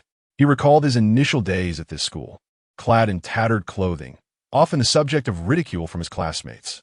Now, he had long surpassed them in his career, while his peers were still entrenched in their studies. He had amassed a fortune that many would struggle to earn in a lifetime. The chasm between them would only widen, and the mockery and disdain he once faced were merely fleeting shadows in his memory. Upon seeing Xiao Yan, Dugu Luyun, and Xiao Wanqing forced smiles as they approached him. "Xiao Yan, you've truly become the top scorer in the college entrance examination. Congratulations." You are indeed congratulating me. Am I not mistaken? Xiao Yan asked in disbelief, rubbing his ears. I distinctly remember that during my time with the Xiao family, you never even glanced at my grades, let alone offer congratulations. A cold smirk played on his lips as he crossed his arms, curious to see what tricks they had up their sleeves this time.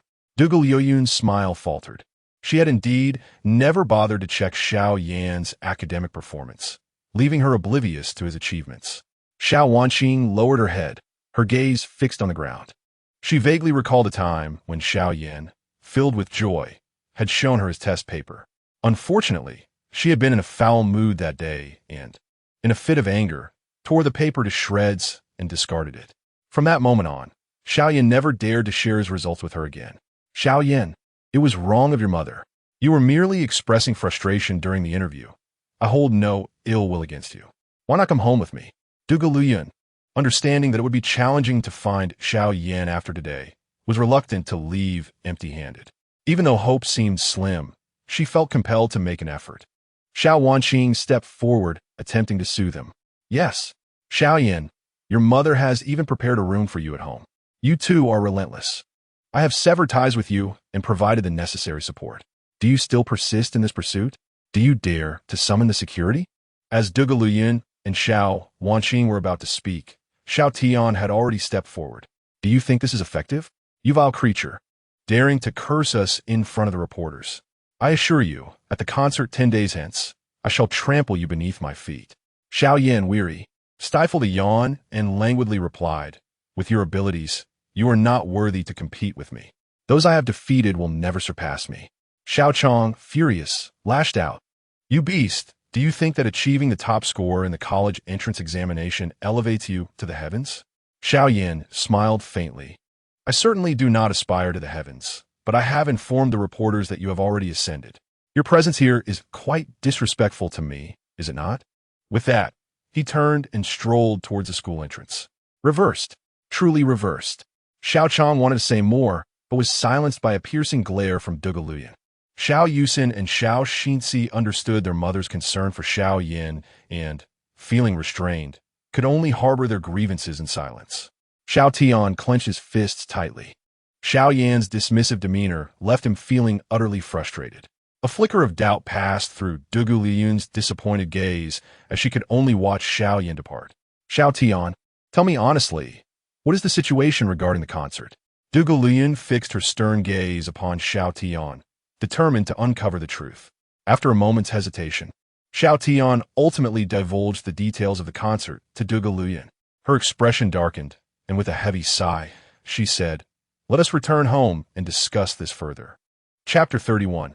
I offer you 10 million, and you have 1 million. I eat shit. Xiao Yan sat in a taxi on his way home. Upon arriving downstairs, he was taken aback to see a limited edition Lamborghini parked there. Such a sight was exceedingly rare in this vicinity, as it was far from the bustling heart of the capital. Who among those who could afford luxury cars would choose to reside in such a dilapidated apartment? With a sense of curiosity, Xiao Yan ascended the stairs. Upon reaching the 4th floor, he noticed that the iron door, which should have been closed, stood ajar. A frown creased his brow as he quickened his pace. Bali Pang Pang always made a point to close the door, and this unusual occurrence certainly hinted at trouble. Just as he approached the entrance, he heard Bali Huaisang's furious roar emanating from within. Wang Jialuan, you think you're something special with your petty cash? Don't even dream of having me save your life. Bai Li Huasang, don't push your luck. Upon entering the modest living room, Xiao Yan beheld a young man, approximately 25 or 26, lounging on the sofa with his legs crossed, glaring defiantly at Bai Li Huaisang. What is wrong with Bai Li Pang Pang? Xiao Yan sensed the malevolence in the air and decided to retrieve the 2 steel pipes he had previously stored away. You must be Xiao Yan. Wang Jialuan sneered upon noticing Xiao Yan's arrival, his demeanor unyielding.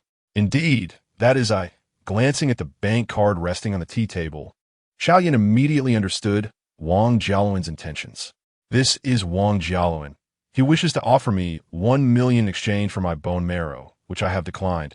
Bai Li Huaisang explained, his face taut with anger. Yu we are brothers, and I trust you wouldn't want to see your brother perish from leukemia, would you? Wang Jialuan's pallid face twisted into a grimace. Sensing that Bai Li Huaisang looked down upon his monetary offer, his tone softening slightly. Ha! How amusing. When you were thriving, why did you never come to seek out your brother? Having grown up in an orphanage, Bai Li Huaisang had witnessed the vicissitudes of human nature and was astutely perceptive. He saw through Wang Jialuan's feeble act in an instant. Gritting his teeth, Wang Jialuan replied earnestly, "If that is the case, then state your terms, and I will do my utmost to accommodate you." Bai Li Huaisang shook his head, a cold laugh escaping his lips. "If you were genuinely seeking my assistance, I would not hesitate to help. However, your first approach after all these years is to exploit me, and I cannot condone that. No matter what you say, I refuse to save you. Now leave." Bai Li Huaisang gestured toward the door, signaling for Wang Jialuan to depart. "Is it not all about the money for you? You speak so grandly. If you agree to donate your bone marrow, I will give you 10 million. Seeing that Bai Li Huaisang was impervious to both threats and entreaties, Wang Jialuan seethed with frustration, clenching his jaw and raising the stakes. He was convinced that no one could resist such a substantial sum. After all, the only reason one might withstand the lure of wealth was due to insufficient means. When Bai Li Huaisang heard the figure of 10 million, he stood there, momentarily stunned, his mind buzzing with the implications. He was reluctant to save the avaricious man before him, yet the allure of 10 million was undeniable with such wealth. Both he and Xiao Yan could escape the confines of their rented abode. They would no longer toil so hard. And, after all, donating a bit of marrow wouldn't lead to death. Wang Jialuan observed that Bai Li Huaisang seemed somewhat tempted, a slight smile betraying his thoughts. For he was aware that no one could remain unmoved by the prospect of money. Xiao Yan retrieved his phone, opened the stock trading app, and playfully smacked Bai Li Huaisang on the back of his head. Annoyed, he exclaimed, "Bai Li Fatty, do you think we lack funds? A mere pittance, and you're already swayed?" He thrust the stock app, displaying over 4 million in profits, before Bai Li Huaisang. "You pauper, do you even have the faintest idea of what 1 million looks like? I doubt you've ever seen 100,000. Wang Jialuan's eyes brimmed with disdain. He instinctively believed Xiao Yan was boasting. His parents had mentioned this person before, stating he was from the same orphanage as Bai Li Huaisang. Bai Li Huaisang's eyes widened like saucers as he swiftly snatched the phone from Xiao Yan, meticulously counting the digits on the screen. Finally, he managed to utter 2 words, "Impressive, prosperous." Xiao Yan, with a mocking smile, challenged, "Wang Jialuan, what would you do if I had several million?" "If you had 1 million, I would eat excrement in the restroom," Wang Jialuan retorted, dismissing the idea as mere fantasy. Bai Li Huaisang and Xiao Yan exchanged glances, their faces adorned with triumphant grins. "You, with your condescending gaze, better open your eyes wide," Bai Li Huaisang declared, directing the phone screen toward Wang Jialuan, his lips unable to suppress a smirk. Wang Jialuan, staring at the screen awash in red, instantly recognized it as a stock trading app. As he beheld the series of numbers, he was momentarily stunned. After counting carefully, he confirmed that it was not merely 1 million, but indeed over 4 million. "How is this possible? How could you possess such wealth?" Wang Jialuan's expression darkened, realizing that his earlier words had swiftly rebounded upon him. Bai Li Huaisang pointed towards the bathroom with a mischievous grin, boasting, "Wang Jialuan, the restroom is over there. If you find it inconvenient, I can provide you with chopsticks so you may enjoy it at your leisure, with no one to dispute your claim." Xiao Yan doubled over with laughter, surprised that Bai Li Fatty not only aimed to harm, but also to wound pride.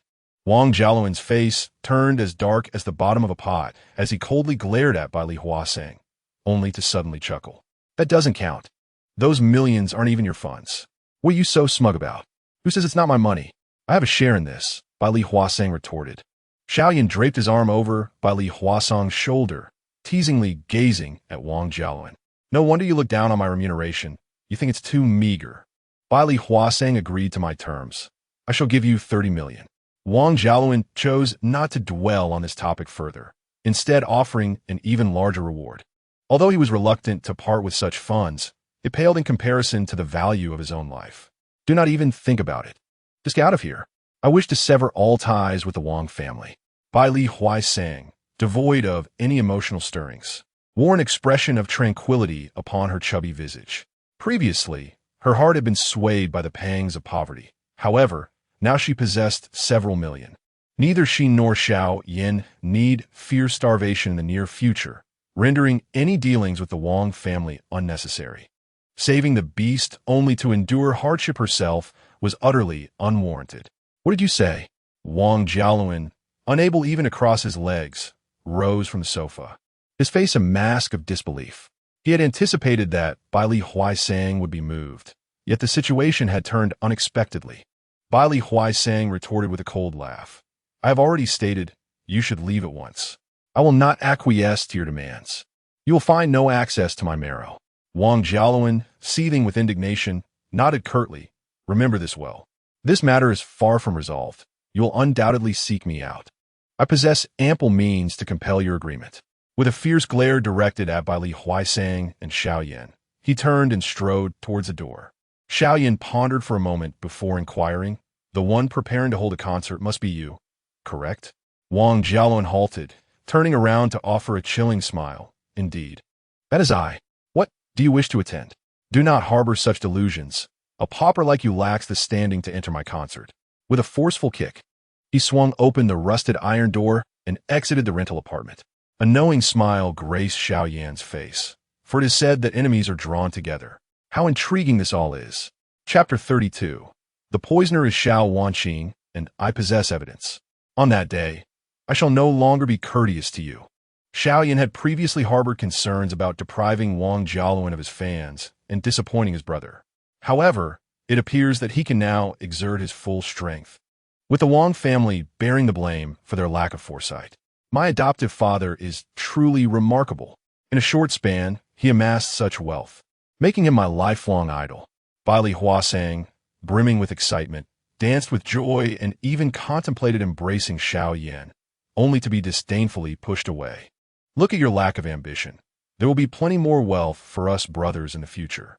Xiao Yan smiled confidently, completely dismissing the mere millions. "My adoptive father is formidable."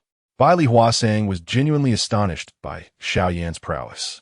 During the recent period, he had refrained from inquiring, and Xiao Yan had not revealed anything. He had even assumed that all the money had been lost. After chatting with Baili Huaisang for a while, Xiao Yan returned to his room. He posted a video on his Duel account, announcing that on August 6th at 3 p.m., he would unveil 2 new songs at the concert, titled Blue and White Porcelain and Sunny Day. Following the video release, Xiao Yan took out his music manuscript and began composing Blue and White Porcelain. Baili Fatty knew he could sing, but was unaware that he was a musical genius. This concert was an opportunity for Xiao Yan to seek vengeance against Baili Fatty. The moment Xiao Yan's video was published online, it instantly captivated numerous fans. No artist in the music industry had dared to attempt such a feat. Composing a single song was already a formidable challenge, let alone releasing 2 songs on the same day. As Xiao Yan immersed himself in composing Blue and White Porcelain, he remained oblivious to the fact that, as time progressed, all the fans online were in an uproar. When Dugaluyan returned to the Xiao family and opened the Duel platform, her eyes were immediately drawn to the trending topic, the musical genius to release 2 new songs at the same concert. Dugaluyan was taken aback. Although she had never composed music, she understood the time-consuming process of creating a song. It needed to be melodious and well-received by fans. Failure would undoubtedly lead to online backlash. This caused her to worry for Xiao Yan. What if the songs were not well-received?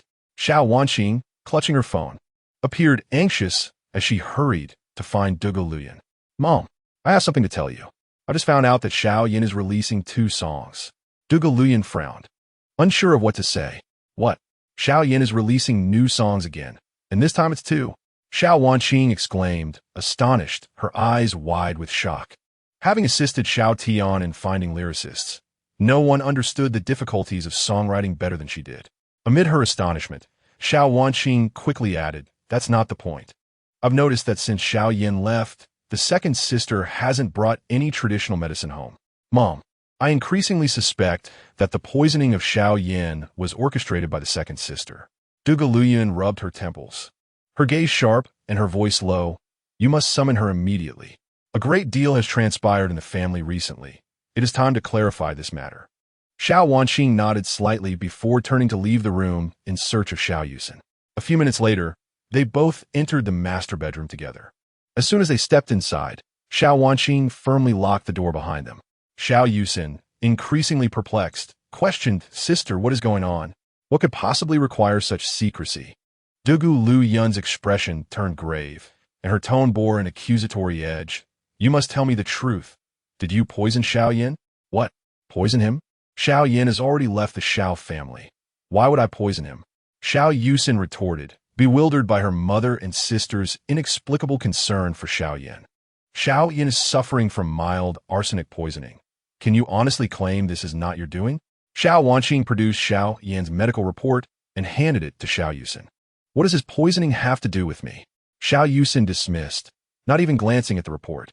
Seeing her daughter's indifferent demeanor, which felt colder than that of a stranger, Dugu Lu Yun's heart ached with profound disappointment. This was the result of over 20 years of her nurturing. And yet here was the fruit of her labor.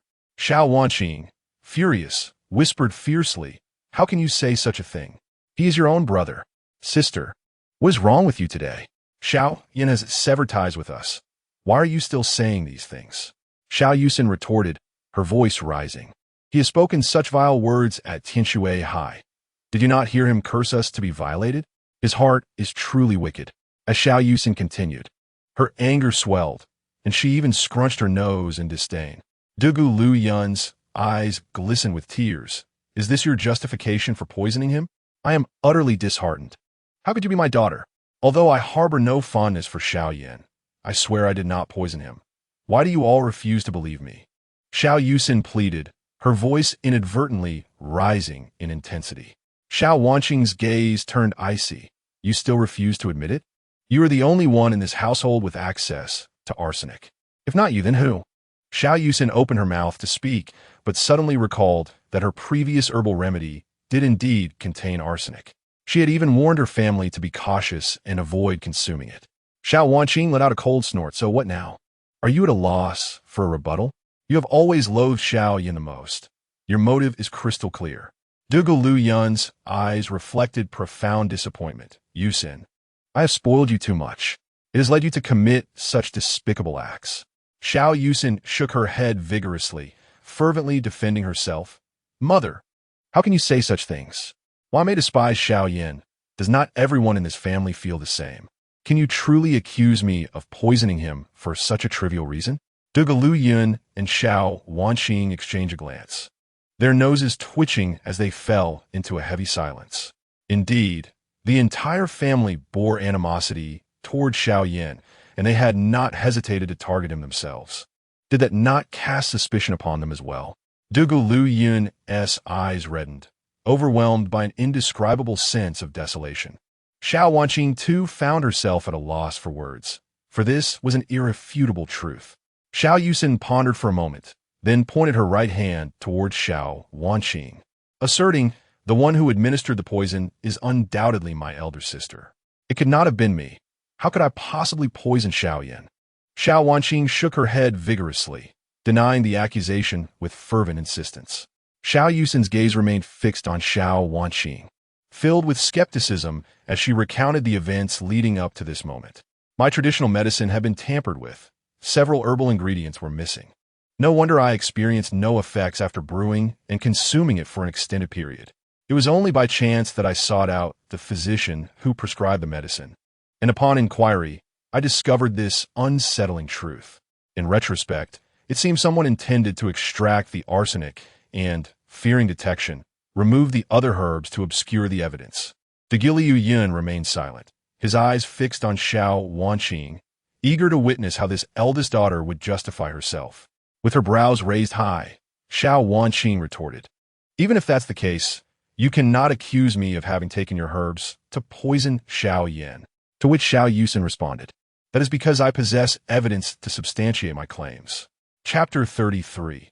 The enigmatic Le Zhongxian deliberately creates a sensation in the realm of shared bicycles. The wealthy do not feel inferior. Xiao Yusin appeared to have anticipated her sister Xiao Wanqing's words, pressing on with her inquiry. "Sister, I recall a time when you confided in me, expressing that you wish Xia Yan were not part of the Xia family. His existence seems to breed nothing but disdain. You voiced this in front of mother. Is this not true? Xiao Yusin approached Xiao Wanqing, her sparkling eyes unwavering. Xiao Wanqing bit her lip in contemplation before finally conceding. I did utter those words, but they were spoken in anger. I remember vividly when Xiao Yan carelessly discarded my designer handbag into the trash. As someone with a keen sense of cleanliness, I could not bear it.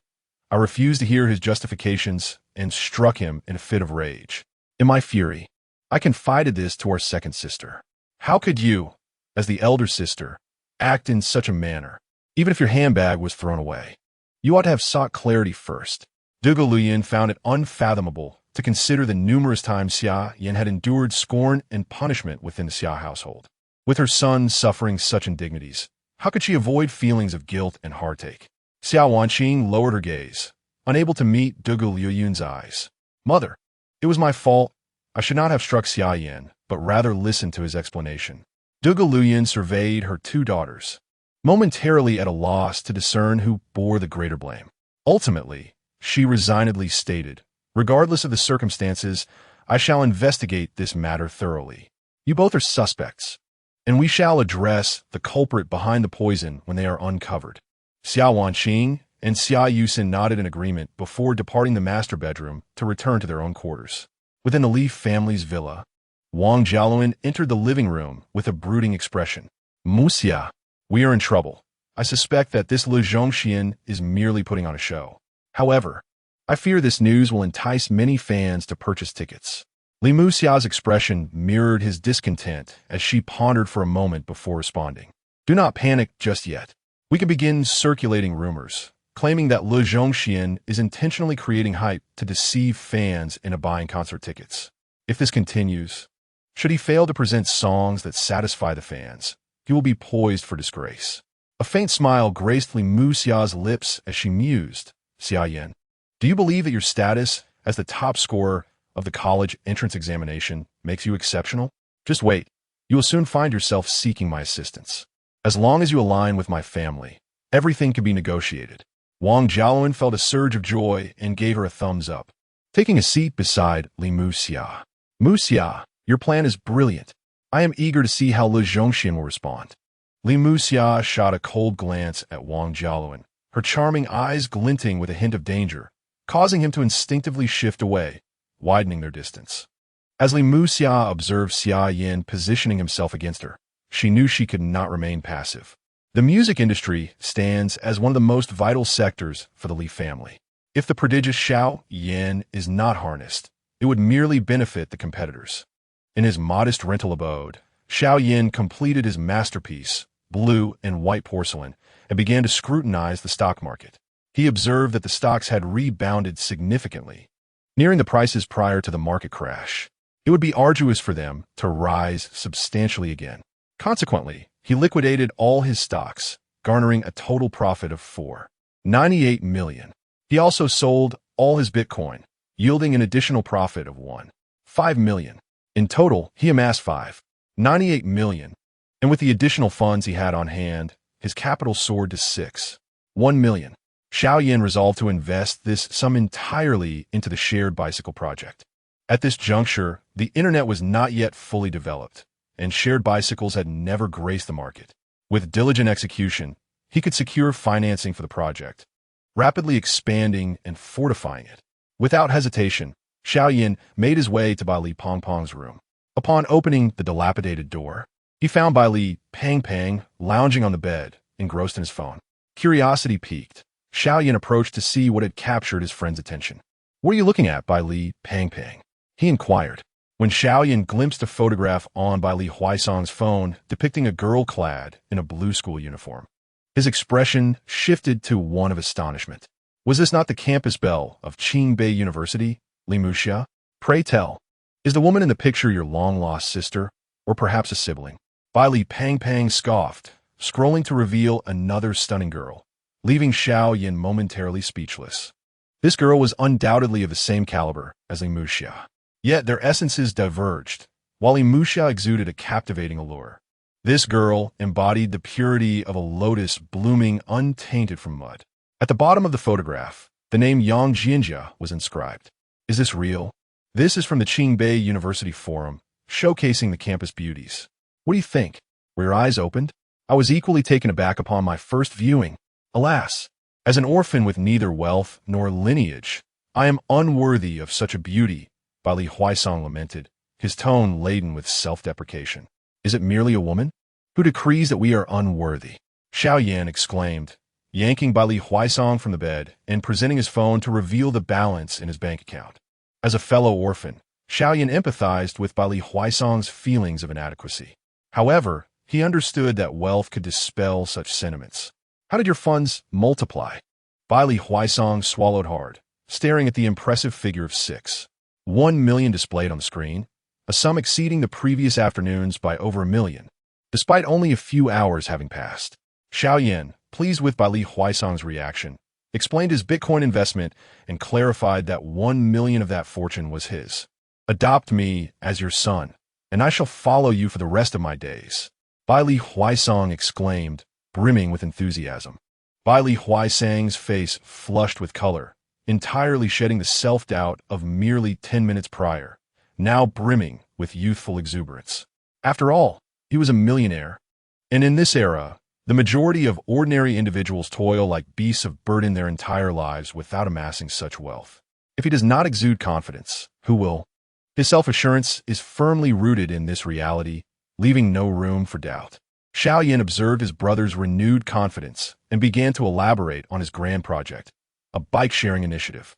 Without hesitation, Bai Li Huaisong entrusted all his funds to Xiao Yan, urging him to pursue the venture wholeheartedly.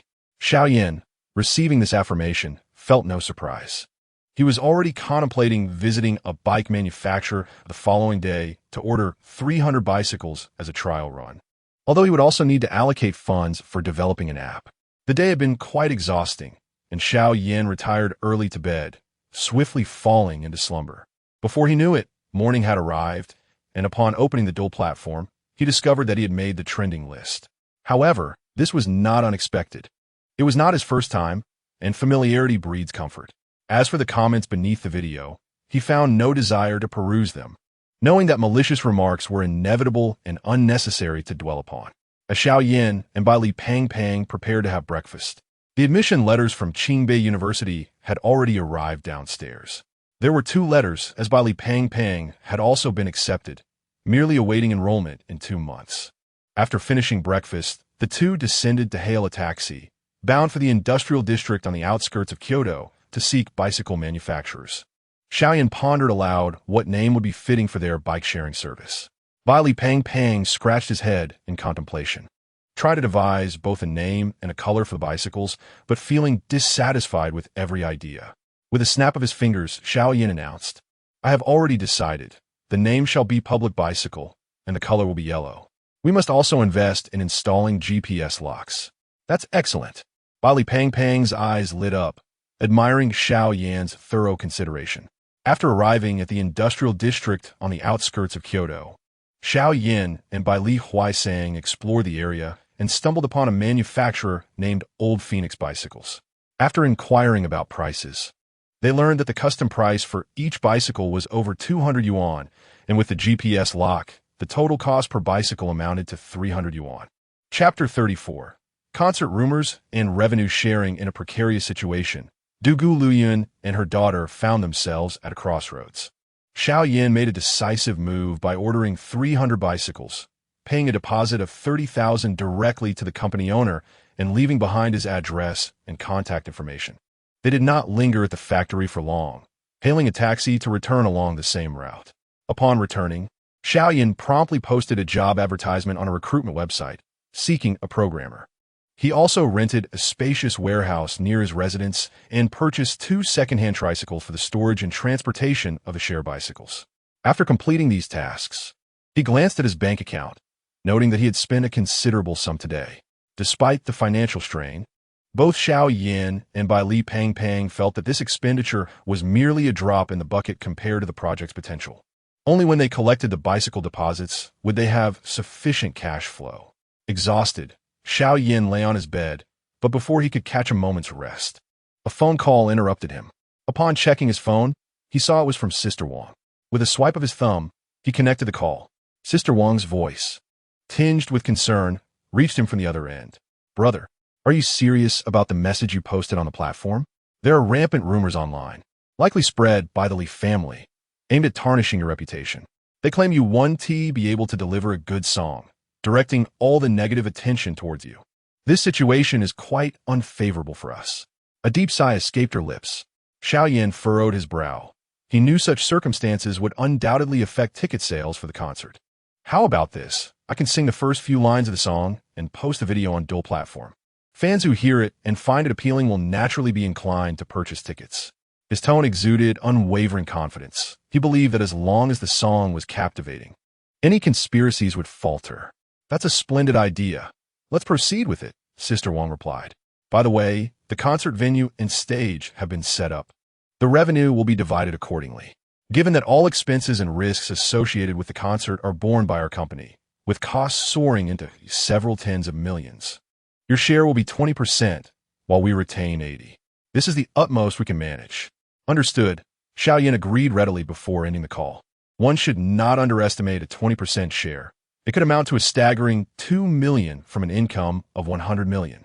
Should the venture incur losses, it would not affect him, as he bore no financial risk. His only obligation was to perform, akin to a wolf in sheep's clothing. While this was not an extravagantly large concert, the financial requirements were indeed substantial. Xiao Yan reviewed his follower count, noting it had reached just over 6 million. As the number of fans increased, so did the pace of growth, yet he remained content with this achievement. The following day, candidates began to approach him for the programming position. One individual, a young man nearing 30, caught his attention. Xiao Yan offered him 300,000 to develop the software, assuring him of long-term employment should the software meet his expectations. Today, 50 shared bicycles have arrived, while an additional 250 are still being manufactured over time.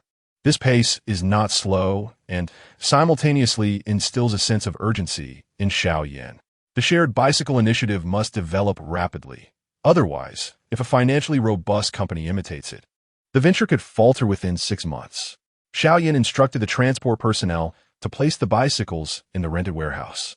On the same day, he posted a recruitment ad on job websites, seeking 5 employees for the task of transporting bicycles via tricycle, offering a monthly salary of 4,000. Why does Xiao Yan need to hire employees? Can't we manage it ourselves? Bai Li, with a mournful expression, lamented the rapid expenditure. The amount of money that seemed astronomical just a month ago now weighs heavily on his conscience.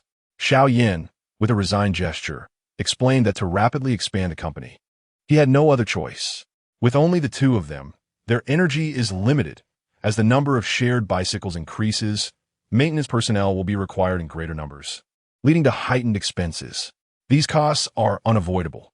Your task is to issue directives and manage all areas effectively. Unbeknownst to them, another day has passed, and preparations are nearly complete, awaiting the app's development and its launch on the application store. Xiao Yan recorded a video overnight, singing the lyrics from the song Sunny Day. The little yellow flower, since the year of its birth, has been drifting. The childhood swings sway in memory until now. He intended to perform Blue and White Porcelain only at the concert as a showstopper. When the Sunny Day video was released on the platform, all criticisms vanished overnight. By the following day, this video alone amassed 50 million views. The voices of doubt from fans dissipated, replaced by their eager anticipation. Early the next morning, Xiao Yan was taken aback by the bustling comment section.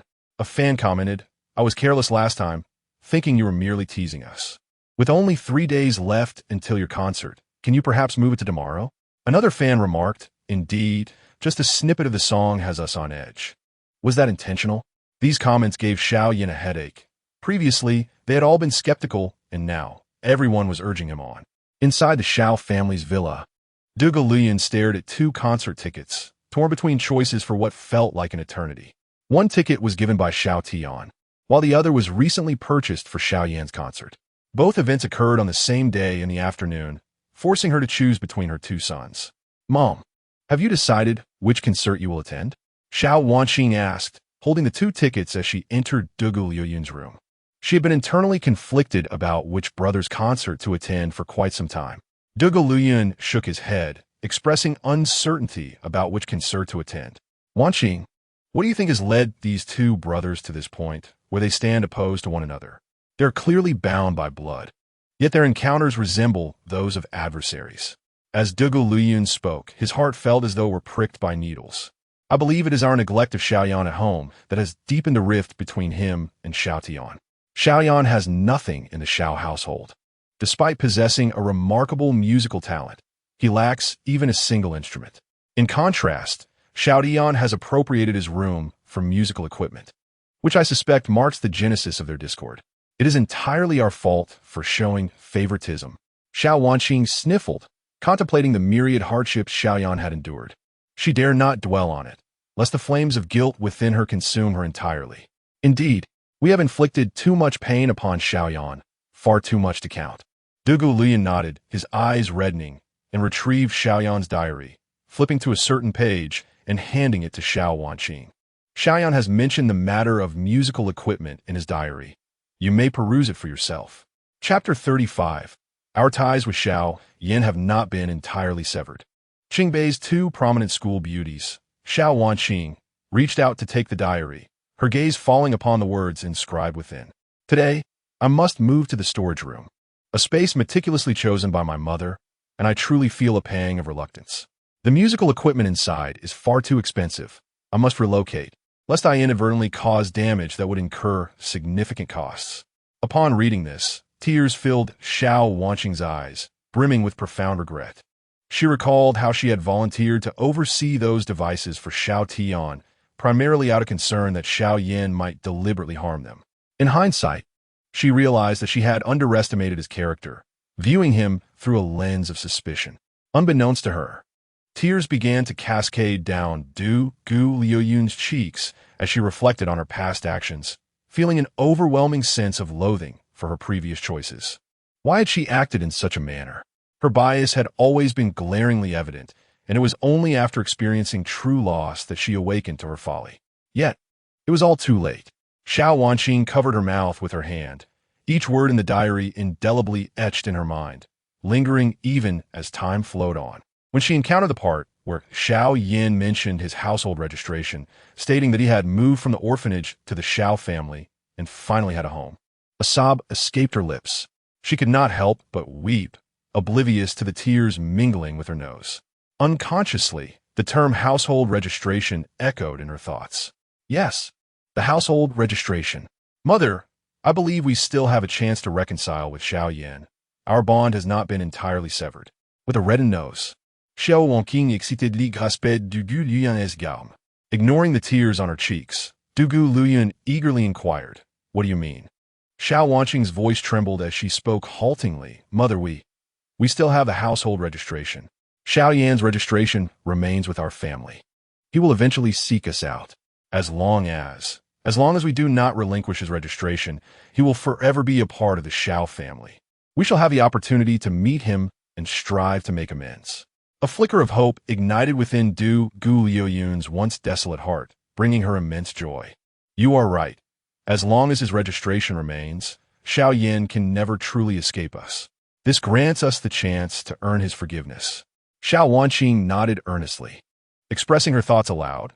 "Mother, I plan to attend Xiao Tian's concert for 10 minutes, and then I will go to Xiao Yan's concert. I owe him so much. I must do everything in my power to atone."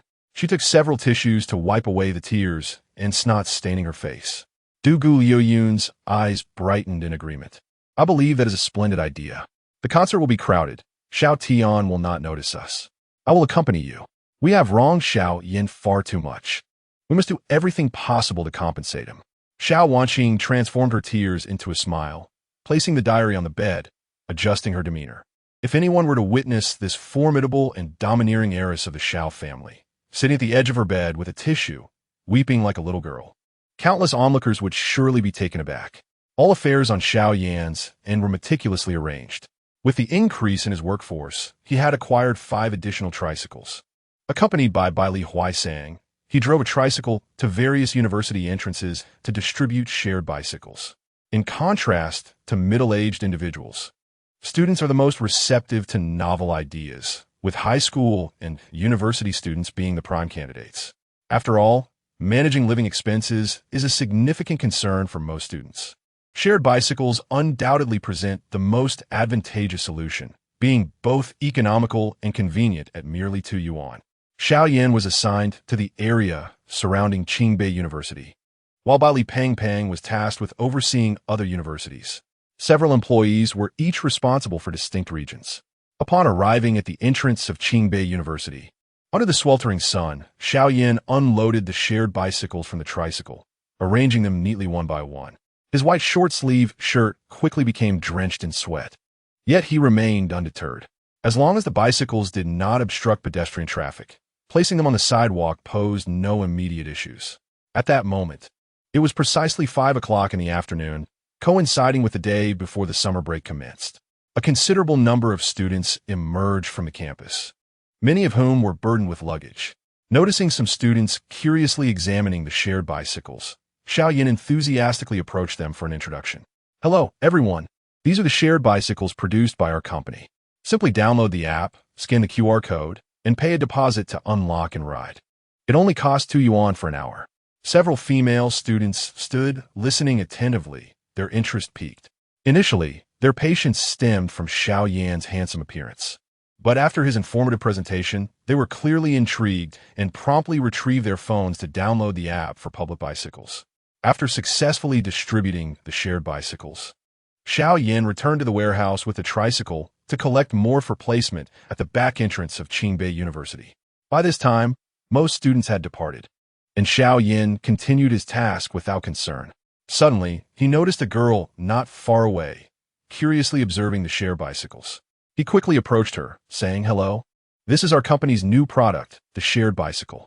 After a lengthy explanation, the girl in a sky-blue school uniform finally looked up and coldly replied, "I know." Before his eyes was a pure and radiant oval face, devoid of any blemishes, her skin glowing with a luminous whiteness.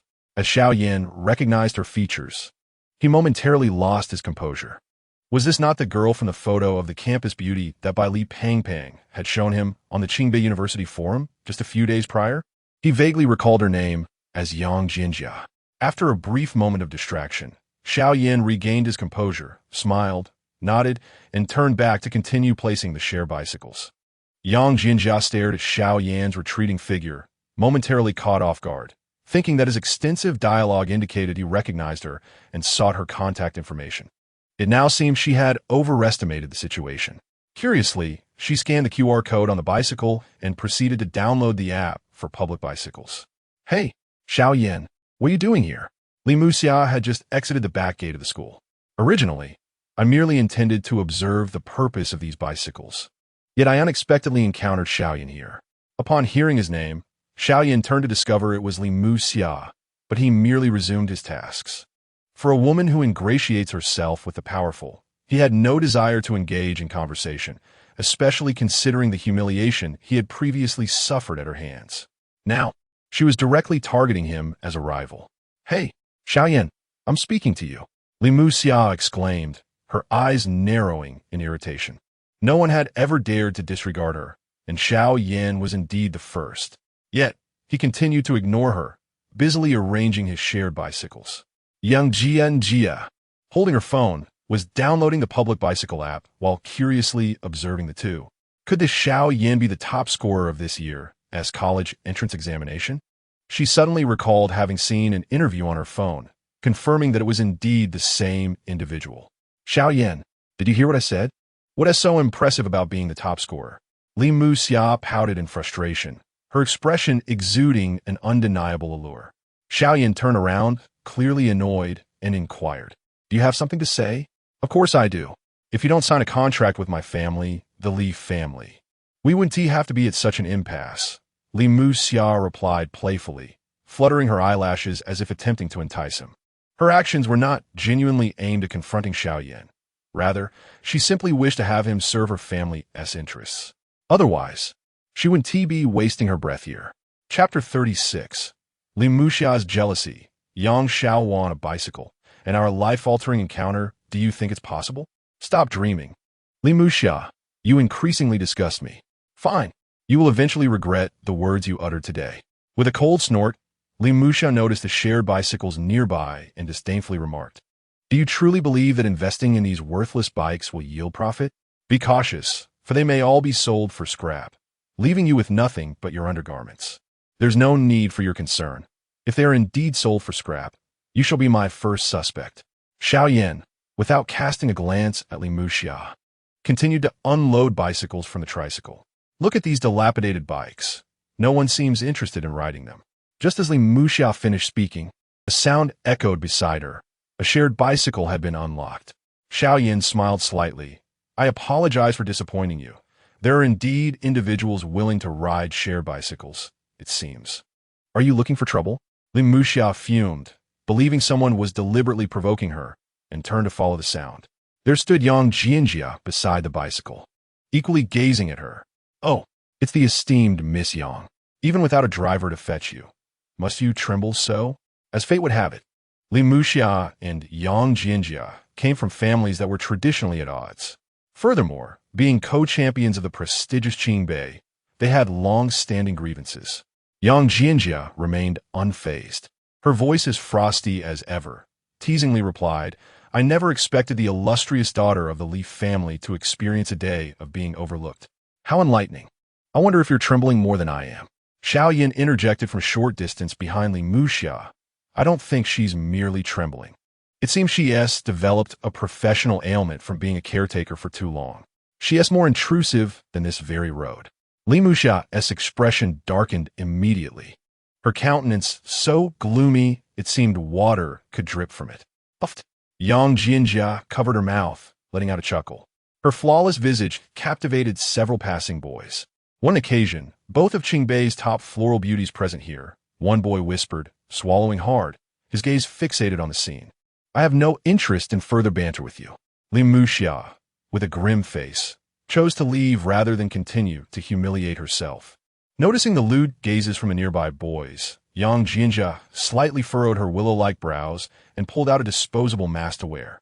In contrast to the boys' unsavory demeanor, Xiao Yan's earnestness in handling the bicycles set him apart. Yang Jianjia found herself curious about Xiao Yan's motives for deploying share bicycles. Unbeknownst to her, a faint, imperceptible fondness for this unique young man began to blossom within her. One reason was the way he distinguished himself in the presence of beautiful girls. More so, she felt he bore a striking resemblance to her favorite singer, Lu Zhongxian, especially in the timbre of his voice.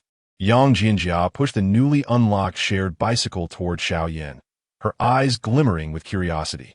"Aren't you afraid of theft with these bicycles? What is your business philosophy?" Xiao Yan placed the last bicycle carefully and offered a slight smile to Yang Jianjia. "All my bicycles are equipped with tracking devices, so even if they're stolen, they can be retrieved. Besides, we are in the capital city. The likelihood of such incidents occurring here is significantly lower than in smaller towns." After a moment's contemplation, Xiao Yan continued, "As for my business philosophy, it is to open my resources for communal sharing, providing convenience to others. Those who create value for society will naturally be rewarded." Yang Jianjia murmured softly, "That philosophy is indeed quite unique. I have never encountered anything like it. I must return now. I still have to deploy more bicycles later," Xiao Yan concluded, mounting his electric tricycle, turning the key to start it, and revving the throttle to depart. "I must admit, this is rather intriguing. A commendable philosophy," Yang Jianjia remarked, her curiosity deepening as she pedaled her bicycle toward home. In the distance, inside a pink Mercedes-Benz, Li Muxia sat watching Xiao Yan and Yang Jianjia engaged in cheerful conversation. Anger surged within her, causing her to smack the steering wheel, inadvertently honking the horn. Xiao Yan is clearly doing this on purpose. He must be seeking revenge for the humiliation I inflicted upon him in the past. She seethed. It seems I was too excessive before, but he has no right to treat me this way in front of another woman. Suddenly, Li Muxiao realized the absurdity of her fury. Am I developing feelings for Xiao Yan? She pondered. Impossible. How could I ever like him? Covering her cheeks with her hands, she felt a wave of heat, denying it verbally while Xiao Yan's image lingered in her mind. Nearby, a group of boys who had been fixated on Yang Jianjia set down their phones, and began discussing their findings. Did you manage to get any photos of the two campus beauties? I got some. I captured a shot of Yang Jianjia riding the shared bicycle. She looked stunning. Who is that man? He appears to be nothing more than a laborer, yet seems quite familiar with the two beauties. This is utterly unfair. How infuriating. Who is that man? Daring to speak to my goddess, Li Muxia, in such a manner? A dark-skinned boy exclaimed, brimming with jealousy. Why didn't you say anything earlier? What good does it do to complain now? Another chimed in. You're right. He must be someone significant, which is why he didn't dare stand up for Li Muxia. The dark-skinned boy fell silent, opening the school forum to upload all the photos they had taken. Unaware of the campus forum's happenings, Xiao Yan was returning to the warehouse, preparing to transport more shared bicycles to Qingbei University. With a month left until the holidays, there was still time to collect deposits for the bicycles. Bailey Huaisong and the other staff members were busily deploying shared bicycles around the university.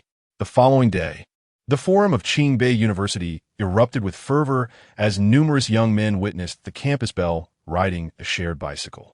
Each of them eagerly sought to imitate her, hoping to experience an unforgettable encounter along the way. To woo a beautiful, affluent woman and ascend to the pinnacle of life is the aspiration of every man. Upon learning of this incident, Xiao Yan promptly placed an order for 5,000 custom bicycles from the manufacturer. Only a man truly understands the desires of another man.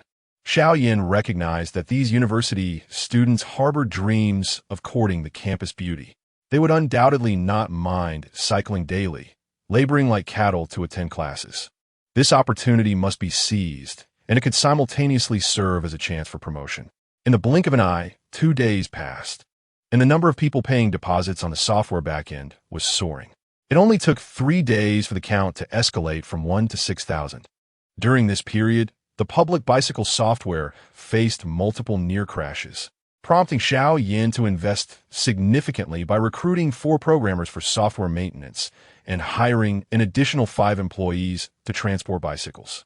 Within just 3 days, the total amount of deposits reached an impressive 800,000. He also registered a company named Public Bicycle Limited Liability Company. Adhering to the principle of spending wisely, Xiao Yan continued to personally transport bicycles, aiming to save wherever possible due to limited funds. This afternoon marked the time for the concert, and he needed to return early for preparations. Xiao Yan was currently stationed outside a hospital, unloading shared bicycles, when he glanced at the time on his phone. It was now 8 in the morning, and with the concert scheduled for 3 in the afternoon, he had ample time and was not overly anxious. In the distance, a modified bulletproof SUV harbored the enigmatic Dugu Qingbei in the passenger seat. He gazed intently at Xiao Yan, who was still occupied with unloading bicycles, his murky eyes revealing a complex mix of emotions. This is my great-grandson, as the eldest son of the Xiao family. He is engaged in the work of an ordinary person. It is truly a testament to Xiao Chongsheng's ineptitude. Dugu Qingbei had always looked down upon Xiao Chongsheng, and now he felt an even deeper disdain. Beside him, Dugu's son turned and inquired, "Adoptive father, would you like to go over by yourself, or should I accompany you?" Dugu Qingbei shook his head and replied, "No need. Though I am already 80 years old, no one in the nation dares to lay a hand on me." Chapter 37. The concert commences. Xiao Yan wiped the sweat from his brow, taking a few deep breaths as he prepared to unload this batch of bicycles before heading home. The concert was scheduled for the afternoon, and he needed to ensure he was well rested. Just then, an elderly voice broke through the air. "Child, what are you doing with these bicycles? Can you earn money from this?" Turning around, Xiao Yan saw an old man standing behind him, leaning on a cane, scrutinizing the neatly arranged shared bicycles. "Of course, it's profitable," Xiao Yan replied, noticing the thin, elongated scar on the man's face, which stretched from the outer corner of his left eye to the corner of his mouth on the right. He sensed that this elder had not been an ordinary person in his youth. "Child, how do you charge for these bicycles?" The old man, known as Dugu Qingbei, bent down to closely examine the positioning lock, appreciating the ingenuity of the design. It provided dual protection by allowing both location tracking and locking, making it quite a challenge to unlock. As Xiao Yan continued to move the bicycles, he explained to the elder, "Sir, You only need to pay a deposit of 299 yuan. It's just 2 yuan per hour. At your age, it might be better not to ride a bicycle. Huh. You young lad underestimate me. Dugu Qingbei chuckled heartily, further convinced of the project's viability. After placing the last bicycle, Xiao Yan smiled and clarified, it's not that. Riding a bicycle is quite the physical endeavor. It's faster to take a vehicle. Dugu Qingbei regarded Xiao Yan with a deeper gaze, feeling an increased fondness for this grandson he had never met. Child, your idea is quite innovative. I have a suggestion. Would you care to hear it? Without lingering on the topic of cycling, he dove straight into the matter at hand. Please, I am all ears, Xiao Yan responded, intrigued. Though the elder's attire was plain, his aura was unmistakable, and the scar on his face hinted at a life of experience. Dugu Qingbei articulated his thoughts. Your company has a deposit for the bicycles. Such a substantial cash flow must be utilized, invested in other industries to generate profit and rapidly expand. As long as the cash flow remains constant, your company will undoubtedly thrive. Sir, our thoughts align perfectly, Xiao Yan replied with a slight smile, regarding the elder with newfound respect. He possessed the memories of Earth and understood the trajectory of shared bicycles. Yet this man, lacking such knowledge, had discerned the future development direction in a short span of time, indicating his exceptional business acumen. Intrigued, Xiao Yan continued discussing various commercial matters with him. As their conversation deepened, he found himself increasingly astonished. The elder had a profound understanding of business, perhaps even surpassing his own. When Sister Wang called, Xiao Yan reluctantly bid farewell to the elderly man. He drove his tricycle back to the warehouse, having recently decided to utilize it as the company's office to save costs. It was certainly a far better arrangement than using the cluttered storeroom of the Xiao family. Upon returning to the warehouse, Xiao Yan entrusted all matters to Bai Li Pangpang, assuming the role of a hands-off manager. In recent days, Xiao Yan has discovered that Bai Li Fat possesses a talent for management that rivals even that of Xiao He. He learns quickly and organizes everything with remarkable precision. Thus, Xiao Yan has entrusted him with both trivial and significant matters. After providing a few instructions, he promptly hails a taxi to the concert venue. From Wang Jie, he has learned that Xiao Tian's concert is not far from theirs. While the former is held at the Bird's Nest, his concert takes place at the Temple of Earth. With a mere 15-minute taxi ride separating the two, Xiao Yan secretly scoffs at the Li family's decision, confident they will regret the proximity of their concert. As he travels to the Temple of Earth, he encounters numerous promotional posters for both Wang Jialuan and Li Zhongxian. However, as he approaches the venue, traffic congestion begins to impede his journey. With no other option, he disembarks mid-route, pays the fare, and walks the remainder of the way. After several minutes, he arrives outside his concert, where throngs of fans queue to enter, while many others, unable to secure tickets, linger outside, with some even climbing trees in hopes of catching a glimpse of the performance. The situation at Wang Jialuan's concert mirrors that of Xiao Yan's. Both venues are overflowing with attendees, though Xiao Yan's has fewer seats, leaving many fans standing at the entrance to listen. Unfazed by the allure of Wang Jialuan's concert, Xiao Yan heads backstage and immediately requests Wang Jie to prepare a disguise for him. He has no intention of revealing his identity, for doing so would jeopardize his investment in the bike-sharing venture. The prospect of a premature collapse in his entrepreneurial endeavors is unacceptable. Both Xiao Yan and Wang Jialuan initiate live streams in anticipation of the dual benefits of profit and promotion. The entire Xiao family occupies the front row of Wang Jialuan's concert, and had Xiao Tian not been a special guest, they would not have attended. Dugu Lu Yun turns to see Xiao Changsheng and his two daughters, her face adorned with a smile, yet an inexplicable ache lingers in her heart. Xiao Yan is also performing, and remarkably close by, but they remain oblivious to this fact. With a deep sigh, Dugu Lu Yun sits, as if her spirit has been lost. Noticing her demeanor, Xiao Changsheng inquires with concern, "My dear, what troubles you? Are you unwell?" In a fit of irritation, Dugu Lu Yun sharply pinches him at the waist. "You're the one unwell. Are you wishing for my early demise?" It must be acknowledged that when one perceives another unfavorably, every little detail becomes a point of contention, much like Xiao Yan's experiences within the Xiao family. Xiao Changsheng finds himself bewildered by her words. What does this have to do with me? My dear, you must not cast unfounded accusations. It's all your fault. You are to blame, Dugu Lu Yun retorts, not even glancing at him, her focus solely on the concert. She reflects on Xiao Changsheng's words, pondering how her husband cannot endure even this minor grievance. Xiao Yan, too, is a living, breathing individual with emotions. Does he not feel sorrow when wronged? Dugu Lu Yun cannot fathom the strength Xiao Yan has exhibited in enduring a year within the Xiao family, rife with hostility toward him. Xiao Wanqing fixed her gaze intently on the time displayed on her phone, contemplating when to make her way to Xiao Yan's concert. She and her family had attended Xiao Tian's concerts on numerous occasions. However, they had only heard Xiao Yan sing live once, on the day he severed ties with the Xiao family.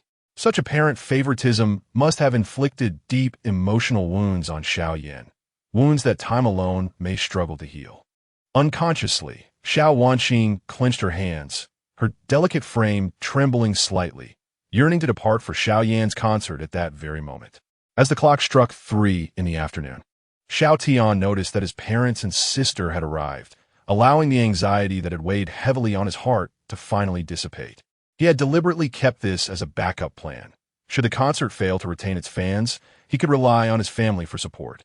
With the concert about to commence, Wang Jiaoluan, resplendent in his attire, took to the stage, microphone in hand, and addressed the audience.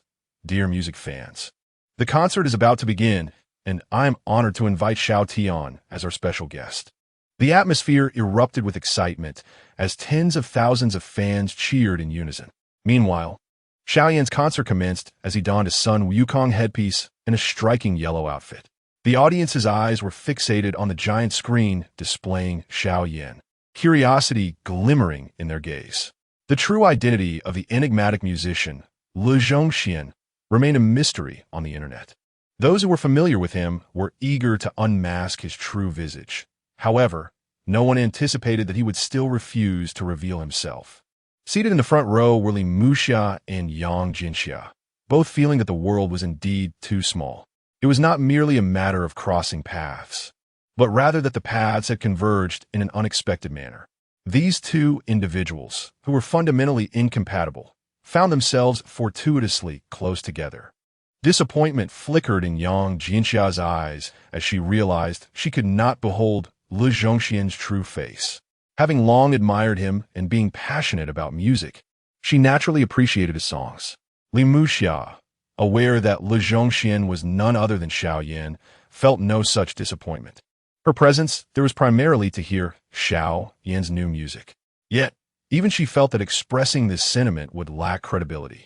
With a guitar slung across his chest and a microphone in hand, Xiao Yan addressed the audience. Hello, dear music fans. The first song we will perform is titled Sunny Day. Cheers erupted from the crowd of 50 to 60,000 fans, all spontaneously screaming in delight. Outside the venue, many fans without tickets perked up their ears, while some astute individuals had already climbed to the rooftops of nearby buildings, binoculars in hand, gazing down upon the concert. Though curiosity about Lu Zhongxian's true identity lingered, their primary aim remained to witness him sing. Chapter 38. The fans are almost gone. The business goddess, ruthless fans, the concert begins now. Xiao Yan signaled the staff to commence the accompaniment. The music of Clear Sky gradually resonated, igniting excitement among the fans, many of whom held their light sticks aloft. At Wang Jiaoluan's concert, numerous fans were not recording on their phones. Rather, they were engrossed in watching the live stream of Xiao Yan's performance. Curiosity buzzed among the crowd about what kind of song Clear Sky truly was, and they were eager to listen. Even Dugu Luyun and Xiao Wanqing were no exceptions, though their primary interest lay in observing Xiao Yan. On stage, neither Wang Jiaoluan nor Xiao Tian noticed this scene. They began to play the accompaniment, preparing to sing. Xiao Yan gazed at this familiar sight, her fingers dancing over the guitar strings, and a melodious voice emerged from her throat. The little yellow flower of the story has been drifting since the year of my birth. The childhood swing sways, echoing memories until now. As they listened to the lyrics of Clear Sky, excitement illuminated the faces of the fans, akin to the joy of solving a riddle. stirring their curiosity even more for the song Blue and White Porcelain, which evidently held a unique allure just by its name. In Li Muxia's eyes, only complexity remained as she bit her red lips, gazing at the boy on stage, a tinge of regret surfacing in her heart. Why did she once look down on him? The one she scorned had now become the center of attention. Was I truly mistaken? Can we ever return to the past? Yang Jinjia revealed a long-lost smile, her eyes narrowing as she absorbed the delightful melody and lyrics. Suddenly, she seemed to recall something and turned to Li Muxia, a smirk of derision gracing her lips. Isn't your Li family the one sponsoring Wang Jiaoluan's concert? What is this? You think Wang Jiaoluan sings poorly, so you opted to listen to a competitor's song instead? Li Muxia's expression darkened as she confronted Yang Jinjia's mocking gaze, her teeth clenched in frustration, hands instinctively tightening until her palms turned pale. Yang Jinjia had no time for banter with Li Muxia. Her focus remained on the enigmatic Le Zhongxian, a faint smile unconsciously curling her lips. Noticing Yang Jinjia's apparent enjoyment, Li Muxia understood that the other girl must hold a fondness for Le Zhongxian. Otherwise, with her aloof demeanor, she would hardly be present here. You must really adore Le Zhongxian, right? You probably have no idea what he looks like. Li Muxia's expression returned to normal, her tone laced with pride. How do you know? Yang Jinjia's willow-like brows arched slightly, her gaze scrutinizing Li Muxia. After a moment of observation, she sensed that this did not seem to be a fabrication. Li Muxia smirked, uttering a few words, I won't tell you. Yang Jinjia opted to continue watching the concert, dismissing Li Muxia. Time swiftly passed, and after 10 minutes at Wang Jiaoluan's Bird's Nest concert, Duge Luyuan and Xiao Wanqing exchanged a glance, rising to depart. What are you two doing? Xiao Changxing questioned, puzzled. Do you really need to go to the restroom together? Mind your own business. Don't speak carelessly. Duge Luyuan cast a fierce glare at Xiao Changsheng, grasping her daughter's hand as she departed. She was well aware that Xiao Changsheng would undoubtedly refuse to forego attending Xiao Tian's concert, and she found it unnecessary to waste her breath in persuasion. Xiao Changsheng, feeling quite awkward, chose to refrain from further embarrassing himself. Xiao Yusin and Xiao Xinzi, the two sisters, sensed something amiss but did not pursue them. They had only one brother, Xiao Tian. Why would they attend the concert of that ungrateful Xiao Yan? Xiao Tian, completely engrossed in his performance on stage, remained oblivious to the unfolding situation with his parents.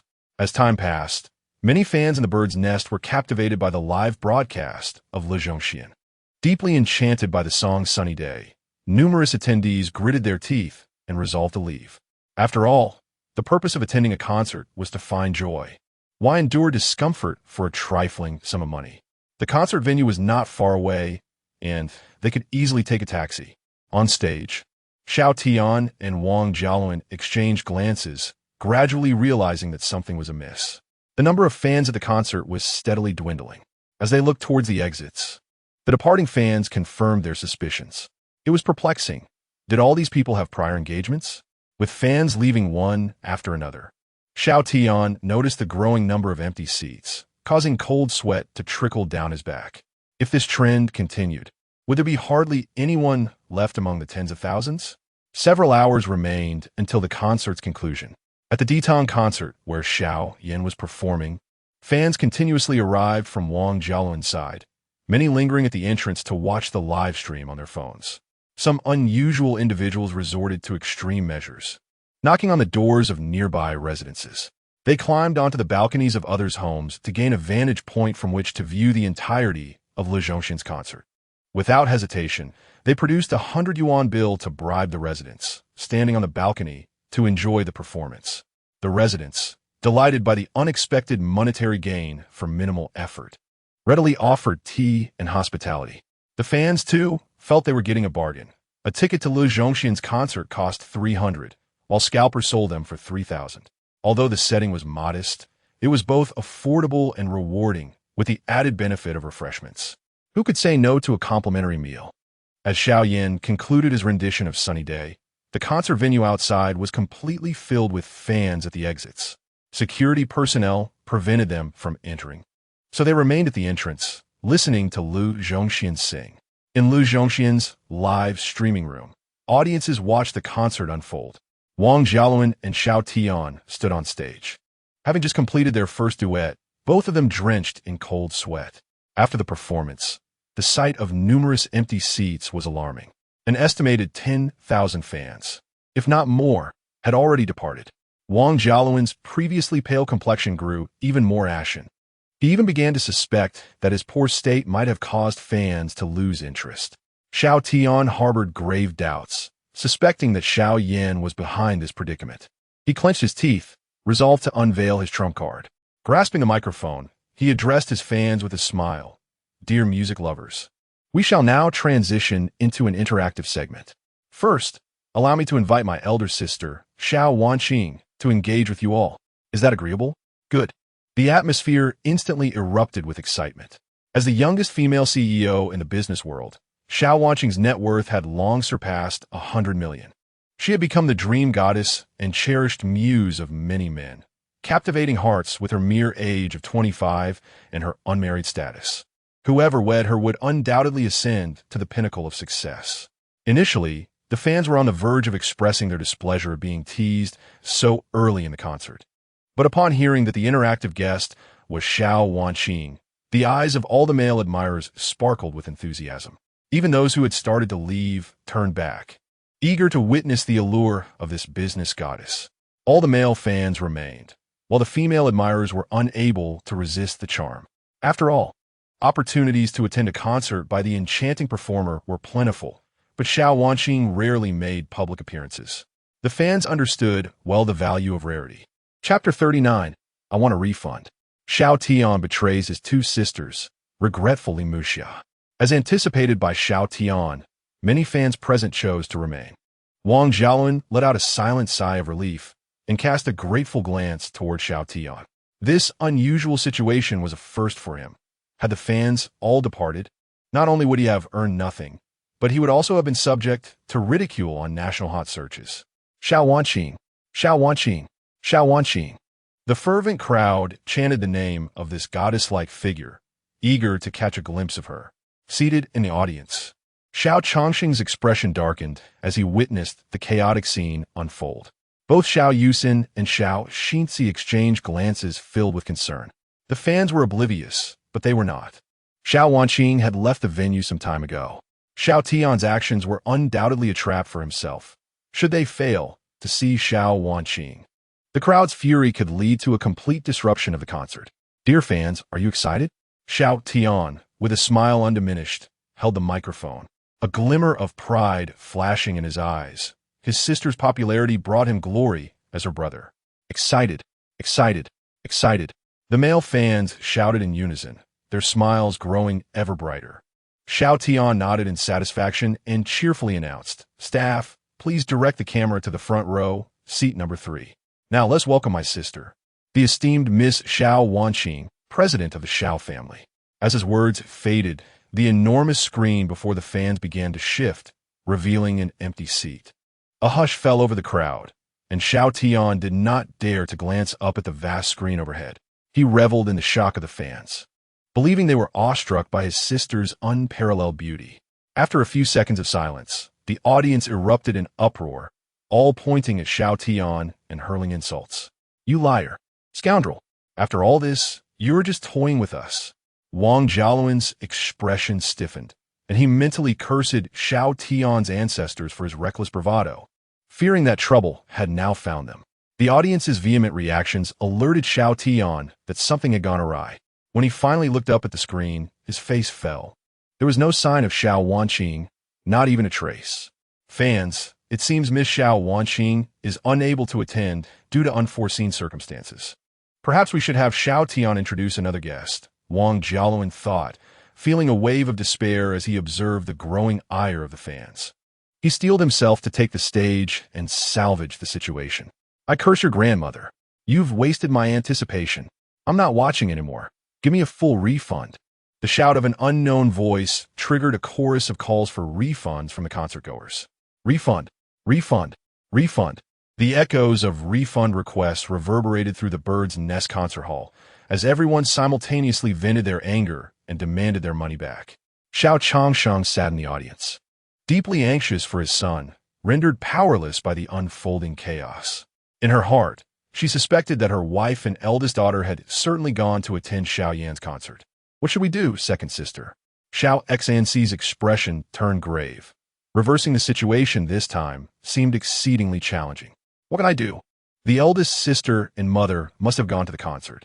"They are becoming increasingly biased," Xiao Yan lamented, always standing up for Xiao Tian, yet oblivious to how they had treated Xiao Yan in the past. Xiao Tian surveyed the frenzied crowd of fans, took a deep breath, and spoke. "Everyone, please calm down. My eldest sister may have had something to attend to, which is why she left the concert early."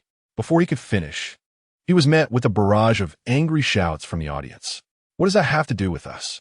If you can't deliver, then don't speak. Now I don't even have the tickets. What are you drawing?" The fans, disregarding all else, directed their ire at Xiao Tian, implicating the Xiao family in their grievances. Xiao Tian's face flushed with a mix of embarrassment and anger, yet he struggled to contain his fury. "Ladies and gentlemen, since my eldest sister is unavailable, let us invite my mother as the guest instead." The crowd fell into silence once more, only to erupt again in chants for refunds. Refund, refund, refund. Their interest in Xiao Wanqing stemmed solely from their desire for a shortcut in life.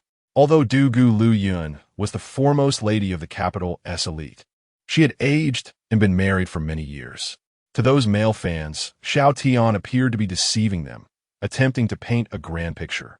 Once again, Xiao Tian faced a torrent of abuse, while Wang Jialuan's side seemed to garner less attention, almost as if ignored. "Dear fans, I have decided to feature my second and third sisters as the interactive guests this time." Xiao Tian internally apologized to his two sisters before announcing aloud. Finally, the fans quieted down, and the cries for refunds began to dissipate. Xiao Yan and Xiao Xinci exchanged glances, their expressions reflecting utmost discontent. As daughters of the Xiao family, they loathed being in the spotlight. The thought of being scrutinized by a throng of onlooking men was utterly unbearable. They felt as though every inch of their being was laid bare for all to see, a sensation they detested. In that moment, they felt manipulated by their most cherished brother. No wonder mother and eldest sister departed early. They must have known this was coming. Before Xiao Yan and Xiao Xinci could ponder further, the staff had already turned the cameras toward them. The screen shifted, revealing two stunningly beautiful girls. One possessed a cherubic face, while the other exuded a blend of innocence and a hint of playfulness, resembling celestial beings from a painting. The audience, regardless of gender, fell into a hushed silence. Thanks to Xiao Tian's sacrifice of his sisters, the situation finally began to stabilize. At the D-Tan concert, Xiao Wanqing and Du Gu Lu Yun sat in the front row, watching the boy on the screen. Both felt an unsettling sensation in their hearts. To them, the space felt overwhelmingly constricted. The Xiao family, with its formidable financial resources, found hosting a grand concert to be a trivial endeavor. As the eldest son of the Xiao family, Xiao Yan requires external investment even to host a concert. This incessantly mocks the incompetence of the Xiao family. After performing 7 Mile Fragrance, Xiao Yan addressed his fans. "Next, I will sing Blue and White Porcelain." Cheers erupted from the crowd as the gentle accompaniment of Blue and White Porcelain began to play. The melody, imbued with an ancient charm, captivated every fan present. The plain canvas outlines the delicate strokes of blue and white, while the peony depicted on the vase mirrors your initial beauty. The scent of sandalwood wafts through the window, revealing my innermost thoughts. The brush pauses halfway on the rice paper. Yang Jinjia gazed at Xiao Yan on stage, her heart swelling with an insatiable curiosity about this individual. "Someday, I shall discover what you truly look like." In her hand, Li Muxia streamed Wang Jialuan's live performance. Her ears filled with the strains of blue and white porcelain, her delicate face paling slightly. It appeared that Wang Jialuan's concert was on the verge of disaster, and this predicament was closely tied to Xiao Yan's presence. She was not particularly concerned about the money. Over 100 million would only cause her a moment's discomfort, not enough to disrupt her appetite. To the Li family, such a sum was but a trifling matter, inconsequential. What truly troubled her was Xiao Yan. whose astonishing talent in every song left her in awe. What an enigma he was. The greater his displayed talent and potential, the more she loathed herself for having misjudged him. Assisting Xiao Tian in humiliating Xiao Yan, only to later invite Xiao Tian as a special guest for Wang Jialuan's concert, only deepened the rift between her and Xiao Yan. Each time she pondered this, Li Muxiao wished fervently to slap herself. The prospect of becoming friends with Xiao Yan seemed increasingly bleak. Chapter 40. Forced overtime. Xiao Tian endured a beating. The concert concluded, yielding the profound sentiment of waiting for someone amidst the misty blue haze of rain. As the smoke gracefully ascended, separated by thousands of miles across the river, the elegant script of Han characters inscribed at the bottom of the bottle served as a prelude to our fateful encounter. As Xiao Yan sang these lines, the fervor of his fans surged, captivating not only his own audience, but also drawing in the supporters of Wang Jialuan and Xiao Tian, who were equally enthralled. The fans, comparing the performances of both concerts, unanimously deemed the renditions by Wang Jialuan and Xiao Tian to be lacking. Consequently, female fans began to depart in droves towards the concert of Le Zhongxian. The number of Xiao Tian's audience plummeted from over 100,000 to merely 70 or 80,000, and the exodus continued to accelerate. At the entrance of Xiao Yan's concert, the street was congested, rendering entry and exit impossible. Amidst the crowd, Xiao Wanqing whispered, "The misty blue haze awaits the rain, while I await you." This poignant lyric brimmed with longing for a certain individual. "Mom, do you think Xiao Yan misses us, his family?" Unbeknownst to her, tears streamed down her cheeks, her eyes reddened and glistening as she remained fixated on the indistinct figure of Xiao Yan on stage. Dugu Luyun silently nodded, her voice trembling as she choked out, "The smoke rises gracefully, separated by thousands of miles." Xiao Yan understood the chasm that lay between them, akin to a river dividing their hearts. It was perhaps this very understanding that inspired him to compose such a heartfelt song, possibly having crafted it long before during his time with the Xiao family. Dugu Luyun, overwhelmed with anguish, closed her eyes tightly, her breaths becoming increasingly labored, her heart aching as if it might cease to beat at any moment. Each word of the song felt like a stone, weighing heavily upon her shoulders. With every lyric sung, she sensed an unrelenting pressure, a manifestation of the suffering her son endured. Dugu Luyun felt both guilt and heartache for Xiao Yan. The surrounding fans observed the peculiar state of Dugu Luyun and her daughter, sensing an oddity in their emotional response to a single song. To weep so profoundly over a melody seemed excessively sentimental. As Xiao Yan concluded his rendition of Qinghua Ci, the viewership in the live stream surged to an astounding 700,000. Despite Xiao Tian's collaboration, Wang Jialuan's concert was mercilessly overshadowed, leaving the seats largely vacant. The distant sun began its descent, and as the light faded, nightfall quietly enveloped the scene. With the clock striking 6, Xiao Yan's breaths grew heavier, his eyelids drooping. Fatigue etched across his face. After 3 hours of performance, he felt the fiery heat in his throat, as if flames were igniting within. Dear fans, the time has come. The concert has officially concluded. Not yet. As soon as Xiao Yan uttered these words, discontent rippled through the audience. They raised their light boards high, clamoring for more. "I must finish now. The time is up." Xiao Yan felt at a loss for words. Could they not wait for the next occasion? Even in a world where music may lag, he did not wish to endure such relentless demands. "Qinghua Ci, Qing Tian, Qi Li Xiang, waiting for you after class." The fans continued to persist, vociferously calling out their beloved songs. Xiao Yan could only inwardly lament that earning money was arduous and unpleasant. He then picked up his guitar and began to sing 7 Mile Fragrance. At the concert featuring Xiao Tian and Wang Jialuan, the audience had dwindled significantly, from over 100,000 to barely a few thousand, had it not been for the presence of the 2 young ladies from the Xiao family. Even this small crowd might have dispersed. With no choice left, they hastily concluded the concert as the time ran out.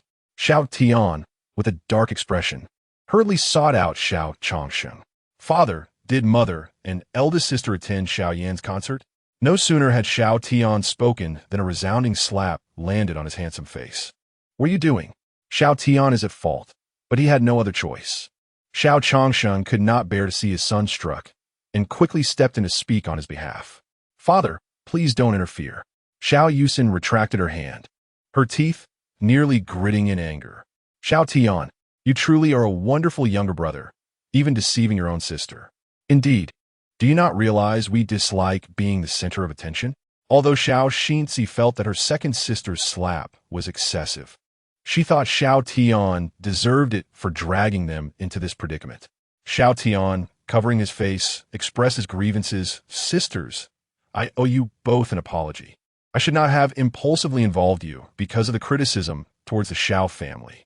His sincerity and helplessness were evident, softening the hearts of Xiao Yusin and Xiao Xinzi, dissipating their anger significantly. Yusin and Xinzi let this go. Xiao Tian has admitted his mistake. Besides, he was considering our family's reputation. Moreover, all of this chaos was instigated by Xiao Yan. Had it not been for this rebellious son, Xiao Tian's concert would not have ended up in such disarray. Xiao Changsheng paid little heed to his son's faults, instead defending him. "Father is right. It was Xiao Yan who deliberately opposed Xiao Tian without any regard for his own brother. This time, sister forgives you, but there must not be a next time, understood?" Xiao Xinzi's expression softened as she affectionately ruffled Xiao Tian's hair. Observing Xiao Tian's remorseful demeanor, Xiao Yusin stepped forward, gently sighing, "I should not have struck you earlier." "Are you all right, Xiao Tian?" "I am fine. It is entirely my fault." By 7:30 in the evening, Xiao Yan finally concluded the concert, having worked an additional hour and a half. He felt like crying without tears. The songs were too popular, and he was utterly exhausted. However, the live stream on Dual platform had yielded a substantial profit, with viewers gifting over 1 million in tokens. Upon exiting the concert hall, Xiao Yan noticed that many fans were still lingering, taking advantage of the moment. His heart ached. It seemed future concerts would require a much larger venue, or else they would end up like today. Even when people were willing to pay, he had no means to collect, forced to watch helplessly. Immediately after the concert, Xiao Yan called Sister Wang. "Sister Wang, how much profit did the concert yield?" Including ticket sales, advertisements, and various ancillary revenues, the total amassed over 50 million. "According to the contract, your share amounts to 10 million, and after deducting the government-mandated income tax, you will still retain over 9 million. Had the concert venue not been limited in capacity, the earnings would likely have soared even higher." Sister Wang's tone was laced with regret. After all, these are genuine profits, and it would be disingenuous not to feel a pang of loss. Upon hearing that he would receive 10 million, Xiao Yan could not suppress a gasp. This outcome far exceeded his expectations. Originally, the investment for this concert had not surpassed 100 million, and to earn such a sum had already eclipsed the majority of artists. Upon returning to his rented apartment, Bai Li, plump and jovial, greeted Xiao Yan with an unmistakable smile. "Brother, where have you been today? Do you realize our company nearly faced a major crisis? Fortunately, I, your loyal guardian, was here to avert disaster." Bai Li raised an eyebrow at Xiao Yan, exuding an air of superiority as if to say, "Without me, you would be in dire straits." Xiao Yan, weary, stifled a yawn and blinked, inquiring, "But weren't there only 2 concerts today? What could possibly go wrong?" Bai Li radurta impatiently. "How can you even ask? Today, fans flocked from all corners of the nation, resulting in an overwhelming number of shared bicycles being rented. Our back-end user count skyrocketed to 300,000. Thankfully, we upgraded the software beforehand. Otherwise, it would have surely collapsed." Xiao Yan felt a wave of trepidation wash over him. While an increase in users is undoubtedly positive, a system crash would spell disaster. "Bai Li, I'm fortunate to have such a capable son like you. Otherwise, I would have encountered significant troubles." "Enough," Bai Li replied, languishing on the sofa, his energy depleted as if he were taking in more air than he expelled. "I'm utterly exhausted today. You must accompany me to the concert tomorrow to manage the bicycles." "Absolutely," Xiao Yan affirmed, before retreating to his room, collapsing onto his bed without even taking the time to shower. Chapter 41. Xiao Changxing's beating and Xiao Tian's interrogation. Duga Luyan and Xiao Wanqing drove back from the Zongxian concert to the Xiao residence. It was already 11 at night, and Xiao Changsheng sat anxiously in the living room. Why had they not returned yet? Was something amiss? Just as he was consumed by worry, the front door swung open, and Dugaluyun and Xiao Wanqing entered. Upon seeing his wife and daughter return, he felt a wave of relief wash over him. However, noticing their red and swollen eyes, Xiao Changsheng's temper flared, prompting him to rise from the sofa. "Did you both cry? Is it because of that ungrateful son, Xiao Yan?" he exclaimed, infuriated by the thought of his son's misdeeds. Before he could finish his tirade, Dugaluyun approached and delivered a resounding slap across his face. The impact left Xiao Changsheng stunned, his ear ringing as he stood there bewildered. "Wife, what are you doing? I was only concerned about you," he protested. Dugaluyun, with a stern expression, retorted, "You care about me? What about Xiao Yan? Who is looking after him? Do you have any idea how heartbroken he is? You only know how to shift the blame onto him." Reflecting on her son, Dugaluyun felt the injustice of his constant scapegoating. Who could endure such treatment? It was no wonder he wanted to run away from home. Xiao Wanqing shook her head in disappointment. "Dad, how can you say that? You blame everything on Xiao Yan. It is profoundly unfair to him. It's a miracle he hasn't left yet." At a loss for words, Xiao Changsheng attempted to defend himself. "Am I not concerned for you both? I can guess you went to Xiao Yan's concert. Do you know the crisis that arose from your departure? Xiao Tian is your brother, and your actions nearly put him in a difficult position." Before he could finish his statement, another sharp slap met his face from Dugaluyun. "Don't think I am unaware. You are clearly biased. You refused to attend Xiao Yan's concert and won't allow Wanqing to go either. What are your intentions? Is this how a father behaves?" Dugaluyun's voice grew louder, culminating in a fierce shout, her eyes burning with fury. Having endured 2 slaps, Xiao Changsheng found himself questioning his existence, filled with indignation yet silent. He was reluctant to provoke further conflict, especially in front of his daughter. If it had been anyone else, he would have retaliated fiercely. Yet, he was powerless against the woman he loved. "I had too much faith in your deceitful words," which led to Xiao Yan being wronged countless times in our home. He suffers greatly in the Xiao household, with all his grievances expressed only through song. Dugaluyun paused, her eyes fixed on Xiao Changsheng with resentment, declaring, "From this moment on, I shall never believe you again." With that final statement, Dugaluyun took Xiao Wanqing by the hand and walked away without looking back. What had transpired? This entire situation must undoubtedly be tied to Xiao Yan, that ungrateful son. Xiao Changsheng felt a sharp pain on his face, a surge of anger bubbling within him with no outlet for release. He failed to recognize his own bias and instead placed the blame entirely on Xiao Yan, believing him to be the cause of Dugaluyun's drastic change in temperament. 20 minutes later, exhausted both mentally and physically, Xiao Tian returned to the Xiao family estate and noticed his father's gloomy demeanor. Puzzled, he inquired, "Dad, what troubles you? Oh, why is your left cheek a bit red? Is it an allergic reaction?" Xiao Tian, perceptive as ever, noted his father's unusual appearance, resembling someone who had been struck, though he did not entertain that notion. As the head of the Xiao family, he could command respect in Kyoto, especially with a father-in-law of similar stature. Cough. It must have been a mosquito bite.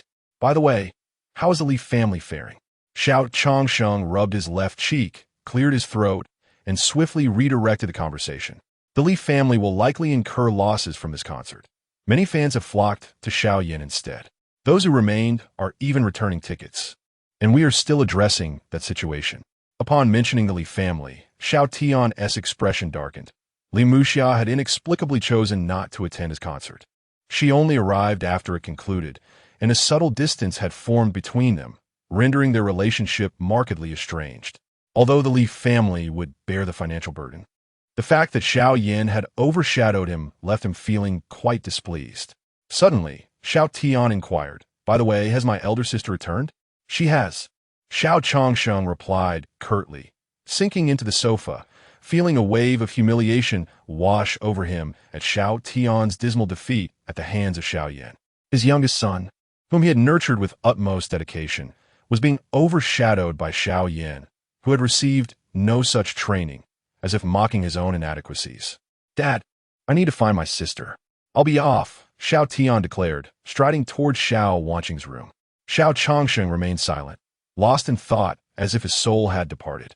Sitting on the sofa, in contemplation, Xiao Wanqing lay on her bed, her gaze fixed vacantly on the ceiling.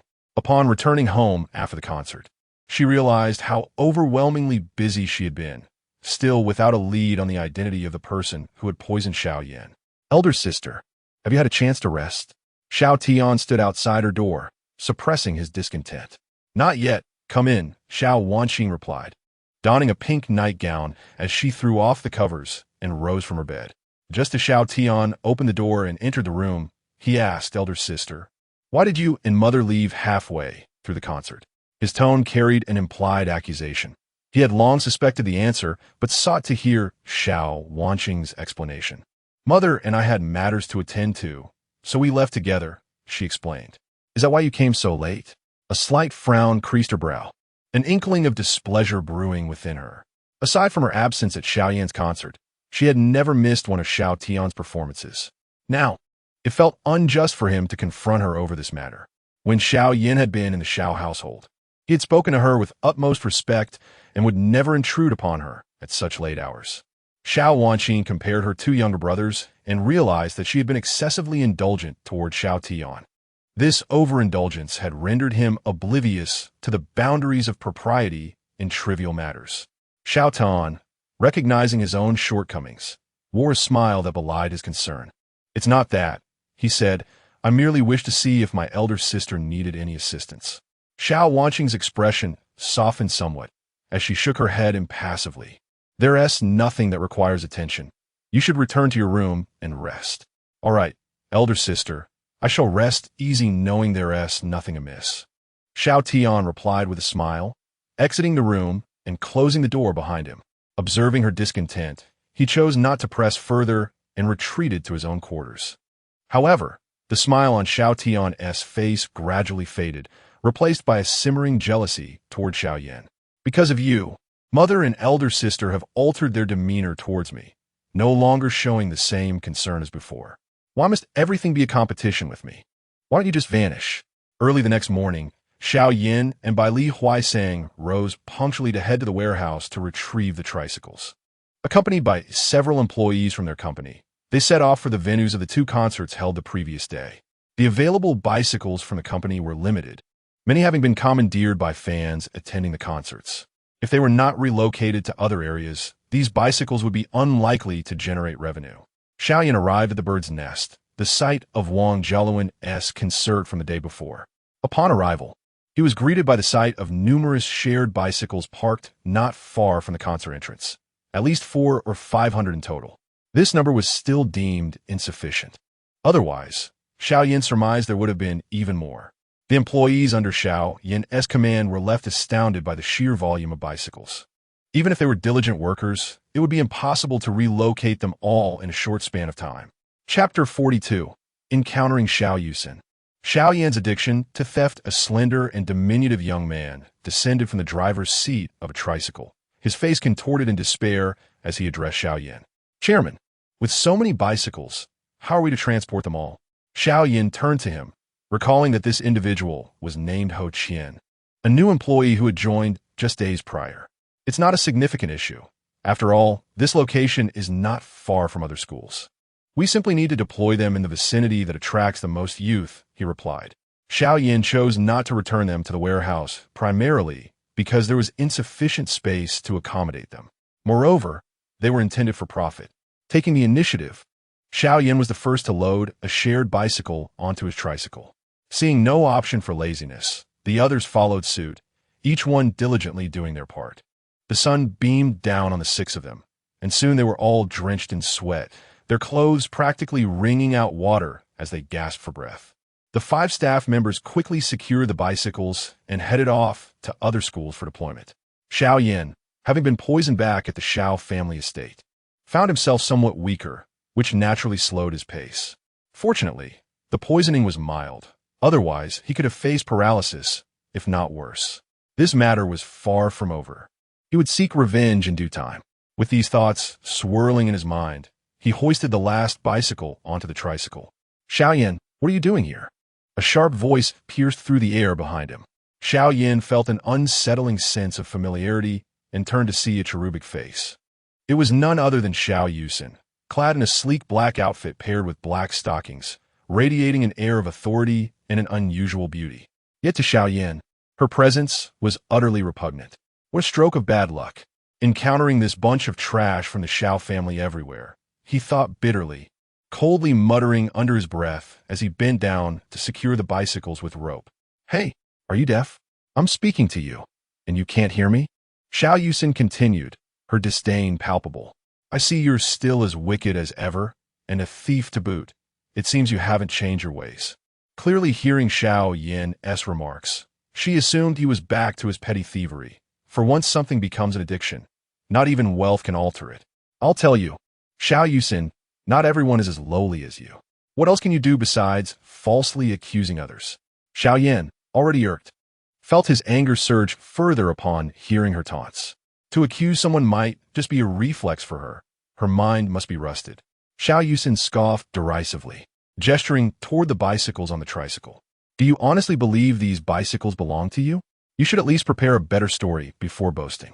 Xiao Yan smirked in response. These bicycles indeed belong to me, and they are but a fraction of what I possess. Huh, why don't you claim the entire bicycle company as yours while you're at it? Xiao Yusin laughed in exasperation. To her, Xiao Yan seemed nothing more than a pile of useless clay, incapable of running a company in his lifetime. With a slight upturn of his lips, Xiao Yan pointed to a shared bicycle before him, raising his chin defiantly. The company behind these bicycles is in fact mine. Do you believe that my departure from the Xiao family would render me utterly ineffectual? Remaining with you all, subjected to your incessant torment, would truly lead me to a life of insignificance. As Xiao Yan spoke, his face bore no trace of mirth, his gaze, fierce and unyielding, fixated on Xiao Yusin, betraying the deep-seated animosity within him. Oomph. Do you think I would be so gullible as to trust you? You are merely a thief, having pilfered my precious jewels, yet refusing to acknowledge your misdeeds. I have matters to attend to, and shall not stoop to your level. Xiao Yusin, recalling the important project discussions ahead, chose not to engage further with Xiao Yan and turned away. Your worthless trinkets, do you truly believe I covet them? If you wish to ascertain whether I am the thief, simply review the surveillance footage. Upon uttering this final remark, Xiao Yan boarded a tricycle, departing from the scene. Xiao Yusin paused, and by the time she turned around, Xiao Yan had already vanished. As she beheld the receding tricycle, a torrent of emotions surged within her, accompanied by a fleeting thought. Could he truly be innocent? Yet, I distinctly witnessed the jewelry concealed within his room. Battling with her internal turmoil for some time, she ultimately shook her head, unwilling to accept such an explanation. Initially, upon Xiao Yan's arrival at the Xiao household, she harbored a favorable impression of him. However, a series of subsequent events transformed her sentiment into one of disdain. On the surface, Xiao Yan prepared breakfast for her daily, yet behind the scenes, he was pilfering jewelry from her room, with both witnesses and evidence firmly against him. How could Xiao Yusin trust him? As Xiao Yan drove, a call from Sister Wang came through, prompting him to answer. Her voice resonated from the phone. Little brother, our company has transferred 10 million to your bank account. We wish to discuss the release of your 2 new songs on the platform. Xiao Yan jested. Sister Wang, I hope my newfound fame hasn't diminished the fees you offer me. Wang's tone elevated, tinged with mild irritation. How could we be so unprincipled? Just teasing you. He replied, relieved. After their playful banter, Wang's demeanor turned serious. Our company has decided to increase your copyright fee from 500,000 to 600,000. No problem, Xiao Yan readily accepted, aware that Dull Company was anxious about him switching allegiances. Yet, who would refuse such a lucrative offer? Upon Xiao Yusin's return to the Xiao household, the family was preparing for lunch. Dugu Luyan, spotting her daughter, smiled and inquired, Yusin, you're back. How did the project discussion go? It was quite successful. Mother, guess who I just saw? All morning, Xiao Yusin had been somewhat distracted, recalling Xiao Yan's suggestion to check the surveillance. She sensed there might be new revelations and had returned home early. Yusin, you and T have run into Xiao Yan. Would you? Dugu Luyan's eyes brightened. Xiao Yan had just graduated from high school, and she had been troubled over where to find him. If he were intentionally avoiding her, locating him would be even more challenging. Seated at the dining table, Xiao Tian observed his mother, who seemed perpetually preoccupied with Xiao Yan, and a feeling of discomfort settled within him. The existence of Xiao Yan rendered him nearly invisible within the Xiao family, as he was constantly bombarded with news regarding Xiao Yan's exploits. Xiao Changsheng listened quietly, refraining from speaking. "Mom, you guessed correctly. I'm near the Bird's Nest concert, and I saw Xiao Yan moving share bicycles," he reported. Dugu Luyan furrowed her brow, perplexed, and inquired, "What is Xiao Yan doing with those bicycles? What else could he be doing? He surely intends to steal them." Xiao Changsheng retorted with a scoff, his tone dripping with sarcasm. Just as he finished speaking, he noticed Dugu Luyan casting him a disapproving glance, as if to say, "Dare to utter another word." Xiao Changsheng immediately fell silent, his demeanor deflated. "I too suspect he intends to steal the bicycles. He even claimed those bicycles belonged to him. How could that possibly be true?" Xiao Yusin chimed in, echoing Xiao Changsheng's sentiments, oblivious to the changing expression on Dugu Liuyun's face. Xiao Tian feigned interest in his phone while secretly eavesdropping, feeling a sense of disdain as he absorbed their words. He had seen the shared bicycles just the day before. Such an innovative product could hardly be attributed to Xiao Yan, an orphan incapable of such endeavors. Being able to sing does not equate to acumen in business. These are two distinct realms. The gap between different fields is as vast as a chasm. How could one possibly navigate it with ease? Chapter 43. Donggu Luyan confronts Xiao Changsheng. Donggu Luyan, your actions against Xiao Changsheng are a direct consequence of your influence on Xiao Yan's frail disposition, she remarked, her eyes glinting with a hint of coldness as she questioned, "Are you so certain that it was Xiao Yan who committed the act? Is there any evidence? If so, present it." She had initially perceived Xiao Changsheng as domineering, yet she was taken aback to find her own daughter exhibiting similar traits. Merely based on a single statement, they dared to conclude that Xiao Yan was involved in the theft of bicycles. This not only reflected their impulsiveness, but also their long-standing bias against Xiao Yan. Xiao Yusin, hesitant to meet Donggu Liuyun's gaze, found herself at a loss for words. "Mother, I heard from an expert that stealing can become an addiction, regardless of one's financial status," she stammered. Xiao Tian, setting aside his phone, exaggerated the expert's claims alongside her. Internally, he believed Xiao Yan to be mentally unstable for claiming to own a company that was not hers. Such a statement was absurd. "Indeed, what do you think, Mother? Do you really believe Xiao Yan has the means to run a company and manage so many shared bicycles?" Xiao Xinzi, seated on a nearby stool, voiced her speculation, causing Donggu Luyan to waver in her thoughts. Without the support of the Xiao family, it was indeed implausible for Xiao Yan to amass sufficient funds for such an investment. The acquisition of that many bicycles could not be resolved with mere millions. Realizing the validity of this reasoning, Donggu Luyan, in a fit of anxiety, dialed Xiao Wanqing. "Wanqing, please investigate whether Xiao Yan has actually started a company." "What? Xiao Yan has a company?" The incredulity in Xiao Wanqing's voice was palpable, as she struggled to believe that Xiao Yan, who had only been away from the Xiao family for less than 3 months, could have established a business so swiftly. "I am unsure, which is why I need you to look into it." "All right, I will send someone to find out." With that, Xiao Wanqing ended the call. As the adage goes, concern often leads to disorder. Donggu Liuyun's worry over Xiao Yan potentially breaking the law prompted her to hastily enlist Xiao Wanqing's assistance in the investigation. Gathered around the dining table for lunch, the family was enveloped in a tense atmosphere, likely a result of the ongoing situation with Xiao Yan. The oppressive mood pervaded the household, rendering even the simplest meal tasteless to Donggu Luyan, who was consumed with worry for her daughter. A fleeting flash of resentment crossed Xiao Tian's eyes as he looked up at Donggu Luyan and said, "Mother, I just saw a news report on my phone.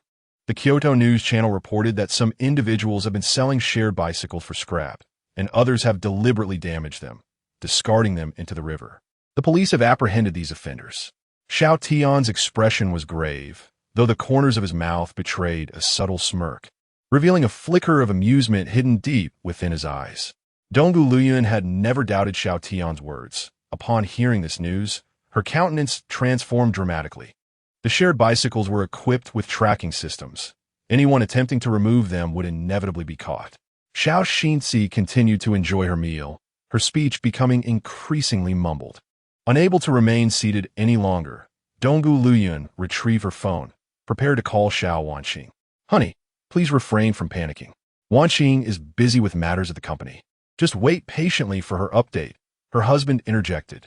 Donggu Luyuan, who had been frantic, felt her expression darken upon hearing her husband's words. What do you mean by that? In your eyes, does Xiao Yan's financial success hold no significance? Confronted by the piercing gaze of Donggu Luyuan, Xiao Changsheng felt an ominous premonition surge within him. Hastily attempting to clarify, what I meant was that Xiao Yan, that ungrateful child, how could he possibly move so many bicycles with his frail physique? If left to his own devices, he could hardly manage to transport even a few. He waved his hand dismissively, his expression betraying a lack of concern. Donggu Luyuan's cold stare remained fixed on Xiao Changsheng, the words just spoken echoing in her mind. The notion that Xiao Yan was too weak to lift even a few bicycles suddenly triggered a recollection. During his time at the Xiao family, Xiao Yan had never sat at the dining table, often relegated to leftovers. The root cause of his malnourishment was none other than the Xiao family itself. Xiao Changsheng continued to make light of the situation, utterly indifferent to the matter at hand. With a bitter smile, Donggu Luyuan seized the bowl of lukewarm chicken soup and splashed it onto Xiao Changsheng's face. Startled, he found his visage drenched in the tepid broth, warmth flooding his face as a haze of yellow liquid clouded his vision. The sharp sting of the soup in his eyes compelled him to instinctively shield them. Fortuitously, the temperature was mild. Otherwise, he might have lost his sight. Father, are you all right? Mother, what are you doing? The two sisters, Xiao Yusin and Xiao Xinzi, were taken aback, their faces pale, rushing to assess their father's condition. Xiao Tian was equally startled, rendered speechless. He had only intended to cast blame on Xiao Yan, wishing to portray him as a pariah in front of their mother and eldest sister. Who could have anticipated that it would instead ignite a quarrel between his parents? My dear, why did you throw soup at me? Am I in the wrong? Xiao Changsheng accepted the tissues offered by his daughters, wiping his face, feeling both wronged and infuriated. He had endured countless beatings from Donggu Luyuan because of Xiao Yan's misdeeds. Being a man, he could reprimand his son, but he could never lay a hand on his wife. Do not feign innocence, Xiao Changsheng. That bowl of soup was merely warm water. If it had been hotter, could you still stand here unscathed? Donggu Luyuan's eyes reflected no mercy, her tone colder than the harshest winter. Xiao Yusin and Xiao Xinzi, well aware of their parents' propensity to argue over Xiao Yan, felt a deep-seated resentment towards him, wishing he would just leave the Xiao family and allow them peace. Xiao Changsheng felt utterly wronged. How could Xiao Yan's refusal to eat become his fault? He retorted, is Xiao Yan's frail condition my fault? He chooses not to eat. What can I do? With a family as large as ours, does it truly lack sustenance for one individual? Upon hearing this, Donggu Luyuan's eyes nearly blazed with anger. Her voice trembled with emotion. If not you, then who? It was a mistake to heed your advice and deny Xiao Yan a place at the table, leading to his current weak state. As Donggu Luyuan spoke, her heart ached more profoundly, and she found her eyes unwittingly reddening. She was utterly disillusioned with the man before her. Were it not for her covert mission to uncover the perpetrator who poisoned Xiao Yan, she would have been tempted to divulge this matter, allowing Xiao Changsheng to witness the extent of his failures as a father. Xiao Changsheng, taken aback, retorted, did I not invite him to dine at the table? It is his own choice not to eat. How does that concern me? Should I then coddle him? He absolutely refused to shoulder the blame. Xiao Yusin and Xiao Xinzi exchanged glances, their expressions somewhat peculiar. They harbored a desire to voice their thoughts, yet hesitated over whether to do so. Chapter 44 was entirely the doing of Donggu Luyuan. Upon discovering the truth, Xiao Yusin learned that the rotund individual had been intercepted. Donggu Luyuan, in a fit of rage, slammed the dining table with her palm and vociferously inquired, had it not been for your prohibition against Xiao Yan joining us at the table, how could he possibly resort to scavenging leftovers? Are you not the one who insisted he should not dine with us when he first arrived at the Xiao household? Xiao Changsheng felt a disquieting sense of wrongdoing, yet maintained his silence, reflecting on the past, when Xiao Yan frequently shattered the family's valuable antiques. In a moment of anger, he had punished Xiao Yan by forbidding him from dining at the table for 2 months.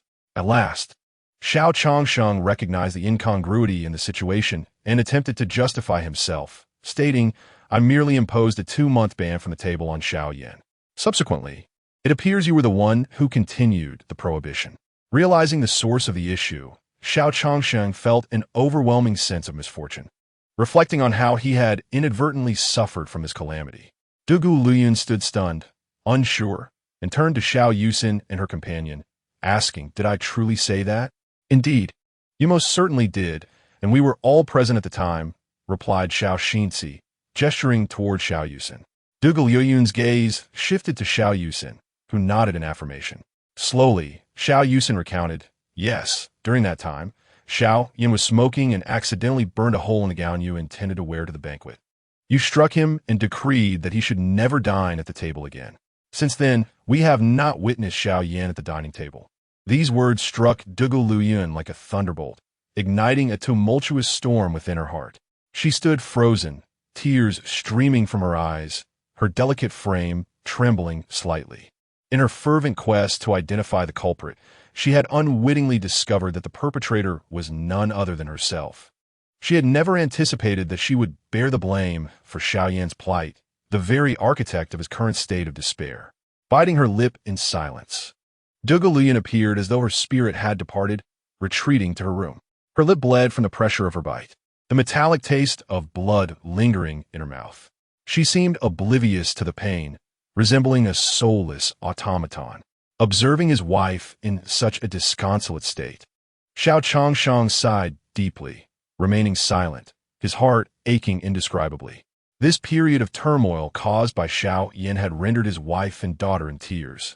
Suffering as a result of this rebellious child's torment, he secretly resolved that when Xiao Yan was apprehended for stealing a bicycle, he would not intervene to rescue him from prison. It was time the boy faced some hardship, feeling immense guilt for the chaos he had wrought upon his family. Xiao Tian lamented his earlier words that had led to their current disquiet. Amidst the unfolding events, Xiao Yusin found no appetite for lunch and promptly sought the butler to review the surveillance footage from outside her room. After 30 minutes, she located a specific segment of the recording. In the scene depicted, Xiao Yan enters her room holding breakfast, but emerges moments later empty-handed. "It is undoubtedly Xiao Yan who has cunningly concealed my jewelry," a clear indication of her deceptive nature, suggesting this is not her first act of treachery. Xiao Yusin observes the surveillance footage on her phone, musing silently, just as Xiao Yan exits the room. Shortly thereafter, a servant appears at the door, glancing around before slipping inside. After a while, the servant emerges cautiously, ensuring the door is securely closed before stealthily departing. A flicker of suspicion crosses Xiao Yusin's brow as a dreadful thought takes shape in her mind. Could it be that this servant has pilfered the jewelry and framed Xiao Yan for the crime? Recently, she learned from her mother and elder sister that Xiao Yan had been poisoned while at the Xiao household. Xiao Yusin contemplates the chilling possibility. Otherwise, why would 2 such bizarre incidents occur in succession? If this is indeed the case, it reveals a deeply cunning individual whose machinations are so intricate that they evade detection. Xiao Yusin furrows her brow tightly, promptly seeking out the housekeeper to inquire about the servant's whereabouts, armed with the footage. However, she learns that the servant had resigned and left the Xiao residence 6 months prior. In a world so vast, how could one possibly track them down? The more she thinks about it, the more terrifying the situation becomes, as it seems the perpetrator has orchestrated their scheme flawlessly. Were it not for Xiao Yan's awareness of her wrongful accusation and subsequent warning, Xiao Yusin might have remained oblivious for a lifetime. Unbeknownst to her, beads of anxious sweat have begun to form on her back as she contemplates the individual who has sought to ensnare Xiao Yan. She is at a loss as to where to begin her search. Meanwhile, Xiao Yan, having returned a shared bicycle, notices a tricycle parked by the roadside in the distance. Its presence piqued by several shared bicycles tied to it. Could something have occurred? Furrowing his brow, he accelerates towards the scene with urgency. As he approaches, He observes 3 individuals surrounding a plump figure clad in pink. Several shared bicycles lie toppled on the pavement. Recognizing the individual as Bai Pang Pang, he hastens to park his vehicle and rushes forward. Listen here, Wang Jialuan. I have all the time in the world. How long can you endure this? I advise you to be a decent person, or no one will be able to save you. Bai Huaisong admonishes Wang Jialuan, his tone brusque, oblivious to Xiao Yan's arrival behind him. At this moment, Wang Jialuan, with hair streaked with gray and wearing a mask, is noticeably altered. His skin no longer resembles that of an East Asian individual.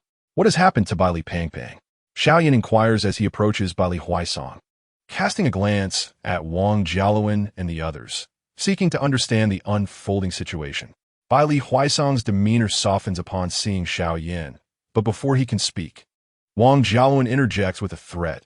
Xiao Yan, mind your own business and step aside. Bai Pong Pong's eyes widen in fury as he retorts. You are the one who should leave. This guy claims that if I do not donate my bone marrow to him, he will destroy all our share bicycles.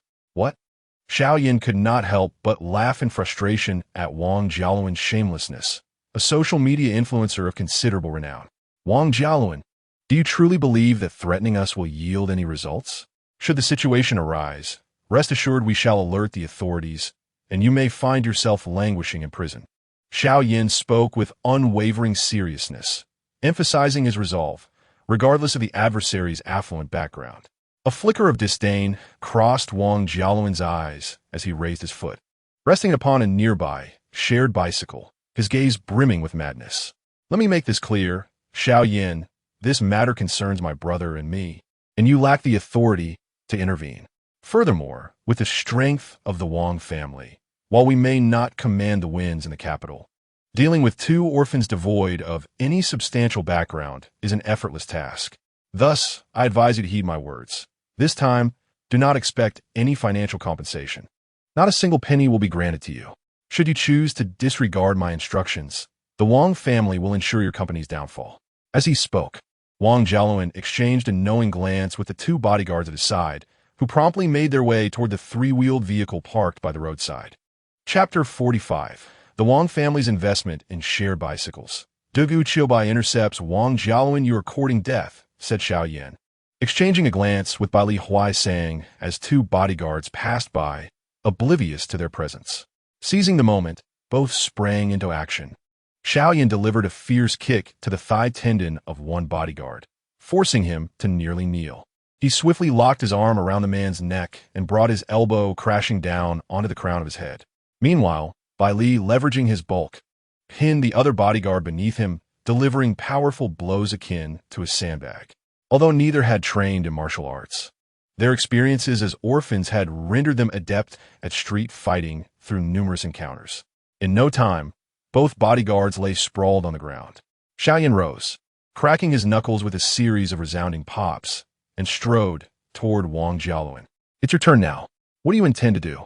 I advise you not to act recklessly. Wang Jialuan retreated a few steps, panic rising within him. He had not anticipated that Xiao Yan and Bai Huaisong would truly fight back. Without uttering another word, Xiao Yan charged forward and delivered a resounding slap to Wang Jialuan's face.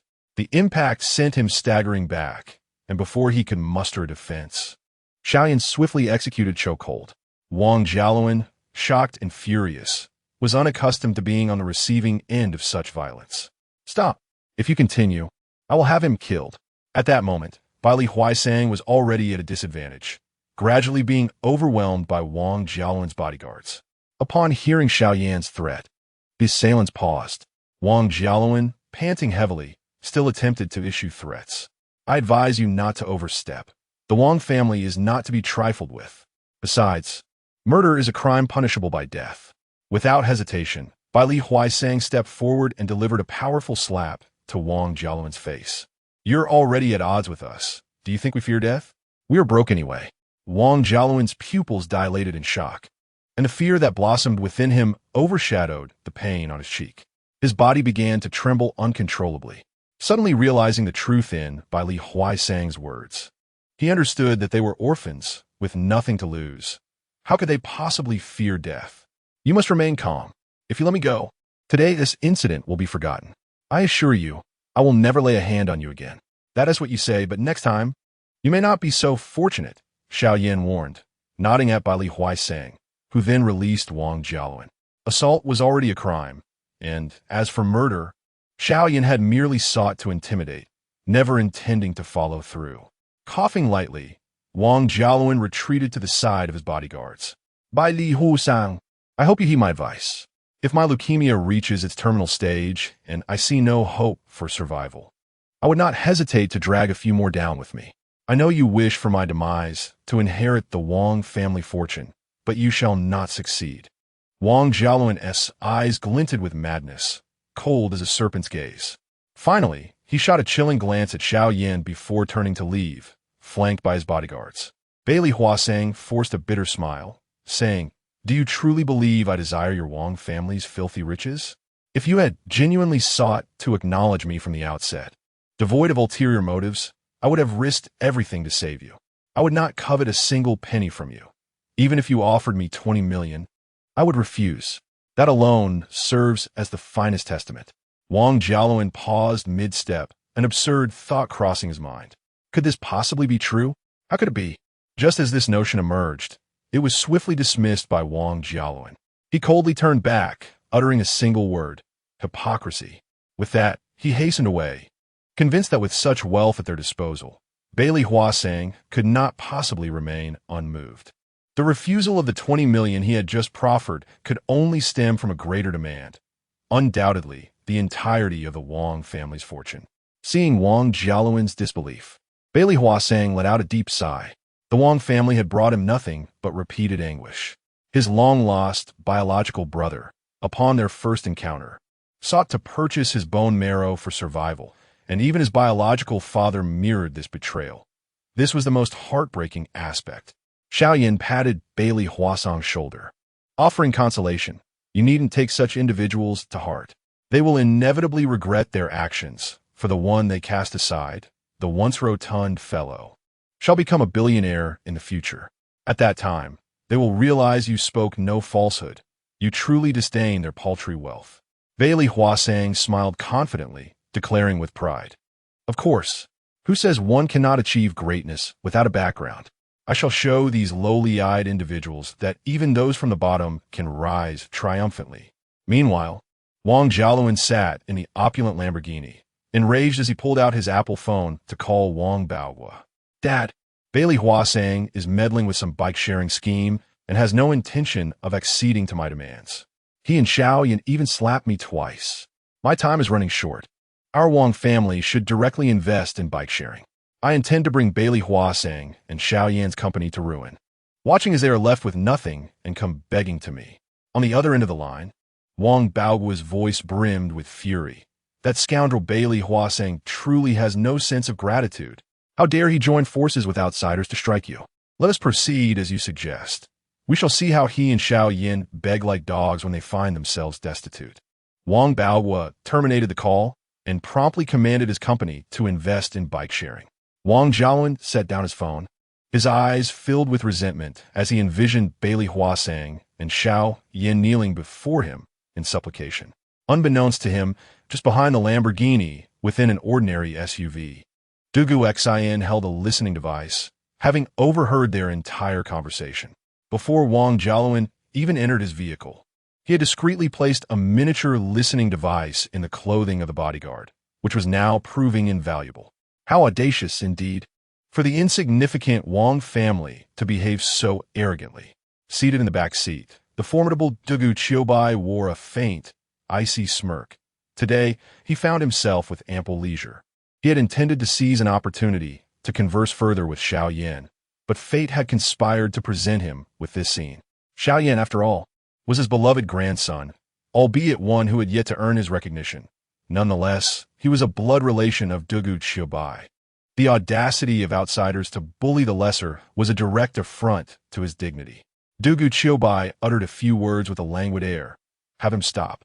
Understanding the unspoken command, Dugu Xian instructed the driver to accelerate, aiming to intercept the Lamborghini ahead. The driver pressed the accelerator nearly to the floor. The SUV surged forward, drawing closer to the sluggishly moving Lamborghini. As the two vehicles approached one another, Wang Jiaowen's bodyguards, desperate to avert a collision, had no choice but to veer to the side. Are you seeking death? How dare you obstruct my vehicle? If you scratch even a bit of paint, can a pauper like you afford the damages?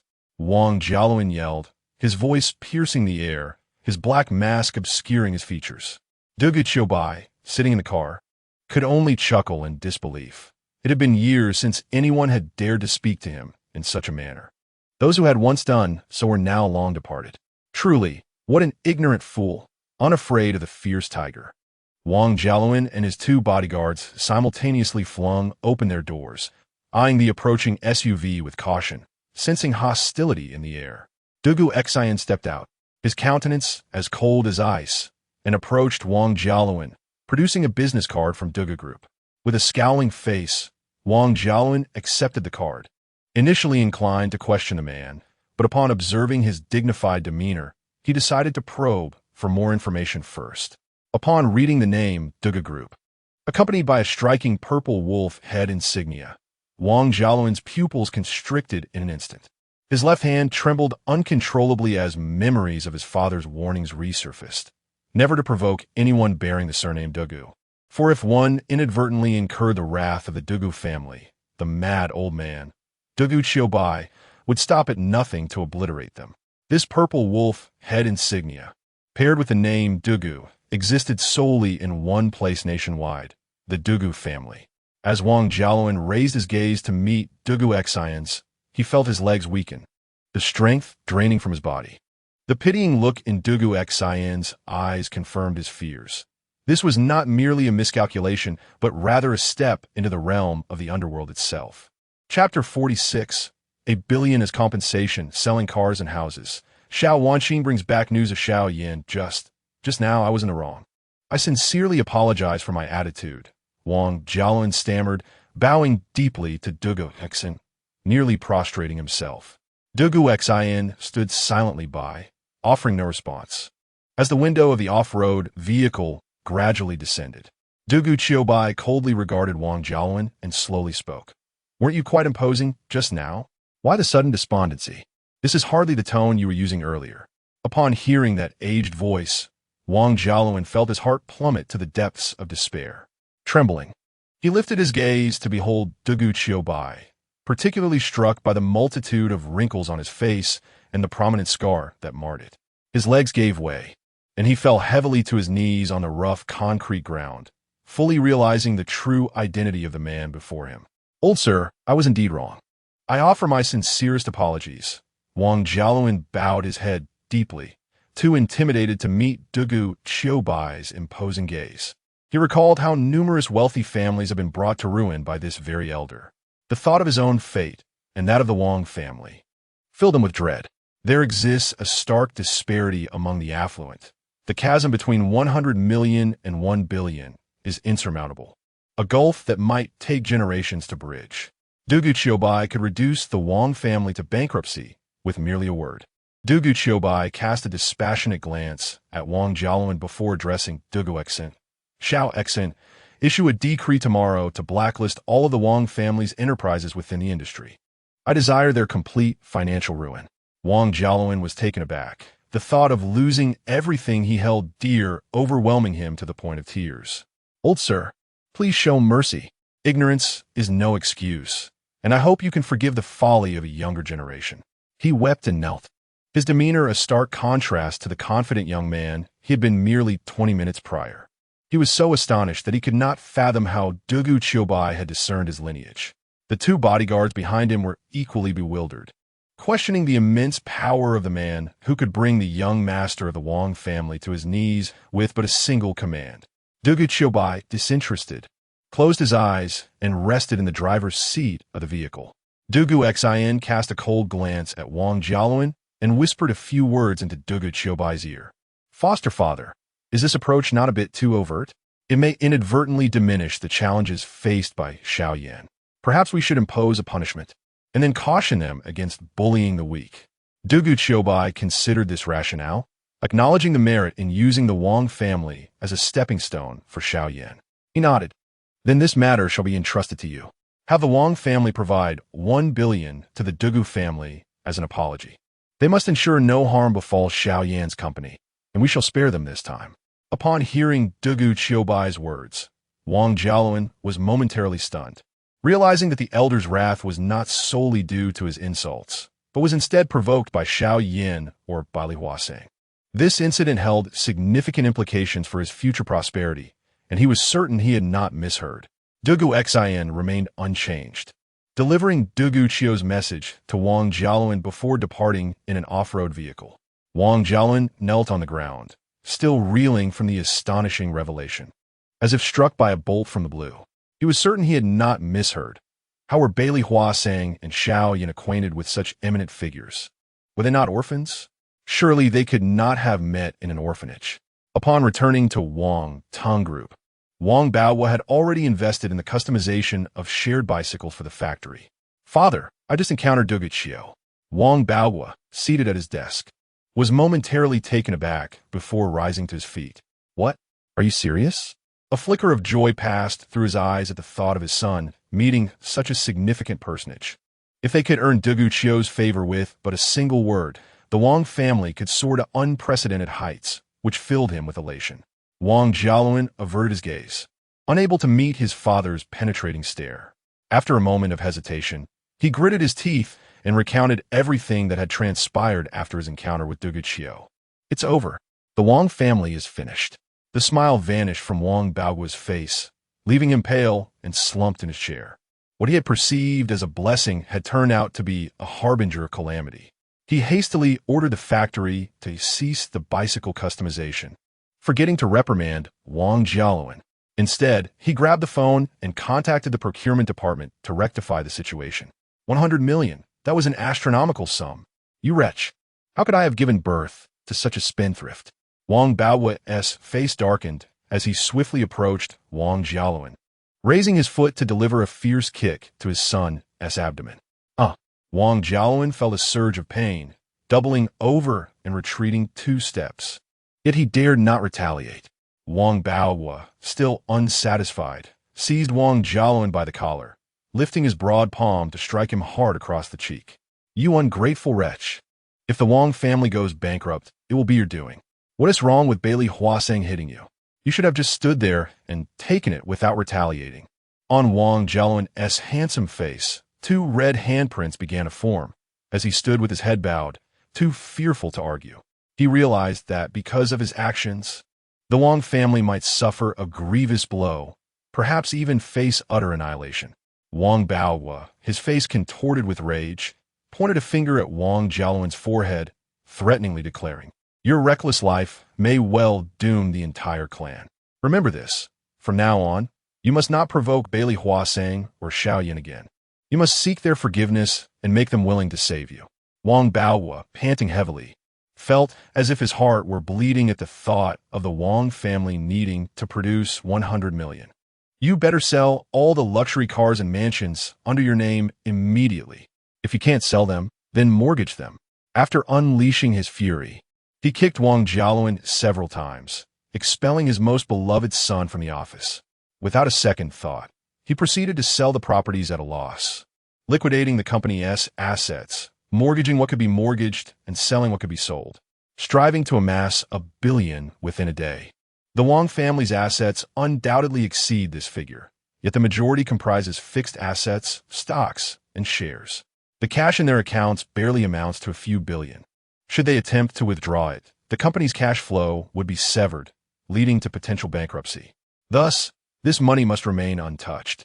Exhausted, Wang Baohua sank into his chair, extracting a cigar from the box and igniting it with a lighter, savoring it between his lips. He lamented inwardly, regretting the fallout with Baili Huaseng and provoking Xiao Yan.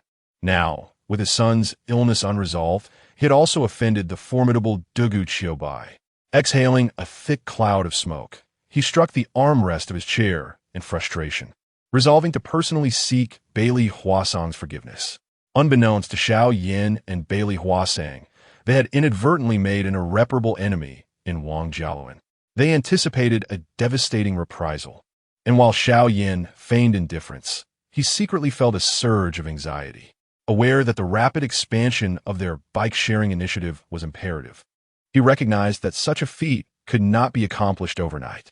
Together with Bailey Huasang and the company staff, they dedicated an entire day to organizing the bikes for the concert, but managed to only sort through a portion, leaving over 200 bikes still unattended. As nightfall approached, they had no choice but to announce the end of the workday, with the remaining bikes to be addressed the following day. That evening, a radiant smile graced Xiao Wanqing's face as she returned to the Xiao family villa. She was eager to share the intelligence she had gathered, hoping to enlighten her family about Xiao Yan's brilliance as a business prodigy, now the owner of a thriving company with a much-admired product. Chapter 47. Xiao Changsheng found it hard to believe that Dugu Luyan was unable to comprehend that the items were not stolen by Xiao Yan. In the Xiao family's living room, apart from Dugu Luyan, everyone else wore a gloomy expression, and the atmosphere was particularly heavy and oppressive. Seated in the living room, Xiao Changsheng, upon hearing Xiao Wanqing's voice, looked up and inquired, "Wanqing, how is your investigation regarding the matter we discussed earlier?" He remained unconvinced by Dugu Luyan's defense of Xiao Yan, determined to validate his own perspective. Xiao Tian, Xiao Yusin, and even Xiao Xinzi all perked up their ears. They did not believe Xiao Yan possessed the capability to run a company. Their anticipation stemmed from a desire to ascertain whether Xiao Yan had indeed stolen the bicycle. As Xiao Wanqing entered the living room, she noticed her younger siblings looking dejected and felt puzzled. When she heard her father's inquiry, she smiled slightly and replied, "Dad, Xiao Yan has truly started a company. Moreover, his share bicycles are quite popular among the students." The others in attendance, apart from Xiao Wanqing, were struck dumb, as if thunderstruck, unable to regain their composure for quite some time. Xiao Wanqing's complexion was rosy, and her brows were relaxed. She remained oblivious to the strange expressions on the faces of the others. With delight, she exclaimed, "I never imagined Xiao Yan could be so remarkable. He has truly established a company and is doing exceptionally well." Xiao Changsheng stood there in a daze, entirely missing the latter part of Xiao Wanqing's statement. The notion that Xiao Yan had started a company was something he found utterly implausible. If it were anyone else, even another orphan, he might have been willing to believe it. However, when it came to Xiao Yan, he was 1,000 times more reluctant to accept it as truth. Xiao Yan's achievements felt like an invisible hand striking him across the face, as if to leave him bruised. Xiao Tian also felt incredulous. How could it be that Xiao Yan had started a company? He could not fathom being surpassed by Xiao Yan that waste. This idea must have been plagiarized by Xiao Yan, and the funds surely came from his elder sister. Otherwise, how could this orphan possibly have any money? Xiao Tian's gaze fixated on Xiao Wanqing, his eyes rife with jealousy toward Xiao Yan. Why should he receive investment from their elder sister while he did not? Xiao Yusin and Xiao Xinzi, observing that their elder sister did not seem to be lying, felt a sense of disbelief. Xiao Yan was merely 19 years old. It was astonishing that he had independently become a company chairman at such a young age. Who would dare believe it? After Xiao Wanqing shared a plethora of information, she realized that it seemed as though no one was paying attention, as if her words had gone unheard. "By the way, where is Mom?" Xiao Wanqing thought to share this good news with her mother, yet she had not seen her at all. "Mom is in her room. She had a quarrel with Dad this morning and hasn't eaten lunch or dinner," they said. No matter who tried to persuade her, it was futile. "We were all driven out. Elder sister, you must go and speak with her." Xiao Yusin frowned, her face filled with worry. "Indeed, Wanqing, you should hurry and check on her." Xiao Changsheng felt a vague sense of concern and intended to send Xiao Wanqing to persuade their mother. Xiao Wanqing nodded, casting a deep glance at Xiao Changsheng before making her way to the master bedroom.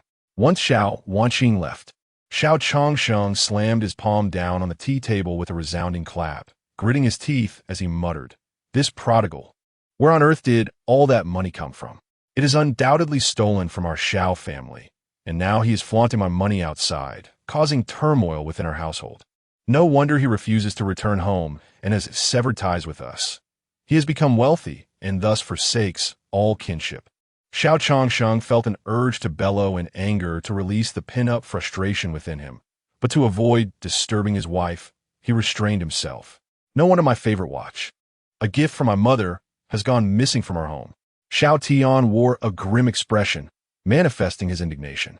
Xiao Xinzi nudged Xiao Yusin's arm, inquiring, second sister. How much of your jewelry has Xiao Yan stolen? Have you accounted for it? Xiao Yusin surveyed the three individuals before her, and, after a moment's contemplation, spoke. Xiao Yan did not steal my jewelry. It was taken by a servant, and someone has framed him for it. I only discovered this after reviewing the surveillance footage. What did you say?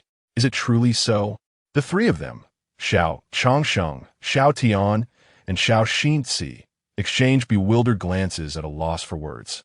As they had not anticipated this outcome, they had initially intended to assert that Xiao Yan had stolen the jewelry and sold it for money. But now those words stuck in their throats, unuttered. Xiao Yusin discreetly observed the three, noting that neither her father, Xiao Tian, nor her third sister displayed any signs of distress or surprise. Could it be merely a coincidence? Was no one attempting to poison Xiao Yan? But rather it was he who poisoned himself, aiming to incite suspicion within the Xiao family and ultimately lead to its disintegration? The more Xiao Yusin considered this, the more convinced she became of her hypothesis, as these were her relatives with whom she had shared many years. The thought of such despicable treachery was intolerable to her. Xiao Wanqing walked through the Xiao family villa, feeling an overwhelming sense of desolation. Surely, her parents were quarreling again over Xiao Yan's matters. When would they ever awaken to the truth? With a resigned sigh, Xiao Wanqing hurried to the master bedroom, knocking on the door several times. Knock, knock, knock. Mom, it's Wanqing. I'm back, and I've investigated the matters you asked about. May I come in? Come in, came the hoarse voice of Dugu Luyun from within. Xiao Wanqing's heart tightened as she turned the doorknob and stepped into the room, only to find the floor in disarray, strewn with rice and food. The entire space was permeated with the aroma of meals. Xiao Wanqing's expression changed drastically. Mom, what has happened? Please don't despair. Dugu Luyun lay on the bed, disheveled and in a pitiful state, her bloodshot eyes gazing at Xiao Wanqing without responding to her concern. Instead, she rasped, What has happened to Xiao Yan? Xiao Wanqing felt a surge of compassion, her voice tinged with tears. Mom, at such a time, you still worry about this? I will take you to my room. Knowing her mother cherished cleanliness, she could not allow her to remain in such a condition. Wanqing, please tell me, what happened to Xiao Yan? Dugu Liyun grasped Xiao Wanqing's arm, her cracked lips parting slightly, eager to learn the news. Xiao Yan has started a company. Those shared bicycles are products of their venture. Mom, let us not discuss this now. I will take you to my room. Xiao Wanqing, with a swift motion, pulled back the covers on the bed and attempted to lead Dugu Luyun away from that place. Upon hearing the news of Xiao Yan's venture into business, Dugu Luyun's heart swelled with joy. She had always believed her son would never engage in petty theft. It appeared he was indeed a prodigious talent in commerce. Yet, this realization only deepened her guilt toward Xiao Yan, for she was the one who had subjected him to such hardship. Gathering all her strength, Dugu Luyun pushed Xiao Wanqing away, exclaiming, Wanqing, do not interfere. This is my doing. I was the one who forbade Xiao Yan from joining the table to dine, condemning him to consume only leftovers. I have wronged him. I am refraining from eating today to truly grasp the anguish that Xiao Yan once endured. I have discovered that it is indeed excruciating, so very painful. With a heart full of remorse, Dugu Luyun lay on the bed, lamenting her past actions. Some experiences can only be fully understood by those who have lived through them, as the feelings they evoke, whether of suffering or joy, are profoundly personal. Chapter 48. Wang Baogua's schemes Li Muxia and Murong Shui console their mother. Don't blame yourself too much. We still have a chance to make amends with Xiao Yan. I believe one day he will forgive us. Xiao Wanqing tightly embraced Dugu Luyun, suppressing the tears that threatened to spill, employing every means possible to offer comfort. A flicker of hope ignited in Dugu Luyun's eyes, only to extinguish once more as she choked out, It's impossible. I have caused him so much suffering. How could he ever forgive me? With that, she broke down, weeping uncontrollably on Xiao Wanqing's shoulder. Having come to understand the torment Xiao Yan endured, she found the experience unbearable, feeling that nothing could be worse than the gnawing hunger he faced. Until then, she had never truly comprehended such anguish. Now that she had grasped it, she even believed that if Xiao Yan chose not to seek revenge against the Xiao family, it would be an act of unparalleled mercy. Xiao Wanqing gently helped Dugu Luyan untangle her disheveled hair, reassuring her, "Mother, even if we have only a sliver of hope, we must not give up, must we?" Gradually, after Xiao Wanqing's encouragement, Dugu Luyan's spirits began to lift. Deep within her heart, a flicker of hope took root anew, akin to wild grass sprouting from the earth. She wiped her tears and recalled how little she knew about Xiao Yan's life. Even his experiences in the orphanage remained a mystery to her, and she could not help but resent her own favoritism. "Wanqing, I wish to visit the orphanage where Xiao Yan grew up. I want to donate and learn about what he has endured all these years. Will you accompany me when you have the time?" Xiao Wanqing nodded, feeling a sense of relief in her heart, knowing that her mother sought to make amends with Xiao Yan as long as she no longer tormented herself. Simultaneously, she felt a burgeoning curiosity about the trials Xiao Yan faced before arriving at the Xiao family. As the night's dark veil gradually yielded to the dawn, the countless stars in the sky were replaced by the blazing sun, leaving only a blush of crimson on the horizon. At 8 in the morning, Wang Baohua and his son Wang Jialuan, both sporting dark circles under their eyes, drove a modest Mazda. After enduring heavy traffic, they finally arrived at the Dugu family's villa. Wang Jialuan bore the marks of recent beatings, clearly having suffered due to their predicament. The two had lost a fortune of 100 million due to a single remark from Dugu Qingbei, resulting in the hurried liquidation of assets at half price, transforming what should have been a profitable venture into a considerable loss. The entire family had spent a sleepless night, realizing for the first time how hard money was to earn and how difficult it was to endure hardship. In a day's time, the Wang family managed to gather the 100 million, but their vitality was severely depleted, and it would take a long period of recuperation to restore their former state. Wang Baohua adjusted his attire, approached with measured steps, and knocked gently on the two ancient wooden doors. With a creak, the doors swung open, revealing a servant who peered out. Wang Baohua bowed slightly, speaking respectfully, "Greetings, I am Wang Baohua, here to seek an audience with old Master Dugu." "Oh, you have finally arrived. Our master has been waiting for you for quite some time. Please follow me." The servant opened the door, gesturing for Wang Baohua and his son to follow him. Wang Baohua and Wang Jialuan exchanged glances, their lips twitching with suppressed laughter, thinking how eager they were to receive money. Internally, Wang Baohua harbored his grievances but dared not voice them. In these times, one must bow to the prevailing circumstances. The father and son walked through the corridors for an indeterminate amount of time, passing numerous verdant plants, until they arrived at a garden. There, Dugu Qingbei was meticulously pruning the flowers and shrubs, paying no heed to their presence. Wang Baohua and Wang Jialuan both averted their gazes, too intimidated to meet his eyes. The aura of someone they might never encounter again filled them with trepidation. Dugu Qingbei, seemingly indifferent to the two fools before him, spoke for himself. "I do not concern myself with the competition among the young. However, should you resort to using your family's wealth to bully the less fortunate, I shall not remain idle." He commanded them to place their belongings down and leave. "If you dare to breathe a word of this to anyone, the Wang family shall cease to exist." Wang Baohua and Wang Jialuan nodded repeatedly, expressing their gratitude. "The money is in the bank card. Thank you for your mercy, sir. We will leave at once."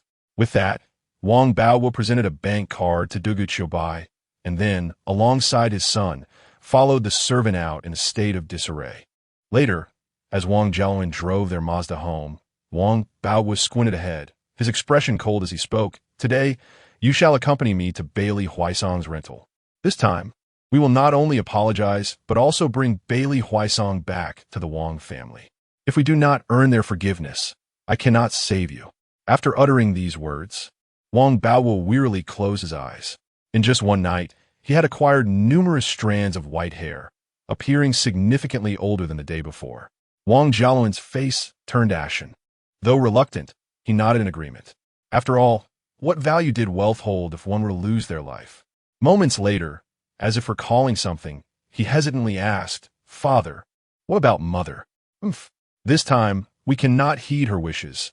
Bailey Huaisong must reside with the Wang family. No amount of her tears and tantrums will change that. Wang Baowo replied with unwavering conviction, eyes still shut. Bailey Huaisong's connection to Dugu Qingbei alone gives me confidence that I can swiftly recover that 100 million, provided she is willing to come back and assist me. That afternoon, Xiao Yan had nearly finished dealing with the bicycles and returned to the warehouse, panting from exhaustion. Upon opening the dual platform, he discovered that his followers had surged to nearly 7 million. The trending topics included discussions about the appearance of Li Zhongxian, placing it in the top 3. This left Xiao Yan somewhat perplexed. Why were his fans so enamored with gossip and so curious about his true identity? He paid it little mind, locking the warehouse door as he prepared to head home when a melodious voice called out from behind him, "You are indeed here." A melodious voice, akin to that of a young girl, suddenly resonated. Is this truly your company? Why have you not even prepared an office? Xiao Yan turned to see Li Muxia and Murong Shui standing not far behind him. Both were clad in white casual attire today.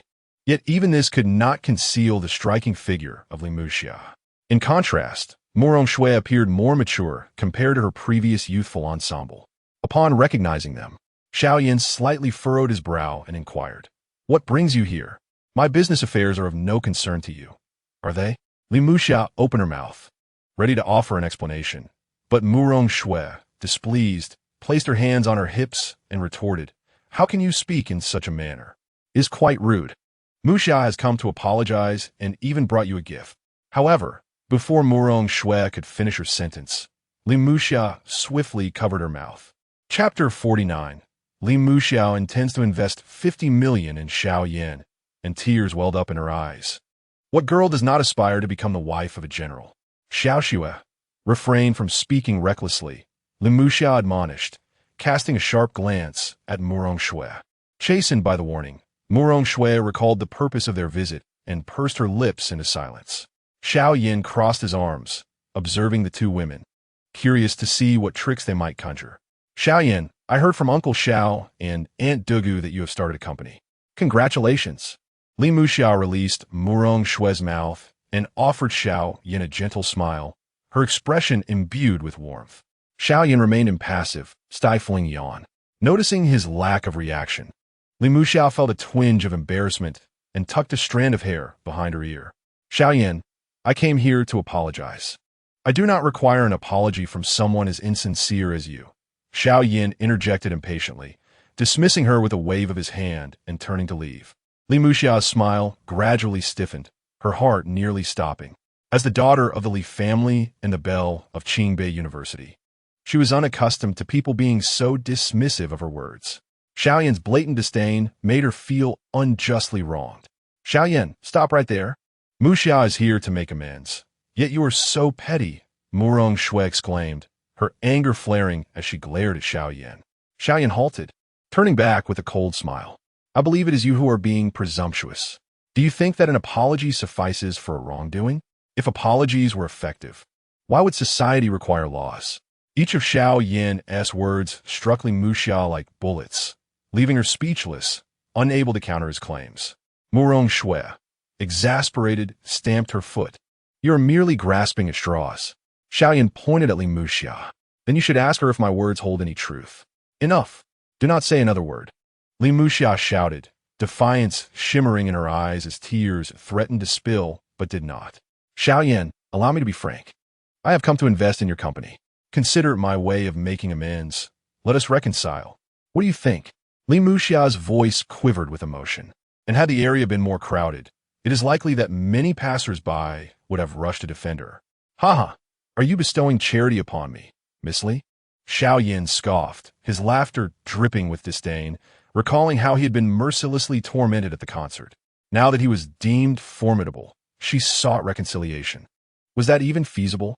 Taking a deep breath to steady herself, Li Muxia clenched her teeth and said, "My family is prepared to invest 50 million in your company." Xiao Yan showed no reaction, but Murong Shui was taken aback, realizing that Li Muxia was not joking. She felt a flicker of concern for her dear friend. This was not a trivial sum of 500,000. Regarding Xiao Yan's bike-sharing project, she personally had little faith believing it could never be profitable. Well, that is quite a substantial amount. You're willing to invest so generously in someone you deem worthless? On the surface, Xiao Yan displayed no signs of surprise, yet internally, he felt a jolt of astonishment. 50 million is indeed a substantial sum. Li Muxia's sudden willingness to present such a large amount of money must signify some ulterior motive. Could it be that she intends to conspire with Xiao Tian to undermine my company? Xiao Yan, how do you feel about me becoming a major shareholder in your company? Li Muxia did not perceive any hint of shock on Xiao Yan's face, which left her feeling somewhat disheartened. While she held little regard for the bike-sharing project, it was Xiao Yan, the musical prodigy, who truly captured her attention. My company is not currently in need of funds, thus I must decline your investment. Moreover, as my company expands, investors will naturally emerge without the need for the Li family's insincere gestures. Xiao Yan remained impassive, articulating a truth. With over 10 million in cash in the company's accounts, they were sufficiently equipped for the time being. Furthermore, considering this scheming woman's alliance with Xiao Tian, agreeing to her proposition would merely invite disaster. What did you say, Xiao Yan? I genuinely wish to apologize, and my investment of 50 million is a testament to my sincerity. Li Muxia found herself questioning her own hearing.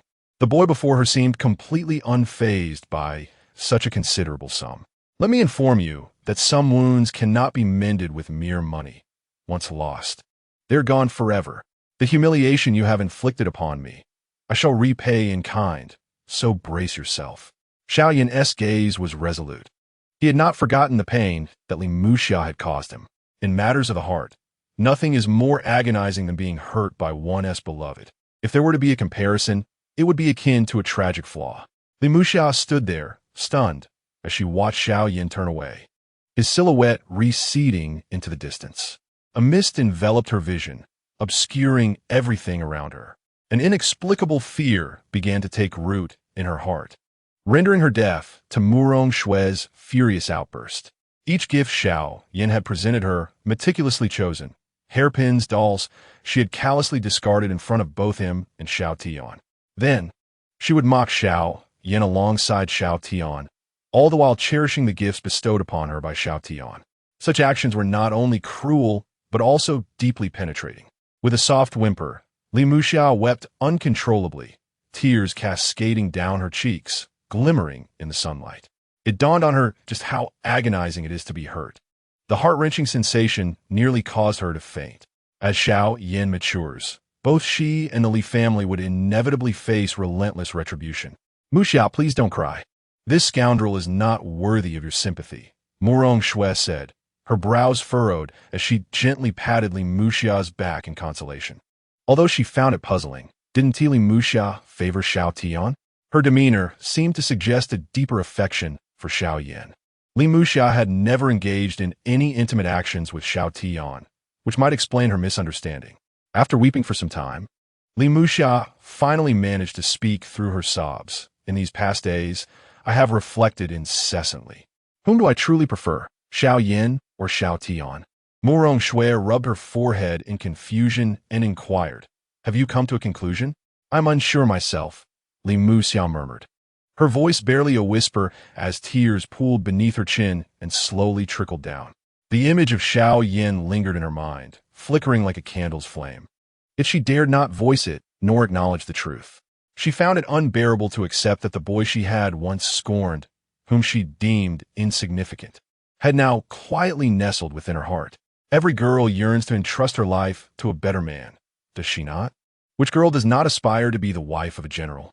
Was her desire truly misguided? Chapter 50. You have developed affections for Xiao Yan. Xiao Yan visited the orphanage, accompanied by Duge Luyun and Xiao Wanqing. It was not until Li Muxia's emotions began to stabilize that Murong Shui released her grip, exhaling softly. Muxia, you are clearly perplexed. It's apparent that you have developed feelings for Xiao Yan. Li Muxia wiped away her tears, her gaze fixed on the ground as she kicked a small stone aside. Muttering quietly, I do not like him. Do not speak nonsense. Despite your father's objections, you are willing to offer him 50 million. How can you claim otherwise? Do you truly believe this failing venture can yield profit? Not losing everything would be a fortunate outcome. Murong Shui gently tapped Li Muxia's forehead, her tone laced with exasperation. On his way back to his rented apartment, Xiao Yan's phone began to ring. He retrieved it from his pocket, only to find an unfamiliar number. Ultimately, he chose to answer, and a middle-aged man's voice resonated through the line. "Hello, are you Xiao Yan, my son's friend?" "Yes, I am Xiao Yan. But who might your son be?" Xiao Yan replied, his face a mask of confusion. The voice seemed somewhat familiar. Since arriving at the Xiao family, it was improbable that he had made any friends. The only person willing to befriend him, Li Muxia, was rather disdainful. A scheming, duplicitous individual. "Little Yin, it's me, your Uncle Wang. Have you already forgotten?" The voice on the other end was gentle, devoid of any trace of displeasure. Xiao Yan was momentarily taken aback, finally recalling the identity of the voice's owner, Wang Baohua. "Is this really you, Wang Baohua?" Xiao Yan questioned, uncertainty clouding his tone. "Indeed, it is I," came Wang Baohua's cheerful laughter from the other end. Xiao Yan could not help but smirk. Since the opportunity had presented itself, he felt compelled to deliver a scathing retort. Before Xiao Yan could strike, Wang Baohua's voice came through again. "Little Yin, regarding the incident last time, it was my family's fault. Please do not take it to heart. Your friend Huaisong and I have arrived at your doorstep. Are you and Huaisong home?" Xiao Yan, still in disbelief, instinctively responded, "What on earth?" This felt akin to a weasel visiting a chicken, harboring ill intentions. Wang Baohua and Wang Jialuan, standing at the entrance of the rented apartment, were unable to suppress their expressions of irritation upon hearing Xiao Yan's words. "Is this truly how you speak?" they thought. Feeling insulted in front of them, Xiao Yan had gone so far as to label them beasts. Wang Jialuan's eyes reddened, his heart brimming with indignation as he mentally cursed Xiao Yan's entire family. Throughout his life, he had never endured such humiliation, while Uncle could tolerate it, and could as well. Wang Baohua stifled his frustration, maintaining a facade of joviality. "Little Yan, we—" Before he could finish his sentence, the call abruptly ended. "Damn Xiao Yan and Bai Li Huaisong. Those two wretches are truly ungrateful." Wang Jialuan's expression darkened, and he struck the iron gate with a fist, producing a resounding thud. "How absurd! What on earth are you thinking?" Wang Baohua exclaimed as he struck Wang Jialuan on the head. After surveying the area and confirming that no one was around, he finally relaxed. If Bai Li Huaisong were to witness this scene, the misunderstanding would surely deepen, making it even more challenging to seek forgiveness. Ever since incurring a loss of 100 million, his discontent with his son had only grown, especially since the latter had so grievously betrayed his own father. Meanwhile, Xiao Yan, aware that the Wang father and son were lurking at their doorstep, decided to call Bai Li Pangpang. The two ventured out for a leisurely stroll, seeking a suitable location for their company headquarters. With the increasing number of employees, remaining in the warehouse was no longer a viable option. Along the way, Xiao Yan inquired, and as expected, Wang Baohua had indeed attempted to contact Bai Li Pangpang, only to be met with a direct disconnection. Xiao Yan couldn't help but applaud this turn of events. They were not the kind of sycophants who could be summoned at will. "Since we have some free time today, why don't we visit the happy orphanage to see Grandpa, son, and Grandma?" Xiao Yan suggested, his arm draped casually over Bai Li Huaisong's shoulder, a smile gracing his lips. "That sounds like a splendid idea. I've been wanting to go back," Bai Li Huaisong replied with a gentle smile. Since returning to their rental was not an option today, a visit to the orphanage seemed much more appealing. Thus, the two quickly agreed and hailed a taxi, heading towards the happy orphanage on the outskirts of Kyoto. Over the past year, both Xiao Yan and Bai Li Huaisong had fondly reminisced about the orphanage where they had grown up together. Initially, Xiao Yan had attempted to persuade Bai Li Huaisong to help him bring some money back, but the orphanage had never accepted a single cent. Each time, Grandpa's son, as the director, had found various excuses to refuse the offering. Now that they had some funds, it was only fitting to revisit. At the same time, Dugu Luyin and Xiao Wanqing arrived early in a luxurious Rolls-Royce at the entrance of the happy orphanage. Both were dressed in pristine white gowns, and their beauty made them appear more like sisters than mother and daughter. As Dugu Luyin gazed upon the remote and modestly decorated orphanage, a flicker of nostalgia crossed her eyes. She vividly recalled the moment she found Xiao Yan there and brought him home. Back then, Xiao Yan wore patched, tattered clothing, and upon learning that she and Xiao Changsheng were his biological parents, he had dashed forward in excitement, calling out to them as mom and dad. Now, returning to this place, she felt the profound absence of the son she owed the most to. Each time this thought crossed her mind, she was engulfed by a suffocating sense of loss that left her breathless. "Mom, are you all right?" Xiao Wanqing asked with concern, her gaze fixed on Dugu Luyan.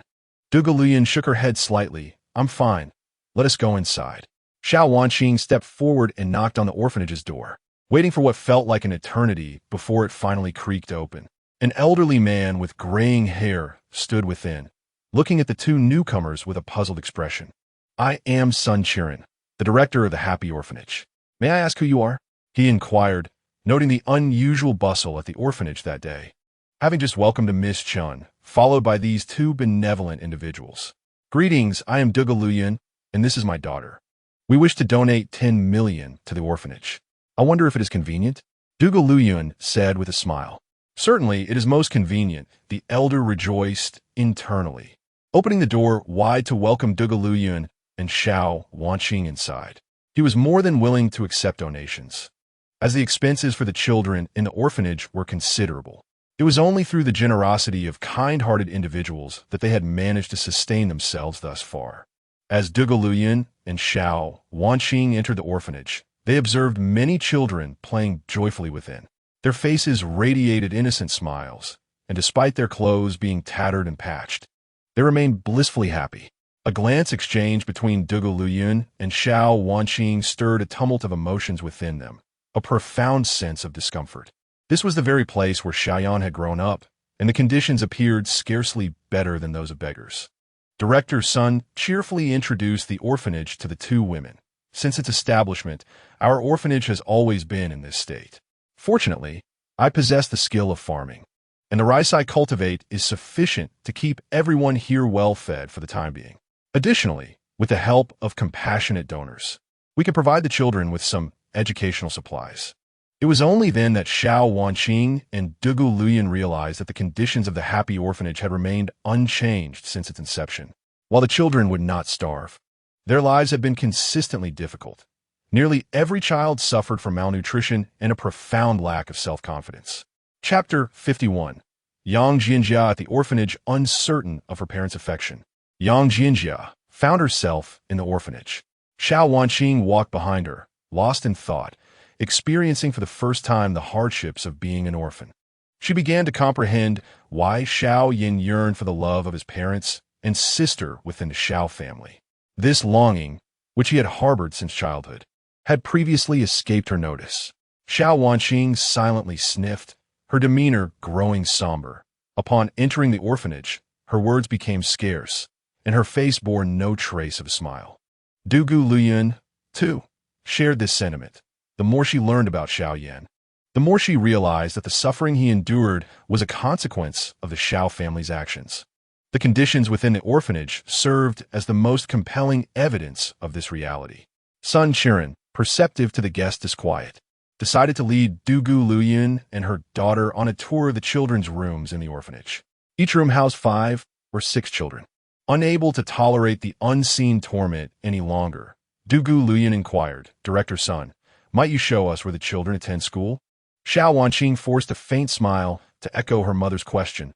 "Indeed, we are all eager to see how the children learn." Sun Qiren smiled gently. "Of course, follow me." The mother-daughter duo trailed behind him to the classroom. There, they found dilapidated desks filling the room, with the instructor being a gentleman in his 70s. In any conventional school, a teacher of such an age would have long since retired. "This teacher is my wife," Sun Qiren explained. "We each teach various subjects to the children. Both my wife and I were educators in our youth, and after retiring, we invested our savings to establish this orphanage." Though Sun Qiren spoke with an air of nonchalance, the sheen of his dark skin belied the image of a mere classroom instructor, hinting at a life filled with trials. A cool voice broke through the conversation. "Director Sun, I have come to donate some educational supplies to the orphanage." Dugu Luyan and Xiao Wanqing turned to see a girl standing at the entrance, clad in a flowing blue dress, her disheveled hair dancing in the wind, exuding a fragrant scent reminiscent of sandalwood. Her sparkling eyes blinked in curiosity, mirroring their gaze. Recognizing her as Yang Jinjia, the renowned beauty from Qingbei, they were pleasantly surprised by this unexpected encounter. The Yang family and the Li family had always been at odds, while the Xiao family maintained a cordial relationship with the Li family, thus distancing themselves from the Yangs. Although they were acquainted, their relationship was neither particularly close nor adversarial. Upon seeing Yang Jinjia, Sun Qiren's pale eyebrows shot up, a look of profound delight illuminating his face. "Miss Yang, you have come to donate once more. On behalf of the entire orphanage, I extend our heartfelt gratitude." Yang Jinjia shook her head. "There is no need for thanks, Director Sun. I am merely fulfilling my responsibilities." To her surprise, she noticed that Madame Du Gu and Miss Xiao were also present. Du Gu Luyan smiled and nodded at Yang Jinjia. "Indeed, it is quite a coincidence that we can all meet here." Sun Qiren, upon seeing that the parties seemed familiar with each other, curiously inquired, "Do you know each other?" Xiao Wanqing smiled and nodded, "Of course." "Then let us sit and enjoy some tea," said the old director's son, leading the three women to the living room, where he took a kettle to prepare water. "Director's son, are all the certificates on this wall from the same person?" Xiao Wanqing gazed at the wall adorned with numerous accolades, two names particularly catching her eye. When it came to this matter, Sun Qiren nodded with pride. "Indeed, all these certificates belong to the same individual. His name is Xiao Yan, our orphanage's most outstanding student, who was taken away by his parents just a year ago. He has not returned since, and I wonder how he is faring now, and whether his parents treat him well." With a slight sigh, the old director exited to fetch water. Yang Jinjia's gaze flickered as the image of a boy surfaced in her mind. The top scholar of the college entrance examination was also an orphan. Could they be the same person? Degili Yin and Xiao Wanqing felt their minds go blank, their eyelashes fluttering incessantly, their hands instinctively clenching into fists. The manicured nails pressed into their palms, even showing signs of bending, yet neither felt a hint of pain. The old director's last words made them wish they could find a crevice in the ground to hide. Degili Yin recalled that the reason Xiao Yin never returned to the orphanage was entirely due to the Xiao family's prohibitions. They forbade Xiao Yin from interacting with outsiders for fear he would be led astray. Degili Yin found this deeply ironic, questioning whether the Xiao family truly treated Xiao Yin better than the orphanage. The truth was evident. It was precisely for this reason that she loathed herself even more. Xiao Wanqing stared blankly at the certificates on the wall, all of which testified to Xiao Yan's exceptional academic performance. Before Xiao Yan achieved the top score in the entrance examination, she had always regarded him as a hopeless case, his academic failures glaring. This scene before her now was a tangible proof of her error, a testament to her bias, as she had never taken the time to pay attention to Xiao Yan. Had she chosen to invest a little effort, would she not have understood his academic prowess? Degili Yin and Xiao Wanqing felt their eyes subtly redden, their hearts filled with loathing for their past actions. Noticing something amiss with them, Chun Jinjia quietly asked, "Are you two all right?" "We're fine, nothing's wrong," Degili Yin replied, shaking her head, unwilling to look at the certificates any longer. Xiao Wanqing dared only to gaze outside, when suddenly, two figures entered her line of sight. The leading boy was strikingly handsome, clad in a white short-sleeved shirt and fitted pants, carrying bags of various sizes. Wasn't that Xiao Yan? Xiao Wanqing tugged at Degili Yun's arm, exclaiming, "Mom, I think I see Xiao Yan." She raised her hand to rub her eyes, even questioning whether everything she had just witnessed was merely an illusion. Just when she missed Xiao Yan the most, he truly appeared. Degili Yun initially thought her daughter was overly sentimental, but upon turning to look, she realized that if it wasn't Xiao Yan, who else could it be? Xiao Yan and Bai Li Huaisang, burdened with a plethora of items, entered the orphanage, their voices resonating as they called out, "Grandpa, son, we have returned." The children, upon recognizing Xiao Yan and Huaisang's presence, rushed forward in unison to assist them with their load. Yang Jinjia gradually approached the entrance, and upon witnessing this heartwarming scene, a faint smile involuntarily graced her lips. It was not merely the innocence of these children that moved her, but also the sound of Xiao Yan's voice, which instantly conjured the image of the boy from the concert in her mind. the one who stood on stage wearing the guise of the Monkey King, his gentle voice captivating the audience. In the living room, Luyan and Xiao Wanqing quietly observed Xiao Yan, whose face radiated joy as he distributed gifts and snacks to the delighted children. This was the second occasion they had witnessed Xiao Yan smile so genuinely, the first being when he had just arrived at the Xiao household. Since then, they had not seen him exhibit such an authentic expression of happiness. Chapter 52. Who is the donor? I did not recognize them. A sum of 5 million has been prepared for the orphanage. Xiao Wanqing, lost in thought, recalled the time when she returned from a business trip to the Xiao family, bringing back several gifts. Among them were limited edition golden Apple phones and golden smartwatches. Noticing that Xiao Tian was fond of them, she impulsively gifted both items to him. Meanwhile, Xiao Yan could only watch from the side, too timid to approach. The memory caused Xiao Wanqing's heart to flutter painfully. She realized how deeply hurtful it was to present gifts to Xiao Tian in front of Xiao Yan, essentially declaring that she did not acknowledge him as her brother. She swallowed hard, leaned back in her chair, wiped away her tears, and endeavored to compose herself, lest others discern her distress. Xiao Yan and Baili Huaisang had nearly finished distributing the gifts they brought. At that moment, Sun Churin returned from outside with a package of tea leaves, curious to see what had gathered the children together. Before he could draw near, Xiao Yan and Baili Huaisang waved him over. "Grandpa Sun, we're back." Xiao Yan teased with a smile. "Have you forgotten about us after just a year?" Sun Churin was momentarily taken aback, squinting to recognize Xiao Yan and Baili Huaisang, and then beamed with joy. He hurried forward, arms wide open to embrace both. "So it's you two rascals. Why didn't you tell me you were coming back?" Xiao Yan's smile gradually turned bittersweet.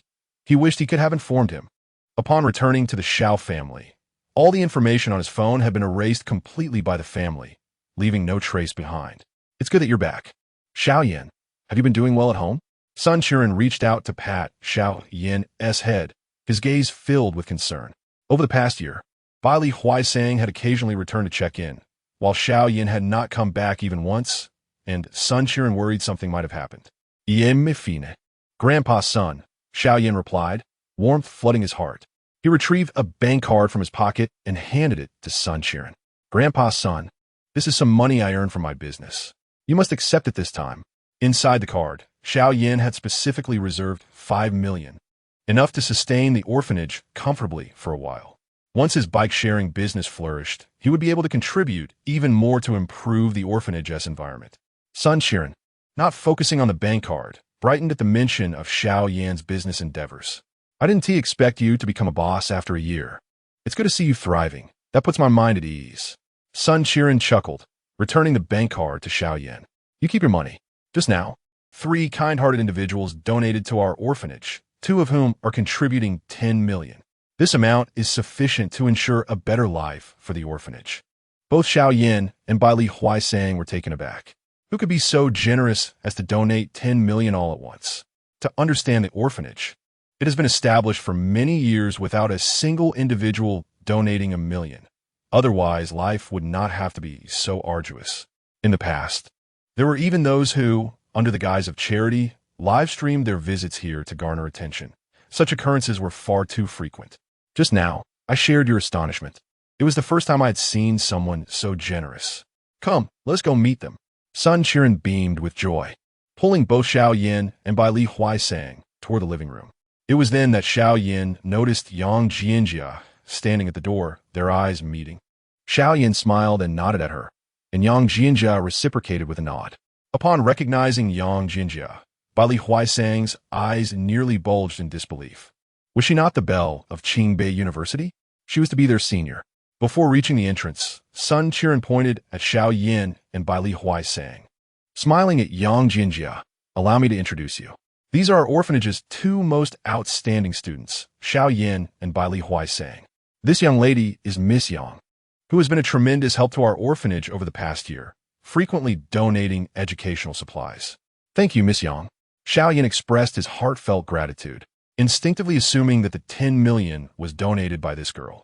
Coupled with what Grandfather Sun had said about Yang Jianjia's consistent support for the orphanage during his absence, he could hardly contain his appreciation.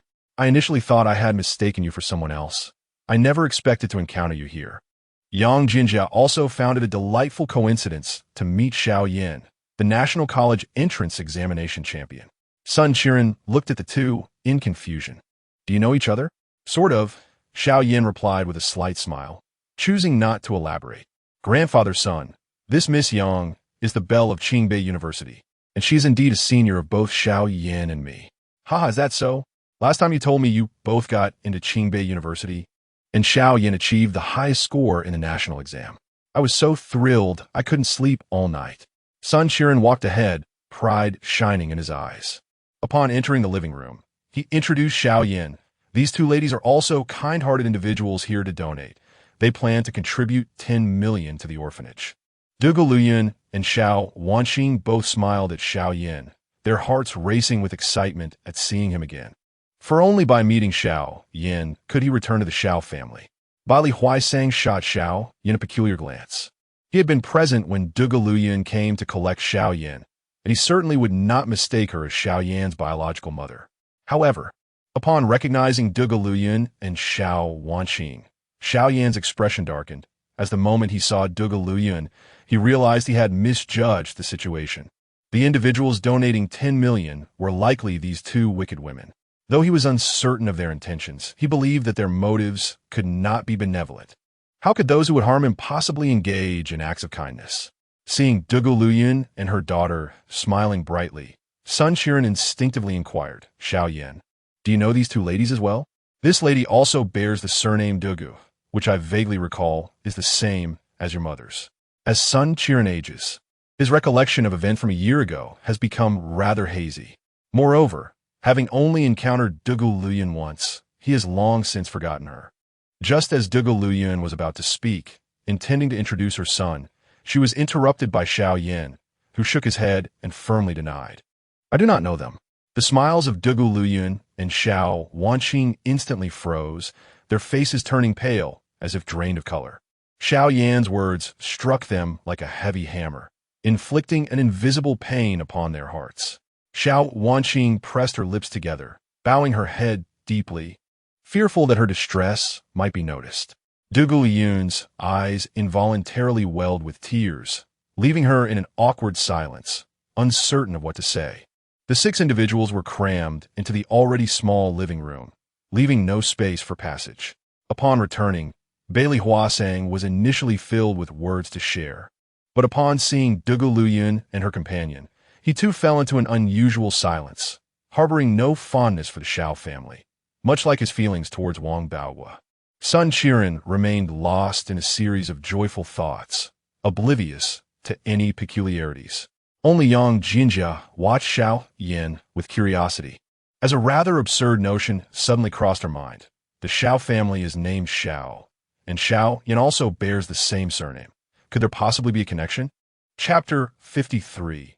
The arrival of the music festival. It was you who personally administered the poison to me, and if my household registration were not relocated otherwise. Xiao Yan and Grandpa Sun conversed about their experiences over the past year. Their laughter and chatter resembled that of a genuine grandfather and grandson, which stirred feelings of envy in Duge Luyan and Xiao Wanqing. They too yearned for such harmonious exchanges with Xiao Yan. In the past, they believed that Xiao Yan would have relished chatting with them, but now it seemed he harbored nothing but endless disdain. As Xiao Wanqing sat there, her thoughts unwittingly drifted back to the time when Xiao Yan had just returned to the Xiao family. Back then, Xiao Yan would have eagerly engaged in conversation with the three sisters for 24 hours straight, leading them to feel quite impatient with him. They could not fathom why he, having never encountered humans before, would incessantly cling to them for conversation. Now, she finally understood that Xiao Yan's desire to converse stemmed from the joy of reuniting with family after many years apart, naturally filled with stories to share, a yearning born from his years as an orphan longing for familial connection. Xiao Wanqing took a deep breath, realizing that her epiphany came far too late. Even with her younger brother poisoned, and, as the eldest sister, still unable to identify the culprit, she felt utterly defeated. Just as Xiao Yan and Grandpa Sun were engrossed in their conversation, a sudden vibration from his phone interrupted the moment. Upon checking, he saw it was a call from Sister Wang. Seizing the opportunity, he stepped outside to answer, eager to avoid the sight of those two bothersome women. With a swift motion, he connected the call, and Sister Wang's voice resonated from the other end. Xiao Yan, the company needs your assistance with something. Given her affable nature, he was not taken aback by her warm tone. However, the seriousness in her voice suggested that the matter might be substantial. Exercising caution, he replied, Sister Wang, if it's within my capability, I will do my utmost to assist you. Haha, let's not make it sound so grave. I'm merely informing you that in 5 days, the annual music festival will take place. Xiao Yan felt a wave of frustration wash over him, thinking, isn't it you who should be serious? Yet, he refrained from voicing this thought. Sister Wang, does this mean I am required to attend the music festival? He was aware that entry to the festival required tickets, indicating a lucrative opportunity was on the horizon. Indeed, many singers will be invited to participate. This is a collaborative event organized by our company and others. Attendees will each have the opportunity to vote for their favorite singer, and the more popular the artists, the greater the revenue for the company from the festival.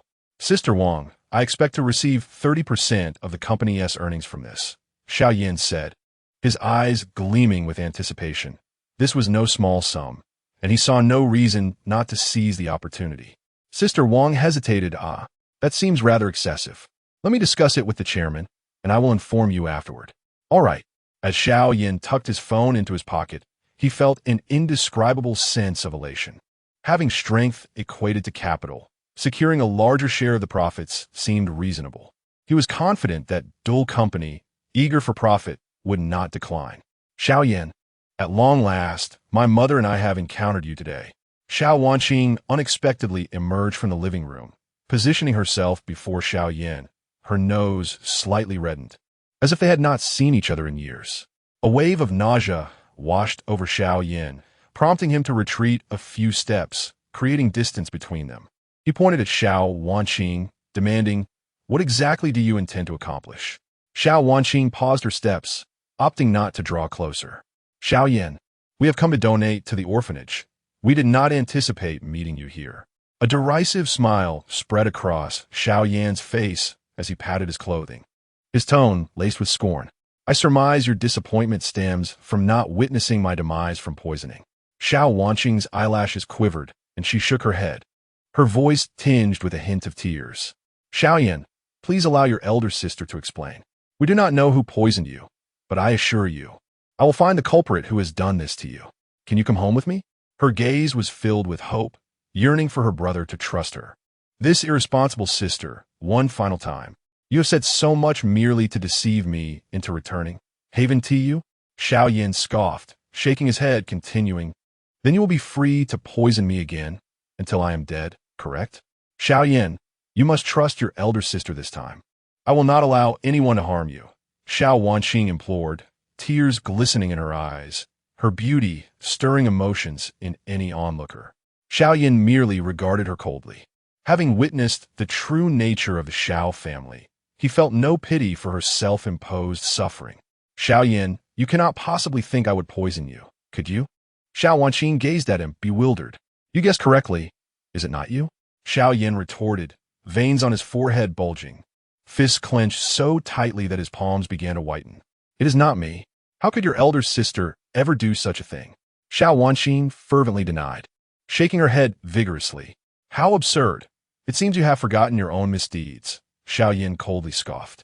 Were it not for his principle of not striking women, he would have relished the opportunity to make Xiao Wanqing beg for mercy, much like Xiao Tian, seeing that Xiao Yan had misjudged her. Xiao Wanqing was on the verge of tears. Xiao Yan, I truly did not poison you. Why can't you believe me? I remember clearly. There was a time when Xiao Xinzi brought home a bottle of herbal milk tea, and Xiao Tian insisted I drink it. I refused. Yet you and Xiao Xinzi pried my mouth open and forced me to drink it. Xiao Yan's eyes widened as he took a few steps forward, fists tightened, growling. Do you still dare claim it was not you? Every word from Xiao Yan felt like a steel blade, repeatedly slicing through Xiao Wanqing's heart. It dawned on her that Xiao Xinzi was particularly close to Xiao Yusen, making it exceedingly easy for them to procure arsenic. Tears streamed down her face. Thus, Even if she was not the one who poisoned him, she was undoubtedly an accomplice. Xiao Yan, feeling an unresolved anger, gritted his teeth and articulated each word with deliberate intensity. After consuming your milk tea, I spent the entire night in distress. Are you not poisoning me? Enough, please stop. Xiao Wanqing exclaimed, clutching her head in utter despair, as she turned and fled towards the orphanage's entrance. She was utterly unable to accept the grim reality that she had inadvertently become an accomplice in poisoning her own brother. Wanqing, Dugu Luyan cried, tears streaming down his cheeks as he rushed forward, helplessly watching Xiao Wanqing escape through the door. It was only then that Xiao Yan realized she had been eavesdropping all along. Dugu Luyan wiped the tears from his face. His eyes red as he looked at Xiao Yan. Xiao Yan, she is your own sister. Do you not comprehend the depth of her sorrow caused by your words? Even if you sever ties with us, you remain a member of the Xiao family. Moreover, your household registration is still with the Xiao family, a fact that cannot be altered. Xiao Yan was momentarily taken aback, internally berating himself for his carelessness, in his haste to leave the Xiao family.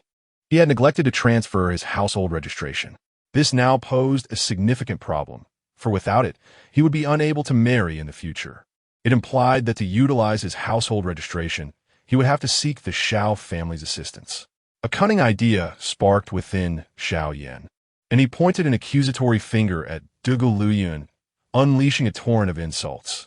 Let me tell you, as long as I draw breath, I will ensure the ruin of your Xiao family. In due time, I shall torment your precious son, Xiao Tian, to the brink of death. At this moment, do you not wish to flay my skin and pull out my tendons? Then swiftly transfer my household registration, so we can sever all ties completely. The less connection we have, the better. Chapter 54. The Hesitant by Li Pang. The words, the orphanage only accepts donations from benevolent individuals, weighed heavily upon Du Gu Lu Yun, akin to a colossal mountain, rendering her breathless and on the verge of fainting. She covered her mouth, her eyelashes trembling incessantly, and tears streamed uncontrollably from her eyes as she resolutely shook her head in refusal to Xiao Yan's assertions. Xiao Yan, I understand your intention to provoke me, but I shall never acquiesce to such a notion. Mother would never act in such a manner. I deeply regret signing that severance agreement previously. It not only inflicted profound pain upon you, but also cost me my son. This time, I shall protect you at all costs. Xiao Yan's eyes widened in disbelief, his finger pointing accusingly at Dugu Lu Yun as he shouted in outrage.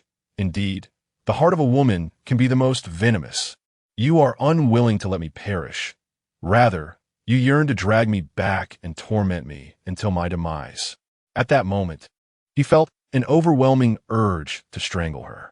With reddened eyes, Dugu Lu Yun shook her head in protest. Xiao Yan, it is not as you perceive. Mother merely wishes to bring you home. I am your biological mother, the closest person to you in this world. How could I ever wish you harm? Xiao Yan, now laughing in anger, retorted with icy disdain, I recall when you first came to the orphanage to fetch me, uttering the same words. And what was the outcome? You still held me in contempt deep down. When I endured hardship and illness at the Xiao family, where were you? Merely spectating from the sidelines. Do you truly believe such empty words can deceive me a second time? Faced with Xiao Yan's relentless pursuit, Dugu Lu Yun instinctively took 2 steps back, astonished at how vividly he recalled these events. She had failed to recognize the extent of her past transgressions. When she initially came to the orphanage to retrieve Xiao Yan, she indeed claimed it was to bring him back to the Xiao family for a better life. Yet upon returning, Xiao Yan was denied even the right to join the family at the dining table. As she reflected on this, confronted by Xiao Yan's gaze filled with animosity, her heart sank, and she lowered her head deeply. Though she had a multitude of words to express, they remained unspoken, swallowed by silence. Xiao Yan noticed that many children from the orphanage were stealthily observing from a distance. Deciding against further discourse with Dugu Lu Yun, he turned and strode toward the living room. The matter of the household registration could be addressed later. Dugu Lu Yun's reluctance held no weight. He had little doubt that Xiao Changsheng, that meddlesome individual, would refuse. Watching Xiao Yan's retreating figure, Dugu Lu Yun opened her mouth, yet found herself at a loss for words. She had initially failed to uphold her promises and had not treated Xiao Yan with the care he deserved. Now, she had no defense and nothing left to say. As Xiao Yan reached the threshold of the living room, he spotted Grandpa's son waiting for him outside, his expression notably somber. In Xiao Yan's memory, Grandpa's son had always been gentle. Why was he so different today? Grandpa's son, why are you out here? Were you waiting for me? Xiao Yan inquired, peering into the living room to see Yang Jinjia seated inside, holding a teacup and taking a delicate sip of red tea. As if sensing something, Yang Jinjia raised her gaze towards the entrance, only to meet Xiao Yan's eyes, which flickered with a hint of complexity. Bailey Pang lowered his head to look at his phone, feeling somewhat guilty and unsure of how to explain himself to Xiao Yan. Xiao Yan, my dear child, if something is troubling you, you should have confided in me sooner, Sun Qiren reprimanded, his eyes filled with concern as he regarded Xiao Yan. Xiao Yan withdrew his gaze, scratching the back of his head in confusion. Grandpa's son, what is wrong? Iem me perfectly fine. Sun Qiren's tone suddenly rose in intensity. How long do you intend to keep this from me? Bailey Pang has shared everything with me. You should have returned from the Xiao family sooner. The orphanage will always be your home. His voice gradually softened as he continued. Do you truly believe that the orphanage lacks the means to provide you with a meal? Xiao Yan's eyes began to glisten with tears.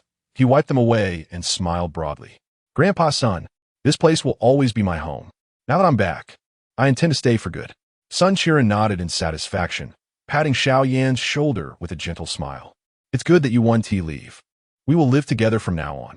The Xiao family has treated you poorly, and returning there serves no purpose. Dugula Luyun, her eyes reddened, stood at the threshold of the living room, clutching a bank card.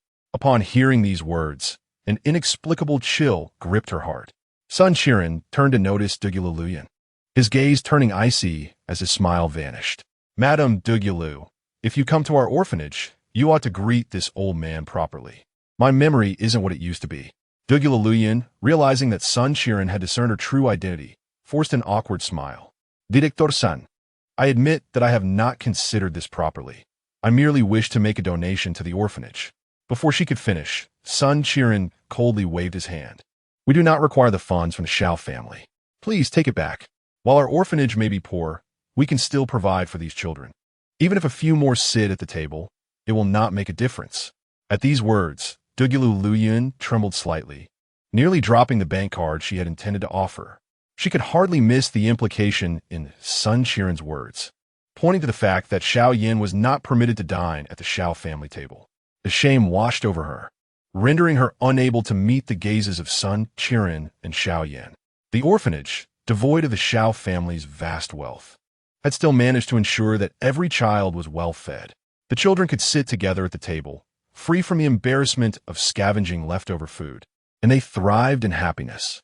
In stark contrast, the actions of the Xiao family were a world apart from the orphanage's ethos. Despite having a clean and spacious dining table, they would rather leave it empty than allow Xiao Yan to join them, often resorting to scolding and striking him. Dugula Luyun felt a heavy knot in her chest, constantly questioning herself. Was the Xiao family truly a better home than the orphanage for Xiao Yan? Dugula Luyun's complexion grew increasingly pale, her back thoroughly drenched in cold sweat. For she had come to realize that Xiao Yan spoke the truth. The Xiao family resembled a lavish version of hell. It appeared inviting, yet rendered Xiao Yan's existence a torment far worse than death. Madame Dugu, kindly take your leave. We shall not welcome you again. The orphanage only accepts donations from those with genuine compassion, those with hearts of wolves and lungs of dogs, regardless of the wealth they offer, are of no consequence to us. Sun Qiren let out a cold snort, directly issuing an eviction order to Dugula Luyun. Having watched Xiao Yan grow, he regarded him as akin to a beloved grandson. He understood his character better than anyone. How could he not feel fury upon witnessing the relentless torment inflicted upon Xiao Yan by the Xiao family? Did they think him without guardians? Sun Qiren stood with his hands clasped behind his back, clad in a faded short-sleeved shirt. Due to his advanced age, his physique was thin and somewhat hunched. Yet, to Xiao Yan, this figure stood tall and imposing, akin to a giant, gradually merging with the silhouette from his childhood that had sheltered him from the storms of life. A warm current surged within him, and his lips instinctively curled into a faint smile. Chapter 55. I shall drive the puppet master out of the Xiao family. Latest clue. Most suspect. Grandfather son, let us proceed inside for tea, grandfather son said, his hands clasped behind his back. He did not cast a glance at Dugaluyan, merely nodded, and turned to enter the living room. Dugaluyan stood at the doorway, her spirit seemingly lost as she watched Xiao Yan and Sun Qiren depart. The words of Sun Qiren echoed persistently in her mind. The orphanage only accepts donations from benevolent individuals. We disdain the contributions of those with treacherous hearts. Tears welled in her eyes, and unwilling to let anyone witness her distress, she instinctively turned toward the entrance. As she did, the tears cascaded from her eyes, dampening her lashes and trickled down her cheeks. She covered her mouth, fearful of allowing a sound to escape, her steps quickening with urgency. Ultimately, she burst through the door, running to the side of a Rolls-Royce, flinging open the door and diving inside, appearing quite disheveled. Xiao Wanqing sat in the driver's seat, reclining against the chair, her light makeup already smudged by tears. Before she could inquire about the situation, Dugaluyan, seated in the passenger's seat, opened her mouth and began to sob uncontrollably, saliva trailing between her teeth like a fragile, translucent thread. Between her cries, she exclaimed, Wanqing, our donation was rejected by the old director Sunday. He said he does not want contributions from those with treacherous hearts. Our care for Xiao Yan is less than half of what the orphanage receives. Our affection for Xiao Yan is even inferior to that of outsiders. Xiao Wanqing's eyes dimmed instantly, her heart heavy with sorrow, leaving her a loss for words. Meanwhile, Xiao Yan and Sun Qiren entered the living room, casting a fierce glare at Bai Li Pangpang, knowing well that this fellow was the source of the trouble. Bai Li Pangpang lowered his head, feeling guilty. Having been frustrated and pressed by grandfather son's inquiries, he could only confess. Now, he busied himself peeling an orange, too timid to utter a word. Yang Jianjia observed Xiao Yan with a complex expression. She had not anticipated that this boy before her shared a similarly unfortunate fate. Perhaps having endured such pain herself, she felt a flicker of sympathy for him.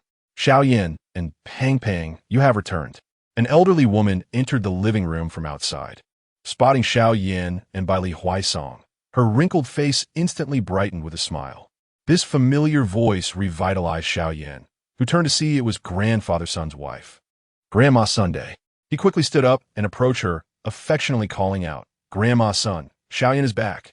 The elderly woman, clad in a simple red garment, along with grandfather's son, had lovingly cared for all the children in the orphanage.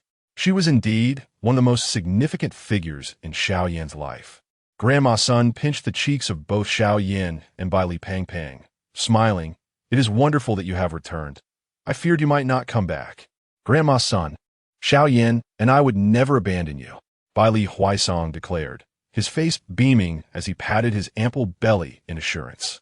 Children who once grew up in orphanages often find employment and settle down, rarely returning to their roots. The number of those who genuinely remember their kindness and come back to visit is exceedingly small. Bai Li Huaisong is aware that although Grandpa Sun and Grandma Sun do not voice their sentiments, they must feel a sense of loss within. Miss Yang, you have returned once more. You truly are a benefactor to our orphanage. Grandma Sun's smile broadened upon seeing Yang Jianjia. Grandma Sun, I do this out of obligation. And as I have mentioned before, you may simply call me Jianjia. No need for such formality. Yang Jianjia smiled faintly, approaching Grandma Sunday.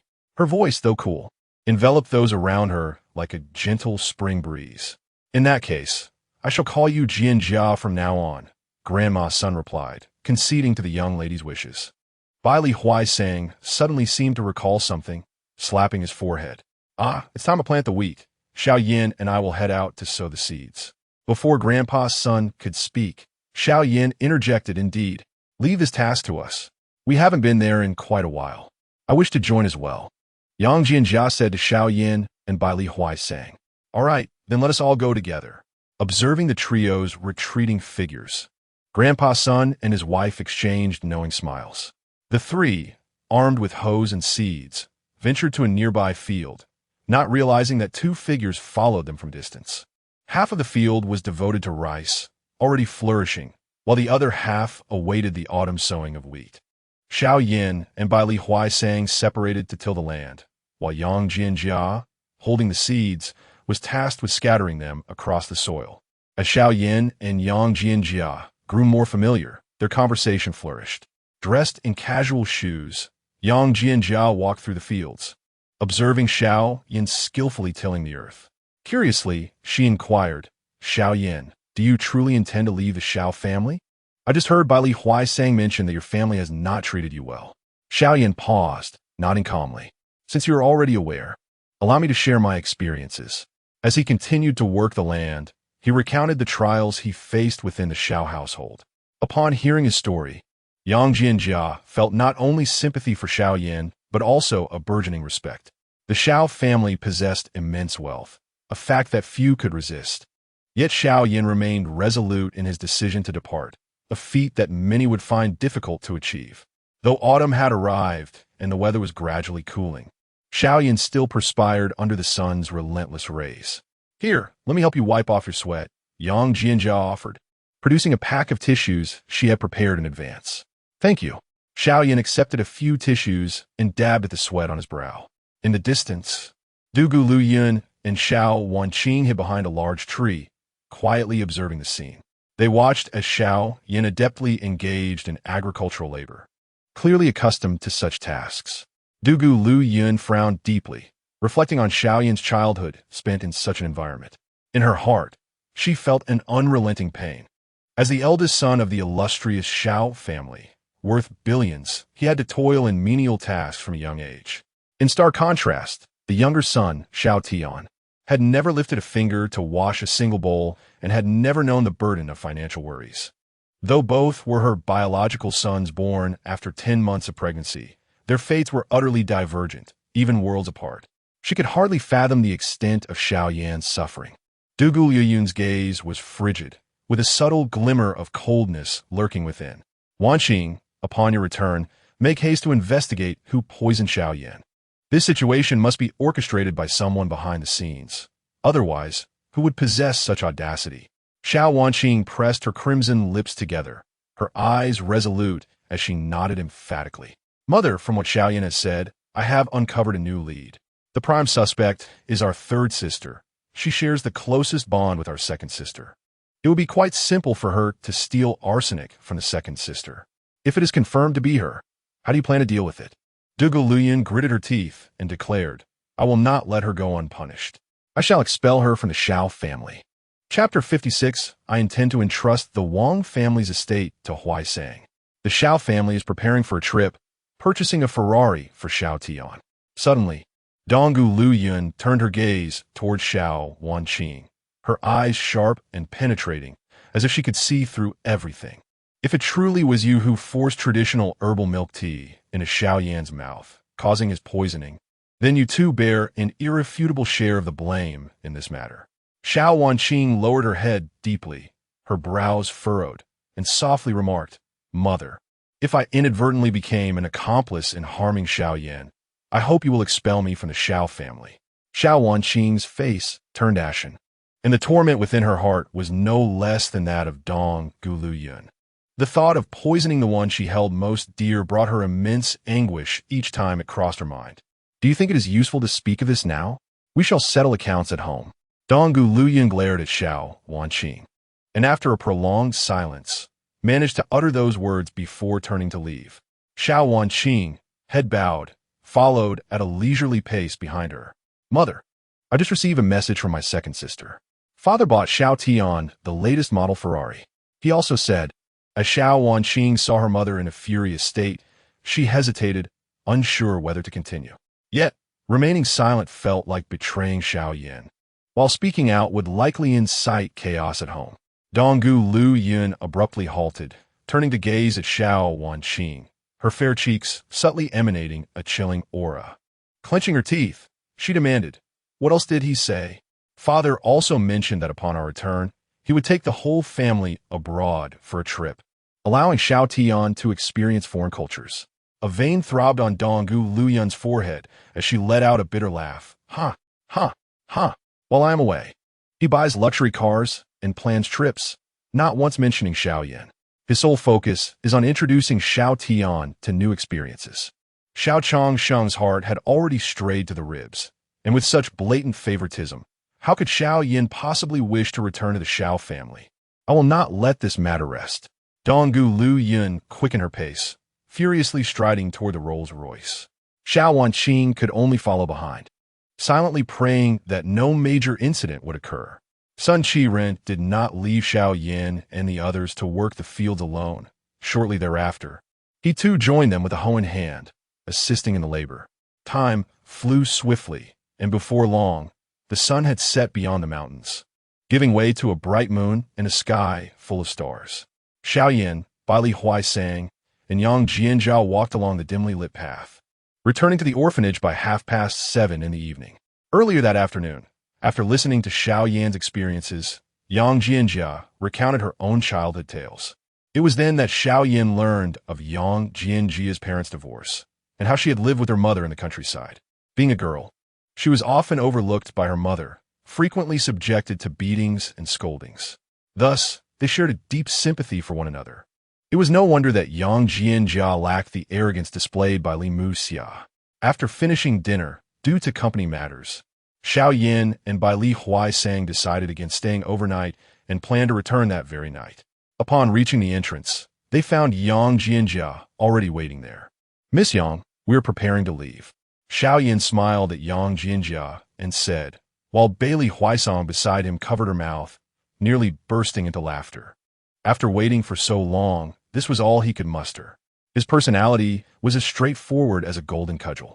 As expected by Bai Li Huaisang, Yang Jianjia shot him a speechless glance and replied with irritation, "At this late hour, do you really think you can catch a taxi? Come on, I'll take you back." She added, "And just call me Yang Jianjia, no need to add miss." Xiao Yan nodded earnestly, taken aback by her sudden demeanor. After spending an afternoon together, he observed that Yang Jianjia exhibited none of the arrogance typical of a wealthy scion. Although she appeared cold as ice, she was, in fact, warm-hearted beneath her frosty exterior. Yang Jianjia glared at Xiao Yan in annoyance before walking to a blue SUV parked by the roadside. She opened the door and took the driver's seat. "Grandpa's son and Grandma's son, we're leaving," she said to the elderly couple behind. Xiao Yan and Bai Li Huaisang followed suit and got into the vehicle. "Safe travels." Sun Qiren held the bank card Xiao Yan had given him, watching the SUV fade into the distance, feeling an inexplicable sense of loss. Upon arriving at the building where they rented, Xiao Yan, seated in the front passenger seat, noticed the formerly rusted green gate had been completely replaced with a new one. This peculiar situation struck both him and Bai Li Huaisang as strange. They were well aware that the landlord was notoriously stingy and hadn't resided there, so it was unlikely he would pay for a new gate. Despite acknowledging the oddity, they exited the vehicle, both wondering if Wang Bao had perhaps funded the replacement. "You live here?" Yang Jianjia turned to survey the surroundings. "Yes. Our home is on the 4th floor." For some reason, Xiao Yan perceived a hint of fear in her eyes. "Now that you've arrived, I should head back," she said, offering them a gentle smile before turning to leave. "Xiao Yan, you're such a fool. You didn't even get the school bell as contact information." Bai Li Huaisang chastised him in exasperation. "Right now, I just want to earn more money so that everyone at the orphanage can live well. As for dating, I'll think about that after a month, once I start university." Xiao Yan shrugged, displaying a nonchalant demeanor as he turned to head upstairs. He knew he had to sustain the orphanage and must earn more money to prevent any future hardships. Having suffered from poverty at the Xiao family, he refused to let such a situation occur again. "Xiao Yan, I understand your desire to make money, but don't overexert yourself." Bai Li Huaisang expressed her concern, knowing he was eager to prove himself.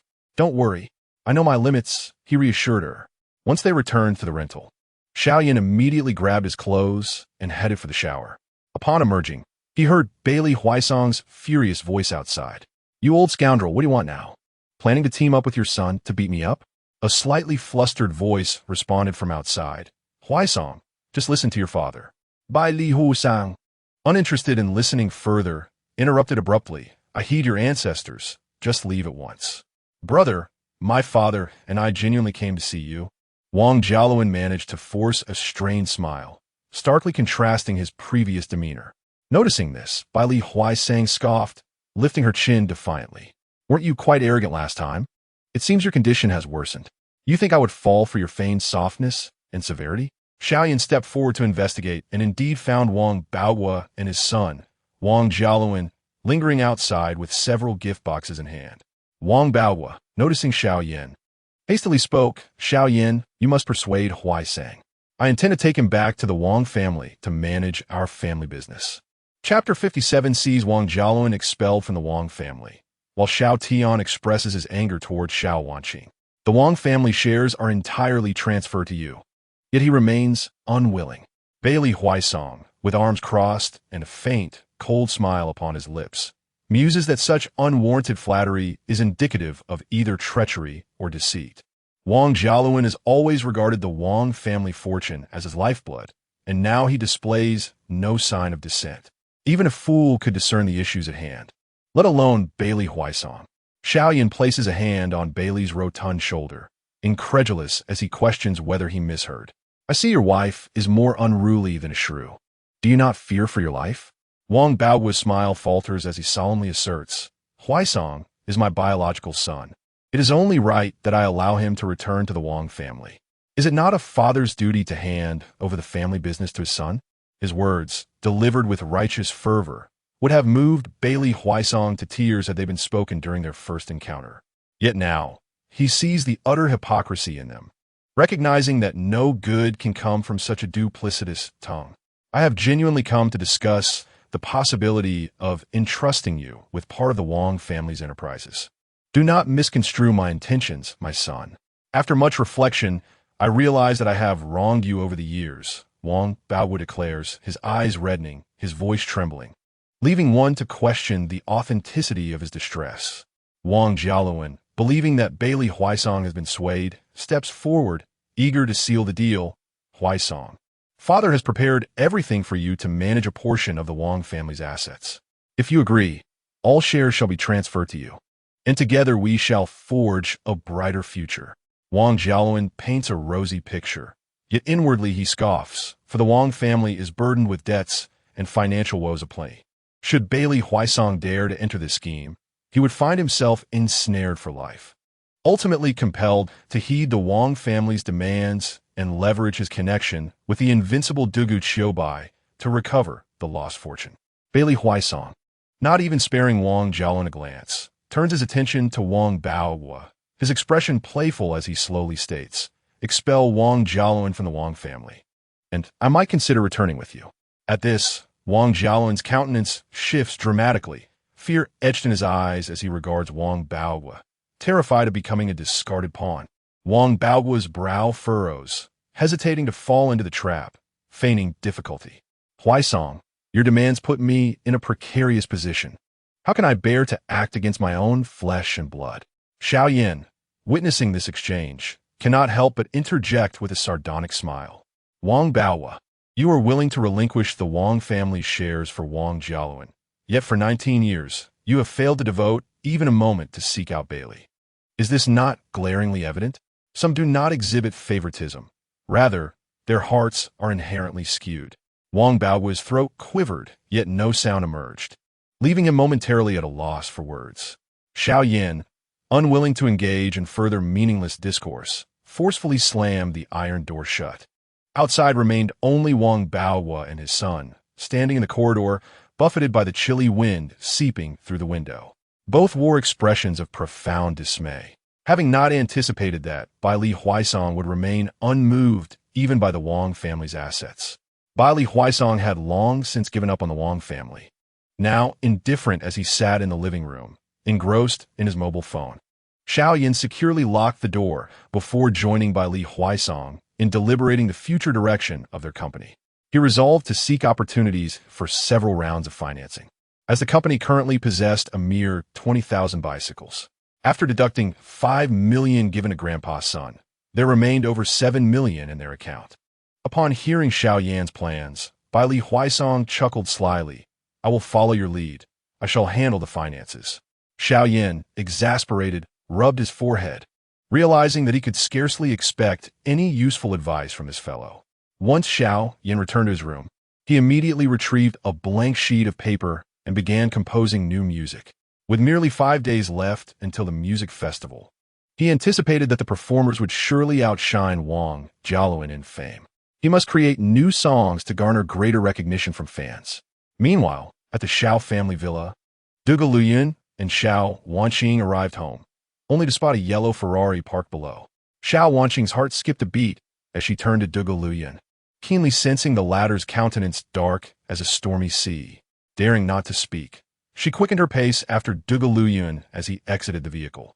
In the living room, Xiao Tian sat contentedly playing with the Ferrari key in his hand, while Xiao Changsheng held 6 plane tickets, intending to surprise Duge Luyun upon her return. The moment Duge Luyun stepped inside, she immediately noticed the car key in Xiao Tian's possession, snatching it from his grasp and waving it before Xiao Changsheng. Xiao Changsheng, I left home for merely half a day, and look what you have done. The thought of Xiao Yan laboring in the fields while Xiao Tian joyfully cruised in the newly purchased luxury car made Duge Luyun's heart ache. It was disingenuous to claim she felt no sorrow for Xiao Yan, both being her sons. Xiao Tian, seated there, wore a countenance as grim as if he had consumed something vile, harboring an unspoken apprehension that this predicament stemmed from Xiao Yan. Xiao Changsheng, regarding the car key, replied nonchalantly, "My dear, have you forgotten? I promised to buy Xiao Tian a Ferrari after his college entrance examination. I fulfill that promise today." He scratched his head, somewhat bewildered by Duge Luyun's reaction. The Xiao family had never lacked for funds, and he could not comprehend why Duge Luyun was so incensed. "You have even purchased the plane tickets. You certainly plan ahead." Duge Luyun approached Xiao Changsheng, seizing the plane tickets from his hand. Counting them, she found, as expected, only 6 tickets, causing her expression to grow even colder. Xiao Changsheng, still oblivious to the gravity of the situation, cheerfully remarked, "I intend to take the entire family on a vacation abroad. Let Xiao Tian explore the magnificent world outside. But I must ask, what about Xiao Yan? Do you not intend to take him along?" Duge Luyun fixed his gaze on Xiao Changsheng, his words laced with inquiry. Xiao Changsheng's expression darkened considerably, as he had not anticipated that Duge Luyun would even think of that rebellious child during an overseas trip. Xiao Wanqing was profoundly disappointed in Xiao Changsheng and let out a resigned sigh, observing her husband's silence. Duge Luyun forcefully tore apart the 6 plane tickets in her hand. Xiao Tian witnessed this scene, his eyes gradually reddening, fists clenched tightly, producing a sound akin to exploding beans. The pent-up fury that had been stifled due to Xiao Yan finally erupted uncontrollably. Xiao Yan, day in and day out. All you care about is Xiao Yan. Who has ever considered my feelings? In a fit of rage, Xiao Tian grabbed the teacup from the table and hurled it to the ground with great force. With a resounding crash, the teacup shattered into countless fragments, scattering across the floor. The entire family was startled by Xiao Tian's outburst. "Xiao Tian, what are you doing?" Xiao Wanqing, standing closest, felt her heart race uncontrollably from the commotion. Xiao Tian's face twisted with rage as he glared at Xiao Wanqing and retorted, "What do you mean? What am I doing? What do you expect me to do?" His voice crescendoed into a furious shout. Chapter 58. Xiao Tian runs away from home. Duge Luyun enters the hospital. Conspiracy Xiao Wanqing stood there in a daze, unable to comprehend that her usually obedient younger brother would dare to speak to her in such a manner. Duge Luyun furrowed his brow and scolded loudly. "Xiao Tian, how can you speak to your sister like that? Apologize immediately." Ever since witnessing Xiao Yan's excellence, Duge Luyun had come to believe that the entire family had overly indulged Xiao Tian, leading him to rely excessively on the family. Such is human nature. One always desires more. Xiao Changsheng had just opened his mouth to mediate when Xiao Tian did not grant him the opportunity to speak. Apologize? Why should I apologize? Am I wrong in what I said? You, an elder sister, only care about Xiao Yan. When have you ever considered my feelings? As if this did not suffice, Xiao Tian stood up and shouted, "Do you dare to say that your entire day out was not because of Xiao Yan? Let me tell you this. This family can have either Xiao Yan or me, but not both." Xiao Wanqing's throat moved as she contemplated speaking, but ultimately remained silent. She recognized that in recent days, she had indeed paid less attention to Xiao Tian than before. Xiao Changsheng was momentarily taken aback, a foreboding feeling creeping into his heart. Duge Lu Yun let out a deep sigh, his tone softening. Xiao Tian, we have indeed shown you less care lately. However, you cannot speak like that. Your elder sister and I do still care for you. Xiao Tian smirked disdainfully, raising an eyebrow. Do you honestly think I would believe that? Do you and elder sister even know what day is today? Duge Lu Yun and Xiao Wanqing exchanged puzzled glances, both wondering what significant day it could be. Looking at the relatives who supposedly cared for him, Xiao Tian felt a pang of hurt. Their ignorance of such an important day spoke volumes. My dear, today is Xiao Tian's birthday. The reason I didn't inform you was that I intended to surprise you. Who could have anticipated this scene? Xiao Changsheng was at a loss for words, having completely forgotten his son's birthday in front of him. How could Xiao Tian, who had always been cherished, endure such an affront? Upon realizing it was Xiao Tian's birthday, Duge Lu Yun and Xiao Wanqing felt a twinge of guilt. Indeed, today, August 20th, was Xiao Tian's birthday. Xiao Tian, it is true that your mother forgot. I will have your sister rebook the tickets, Duge Lu Yun began, but was interrupted by Xiao Tian. No need. I intend to leave the Xiao family tonight. You can go find your Xiao Yan. With that, Xiao Tian turned and rushed toward the door, vowing to make Xiao Yan pay a heavy price. The expressions of the three present changed dramatically. With Xiao Yan already gone, they could not allow Xiao Tian to leave as well. Xiao Changsheng quickly got up and hurried after him, followed closely by Duge Lu Yun and Xiao Wanqing. Upon reaching the entrance, they saw Xiao Tian already speeding away in a Mercedes, disappearing into the vast night. Outside, only Xiao Changsheng remained, his face ashen, standing there. Xiao Tian, my son. Duge Lu Yun's eyes were tinged with red. Her legs weakened, nearly causing her to collapse. Only recently had she lost Xiao Yan, and now she faced the prospect of losing Xiao Tian as well. How could she possibly bear such a burden? She feared that Xiao Tian might follow in Xiao Yan's footsteps, leaving the Xiao family never to return. Xiao Wanqing gently supported Duge Lu Yun, offering words of comfort. Mother, please remain calm. I will undoubtedly find Xiao Tian. He shares a close bond with Bai Feng. He will surely go to the Bai family. Do not worry. Bai Feng, a suitor of Xiao Wanqing, was also a scion of immense wealth, possessing not only riches and influence, but also striking looks. Their relationship with Xiao Tian was strong, and Wanqing was confident her brother would seek refuge with him. Wanqing, Xiao Tian has left. Xiao Yan mentioned transferring his household registration from the Xiao family. What should I do? Tears of regret streamed from Duge Lu Yun's eyes as she gazed towards the direction where Xiao Tian had departed, her heart racing as if it might leap from her chest. How outrageous! This ungrateful child has truly rebelled. It has barely been a while since he left home, and severing ties is not enough. Now he wishes to transfer his registration from the Xiao family. If this continues, will he not treat us as enemies? Xiao Changsheng slammed his fist against the wall, rage rendering him oblivious to any pain. Duge Lu Yun, already reeling from the departure of both her sons, was further shaken by Xiao Changsheng's words, compounded by her overwhelming worries. In a fit of distress, her eyes closed, plunging her into an abyss of darkness. Her hands fell lifelessly, and her body weakened, tilting backward. Mother, what is wrong? Dear. Xiao Changsheng scooped up Duge Lu Yun and rushed into the living room, calling for the family doctor. Noticing Duge Lu Yun's pallid complexion, Xiao Wanqing retrieved her phone from her pocket and dialed emergency services. After leaving the Xiao family, Xiao Tian switched on the high beams and pressed the accelerator, heading towards the Bai residence. As he drove, he also picked up his phone to make a call. In a short while, the call connected and a disgruntled voice came through. Xiao Tian, what are you doing? Don't you know I'm busy? Bai Feng, panting heavily, was at a hotel engaged in inappropriate activities with another woman. His tone made it clear he was far from pleased. Bai Ge, I have something I need your assistance with, Xiao Tian said, raising an eyebrow, one hand on the steering wheel, eyes fixed ahead. Let us discuss it tomorrow. Bai Feng replied impatiently. Unperturbed, Xiao Tian continued. I have run away from home. What? Bai Feng's voice suddenly rose in shock. You heard me correctly. I have truly left home. Give me a location, and I will come to you. I'm at Qianfu Hotel. Come over, by phone responded.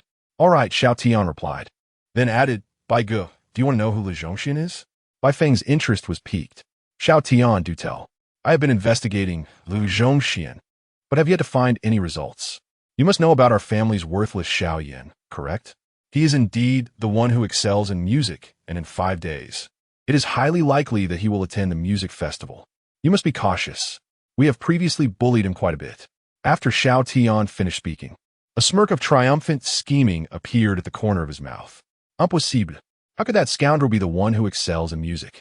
As Xiao Tian had anticipated, Bai Feng was utterly astonished, his tone growing markedly serious. Bai Feng was aware that Xiao Tian would not dare to deceive him regarding such matters. After all, it was not only he who had bullied Xiao Yan, but Xiao Tian himself as well. He still remembered that back at the Xiao family, when he wished to pursue Xiao Wanqing, knowing that she despised Xiao Yan. Bai Feng had spent a considerable sum hiring thugs to beat him up on his way home from school. Chapter 59. Xiao Yan confronts Xiao. Chongsheng. The chill of betrayal lingered in the air as Xiao Yan grappled with his feelings toward Xiao Chongsheng, acutely aware that the latter harbored deep resentment towards him. The current Xiao Yan was not the same as he once was. He could hardly believe that his adversary would let him off easily. Cursed fate. This time, due to Xiao Tian, I have unwittingly attracted a formidable foe.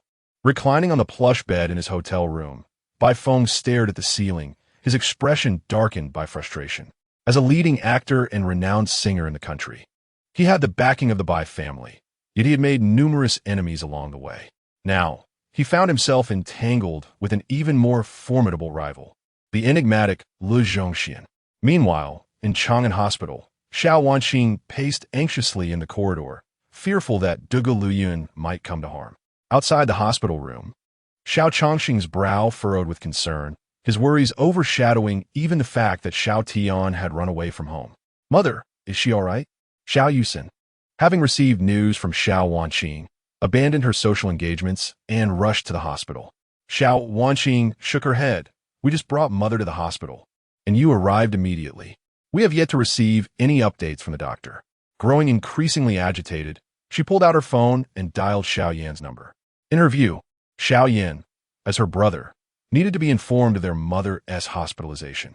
As for Xiao Tian, she had already attempted to reach him, but perhaps he had turned off his phone, thinking that the family was searching for him to return home. In his rented room, Xiao Yan lay blissfully asleep, oblivious to the persistent ringing of his phone that eventually roused him from his dreams. Who is it?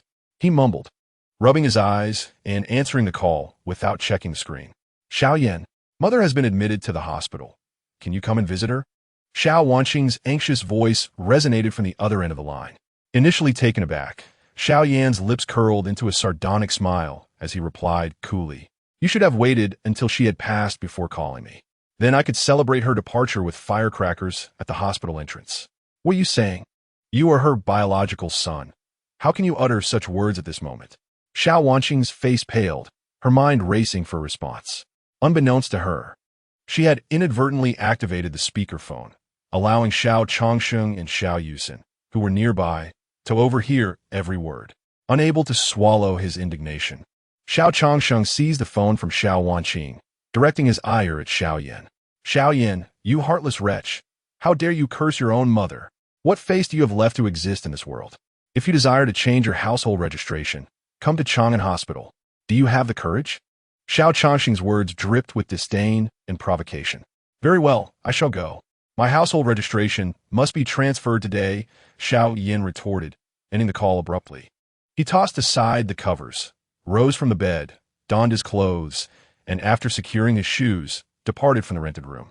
Descending the stairs, he rode a shared bicycle to the hospital, determined to sever all ties with the Xiao family. This visit was imperative. As time ticked away, a doctor emerged from the ward, casting a glance at Xiao Chongsheng and Xiao Wanqing. Who among you is the patient's relative? He inquired. We both are. Xiao Chongsheng and Xiao Wanqing responded in unison. The patient is fine. She merely experienced a temporary fainting spell due to excessive fright and will regain consciousness within an hour or two. Thank you, doctor.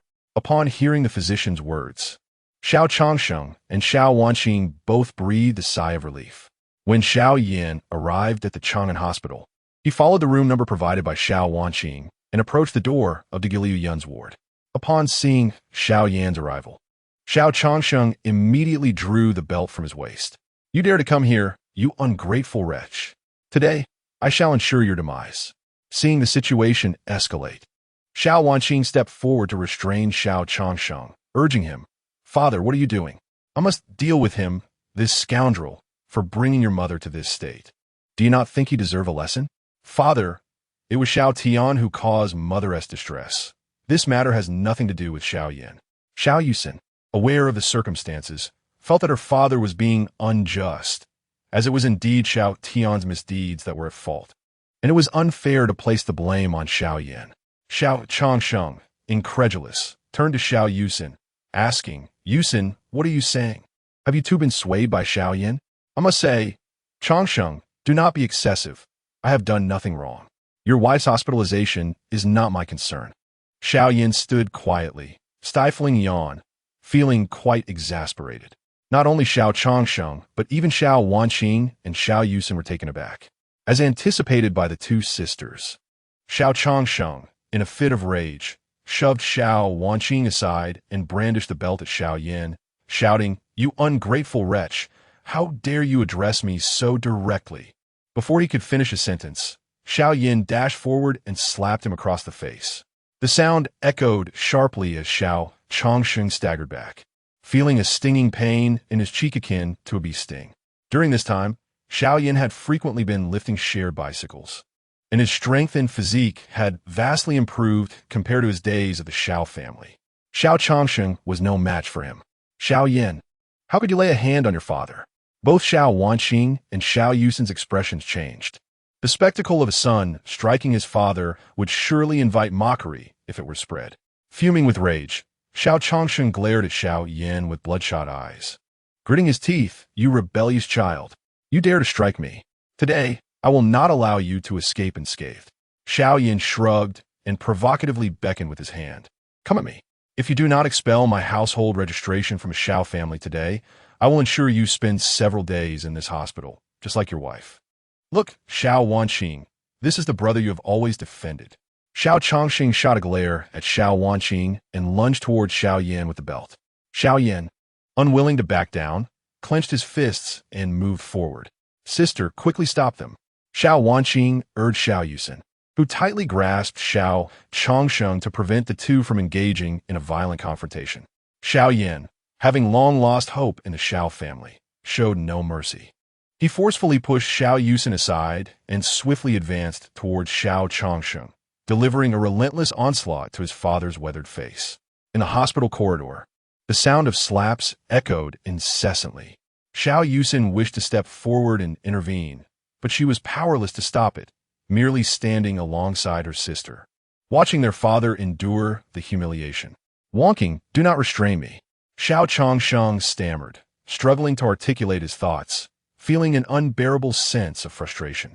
It was unbearable that his daughter would not stand up to Xiao Yan, but would instead attempt to shield him. After Xiao Yan had delivered a sufficient number of blows, he finally ceased his assault, allowing Xiao Yusin to pull him away. "Xiao Yan, let me make this clear.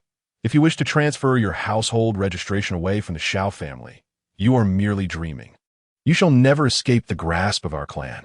Spitting a mouthful of bloodied saliva onto the floor, Xiao Changsheng was acutely aware that Xiao Yan sought to provoke him, hoping to achieve his aim of relocating his household registration.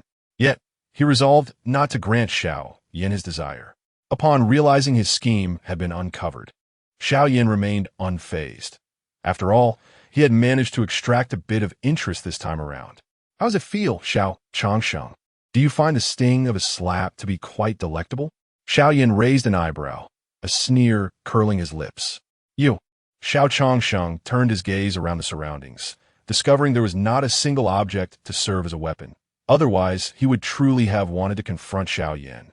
"Have you caused enough of a ruckus?" Chapter 60. Xiao Yusin wept for Xiao Yan. A grave situation had arisen. Witnessing her father in such a state of disarray ignited a fierce anger within Xiao Yusin. The once timid Xiao Yan now exhibited an audacity she could scarcely comprehend. Xiao Yan cast a dismissive glance at Xiao Yusin, his fingers crackling ominously. Are you also eager to experience the sting of a slap? Xiao Yusin's expression shifted, instinctively retreating 2 steps. Having just witnessed the earlier altercation, she harbored no doubts that Xiao Yan would not hesitate to turn his aggression toward her. Mother is still in a hospital room. What exactly do you intend to do, Xiao Yan? Xiao Wanqing exclaimed, incensed by the sight of her family tearing each other apart. You remain as repugnant as ever, Xiao Wanqing.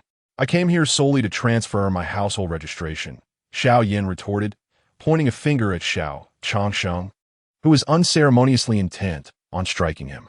Am I to simply stand here and be beaten? How absurd. Xiao Wanqing and Xiao Yusin found themselves rendered speechless. For the truth was undeniable. Legally speaking, Xiao Yan was justified in his self-defense.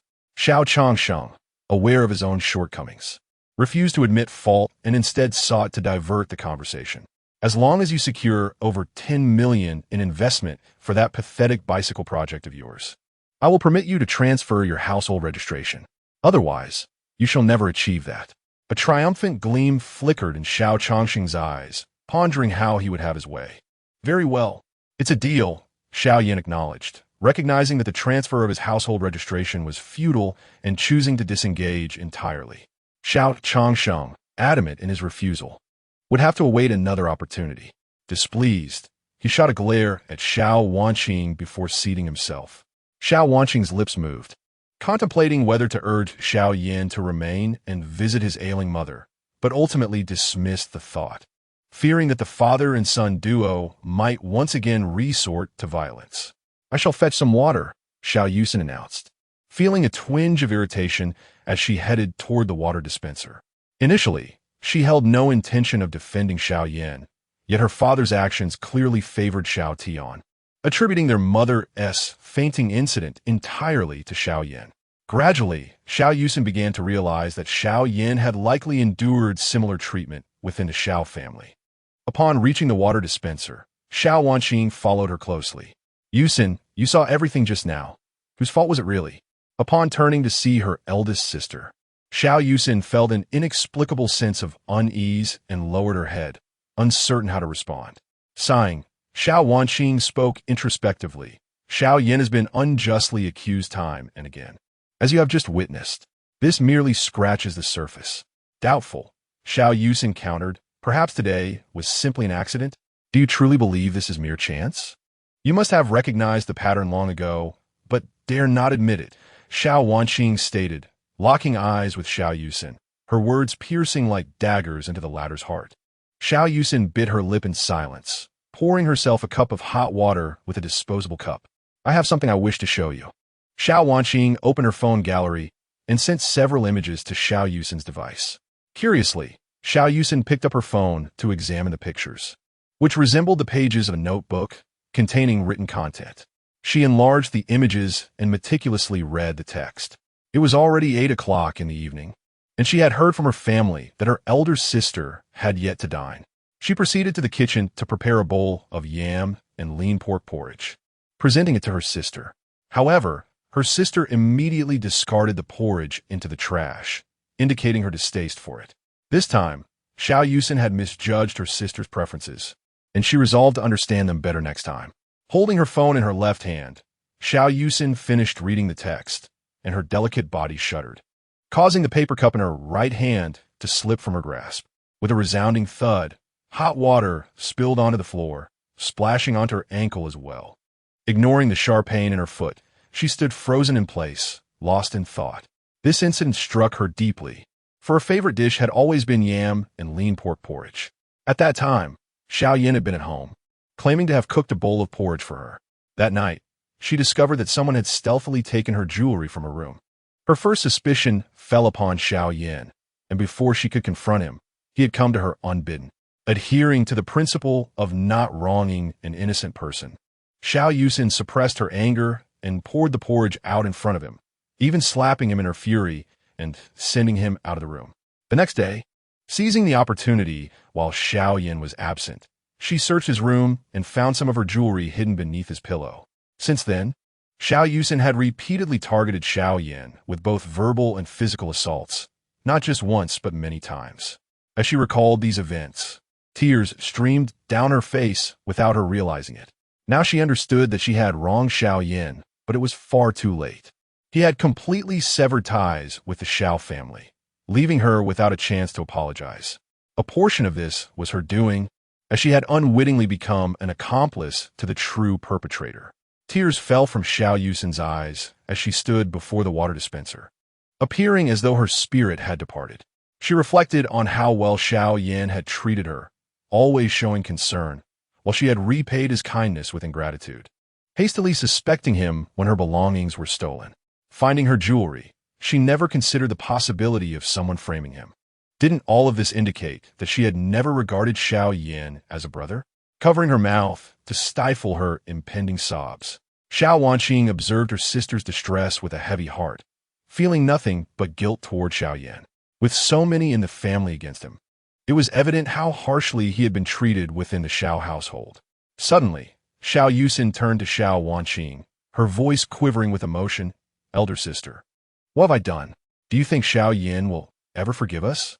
Xiao Wanqing fell silent, turning her head away to avoid Xiao Yusin's gaze, uncertain of how to respond. After a prolonged silence, Xiao Wanqing finally spoke to break the stillness. "Yusin, what we can do now is to uncover the mastermind behind this, to avenge Xiao Yan." With reddened eyes, Xiao Yusin nodded emphatically. "Sister, if we join forces, we will undoubtedly find that hidden antagonist."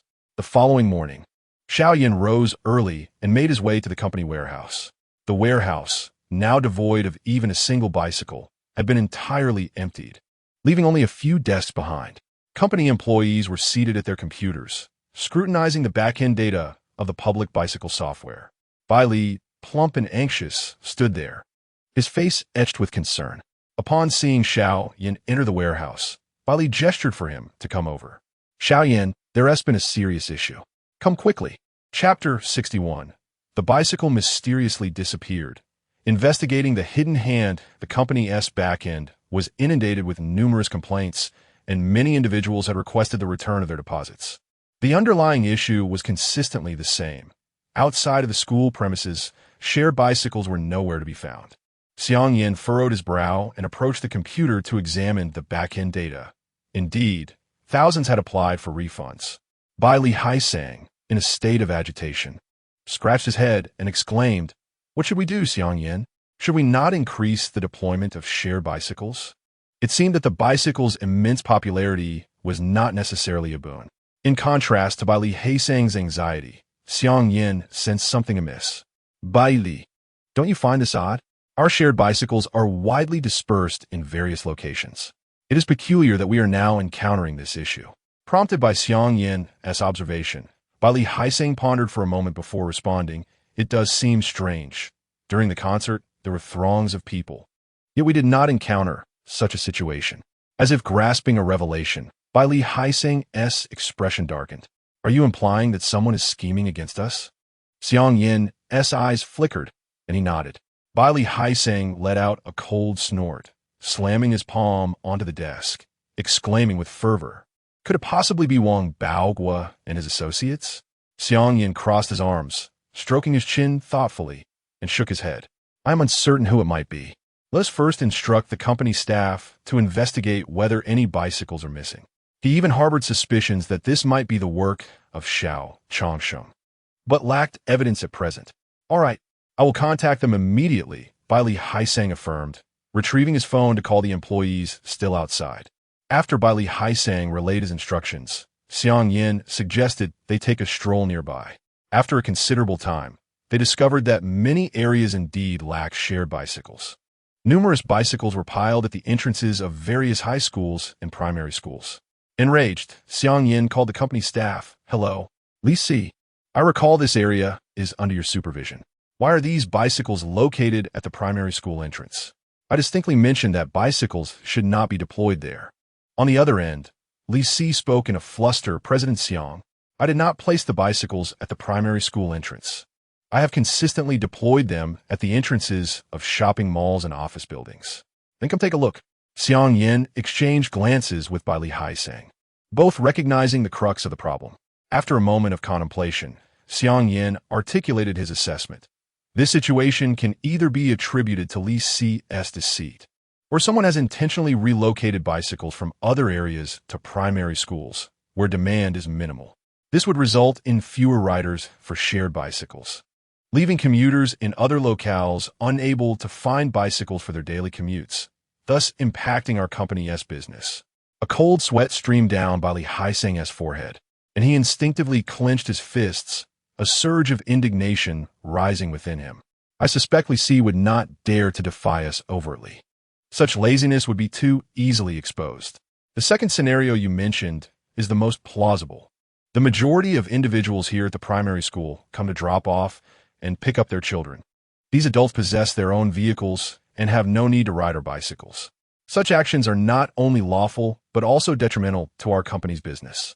Xiao Yan nodded in agreement, expressing, "This is precisely what I fear the most."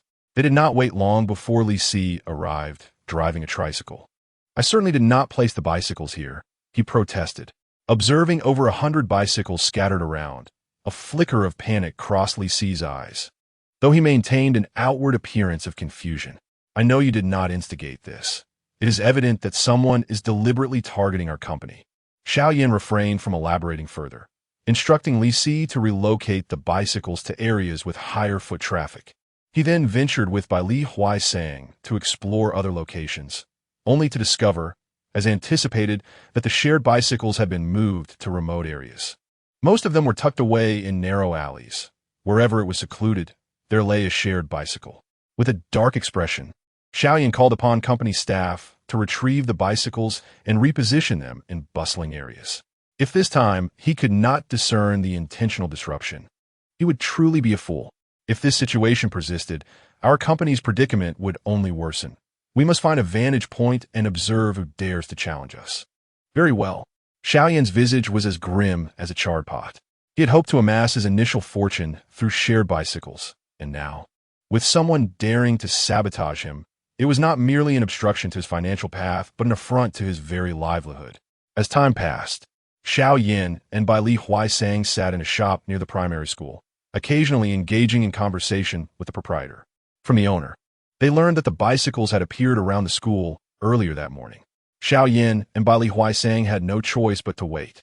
And by 10 in the evening, many shops had closed.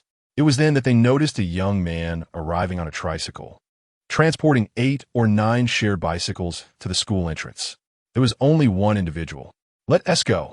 Xiao Yan and Li Haiseng donned masks and flanked the tricycle, approaching it from both sides. Xiao Yan deftly removed the key and, alongside Li Haiseng, overpowered the young man while he was momentarily distracted. "What are you doing? Someone is being robbed," the young man shouted. Xiao Yan struck him several times and covered his mouth. He illuminated the young man's face with his phone's light, revealing a stranger, not an employee of the company. Bai Li, who was heavily built, pressed down on the young man's back and could not restrain his indignation. "Damn it, I advise you to confess honestly. Why have you maliciously moved our company's bicycles?" The young man feigned ignorance, shaking his head defiantly. "What bicycles are yours?" "I don't know. These bicycles were blocking my shop entrance, hindering my business, so I moved them here." Xiao Yan pressed his foot against the young man's head and rubbed it vigorously. "Do you think we are blind? I will give you 3 seconds to reconsider.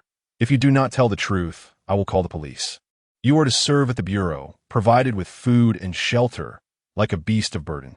Upon hearing this statement from Xiao Yan, the young man visibly panicked, exerting every ounce of strength to struggle on the ground. Ultimately, he was firmly restrained by Li Haiseng. "Please don't call the police. I am merely a hired hand, oblivious to any other matters," he pleaded, nearly in tears. The risk of incarceration loomed even over his laborious tasks. Who could he turn to for justice? Xiao Yan crouched down, gazing coldly at the young man, and icily demanded, "Who instructed you to act in this manner? Speak truthfully." "I have never seen the individual's face. Our communication transpired solely through the QQ platform. The account name was Li Dai Tao Jiang." Chapter 62. Is the mastermind from the Wang family or the Xiao family? Xiao Yan, wielding a steel pipe, sought vengeance, believing that revenge should never be postponed. What a peculiar name. He retrieved a young man's phone and opened the Penguin app, discovering an account under the moniker Li Dai Tao Jian. Aside from a name, there was no other useful information. "Show it to me," Bai Li Huaisang urged as he glanced at the screen. Upon seeing the account's avatar, a cartoon character, he gasped in astonishment. "Isn't this Li Si's avatar? Could it possibly be his alternate account?" Xiao Yan tucked the phone away, directing a finger at the young man. "If you wish to avoid being reported to the authorities, you must assist us in apprehending the true mastermind." "Rest assured, I will cooperate," the young man replied, eager to evade a stint in jail. "Bai Li, release him for now. Send a message to Li Si. We shall confront him directly," Xiao Yan declared, untroubled by the possibility of the young man's escape. For the information on the phone would suffice to bring him back with a simple call to the police. Bai Li let the young man go and retrieve his phone, messaging Li Si to come to the office under the pretense of overtime work, offering a bonus of 200 yuan.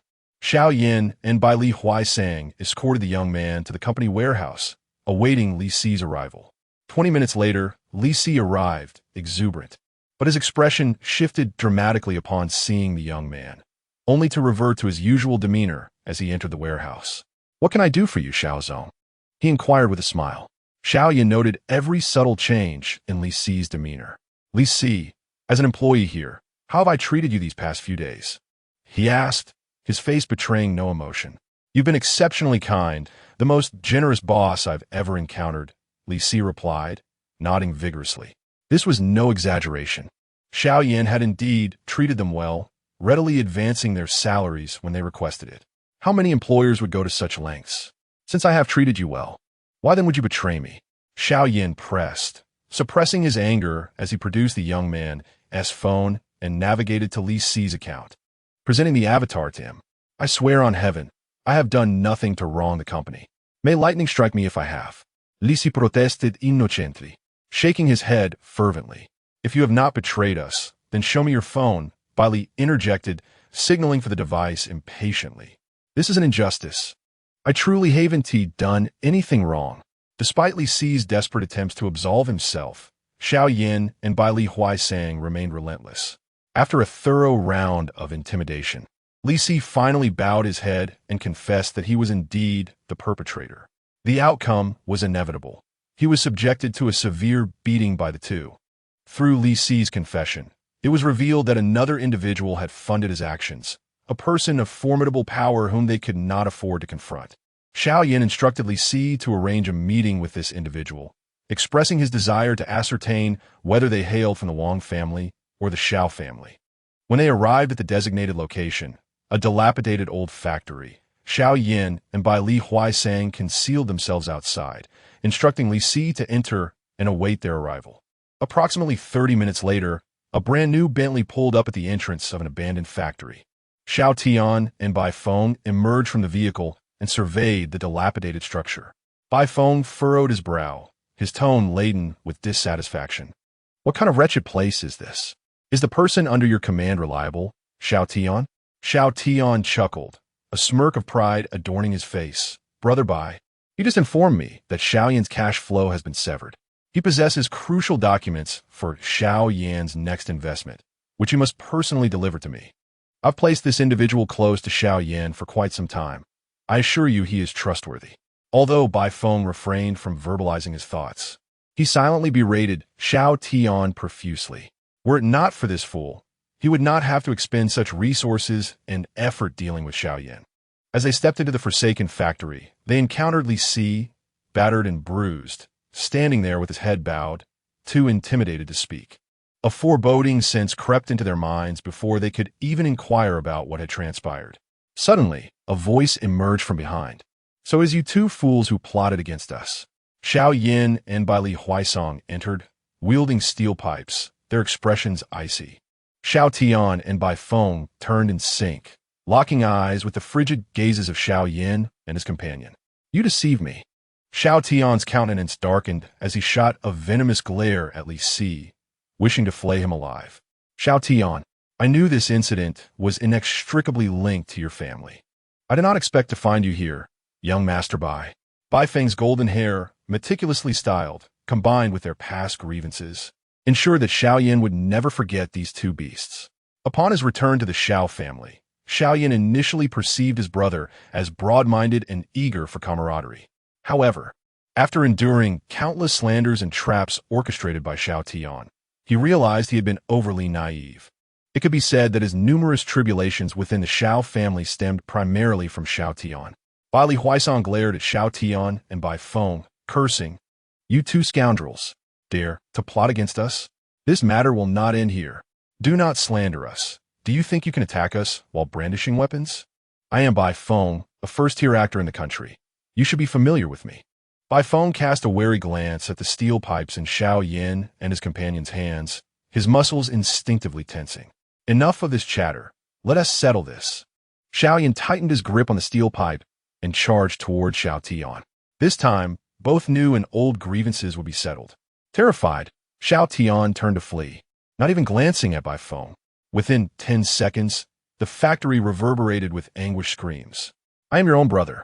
How dare you strike me so ruthlessly? Xiao Yan, I will not let you off easily." Xiao Tian lay on the ground, howling, his fingers on his right hand brutally broken, nearly causing him to lose consciousness from the pain. Bai Feng, a renowned actor and singer, relied heavily on his appearance, only to find his eyes swollen and transformed into a pair of panda eyes. Realizing he was outmatched, he could only lie on the ground, sprawled out, feigning death. Fortunately, both Xiao Yan and Bai Li Huaisong held back, ensuring that Xiao Tian and Bai Feng would not perish, though they did suffer some superficial injuries. As the younger brother, Xiao Tian naturally received special attention from Xiao Yan, whose injuries were the most severe. After venting their pent-up anger, Xiao Yan and Bai Li Huaisong departed from the scene. They opted to merely expel Li Si and his companions rather than inflict further punishment. After all, with the temperaments of Bai Feng and Xiao Tian, it was certain that retribution would not be spared. The notion of Xiao Tian and Bai Feng contacting the authorities was even more improbable. Should the police uncover that the instigators were these two prominent figures targeting a small company, their reputations would be irreparably tarnished, potentially dragging their families into the fray and causing significant damage to their honor. This was precisely why Xiao Yan felt emboldened to act without restraint. He had anticipated that the other party would only dare to retaliate but would not risk involving the police. Once Xiao Yan had truly departed, Bai Feng finally rose from the ground within the factory. "Xiao Yan, you are doomed. If I do not bring you to ruin, I shall not be called Bai Feng." At that moment, Bai Feng's eyes were bloodshot, with crimson streaks flowing from his nostrils to his lips, the metallic scent of blood pervading his mouth. The area around his eyes was a deep shade of black, contrasting sharply with his pale complexion, rendering him particularly menacing in the night. Chapter 63. Bai Feng and Xiao Tian conspire again. "Speak to your sister and reveal who has harmed you." As Xiao Yan departed, Li Si stealthily slipped away as well, leaving only Bai Feng and Xiao Tian in the abandoned factory. "Brother Bai, I have an excellent plan, but it requires your cooperation," Xiao Tian said, his lips swollen and bruises marring his face. Each word he uttered pulled at his wounds, causing tears to well up in his eyes. Bai Feng glared coldly at Xiao Tian, pointing at his own face and bellowing in a frenzied rage. "Have I not cooperated with you? This is the consequence of your cooperation. If I cooperate once more, I might as well forfeit my life." Bai Feng harbored a deep-seated wish for Xiao Yan to beat Xiao Tian to death, scoffing disdainfully and choosing to ignore him. He withdrew his phone from his pocket and opened the camera to assess the damage to his face. Upon witnessing the dismal state of his visage, Bai Feng gasped for breath, his hatred for Xiao Yan reaching unprecedented heights. If he were to walk down the street now, he doubted anyone would recognize him as the once-renowned star, Bai Feng. "Brother Bai, given our current injuries, we might not be able to attend the music festival in 3 days. Why not take decisive action? Let us leverage all our connections to amend the festival's rules, disqualifying Xiao Yan as well," Xiao Tian proposed, rising from the ground with a sinister smile, resentment gleaming in his eyes. Bai Feng's eyes brightened momentarily, only to dim again as he bitterly replied, with the prowess of Le Zhongxian, "If he is disqualified, then surely no one else stands a chance." Xiao Tian, suppressing the excruciating pain coursing through his body, limped toward Bai Feng, a satisfied smirk playing on his lips. Do not forget, Brother Bai. The eligibility for the music festival requires at least 5 hit songs, determined by fan votes. Xiao Yan has only composed 5 songs thus far. We merely need to alter the criteria. Let us raise the requirement from 5 to 7 songs. With a hint of pride, Xiao Tian articulated his plan, convinced that Xiao Yan would be unable to produce 2 hit songs within 3 days. Crafting a song may not be difficult, but creating a viral sensation across the internet is an entirely different challenge. Bai Feng furrowed his brow tightly, voicing his concerns. I worry that this move will incite discontent among the numerous participating artists. The difficulty of entry to the music festival is already substantial. This would directly eliminate a multitude of contestants. Sighing in resignation, Xiao Tian replied, there is but one way forward. If Brother Bai does not intend to seek revenge, then I am at a loss.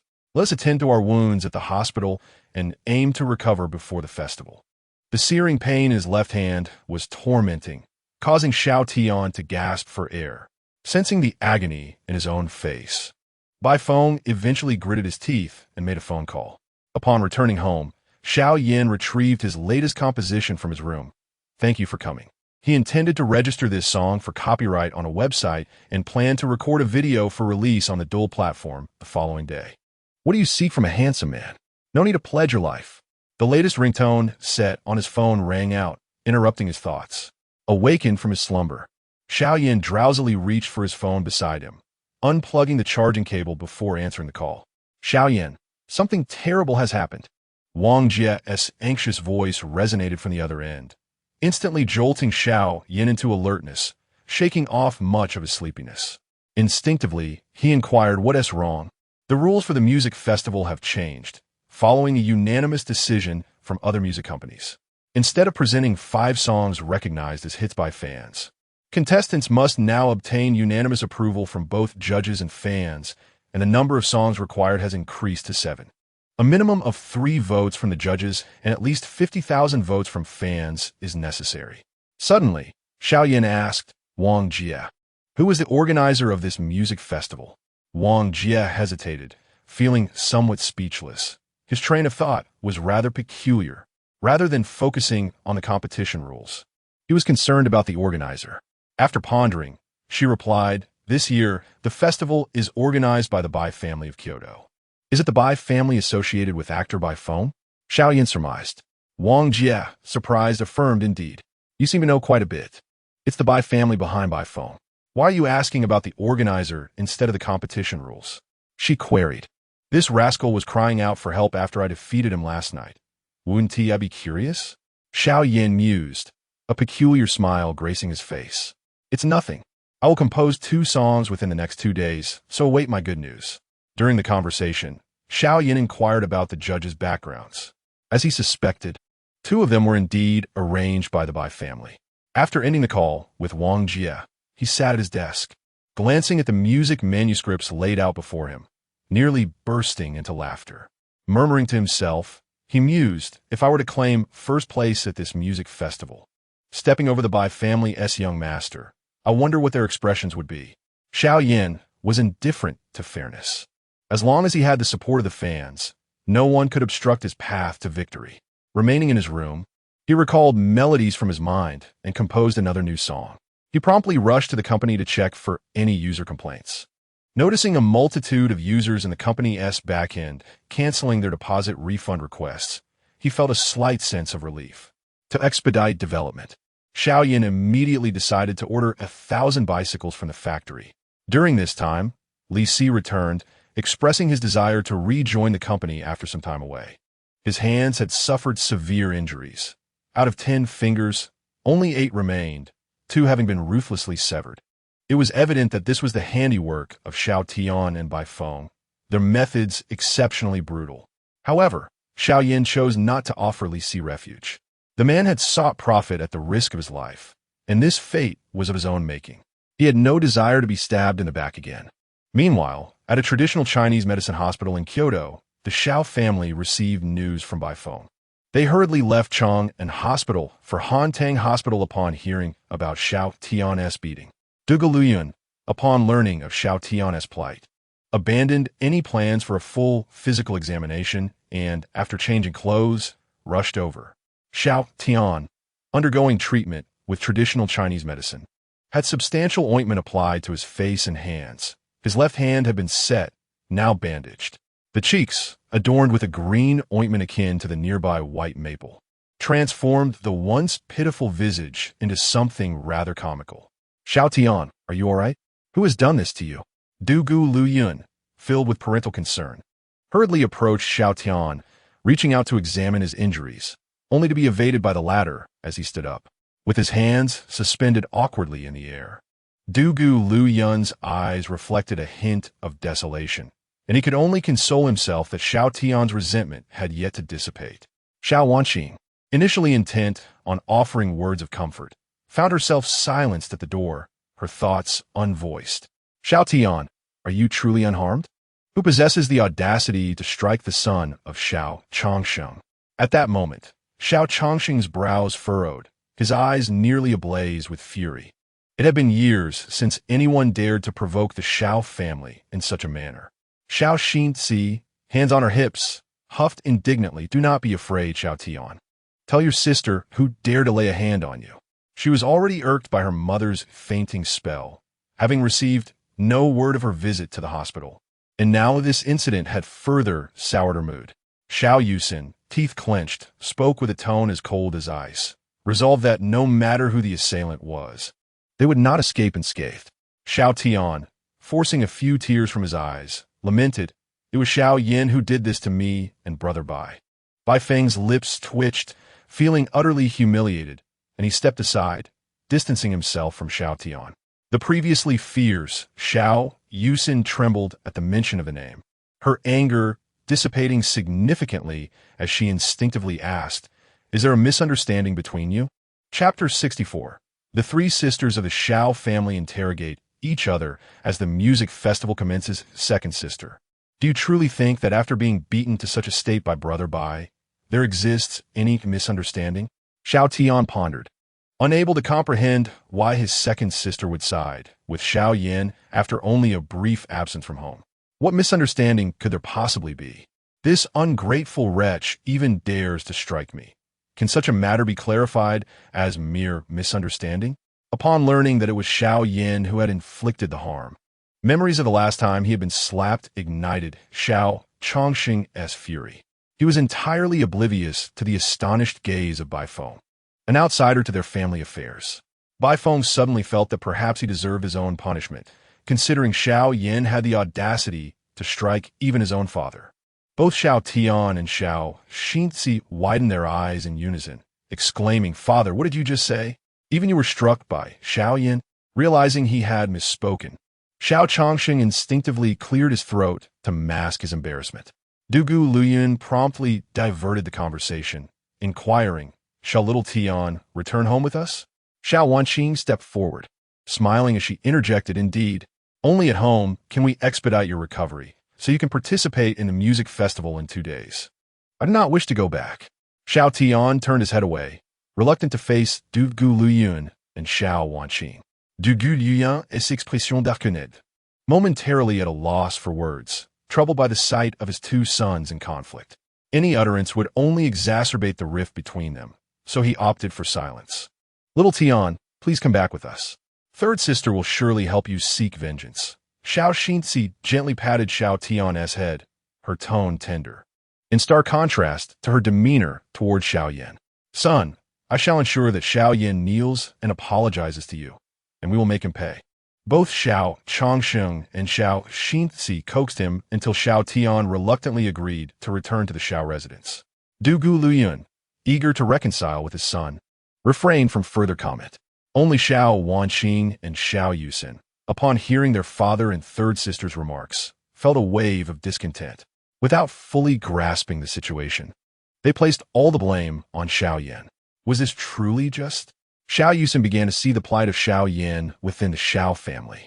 Once, she too had been quick to assume his guilt without inquiry whenever he was a suspect. Yet now, every incident clearly indicated that Xiao Yan was the most innocent among them. Shaking her head vigorously, Xiao Yusin followed closely behind her family, afraid to contemplate further. After the family departed, Xiao Wanqing, feeling disinterested in Baifeng, concocted an excuse to leave the hospital. Xiao Yan continued operating his tricycle, distributing shared bicycles, while the company's user registrations surged daily by tens of thousands, with a notable increase in deposits. To prevent the Bai family from altering their rules again, Xiao Yan refrained from releasing 2 newly composed songs. He held 2 titles, Thank You for Your Past Presence and The Best Arrangement, both of which were registered for copyright and contracts signed with Dole Company, preparing to catch Baifeng off guard. Upon returning to the Xiao family home, Xiao Yusin immediately summoned Xiao Xinzi to her room. When Xiao Xinzi arrived and found the eldest sister present, she couldn't help but feel puzzled. Before Xiao Xinzi could voice her inquiry, Xiao Wanqing produced a document. This is Xiao Yan's medical examination report. Please take a look. Xiao Yusin immediately reached out, taking the report and unfolding it. The contents delineated Xiao Yan's health condition with utmost clarity. The report explicitly stated the presence of mild arsenic poisoning, subpar physical health, and malnutrition, among other alarming phrases. As Xiao Yusin meticulously perused the document, Xiao Wanqing began to question Xiao Xinzi regarding the matter of Xiao Yan's poisoning. Sister, someone in our household has been secretly poisoning Xiao Yan. What are your thoughts on this? Xiao Wanqing's gaze was fixed on Xiao Xinzi, brimming with suspicion. What do you mean? Xiao Yan has been poisoned. That cannot be true. Has he not long departed from the Xiao family? Xiao Xinzi's surprise was palpable, though she soon regained her composure. Sister, why are you crying? Xiao Xinzi turned to see Xiao Yusin, who, unbeknownst to her, had begun to weep. Gazing at the examination report, her eyes glistened with tears that could no longer be contained, cascading down her cheeks in warm rivulets. The situation is even worse than I imagined. Not only is Xiao Yan suffering from arsenic poisoning, but he is also malnourished. Xiao Yusin murmured to herself, oblivious to Xiao Xinzi's voice, as if the world had shrunk to just the medical report before her. Tears streamed down her face, ruining her carefully applied makeup and pooling heavily at her chin. Xiao Yusin remained fixated on the text of the report. Each word seemed like a dagger, piercing deeply into her mind. She recalled the times she had discarded leftovers from the kitchen, leaving only the most unpalatable scraps. Having realized that Xiao Yan would rise in the middle of the night to eat, the thought that his malnutrition was a consequence of her actions was a burden she could scarcely bear. Xiao Wanqing, too, found her eyes moist, her nose tinged with discomfort. Addressing the still bewildered Xiao Xinzi, she explained, Xiao Yan has been poisoned, and we have yet to uncover the mastermind behind it. So you suspect that I am the one who poisoned him? Before Xiao Wanqing could finish, Xiao Xinzi grasped the implication entirely, letting out a scoff of disdain. Sister, how can you still find this amusing? Do you not think you are being heartless? Xiao Yusin's eyes were bloodshot as she glared at Xiao Xinzi, her voice thick with emotion. Sister, I recall you have not spared Xiao Yan from your bullying in front of your friends. You have referred to him as the son of the family driver. On one occasion, you even unleashed a dog on him. How can you claim you are without suspicion? Wasn't the arsenic sourced from you? Xiao Xinzi appeared unfazed, her demeanor calm as she countered each accusation, pushing Xiao Yusin closer to the brink of despair. Eldest sister, do you think that after all we've done to harm Xiao Yan, he will ever forgive us? Xiao Yusin's body was tense as she clutched Xiao Wanqing's hand, desperately seeking a satisfying answer. Xiao Wanqing shook her head in confusion, lowering her gaze as she sighed deeply. I do not know. Until we unearth the true perpetrator, our entire family remains under suspicion. Upon hearing her elder sister's words, Xiao Xinzi shrugged nonchalantly, turning away to open the door and departing without even casting a glance at the health report. Days passed, and soon the day of the music festival arrived. Thanks to the extensive promotional efforts of various music companies, it was nearly impossible for anyone in Kyoto to remain unaware of the event. The venue was set in the outskirts of Kyoto, adorned with 8 high-definition screens. As there were no seats, both the core and peripheral areas were equipped with inflatable sofas. At 6 in the morning, Xiao Yan arrived at the backstage, escorted by security personnel, and donned the Sun Wukong costume, just as he had previously. Although the festival was scheduled to commence at 1 in the afternoon, the area was already teeming with crowds. The morning featured preliminary rounds, where only the 10 most outstanding singers would be selected to officially initiate the festival. The event was organized by various music companies who dictated the proceedings and regulations. Chapter 65.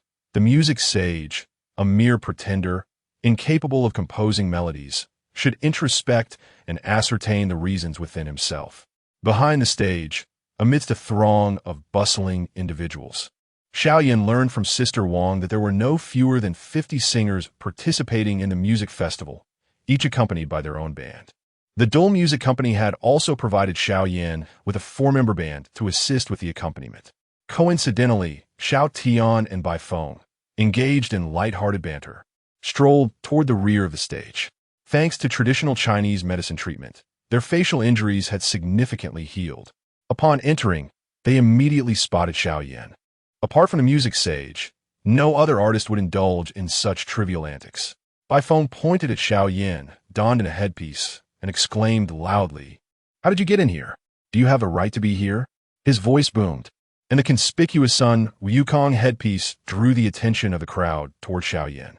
Rising from a makeup table, Xiao Yan turned to see that it was indeed Xiao Tian and Bai Feng. Their faces bore no trace of the previous day's bruising, evidently concealed by the staff's makeup assistants. A faint smirk graced Xiao Tian's lips as he crossed his arms and approached Xiao Yan, a glimmer of resentment flickering in his eyes. This was a music festival, not merely a concert. It was astonishing that someone could brazenly infiltrate. Bai Feng could summon security to expel him. Xiao Tian lifted his chin, relishing a moment of vindication. His fingers had been fractured days prior, and though the bones had been mended, further treatment was necessary. For the sake of the festival, he had stubbornly removed the bandages and arrived injured. How could he not harbor animosity toward Xiao Yan? "Are you so certain that I lack 7 songs?" Xiao Yan, concealed beneath the headpiece, maintained an air of composure. "You, the music sage, yes, do you? Who is unaware that you possess merely 5 songs? Has no one informed you of the rules here?" Many of the surrounding singers, upon hearing the name music sage, felt their hearts flutter. Their gazes toward Bai Feng and Xiao Tian turned quizzical, for they were all too familiar with the name, including the 7 songs associated with it. At 6 o'clock, the music sage had released 2 musical pieces on the Dole platform. The singers present had only just learned of this minutes ago, and upon witnessing Bai Feng and Xiao Tian, they regarded their claims with skepticism.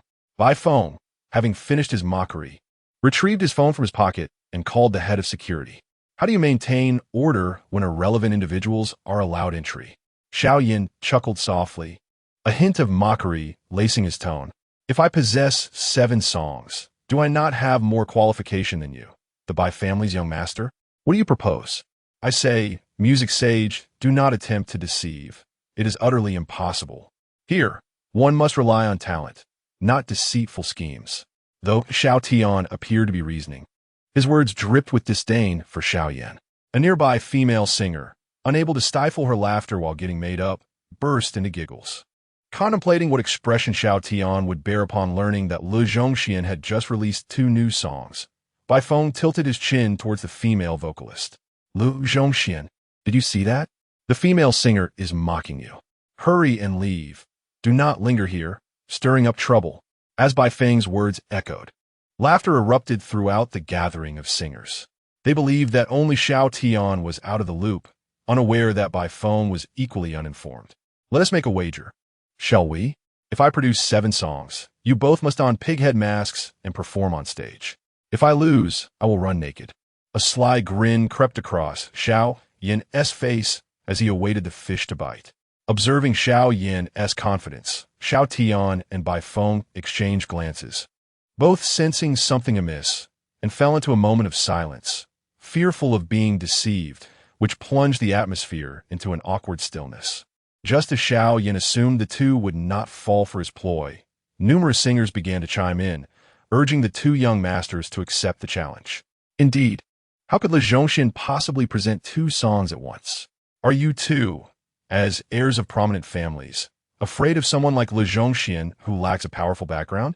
Due to the Bai family's unwarranted alteration of the competition rules, their behavior had been excessively domineering, igniting the curiosity of many singers eager to see them falter. All right, if you can present 2 songs right now, we will accept your terms, Bai Feng said, casting a knowing glance at Xiao Yan, who reluctantly nodded in agreement to the wager. Meanwhile, a burly man accompanied by several security personnel rushed to the back of the stage. He bowed slightly to Bai Feng, his face brimming with respect. Young Master Bai, you just mentioned someone stirring up trouble here. The imposing figure's gaze first landed on Xiao Yan, standing at nearly 6 feet 3 inches, exuding an intimidating presence. Bai Feng, appearing in good spirits, refrained from reprimanding the security team for their delayed arrival and waved them off. Remember, if this Li Zhongxian fails to produce 7 songs, escort him out. Before he could finish, the burly leader interrupted. Young Master Bai, Li Zhongxian has already released 7 songs. They were published just at 6 o'clock. You must have missed it. After the man spoke, he shot an excited glance at Xiao Yan, as if to convey his admiration. Xiao Yan, confronted by this fervent gaze from another man, felt a wave of discomfort wash over him, thinking, we are all men here. Must you look at me like that? I'm not interested in men. Many singers standing nearby exchanged amused glances, while those who had previously appeared puzzled now understood the situation. What did you say? Bai Feng's voice suddenly sharpened, his complexion tinged with a greenish hue. Xiao Tian, momentarily taken aback, quickly retrieved his phone, opened the dual platform, and accessed Li Zhongxian's account. Indeed, there were 2 new songs titled Thank You for Coming and The Best Arrangement. Impossible. How could this happen in just 2 days? Xiao Tian's gaze was vacant as he stared at the video on the screen, his mind grappling with disbelief. Bai Feng snatched the phone from Xiao Tian's grasp, his own expression mirroring the astonishment upon discovering 2 newly added songs. You were prepared all along, Bai Feng exclaimed, his eyes widening as he glared furiously at Xiao Yan, unable to accept the reality before him. Xiao Yan stretched lazily, a sneer curling his lips. 2 days is ample time. Have you ever pondered the reasons behind your inability to compose a good song? Perhaps you should reflect inwardly. The laughter that erupted from all the singers present was thunderous. As they found the antics of the 2 jesters utterly amusing, tears of mirth nearly spilling from their eyes. Xiao Tian and Bai Feng, their faces flushed with embarrassment, suddenly realized that they had been the subjects of ridicule from the very beginning. Without a backward glance, Bai Feng turned on his heel and strode away, regretting his earlier decision to confront Xiao Yan, which had only led to his own humiliation. Xiao Tian, too, felt the weight of disgrace, recognizing that their predicament stemmed from their own ignorance. Just as Bai Feng departed, Li Muxia arrived at the stage's rear, catching sight of Bai Feng's ashen face, reminiscent of a soot-covered pot. The sounds of laughter that filled the air caused her to furrow her brow in confusion. Spotting someone donned in a Sun Wukong costume heightened her suspicion that this individual could indeed be Xiao Yan. Muxia, shall we leave? Xiao Tian, reluctant for Li Muxia to learn of the earlier incident, stepped forward and took her delicate hand. The moment Li Muxia felt his touch, an electric sensation coursed through her, prompting her to instinctively retract her hand. Chapter 66. The elimination round commences. The first contender emerges, and Bai Feng's delicate brows knit tightly together as she exclaims, "You may leave first. I have some matters to attend to. Then I shall take my leave." Xiao Tian responds with a forced smile. Despite his inner dissatisfaction, he nods and swiftly departs, planning to seek clarity from Li Muxia after the music festival concludes. He is bewildered by her sudden distance since Xiao Yan's departure from the Xiao family. Xiao Yan, upon noticing Li Muxia once again, decides to find a spot to sit and await the elimination round's commencement. He silently prays that she does not recognize him, fearing the revelation of his true identity. However, Li Muxia is determined not to let him off so easily. Approaching him, she blinks and inquires, "Is that you, Li Zhongxian?" Her avoidance of directly calling him Xiao Yan is a conscious effort to prevent further deterioration of their already fragile relationship. She has come to terms with the previous incident, acknowledging her wrongdoing that caused Xiao Yan pain. With a resigned sigh, Xiao Yan replies impatiently, "What do you want?" Li Muxia's eyes light up with surprise. "It truly is you. I thought you wouldn't make it." Surrounding male singers observe the interaction with a tinge of jealousy, questioning how a newcomer like Li Zhongxian whose appearance remains concealed, could capture the attention of the esteemed young lady from the Li family. They feel as if they could strip bare and still garner no significant focus. I suppose he would be quite pleased if I hadn't come, Xiao Yan retorts, not even glancing at Li Muxia as he makes to leave. Listen to me, it's not like that. My uncle and aunt have asked me to seek a chance for you to make amends. Li Muxia insists, trailing closely behind him and lowering her voice to explain. Feeling increasingly agitated, Xiao Yan steps outside, only to find Xiao Tian and by phone lingering by the tent. Xiao Tian, Muxia, have you completed your task? Xiao Tian approaches Li Muxia, blocking her path with a smile. Beneath his calm facade, he feels a surge of anger, his mind clouded with jealousy. I have taken care of everything, Li Muxia replies with a slight smile, deliberately avoiding further entanglement with Xiao Yan to prevent deepening the rift between the brothers. Xiao Tian gazes at Li Muxia, sensing that certain questions must be addressed. Before he can voice them, a voice amplified through the microphone resonates from the stage. To select the 10 singers who will participate in the music festival, the organizers have decided that both fans and judges will cast their votes. From 50 contestants, 10 will be chosen for the festival. Each fan is entitled to 1 vote. The 10 singers with the highest votes, along with those who receive the endorsement of 3 or more judges, will secure their place in the festival. Fans may now cast their votes via the dual platform by entering the ticket number to log in. The reason the organizers permitted only on-site fans to cast their votes was to prevent any potential cheating by gathering a multitude of external individuals. How splendid! In front of the festival stage, whether in the core area or the periphery, hundreds of thousands of fervent fans were cheering loudly. The price of a festival entry ticket reached a staggering 450 yuan, yet could not deter the passionate admirers. Hearing such a commotion, Xiao Yan, situated behind the stage, murmured, "At last, they have arrived." Xiao Tian was also fully engrossed, casting aside all thoughts and concerns. A beautiful host on stage, microphone in hand, announced, "We shall now enter the voting phase. Dear fans, please commence your voting." The dual platform would display the list of artists along with specific details. The artists participating in the festival were all influential figures, boasting no less than 1 million followers, including several celebrity actors, all affiliated with the festival's organizing company. The 8 large screens surrounding the stage began to exhibit the voting information, showcasing only the rankings from 1st to 10th. Xiao Yan intently focused on the big screen, and within a minute, the name Lu Zhongxian appeared. It surged to the top position with an astounding count of 10,000 votes, rapidly increasing. The 5 judges seated below exchanged uneasy glances, their expressions revealing their discomfort. With over 100,000 fans present at the concert, it was evident that Lu Zhongxian was destined for first place if this trend continued. They had received a directive from by phone to eliminate Lu Zhongxian by all means necessary, and it seemed they would have to resort to their last resort. In the front row of the core area, Dugu Luyan observed that Xiao Yan was in first place while Xiao Tian held 7th. Both their vote counts were steadily rising. A smile crept onto her lips, and she felt quite satisfied with the outcome. "Changsheng, did you see that? Both of our Xiao family sons have made it into the top 10. Sitting beside Dugu Luyan, Xiao Changsheng nodded with a smile indeed. It's a pity that Xiao Tian did not secure first place. Upon hearing this, Dugu Luyan felt a twinge of displeasure and coldly remarked, "Humph. I believe it is Xiao Yan who will take first place, surpassing Xiao Tian. You must feel regretful, right?"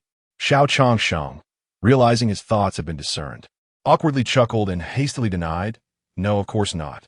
The 3 sisters, Xiao Wanqing and Xiao Yusin, sitting nearby, overheard their parents' conversation and shared similar sentiments to Xiao Xinzi and Xiao Changsheng. They felt quite discontent with Xiao Yan's substantial votes, as they believed Xiao Tian had put in far more effort. Why the disparity? The results were indeed disappointing. Xiao Wanqing and Xiao Yusin, however, were beaming with joy for Xiao Yan. They understood that while Xiao Tian benefited from the family's nurturing, Xiao Yan had achieved success through self-study, making direct comparisons rather unjust. Xiao Yusin turned to Xiao Wanqing, her face radiant with excitement. "Eldest sister, Xiao Yan's votes have reached 30,000, exceeding Bai Feng's count by a full 10,000. Do you think Xiao Yan's votes will exceed 50,000? Xiao Wanqing tilted her head in contemplation and replied, it is not impossible. After all, Xiao Yan's 2 new songs are no less impressive than his previous works. Meanwhile, Xiao Xinzi was diligently analyzing the potential ranking of Xiao Tian. And upon overhearing her 2 sisters' apparent indifference toward Xiao Tian, she instinctively pouted in dissatisfaction and shot them a disapproving glance. Eldest sister, second sister, are you both being a tad biased? You speak incessantly of Xiao Yan, yet utter not a single word about Xiao Tian, not even glancing at his vote count. Xiao Wanqing and Xiao Yusin exchanged a knowing look, realizing they had inadvertently overlooked Xiao Tian. The fan voting segment soon concluded, and on the grand screen, Xiao Yan emerged as the undisputed first-place winner, amassing 60,000 votes, 15,000 more than the second place by phone. Xiao Tian, on the other hand, secured only 20,000 votes, landing him in 5th place. Behind the stage, Xiao Yan, upon seeing his ranking on his phone, waved it in front of Bai Feng and Xiao Tian with a triumphant smile. It seems I come out on top this time. Do you think I qualify for the music festival? Xiao Tian remained silent, his gaze fixed on Xiao Yan, jealousy barely concealed within his eyes. He could not accept the fact that Xiao Yan had claimed the top spot while he languished in 5th. Bai Feng's eyelids flickered open, a confident smile gracing his lips. Do not rejoice too soon. If the judges do not cast their votes for you, you still lack the qualification to participate in a music festival. Xiao Yan's expression hardened. Pondering, it truly is not that simple. Bai Feng must have a trick up his sleeve. Though Bai Feng appeared calm on the surface, a tempest brewed within him. Despite having penned 10 renowned songs, he found his fame overshadowed by Xiao Yan's 7 pieces, a reality he found utterly intolerable. Fortunately, he was aware that Xiao Yan could not possibly secure first place. Fan votes alone would not suffice. This knowledge provided him with a semblance of inner equilibrium. Chapter 67. The elimination announcement by the celestial musician, Li Muxia's dilemma, who were Xiao Yan and Xiao Tian on stage. Standing in the front row of the core area, Li Muxia took 2 steps back and settled into the inflatable sofa behind her. She silently closed her eyes, unwilling to gaze at the large screen, for reasons she could not quite comprehend. Each time she witnessed this scene, a profound discomfort enveloped her, particularly as she observed Xiao Yan surpassing Xiao Tian, the disparity between them widening, causing an unsettling imbalance within her heart. Just a few days prior, Xiao Tian had sought her out, hoping she would cast a vote in his favor. Li Muxia had readily acquiesced. Yet when the moment arrived, she hesitated at the sight of Xiao Yan's face and ultimately chose to bestow her vote upon him. Unbeknownst to her, Xiao Yan's participation in the music festival had been a surprise. Otherwise, she would have never agreed to Xiao Tian's request. As Li Muxia's thoughts spiraled, the enchanting host on stage, microphone in hand, smiled and announced the arrival of the top 10 singers. In this round, 5 esteemed judges, specially invited by the organizers, were set to cast their votes. The audience erupted in cheers, their eyes wide with anticipation, eager to spot their favorite idols among those preparing to take the stage. The 5 judges seated below, seasoned singers themselves, had garnered considerable attention over the years. At the back of the stage, Bai Feng strode forward, passing by Xiao Yan, a sly smile playing at the corners of his mouth. His eyes seemed to convey a warning. Do not celebrate too soon. Xiao Yan discreetly extended his right foot, causing Bai Feng, engrossed in his gaze, to trip and nearly stumble. Xiao Yan, you! Before Bai Feng could express his indignation, Xiao Yan, holding 2 headpieces, interjected with a grin, Hey Bai Feng, watch where you're going. Do you remember our bet? You've forgotten, but I certainly haven tea. I brought your prizes. He presented the headpieces, resembling Zhu Beiji and Sha Sung, knowing that he preferred to conceal his true identity. Wang Jie had anticipated this and prepared 3 headpieces for him to choose from, which now proved useful.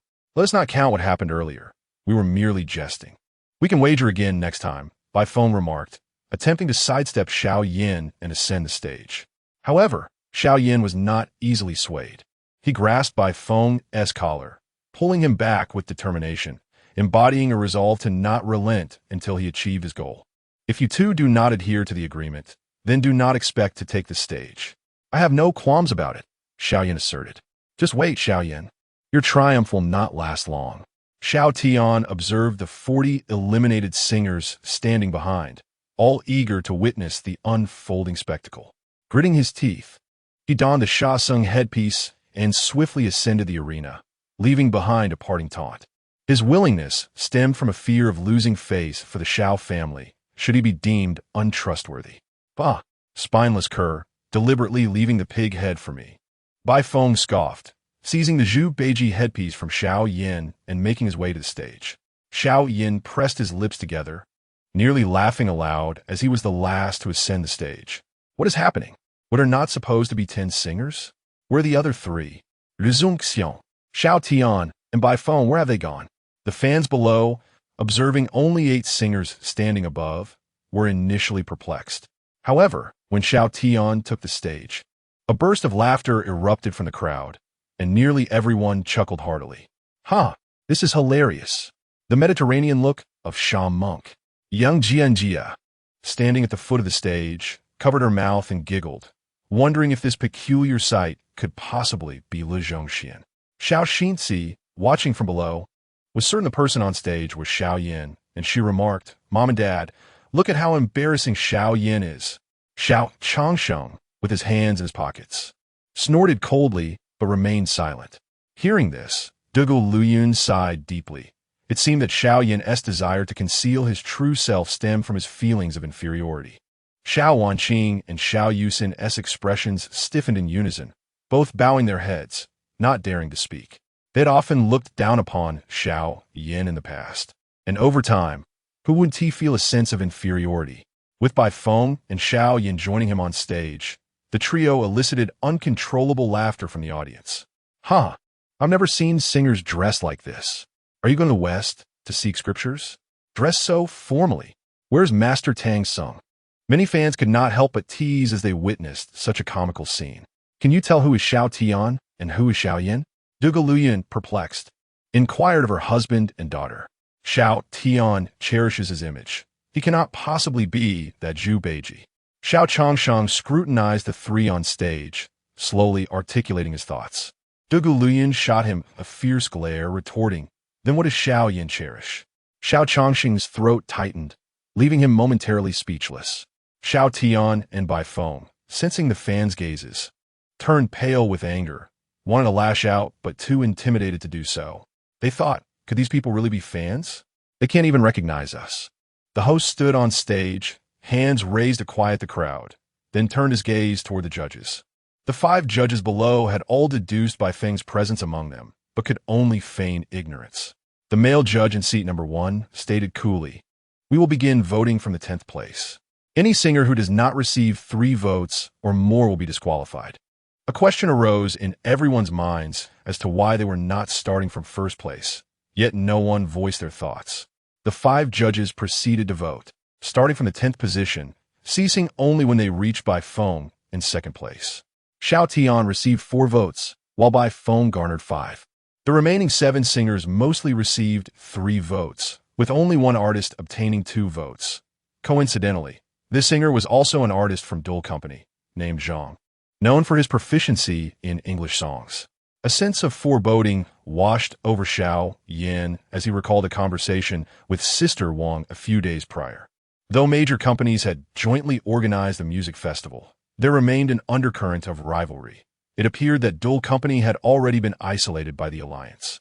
As the moment arrived for the voting on Xiao Yan, the 5 judges exchanged glances and not a single vote was cast.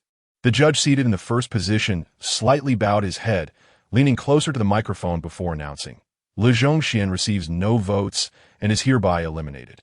The first place is to be assumed by the second, and subsequent rankings will follow suit. A smirk involuntarily crept upon Bai Feng's lips as he awaited the spectacle of Xiao Yan's ridicule. The audience was left in a state of bewilderment. After a brief silence, the atmosphere erupted once more. "What nonsense is this? Are you blind? Have you never heard of Li Zhongxian's song? On what grounds? We refuse to accept this." Among the Xiao family, Xiao Changxing's eyes glimmered with a hint of triumph, thinking to himself that this rebellious child had offended far too many. When one stands out among the trees, the wind will inevitably strike them. It's a wonder that nothing has happened yet. However, Perhaps it was for the best. He was curious to see if this defiant child would dare to raise a hand against his father again. Dugu Luyan's expression darkened as he clenched his fists in indignation, grumbling, "The Bai family has gone too far," thinking that Xiao Yan has no support behind him. Xiao Wanqing, her face cold, concurred, "Mother, the Bai family is indeed excessive. This matter must be clarified, and they owe us an explanation." Xiao Yusin, grinding her silver teeth, declared fiercely, "Without a doubt, Bai Feng is behind this mischief." In stark contrast to their vehement reactions, Xiao Changsheng and Xiao Xinzi remained composed. Xiao Xinzi even thought it might be advantageous, as Xiao Tian's ranking could potentially rise further. The host on stage, having recovered from shock, was about to announce the results when Xiao Yan swiftly approached her side, seizing the microphone as the host momentarily diverted her attention. He turned to the judges below and demanded, "Do you believe that I, as the first place, am unworthy of participating in the music festival? On what basis? Is it because I lack Bai Feng's prestigious family background? I contend that this so-called music festival is merely a scheme concocted by your Bai family to profit." Chapter 68. The allegations of plagiarism against Zongxian spark outrage. On-site songwriting challenges the judge's phone. There must be a hidden agenda behind this. We demand refunds. The collective fury of all the fans was ignited at this moment by a single utterance from Xiao Yan, a realization that something was amiss. The top 10 artists who received no votes were all affiliated with Dole Company. Doesn't the conspiracy seem blatantly clear? Sister Wang, the general manager of Dole Company, was currently messaging her staff, inciting them in both the core and peripheral areas. Dole Company had only just learned that the Bai family, the largest organizer of the music festival, intended to eliminate them. Who would willingly accept such a fate? Thus, the earlier scene unfolded. Observing the chaos below, Xiao Yan's gaze shifted to the 5 judges, a cold smile forming on his lips. He was eager to witness how the Bai family would extricate themselves from this predicament. "Everyone, please be quiet. The reason for our actions lies in the discovery of Zongxian's involvement in plagiarism, which is why we withheld our votes." The 5 judges hastily explained as they sensed the mounting tension. This statement rendered the fans silent for a fleeting moment before a cacophony of accusations erupted. "What evidence do you have? Show us. You're merely making excuses to ensure your Bai family's young master secures first place." The second judge raised several music manuscripts high above the table. "I hold in my hands several songs that bear a striking resemblance to those of Zongxian. Allow me to sing a few lines for your consideration." The judge began to sing snippets of the songs, one after another. As Xiao Yan listened, he couldn't help but be amused by the absurdity of it all. How could he not recognize the melodies of Blue and White Porcelain, Sunny Day, and Sevenly Fragrance? The lyrics were so poorly crafted, yet they had the audacity to claim plagiarism, a thickness of skin that rivaled that of a bull. After performing excerpts from 3 songs, many fans fell silent. Aside from the lyrics, the melodies were strikingly similar, leaving everyone uncertain about whether Zongxian had indeed committed plagiarism. After finishing, the second judge stroked his chin thoughtfully and remarked, "Zongxian, these songs were composed by a friend of mine who once shared the drafts with me. Tragically, he passed away a year ago. Had I not heard these songs, I might have been fooled myself." The judge's words thrust Zongxian into the eye of the storm, and some fans, lacking the full context, genuinely believed his claims. Rebuttals and disdain circulated among the crowd, creating a whirlwind of opinions. No wonder the scoundrel songs are all such hits. It turns out they stem from plagiarism. Xiao Changsheng, without a moment's hesitation, believed the judge's statement wholeheartedly, not due to a lack of intelligence, but rather a subconscious disbelief in Xiao Yan's exceptional talent, as well as an unwavering conviction that his painstakingly nurtured Xiao Tian could never be overshadowed. Dugu Luyan murmured to himself, "Absolutely impossible. I refuse to believe it. The Bai family must have orchestrated this." Xiao Wanqing turned her head, softly reassuring, "Mother, do not worry just yet. We must have faith in Xiao Yan." Xiao Yusin added, "Indeed, until the very last moment, the outcome remains uncertain." In a front-row seat, Li Muxia gazed at Xiao Yan, her heart leaning towards the judge's perspective. Disappointment filled her beautiful eyes, and she murmured, "Could it be that those songs were truly not penned by you?" Or perhaps you intended to showcase your talents before me, which is why you acted so. She had a profound understanding of the hardships of songwriting, having once, in a moment of inspiration, composed a song herself, only to face failure in the end. Noticing the swirling rumors around him, Xiao Yan decided to drop the pretense. Looking at the judges seated below, he disdainfully declared, "If you accuse me of plagiarism, then I shall compose a song right here, right now, to demonstrate my abilities. Bring me paper and a pen." As these words left his lips, disbelief swept across the audience. They could hardly fathom what they had just heard. It appeared that Lu Zhongxian had suffered a significant blow and planned to take an unconventional approach. Could he truly compose a song on the spot? Bai Feng approached Xiao Yan, removing his hood and gesturing towards the stage below. "You ought to go down quickly. Don't embarrass yourself here, composing on the spot. Why not just say you'll ascend to the heavens?"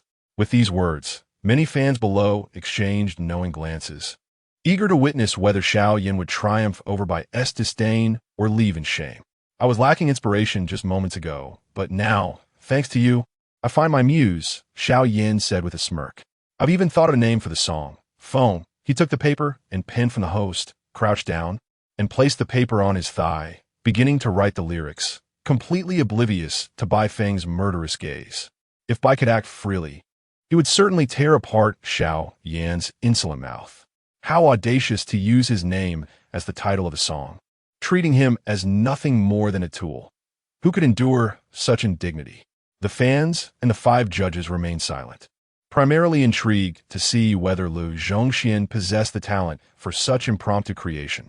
If the song he composed on the spot fell even slightly short of the previous ones, it would suffice to cast doubt on his integrity. Yang Jianjia's curious eyes blinked, her interest only growing. Originally, she intended to conduct an investigation, but now it seemed unnecessary. Dugu Luyin and Xiao Wanxing felt beads of cold sweat forming in their palms, experiencing such tension at a music festival for the first time. Sister Wang, standing in the core area of the first row, felt her heart racing, silently praying for Xiao Yan to create a miracle. Xiao Yan's serious demeanor as he penned the song left Li Muxia slightly dazed. Was this mere pretense, or was he genuinely composing? Her confusion deepened. Though she could not see Xiao Yan's face, it did not hinder her imagination. After 10 minutes passed with no sign of completion, many fans began to grow impatient. Could Lu Zhongxian truly deliver? Of course he could, but who would dare voice such uncertainty? Among the audience were those questioning Lu Zhongxian's abilities and others defending him, with Yang Jianjia being one of the latter. Silently approaching Xiao Yan, Xiao Tian removed his hood and crouched down, tauntingly stating, "If you cannot manage, you should leave at once. Your presence here is merely a waste of time for everyone." His hesitation to speak earlier stemmed from a concern that Xiao Yan might, like before at the Xiao family, remain silent until he astonished all. However, it seemed that his bravado was nothing more than inflated boastfulness. "I apologize. It appears I may disappoint you.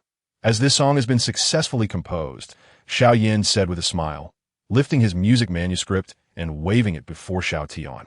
He nodded to the host, requesting, "Could you please bring me a guitar?" The host, somewhat skeptical, fetched a guitar from the audience and handed it to Xiao Yan. "Here is my newly penned song, Maple, dedicated to everyone." Xiao Tian and Bai Feng stood quietly to the side, incredulous that a song could be composed in merely 10 minutes. The entire audience held their breath, intently focused. Xiao Yan placed a microphone on the stand before him and gently strummed the guitar. Recalling the melody, he had meticulously confirmed in his mind. A melodious voice emerged from his throat. "Dark clouds linger in our hearts, casting a shadow. I listen to the emotions that have long been silent." With each line sung, the audience erupted in excitement, many reclining on inflatable sofas, slowly closing their eyes to absorb the beauty of the song. Meanwhile, Xiao Tian and Bai Feng's expressions gradually soured, a profound sense of unease blossoming within them. Chapter 69, Dare to Stop Me, and I Shall Divorce. Slapping the Bai family. Bai Feng seeks help from the very first notes of this song. It becomes evident that both the lyrics and the melody have been meticulously crafted, a testament to the considerable effort invested in its creation. This is precisely what astonished both individuals. It took Xiao Yan merely 10 minutes to compose such a remarkable piece. How can one encounter such a prodigious talent in this world? The 5 judges seated below gazed at Xiao Yan, their expressions frozen in disbelief. A pang of regret coursing through Lu Zhongxian for not having intervened sooner. They had presumed it impossible for Lu Zhongxian to compose a song in such a short period. Yet, the reality stood in stark contrast. Not only had he created one, but it was also executed brilliantly. Standing on stage, Xiao Yan plucked the strings of his guitar, his gaze fixed upon the audience below as he sang resoundingly. The gently falling maple leaves mirrored the essence of longing. I ignite the candlelight, warming the autumn's twilight. The aurora sweeps across the horizon as the northern wind brushes past the visage of the one I miss. I have turned my love into fallen leaves. At that moment, the entire audience seemed to fade into the background, while the 9 splendidly dressed singers stood in support behind Xiao Yan, resembling a vibrant bloom complemented by lush green foliage. Wanqing and Yusin, do you hear this? This is Xiao Yan's gift in music, exclaimed Dugu Luyan, his hands trembling with excitement, his eyes unwaveringly fixed on Xiao Yan. Xiao Wanqing nodded with a smile, exclaiming, indeed, Xiao Yan is truly a musical genius. Even Xiao Tian cannot boast such talent.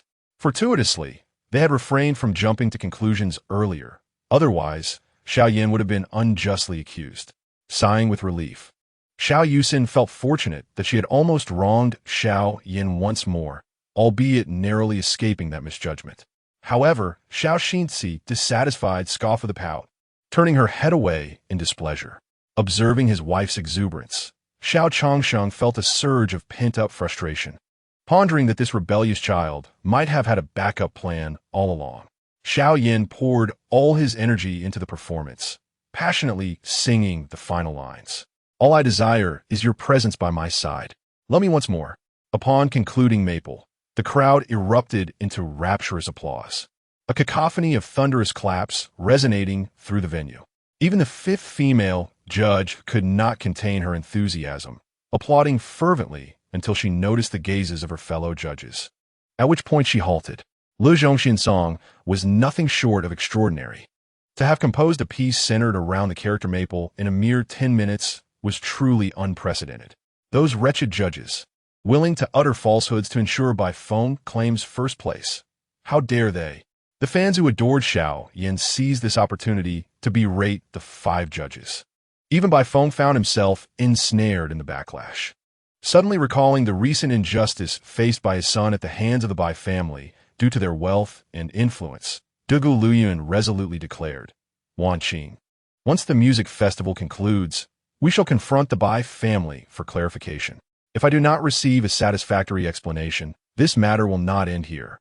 Dugu Liyun's countenance was icy, her tone imbued with an undeniable authority. Mother, I understand. At that moment, the exquisite visage of Xiao Wanqing was marked by indifference.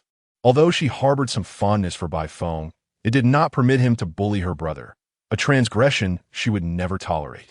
Upon hearing this, Xiao Changsheng was taken aback, frowning slightly. Dear, there's no need to make a mountain out of a molehill, is there? The Bai family is unaware that Lu Zhongxian is Xiao Yan. Moreover, isn't Bai Feng perpetually pursuing Wanqing? I have high hopes for that lad. Would this course of action be? Xiao Changsheng intended to plead on behalf of the Bai family, but upon meeting Dugu Liu Yun's frigid gaze, he instinctively swallowed his words. He forcefully retracted the unspoken sentiment. Dugu Liu Yun's eyes were fixed intently on Xiao Changsheng as she calmly uttered, if you dare to obstruct me, let's divorce. This declaration struck like a bolt from the blue, causing Xiao Changsheng's heart to race, leaving the 3 Xiao sisters beside him in stunned silence. My dear, I must say you are right. The Bai family ought to be taught a lesson. By heavens, they're overstepping their bounds. Once the music festival concludes, I shall personally pay a visit to the Bai family, Xiao Changsheng proclaimed, standing tall and resolute, thumping his chest in assurance before Dugu Luyun. Remember your words. Dugu Luyun concluded, not sparing him another glance as her attention returned to Xiao Yan. The bias shown by Xiao Changsheng in recent days had left her disappointed time and again. Should he remain silent on this occasion? She felt their marriage would lose all significance. The three Xiao sisters exchanged glances, collectively exhaling in relief. Truth be told, they feared their parents might divorce over this, potentially fracturing the Xiao family. Xiao Xinzi shot a fierce glare at Xiao Yan, thinking how he should just disappear. It was absurd that their mother contemplated divorce because of him. Such a person was a calamity, no matter where they roamed. Unbeknownst to Xiao Yan, who was oblivious to the turmoil unfolding below, he was fixated on the 5 judges seated beneath the stage. With a microphone in hand, he taunted now. I wish for you to hear whose song I am accused of plagiarizing. Let us see if anyone can craft something superior to my composition. Ha ha ha. Laughter erupted from the audience, reverberating like invisible slaps, rendering the 5 judges visibly uncomfortable, none daring to utter a word. Standing on stage, Xiao Yan felt invigorated as all doubts dissipated, his heart soaring with elation. Xiao Tian stood behind him, like the other performers, tightly pursing his lips, opting for silence. Bai Feng remained unconvinced, his gaze searching the front rows for his father's presence. In a particular spot stood a middle-aged man with white hair, locking eyes with him. Bai Yushi glared fiercely at Bai Feng, muttering, truly useless. Given the opportunity, you cannot seize it. Bai Feng seemed to decipher the words from Bai Yushi's lips, a flicker of shame crossing his eyes. Yet, he quickly signaled to Bai Yushi, his gaze fixated on the music draft in Xiao Yan's hands. Initially, Bai Yushi felt a tinge of confusion, yet after years of shared life, the father and son had developed a certain tacit understanding. He recognized that his son would not signal him without reason. As he scrutinized Le Zhongxian, the sight of the music manuscript brought enlightenment, prompting him to smile and nod at Bai Feng. Subsequently, he picked up his mobile phone and dialed a number. Hello, please search for the live recording of the music festival and transcribe the song performed by Lu Zhongxian word for word. Arrange for someone to add accompaniment, and expedite the registration of its music copyright. Haha, Le Zhongxian, do you think you can oppose the Bai family? Is that even feasible? Bai Yushi murmured softly, having resolved upon a certain course of action in his heart. Li Muxia sat helplessly upon the inflatable sofa. When her gaze met Xiao Yan's on stage, he unhesitatingly averted his eyes. There was no trace of longing for Li Muxia. His indifference was colder than that of a stranger, more profound in its detachment. This was a bitter pill for Li Muxia to swallow, as she recalled the time when Xiao Yan's eyes sparkled with delight upon seeing her. Back then, his gaze was illuminated with warmth. Now, it resembled a night sky devoid of stars, utterly void of radiance, akin to an endless abyss. Chapter 70. Copyright seized. No apologies. No stage. Xiao Yan strikes back. Li Muxia, oh Li Muxia, aren't all these troubles of your own making? She murmured softly, a silent smile creeping upon her lips, mocking her own folly that had led to this predicament. The reason this prodigious singer did not side with the Li family was due to her own earlier decision to cast him aside. Li Muxia was certain that had she spoken a word back then, Xiao Yan would have eagerly joined her at the Li company, offering his unwavering support. Alas, those days are irretrievable. Xiao Yan stood upon the stage, his gaze sweeping from left to right, and calmly declared, I am now in first place. Does anyone have any objections? Over 80% of the fans chorused in unison, no objections. Through this ordeal, Xiao Yan fortuitously gained a deeper appreciation from his fans. With such overwhelming support, the 5 judges had no choice but to tacitly acknowledge Le Zhongxian as the rightful first-place winner. The elimination round concluded, and at 10 in the morning, the music festival officially commenced. After delivering their verdict, the 5 judges departed, their heads hung low, fearful of the wrath of the throngs of fans who cast them baleful glances, dreading the possibility of a brutal confrontation. For the sake of a meager paycheck, they were unwilling to risk their safety. No one dared to underestimate the fervor of the fans. Xiao Yan, along with the other 10 contestants, returned to the backstage area to rest. As Bai Feng stepped off the stage, he promptly retrieved his phone and dialed his father, Bai Yushi. Before he could utter a word, his father's resonant voice came through the line. I have already arranged for the registration of Lu Zhongxian's new song's copyright. You must perform splendidly from now on. Bai Feng chuckled with pride, Dad. Rest assured, I am thoroughly prepared. This first place is undoubtedly mine. I refuse to believe that Le Zhongxian has another new song up his sleeve. Bai Yushi responded slowly. Well, as long as you have confidence. After a brief conversation, Bai Feng ended the call, a grin on his face as he approached the 10th-ranked singer, Wu Yifan. The recently eliminated contestants had all exited through alternate routes, leaving the backstage area eerily vacant. As Xiao Yan stepped off the stage, he immediately received a call from Sister Wang. Xiao Yan, hurry and register the copyright for the song you just composed online. All right, Xiao Yan replied, recalling his promise as he pulled out his phone. He began the registration process on the copyright website, only to find that the copyright had already been registered. The Bai family is truly devious. The more they obstruct me, the more determined I am to confront them.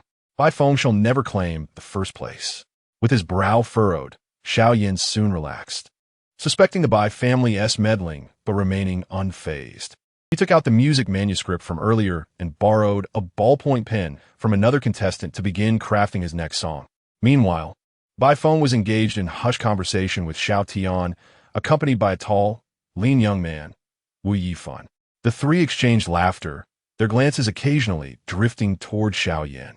The sun beams down upon the earth, the temperature rising to an increasingly scorching degree, imparting a searing sensation upon the skin.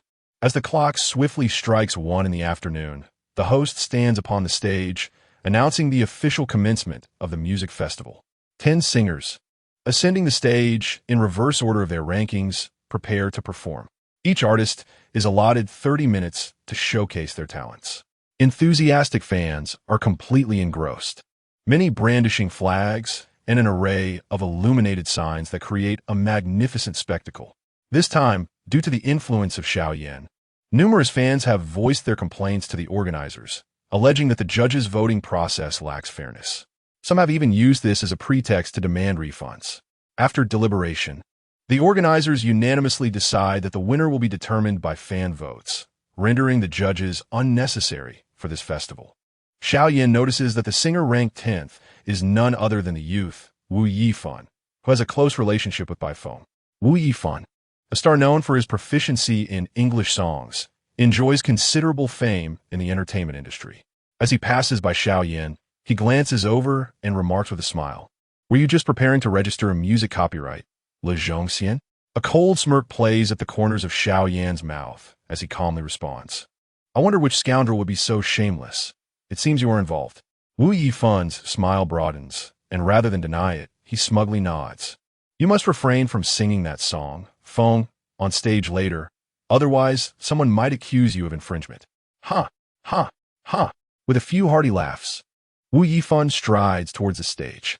Xiao Yan, too, smiles, though his expression is frigid, seemingly infused with endless ice. He reaches out, grasping Wu Yifan's shoulder, and, under the latter's bewildered gaze, forcefully yanks him back. As Wu Yifan stumbles, he subtly extends his leg to trip him. "You damned fool!" Wu Yifan curses as his slender frame is easily toppled by Xiao Yan, his anger boiling over. The response he receives is a resounding slap from Xiao Yan. The sharp sound echoes as Wu Yifan sits on the ground, stunned. A celebrated singer with a multitude of fans, he now finds himself publicly humiliated before his peers. "Well, does your mouth still dare to be so insolent?" Xiao Yan, adorned with a Sun Wukong headpiece that obscures his expression, speaks in a tone that sends shivers down Wu Yifan's spine. The commotion has drawn the attention of other singers, including members of Wu Yifan's band. Yet none step forward to intervene. Their role is to provide accompaniment. Engaging in a brawl is an entirely different matter. Le Zhongxian, do not overstep your bounds. Wu Yifan warns, veins throbbing on his forehead and his eyes reddening with fury, silently cursing himself for provoking this madman. Now, let us welcome the 10th-ranked singer, Wu Yifan, to the stage. As his name is called, and he does not appear, some fans begin to urge him on. The host takes to the microphone to remind everyone. Wu Yifan, attempting to leave, finds his path obstructed by Xiao Yan, who retorts angrily, "What do you intend to do? I advise you not to go too far." Bai Feng approached Wu Yifan, offering his unwavering support. Xiao Tian similarly positioned himself beside Wu Yifan, his allegiance unmistakable. Xiao Yan, feigning indifference, shrugged nonchalantly, asserting, "Am I being unreasonable? He just stepped on my foot. If he refuses to apologize, he shall not ascend the stage." With arms crossed and an air of composure, Xiao Yan stood resolutely, unperturbed by the prospect of further animosity. "You are shameless." Wu Yifan could hardly contain his laughter at Xiao Yan's brazen audacity. He had been the one tripped, yet never demanded an apology from this impudent youth. Instead, he found himself the target of unwarranted accusations, a display of shamelessness surpassing even his own. Xiao Tian and Bai Feng advanced menacingly, yet found Xiao Yan unyielding, his fingers cracking ominously as he stood his ground. Chapter 71. The Bai family's tenfold retribution. The Xiao sisters strike an encounter. Anxiety gripped their hearts as they recalled the injuries inflicted upon them just days prior. Both harbored a modicum of trepidation toward Xiao Yan. Reluctantly, they turned their gaze to Wu Yifan, silently imploring him to extend an apology, regardless of fault. Wu Yifan was beset by frustration, pondering how he had assisted Bai Feng, only to find himself entangled in this predicament. As the host repeatedly called his name from the stage, he clenched his teeth and managed to utter the words, "I'm sorry." Upon hearing this phrase, Xiao Yan stepped back, satisfied and refraining from further obstruction. Seizing the moment, Wu Yifan ascended the stage with a few swift strides, followed closely by the quartet of musicians, instruments in hand. Observing Xiao Yan's vengeful demeanor, Bai Feng and Xiao Tian exchanged disdainful huffs and distanced themselves, plotting to show Xiao Yan that there are realms beyond his comprehension once they reach the stage. In the backstage area, Xiao Yan entered the official live stream of the dual platform to witness Wu Yifan's performance. The fan votes displayed on the large screen had been entirely reset. As Wu Yifan took to the stage, he promptly performed his signature song, garnering 5,000 votes. By the conclusion of his performance, his fan votes surged to a remarkable 10,000. Next came the ninth contestant. Time slipped away, and Xiao Yan, having learned from previous experiences, registered the copyright for his new song ahead of time. When it was Xiao Tian's turn at fifth place, he unveiled a new song that captivated many fans, earning him a total of 25,000 votes, propelling him to the coveted first position. Xiao Changsheng and Xiao Xinzi, father and daughter, wore smiles that had long been absent, a sight they had yearned for. The duo of Dugaluyan were in high spirits as well. Both Xiao Tian and Xiao Yan had made it into the top 5, which was truly delightful. Although fans could cast their votes for their beloved idols at any moment, the first performer reaped the most advantageous position. Conversely, the last performer, often perceived as the grand finale, faced a disadvantage as many fans might have already exhausted their votes by that time. Xiao Yan was aware that the Bai family was orchestrating schemes behind the scenes, yet the outcome remained uncertain. When Bai Feng took the stage to perform, he presented a new love ballad. After 30 minutes of his performance, a significant uproar erupted among the audience, earning him 35,000 votes and dethroning Xiao Tian from the top position. Finally, it was Xiao Yan's turn. The band arranged for him by Sister Wang had been bribed by the Bai family, leaving him without any support. However, Xiao Yan was prepared for this eventuality and did not press the matter. He ascended the stage with a guitar in hand. The moment he stepped onto the platform, the crowd erupted in raucous cheers, with fans, devoid of banners, vocally chanting the words Yu Zhongxian. "Ladies and gentlemen, I shall now perform a new song titled Encounter," Xiao Yan announced, igniting the audience into a frenzy, their cheers crescendoing in waves. Impossible. Bai Feng and Xiao Tian were both bewildered by the unfolding situation. Were new songs truly free? One after another. It is worth noting that their latest songs were specifically commissioned, with esteemed composers crafting them at a cost of 10,000 per word. How much had Xiao Yan accrued by now? In the audience, two individuals, Dugu Luyun and Yang Jianjia, began to cheer loudly, their joy palpable as surprises kept coming. On a gloomy evening, outside the car window, I awoke in a certain year and month. Looking left, right, and ahead, love must take several turns before arriving. Xiao Yan stood on stage, strumming and singing, his song mirroring the romantic style of Bai Feng. Fans, upon comparison, were pleasantly astonished to find Xiao Yan's performance superior in many aspects. Many fans held their tickets tightly, without a second thought, directly casting their votes for Xiao Yan. On the grand screen, Xiao Yan surged from the 10th position, steadily surpassing Xiao Tian to claim second place, with votes continuously rising. Wu Yifan, witnessing this spectacle, was left in shock, nearly dropping his jaw. What sort of prodigy could achieve such heights? This was already the second new song of the day. Was this even human? Damn it.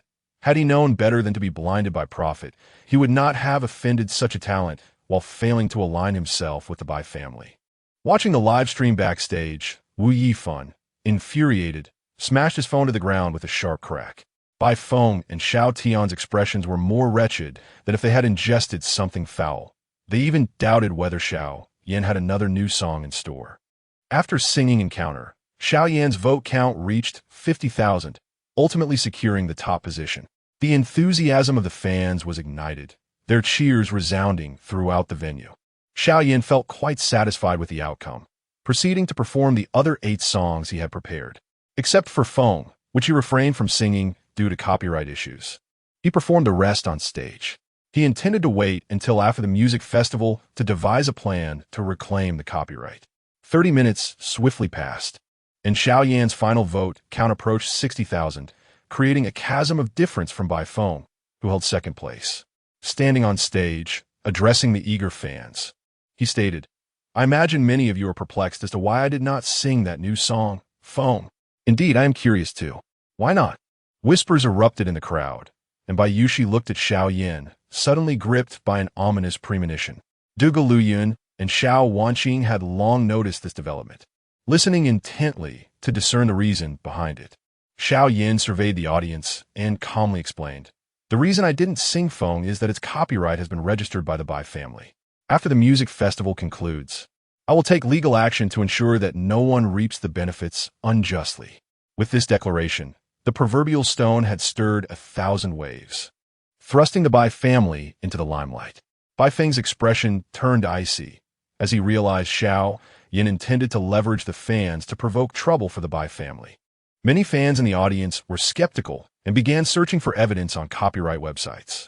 Xiao Wanqing pulled out her phone and discovered that the new song Feng indeed had its copyright registered. "Mother," Xiao Yan was right. His newly composed song has been preemptively copyrighted by someone else. Inform the company to cease all collaboration with the Bai family immediately. As the young master of the Xiao family, Xiao Yan was now being deliberately targeted, and the oversight was entirely their fault.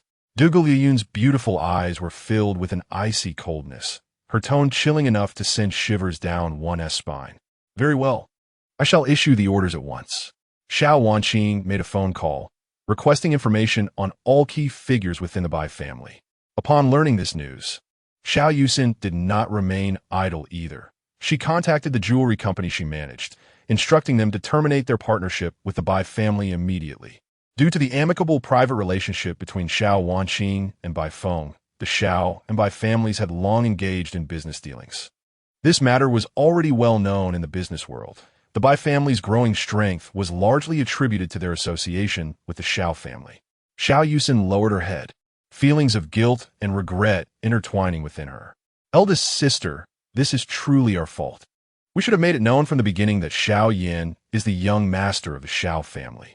Had we done so, who would dare to deliberately target him?" Xiao Yusin understood that at that time, no one in the entire Xiao family was willing to disclose Xiao Yan's identity. This negligence had now led to an incident that should never have occurred. Reflecting on her earlier remarks to her best friend, claiming Xiao Yan was merely the son of a driver, a servant of the family, now filled her with profound remorse. She had never anticipated that her careless words would come back to haunt her. Duge Luyun felt a sting in her eyes upon hearing her daughter's words. She had been the first to suggest this course of action. In retrospect, she realized that she had not treated her 2 sons equally from the very beginning. Did this not indicate that she had never truly regarded Xiao Yan as one of her own? Tears welled in her eyes, blurring her vision as her hands instinctively clutched her long skirt, trembling slightly. "Mother, please do not worry. I will ensure that the Bai family pays back tenfold for the injustices Xiao Yan has suffered here." Xiao Wanqing, sitting nearby, had bloodshot eyes resembling a spider's web. Despite her heart being filled with fury, she forcefully suppressed it. Chapter 72. The Xiao family strikes against the Bai family. Bai Feng seeks forgiveness. Bai Feng is truly despicable. The Bai family's actions are utterly base and shameless, specifically targeting the singers as the organizers. Do they not fear a future devoid of performers willing to participate in their events? Many fans learned the bitter truth from Xiao Yan, and with corroborating evidence surfacing, discontent erupted among the crowd. The atmosphere was rife with hostility, as even the participating artists expressed their dissatisfaction online. No artist wishes for their hard-earned creations to be usurped. These works are the fruits of their labor. Today, it is Le Zhongxian facing adversity. Tomorrow, it could be any of them. The Bai family hastily dispatched representatives to clarify matters, yet their efforts proved futile, resulting in a hasty conclusion to the music festival. Yang Jianjia retrieved her phone, inputting a number and dialing. Moments later, the call connected, and she calmly stated, "Inform the company's elite legal team that I require their assistance shortly." Xiao Yan left the venue in high spirits, leaving the Bai family to contend with the wrath of the fans. The ground was littered with debris, a testament to their discontent, which was far from merely superficial.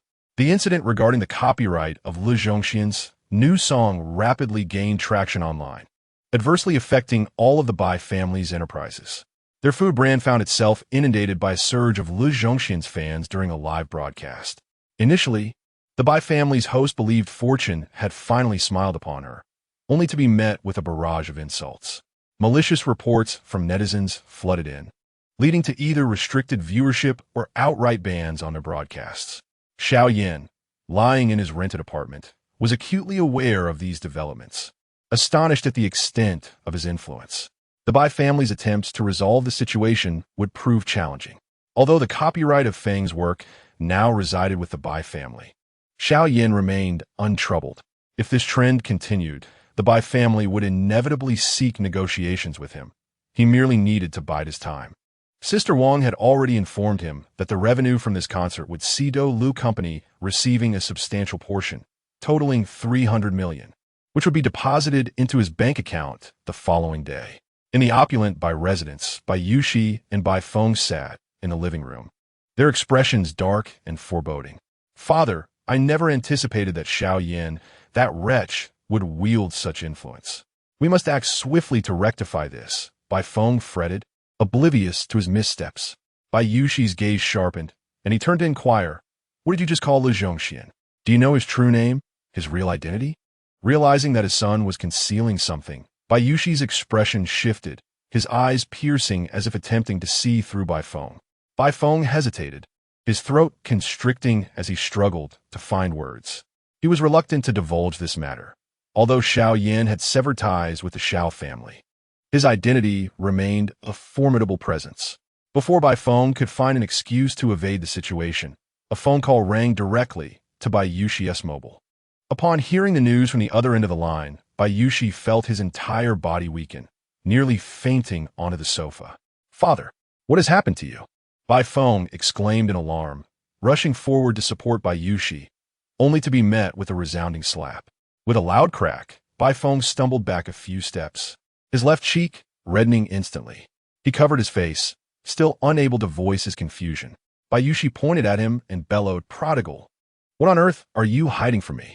The Xiao family has decided to cease all business dealings with our Bai family. You spend all your time at hotels. What have you been doing out there? Have you fallen out with Xiao Wanqing?" Bai Feng was momentarily stunned, and as realization struck, he hurriedly shook his head in denial. "Father, I haven't done anything. I swear." Bai Yushi seemed to recall something, picked up a nearby cup, and pointed it at Bai Feng, demanding, "You just said that Le Zhongxian is Xiao Yan, and he shares the Xiao surname. Don't tell me he has no connection to the Xiao family?" This matter concerning Le Zhongxian was the only thing Bai Yushi could think of. Bai Feng's expression turned frantic, unable to meet Bai Yushi's gaze, and finally divulged Le Zhongxian's true identity. Upon hearing this, Bai Yushi felt as though the sky was collapsing. All this commotion stemmed from the Bai family's misdeeds against the god of wealth. No wonder the Xiao family had turned against the Bai family. This entire predicament originated from Bai Feng. "You wretched prodigal, I shall not show you any mercy today." Regardless of who attempted to intervene, Bai Yushi had no intention of holding back, and Bai Feng's pleas for mercy echoed through the Bai family mansion, relentless and unending. In the Xiao family villa, Xiao Wanqing returned to the living room with documents in hand, her complexion a stormy shade of iron. "Mother, I have already notified the company to launch a full-scale assault on the Bai family's enterprises, ensuring they can never recover." Xiao Wanqing nearly bit through her silver teeth as she uttered these words. Dugu Luyan nodded in satisfaction, accepting the documents from Xiao Wanqing and beginning to peruse the first page. "Wanqing, what have you uncovered? You seem rather agitated." Xiao Chongxing noticed his eldest daughter's seething anger towards the Bai family, sensing she had a great deal of pent-up frustration. That Bai Feng is nothing but scum. He nearly deceived me before." Xiao Wanqing sat down, her chest heaving with indignation. Upon discovering that, Bai Feng frequently visited hotels to meet other women. Her disappointment in him reached its zenith, leaving her utterly disgusted. She thought it was fortunate for her that Xiao Yan had pointed out Bai Feng's true nature. Otherwise, she might have never discovered it herself. As she pondered this stroke of luck, she increasingly viewed her brother as her fortunate star.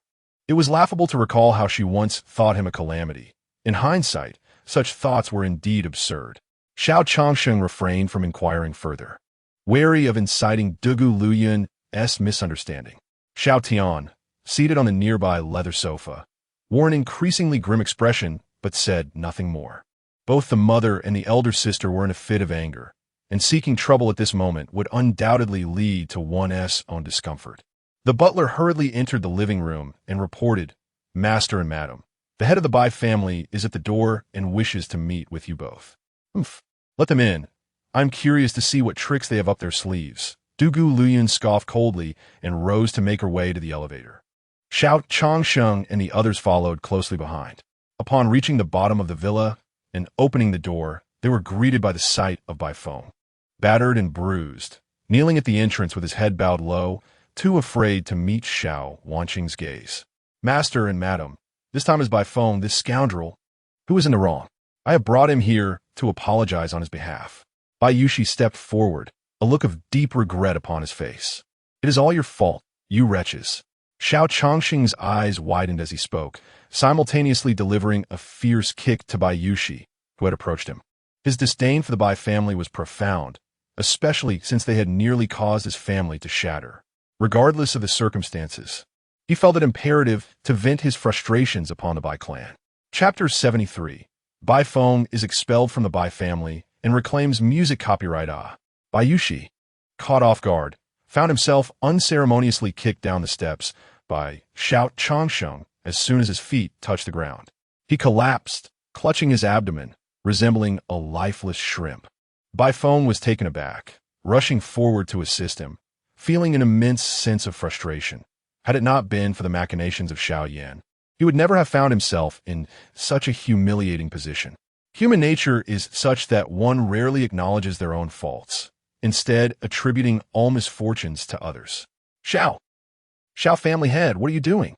Bai Yushi's face flushed crimson, cold sweat trickling down his forehead as he felt a searing pain in his abdomen, as if stabbed by a dagger. "How ludicrous! Why don't you address what your Bai family has done to my son? You are fully aware that Xiao Yan is my son, yet you dare to suppress him at the music festival. Care to explain yourself?" Xiao Chongsheng stepped forward, his gaze piercing, his words laced with accusation. He believed that the Bai family's actions against Xiao Yan were a blatant provocation towards the Xiao family. Bai Yushi opened his mouth, suddenly at a loss for words. He wished to assert his ignorance, but doubted the Xiao family would believe him. "Bai Feng, you must clarify this to your uncle Xiao." Bai Yushi, struggling to sit on the ground, waved his hand dismissively at Bai Feng, urging him to explain alone. Blood trickled from Bai Feng's nostrils, still fresh, painting a dismal picture. Kneeling before Xiao Chongsheng, tears streaming down his face, he pleaded, "Uncle, I was coerced. It was young Master Xiao Tian who instructed me." The expressions of everyone from the Xiao family shifted dramatically. Xiao Wanqing and Xiao Yusin's faces darkened. Xiao Tian rushed forward, delivering a kick to Bai Feng's chest, sending him sprawling to the ground, cursing Mom and Dad. This guy's trying to sow discord among our family. How malicious. You. Bai Feng clutched his chest, glaring at Xiao Tian, finally recognizing the latter's true nature, filled with regret for his past decisions. He could not fathom why the Xiao family had once treated Xiao Yan like a dog, only to now elevate him to such heights. Ultimately, after Bai Yushi knelt and begged for mercy, Duge Luyan decided that Bai Feng must return the music copyright to Xiao Yan and be expelled from the Bai family. This was necessary to seek Xiao Yan's forgiveness. The matter should remain concealed from him, lest the Xiao family unleash their wrath upon the Bai family. Meanwhile, Xiao Yan, in his rental apartment, was oblivious to these events. He noticed that the follower count on his dual account had surged to 10 million. In good spirits, he perused his private messages and came across a note from a user named Yun Shenshi Jinlu, who wrote, "Hello, Le Zhongxian, I am your fan. I heard at the music festival that you intend to take legal action to reclaim Feng's music copyright. Coincidentally, I have a team of top-notch lawyers at your disposal, should you require assistance." Initially, Xiao Yan instinctively dismissed this as a scam, intending to disregard it. However, after a moment's contemplation, he clicked on a user's profile, discovering that the individual was a woman. The account boasts over 10 million followers, rivaling that of Xiao Yan. It features an array of piano videos, all showcasing a pair of slender fingers gracefully dancing across the keys, producing enchanting melodies. Is it truly so effortless to amass 10 million followers in this day and age? Xiao Yan mused, believing a fraction of what the female internet celebrity claimed. He opened his back-end messages once more and replied, "Thank you. I cannot let you assist me without offering something in return. In a week's time, I shall personally compose a piano piece for you as a token of my gratitude. I will notify you when I require the services of a legal team." After sending the message, Xiao Yan headed to the company. In his previous life as a singer, he had dabbled in piano, and according to his memories, crafting a hit piano piece would be a trivial endeavor. Of course, there is no such thing as a free lunch. He intended for her to seek him out for commissioned compositions in the future. Meanwhile, at the account of Yun Shenshi Jinlu, Yang Jinjia noticed a notification from Yu Zhongxian. Upon opening and reading the response, she was momentarily taken aback, her eyes sparkling with excitement, and a blush graced her cheeks. If it were anyone else making such claims, she would dismiss it as mere boasting, but if it was Yu Zhongxian, that was an entirely different matter. "Yu Zhongxian, who are you truly?" Yang Jinjia murmured, eager to uncover the true identity of the person behind the name. Yet lamentably, she had no leads. Unbeknownst to Xiao Yan, someone was fixated on him as he arrived at the foot of his apartment building. Bai Yushi and Bai Feng had been waiting there for quite some time. With a frown creasing his brow, Xiao Yan hadn't even spoken when Bai Feng stumbled forward, kneeling before him with a face that bore little resemblance to its former self. Choking back tears, he implored, "Xiao Yan, this is my fault. All of this was instigated by Xiao Tian. I was left with no choice. Please, in your magnanimity, let this go." Despite his reluctance, Bai Feng knelt to plead for mercy, knowing that if Xiao Yan were to forgive him, there might still be a chance for redemption. "Xiao Yan, what on earth is happening?" Xiao Yan retreated 2 steps warily, suspecting that Bai Feng's unusual behavior hinted at some ulterior motive. Bai Yushi, astonished by Xiao Yan's youthful appearance, maintained a steady smile as he approached, stating, "You must be Xiao Yan. This scoundrel is my son, and I, on behalf of the Bai family, offer my sincerest apologies. To express our regret, here is the property deed to a villa, which I shall transfer to your name, along with the rights to your songs." Bai Yushi extended a red booklet toward Xiao Yan, who did not reach out to take it. Instead, he scrutinized the Bai father and son, lost in contemplation, remaining silent. Could it be that Dole Company sent them here? A flurry of questions surged within him, yet he chose to remain skeptical, replying cautiously, "First, you must return my song rights." In Xiao Yan's view, if they intended to trap him, they would not easily acquiesce to this request. To his surprise, Bai Yushi wasted no time, swiftly operating his phone to transfer Feng's music rights to Xiao Yan without a second thought. "Upon my return, I shall publicly extend my sincerest apologies to you online, hoping that you, in your magnanimity, will show mercy towards the Bai family."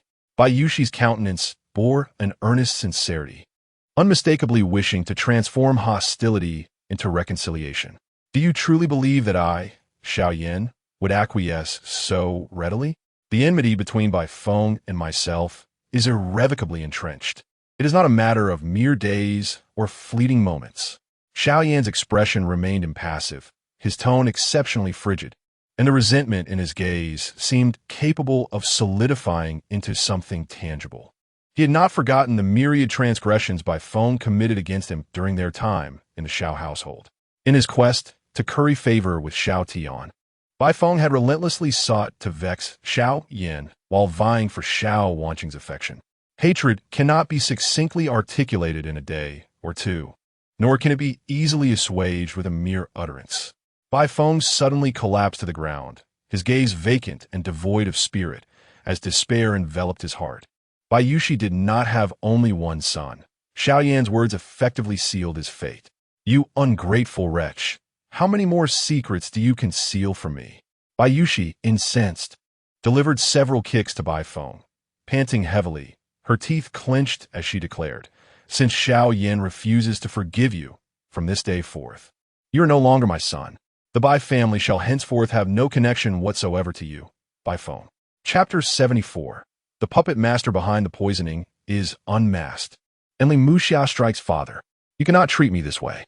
Bai Feng struggled to rise from the ground, disregarding his pain, and knelt before Bai Yushi, fervently bowing his head. Panic enveloped his heart. Everything he possessed was entirely the result of the Bai family's influence. Should the Bai family abandon him, all of his past misdeeds would be laid bare, and he would be inundated with negative press. The thought was utterly unbearable, leaving him feeling desolate. When the tree falls, the monkeys scatter. Indeed, it was so. A fleeting glimmer of compassion flickered in Bai Yushi's eyes, only to dissipate almost instantly as he kicked Bai Feng away. Turning, he discovered that Xiao Yan had already hailed a taxi and departed. The conflict between the Bai father and son was a spectacle he chose to ignore. He had no intention of forgiving Bai Feng. The agonies of the past could not be mended with mere apologies. With a heart full of questions, Xiao Yan dialed Sister Wang's number. "Sister Wang, this is Xiao Yan. I would like to inquire if the company has reached out to the Bai family." A voice laden with guilt came through the line. "I am truly sorry, Xiao Yan. Our company cannot compare to the Bai family. We are powerless to assist you." Xiao Yan smiled slightly, appearing unfazed. "In truth, I have had my own grievances with Bai Feng. If the company suffers as a result, that is my fault. Thus, there is no need for you to feel guilty." Xiao Yan was never one to be unreasonable. He understood that his relationship with Dole Company was merely one of mutual cooperation. His words were sincere. After exchanging a few more pleasantries, Xiao Yan ended the call, his confusion deepening. Who, after all, was assisting him from the shadows? Could it be the Xiao family? Unlikely. They would prefer his demise. Would someone who secretly poisoned him truly act with such benevolence? A few hours later, the Bai family released two statements online. One was an apology to Le Zhongxian, while the other expelled Bai Feng from the family, severing all ties. The public was astonished. Bai Feng had been cast aside, despite being Bai Yushi's most accomplished son. Under Li Muxia's covert orchestration, a plethora of Bai Feng's scandals surfaced online: prostitution, illegal gambling, and promiscuity, among others. Once this information was made public, Bai Feng was swiftly blacklisted by the entertainment industry, becoming a pariah, loathed by all. He immediately trended nationally, maintaining a persistent notoriety. Li Muxia stood on the balcony of the Li family villa, reveling in the news. During the time Xiao Yan was targeted by the Bai family, she had suppressed her frustration, as the Li family was one of the organizers and could not openly express dissent. Now, witnessing Bai Feng's downfall, she felt a sense of satisfaction. As night fell, Xiao Yan was busy relocating shared bicycles when he stumbled upon the news.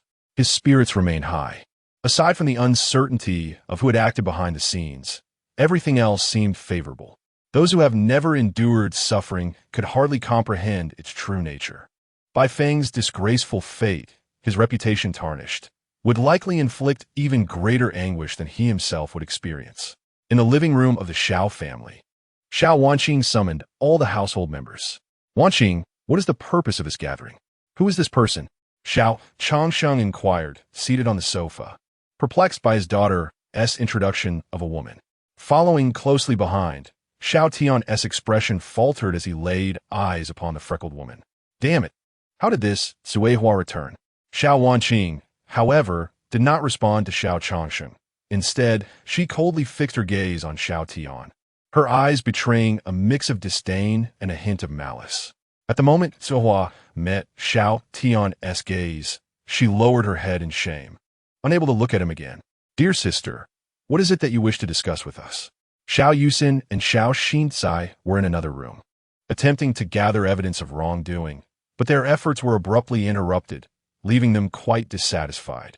The reason for gathering everyone is to address a significant matter concerning Xiao Yan. Upon hearing this, Dugu Luyun perked up, her demeanor shifting as she focused intently on her daughter's forthcoming words. Xiao Changsheng, however, displayed growing impatience, feeling constrained to voice his discontent in front of Dugu Luyun. Meanwhile, Xiao Tian sat there, increasingly anxious, sensing that this matter might be directed at him. As Xiao Wanqing confirmed that everyone had assembled, she turned at Suihua, grasped her chin, and lifted her downcast head. Surely, everyone has encountered this individual before. Particularly the freckles on her face should ring a bell. Xiao Yusin scrutinized Suihua, her brow furrowing as her pupils dilated in realization. So, it is you, the thief who has finally been apprehended by my sister. Suihua's eyes darted nervously as she waved her hands in a panicked denial. It wasn't me. I swear. Dugu Luyun's expression shifted dramatically as she fixed a piercing gaze on Suihua. I remember now. You're the nanny who left 6 months ago. Mother, it must be her who stole my jewelry. Xiao Yusin approached the woman, raising her hand to deliver a resounding slap. The mere thought that this wicked woman had unjustly accused her younger brother Xiao Yan ignited a fury within her, a desire to tear her apart. Second sister, this matter is not as straightforward as it appears. Please take a seat. Xiao Wanqing intervened, gesturing for Xiao Yusin to return to the sofa. Xiao Yusin shot a venomous glare at Suihua, but complied, settling back into her seat. Now, recount all that I previously inquired of you in detail. Otherwise, your crimes of theft and attempted murder are sufficient to ensure you rot in prison. Xiao Wanqing pulled Suihua closer, signaling her to speak. Suihua, covering her face, trembled as she confessed, I was the one who poisoned. But it was young Master Xiao Tian who instructed me to do so. He also said, before she could finish, Xiao Tian abruptly stood, cursing vehemently, You're talking nonsense. Admit it. Did the Bai family pay you to sow discord within our Xiao family? Xiao Changsheng, having overheard, was equally enraged, slamming his hand down on the sofa beside him, rising with a fierce glare directed at Suihua. Xiao Xinzi furrowed her delicate brows, narrowing her beautiful eyes to scrutinize Suihua, seeking to ascertain the veracity of her words. Xiao Wanqing stepped forward, reprimanding, Xiao Tian, silence yourself. Father, please do not intervene. Let her finish her account. Xiao Changsheng glared, but before he could unleash his fury, Dugu Luyun reached out and pulled him back onto the sofa, his eyes filled with a warning, knowing that Suihua held the key to uncovering the mastermind behind the schemes. Dugu Luyun could not allow anyone to interrupt.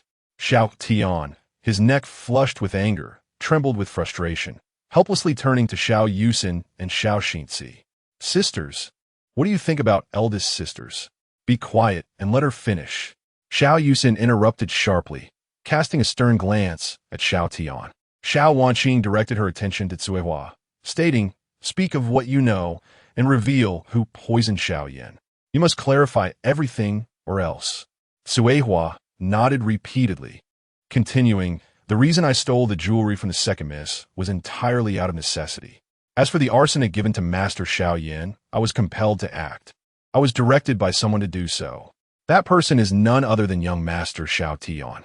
He offered me a substantial sum of money, promising that I could flee far away once the deed was done.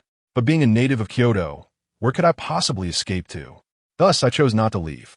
Upon hearing this, Xiao Yusin and Dugu Luyun exchanged incredulous glances at Xiao Tian, unable to fathom the unfolding revelation. Chapter 75. The origins of Xiao Tian, Dugu Luoyuan found it utterly inconceivable that Xiao Yan could be so malevolent. This revelation was beyond their comprehension.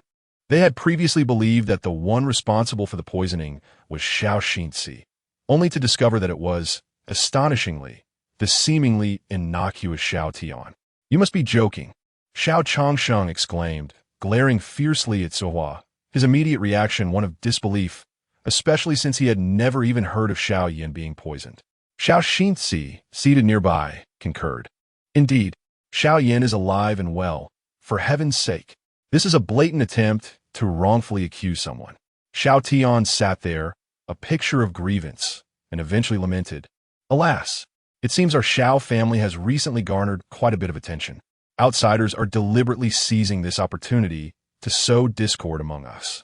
Xiao Yusin looked at Xiao Tian, her eyes filled with profound disappointment. "Xiao Tian, I never anticipated that the true mastermind would be you.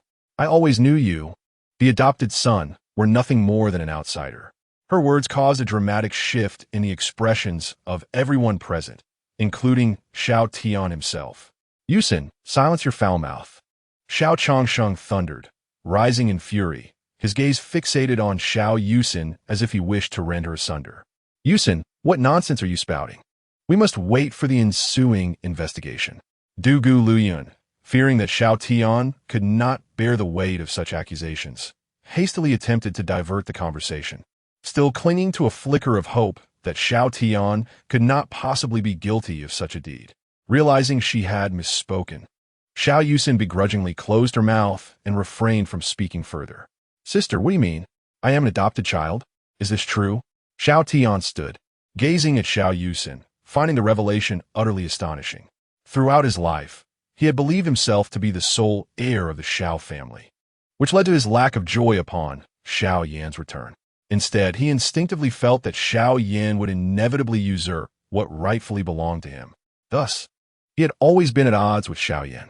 Now, confronted with the realization that after all the strife, everything still belonged to Xiao Yan and that he had been an outsider all along, he found it unbearable.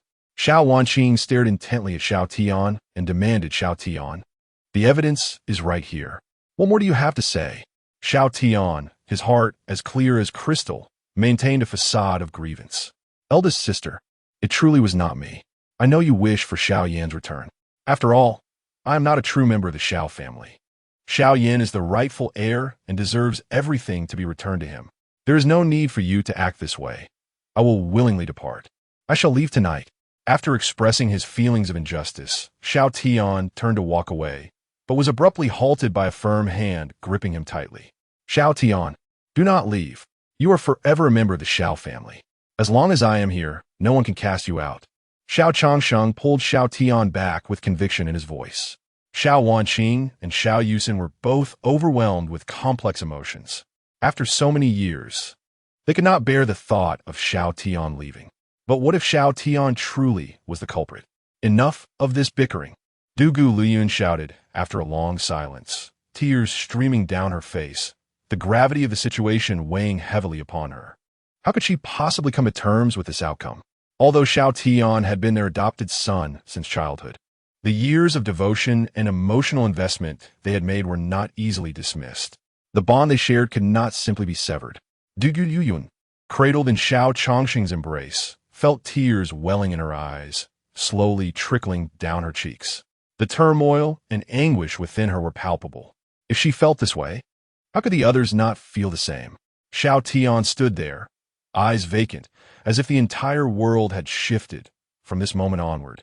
Nothing around him belonged to him.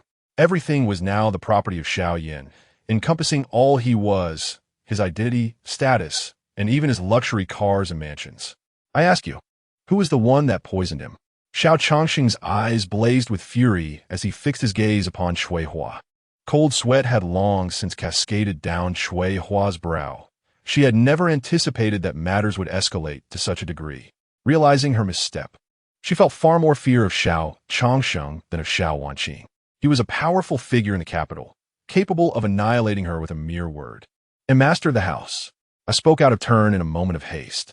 The jewelry was indeed stolen by me, but Xiao Yan was poisoned because he intentionally consumed arsenic. Young Master Xiao Tian once asked me to persuade him, and instead, he instructed me to poison young Master Xiao Tian. If anyone inquires, just say the poison on him was administered by young Master Xiao Tian. Xiao Yu Xin Sao Tet Vimentin. You lie. That is not what you said just now. Shui Hua, devoid of color, gasped in panic. That was because Xiao Yan gave me half of the jewelry. I could not bring myself to betray him. Now that he is indeed the true young master of the Xiao family, I am no longer afraid to reveal him. Who said Xiao Yan is the young master of the Xiao family? I say he is not. Dugu Luyun roared, rising to her feet. Her eyes were filled with an endless coldness, and she now fully believed Shui Hua's words.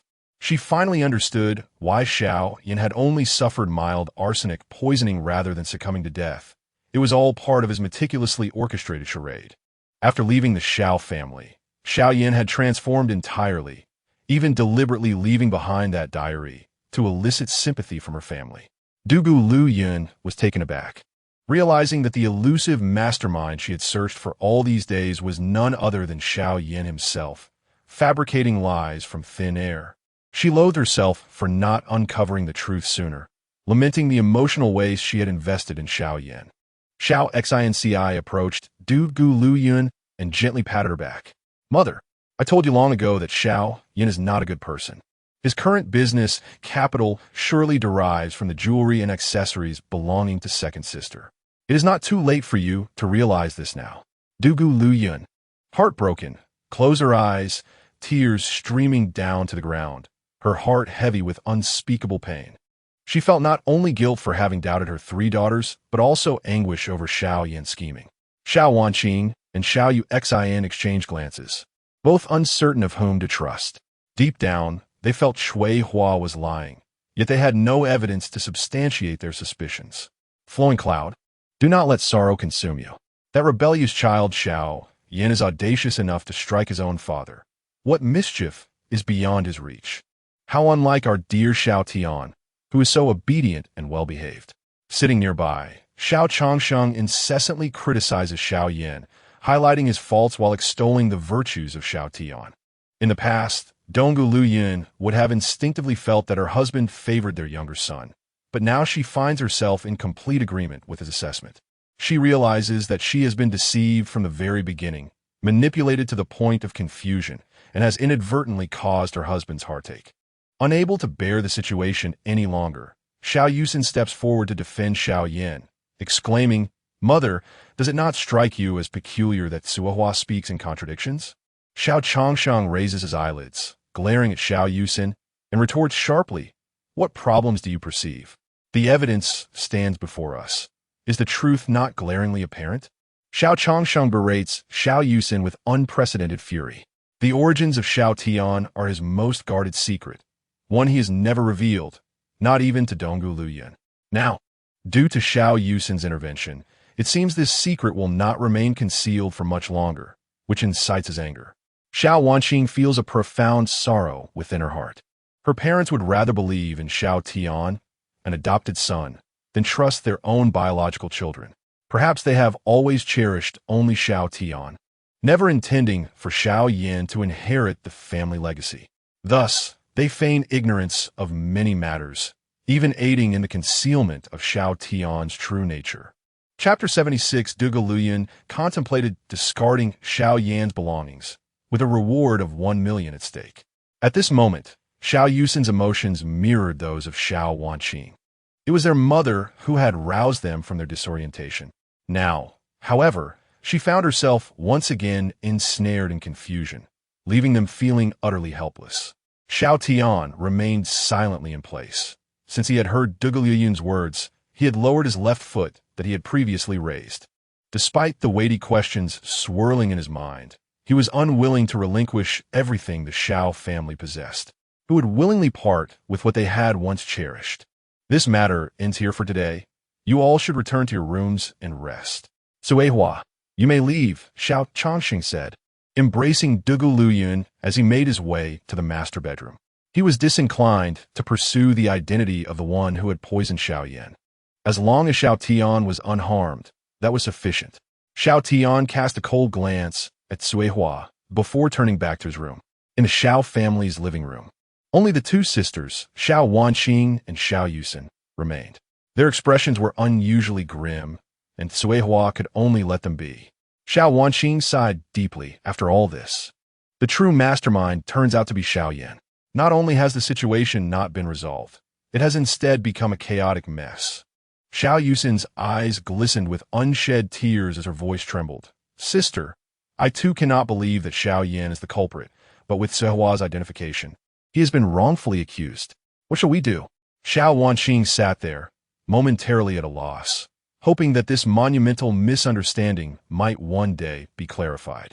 The following morning, at the entrance of Qingbei University, Xiao Yan operated a tricycle, preparing to distribute shared bicycles. With the start of the academic term just days away, he needed to ensure that all bicycles were properly positioned. Xiao Yan was quite eager to enter university, primarily because it was teeming with brilliant minds. Collaborating with a few would undoubtedly be advantageous for entrepreneurial ventures. In his previous life, Xiao Yan had passed away before attending university, and now he sought to rectify that lost opportunity. After all, this was a chapter of his youth that he could not revisit. Perhaps it was not particularly spectacular, but at least he had experienced it. While arranging to share bicycles, Xiao Yan's phone vibrated.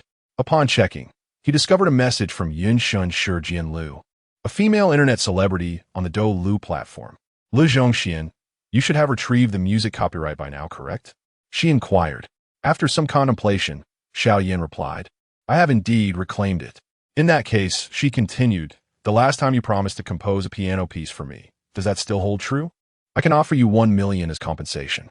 In a luxurious villa in a certain district of Kyoto, Yang Jianjia anxiously monitored the back end, fearing that Li Zhongxian might decline the offer.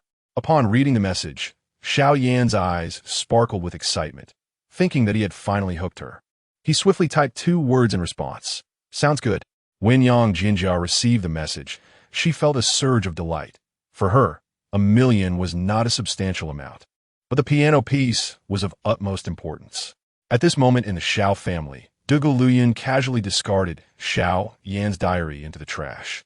Upon learning of this, Xiao Wanqing immediately rummaged through the trash can, and after some time, she finally retrieved the diary. On the once pristine diary, the cover now bore remnants of apple peels, accompanied by an odd odor. Sister, something is amiss. Mother has entered Xiao Yan's room. Xiao Yusin rushed breathlessly to Xiao Wanqing, her words tumbling out in a fragmented manner. And then, Xiao Wanqing inquired, puzzled. Ever since Xiao Yan departed from the Xiao household, Dugu Luyun had issued a stern decree. Nothing within the room was to be touched. She would occasionally wander in, often alone, wiping away tears. Xiao Wanqing had long grown accustomed to this peculiar behavior, hence her confusion at her younger sister's words. Instinctively believing their mother had come to terms with it. Mother intends to throw everything belonging to Xiao Yan out of the house. You must safeguard Xiao Yan's diary. I'll go stop her. Before Xiao Yusin could finish, Xiao Wanqing thrust the diary into her hands and dashed toward Xiao Yan's room. Initially, Xiao Yusin recoiled at the diary's unclean state, having heard it belonged to Xiao Yan. She promptly retrieved a few tissues from the table, carefully wiping away the grime. By the time Xiao Wanqing reached the threshold of Xiao Yan's room, Dugu Luyan had already discarded several articles of clothing, leaving a chaotic scene outside the door. Xiao Wanqing's anxiety surged, her voice sharpening. Mother, what are you doing? Don't you realize this belongs to Xiao Yan? You personally organized it once. Dugu Luyun stood within the room, commanding the servants to dispose of the belongings before turning to exit. Wanqing, I was deceived by Xiao Yan. Who could have known his heart was so malicious? Such a person is unworthy of being my son. Dugu Luyun's disdain for Xiao Yan was palpable, her tone icy and detached. His betrayal had ignited her fury, even breeding resentment. Over the past days, she had been engulfed in guilt, perpetually contemplating how to earn Xiao Yan's forgiveness towards the Xiao family. Yet, after all her efforts, she realized she had been ensnared in Xiao Yan's schemes, leading to her own torment. The more Dugu Luyan reflected, the angrier she became, viciously kicking aside the clothes she had once folded with care. Xiao Yan's garments lay scattered across the floor, prompting Xiao Wanqing to hurriedly bend down to gather them. A flicker of sorrow crossed Dugu Luyun's eyes as she sighed. Wanqing, Why put yourself through this? Our family has endured countless upheavals because of Xiao Yan. Now that the truth is finally revealed, with evidence in hand, why deceive yourself further? Xiao Wanqing, her eyes reddened, inhaled deeply as she collected the clothes. Mother, I refuse to believe it. I will uncover the truth, and until then, I will not allow anyone to touch Xiao Yan's belongings. Dugu Luyan gazed at her daughter, understanding her stubborn nature. She would not turn back until she faced the wall. Rubbing her temples, she turned to leave, calling back over her shoulder, "Do as you wish." With that, Xiao Wanqing exhaled in relief, thinking that everything in Xiao Yan's room had finally been preserved. Since Xiao Tian learned that he was an adopted child, his demeanor has become even more obedient than before. He no longer dares to threaten Dugu Luyan by mentioning running away from home, and his behavior is impeccable. In the presence of his parents and sister, he speaks with considerable caution. Xiao Yuxin, lacking critical evidence and buoyed by years of profound affection, finds that her relationship with Xiao Tian has returned to its previous state, save for a slight estrangement. Holding her diary, she retreated to her room to peruse its contents, which encompassed everything about the family. After turning just a few pages, she arrived at the section dedicated to herself. Today, while washing her second sister's car, her sister refused to let her do it, claiming that her hands were dirty and that she was filthy all over. Alas, her sister probably believes that she is angry with her, intentionally trying to soil her beloved vehicle. I assure you, that is not the case at all. I merely wish to make amends for my previous mistake. Chapter 77. Entering university, the campus bell welcomes freshman Xiao Yusin found herself deeply troubled as she read the words.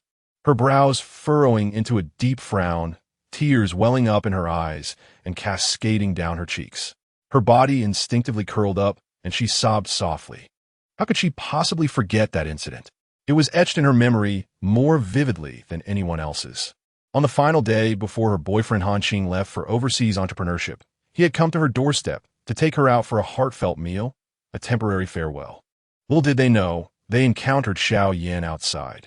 For reasons unknown, the two quarreled, and in a fit of anger, Xiao Yusin struck and berated Xiao Yan right in front of Hanqing, later insisting that their servant teach him a lesson.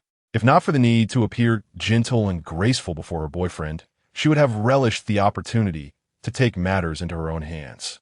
Consequently, Xiao Yan faced punishment from the family, and afterward, he even offered to wash her car, which she instinctively interpreted as a malicious plot against her.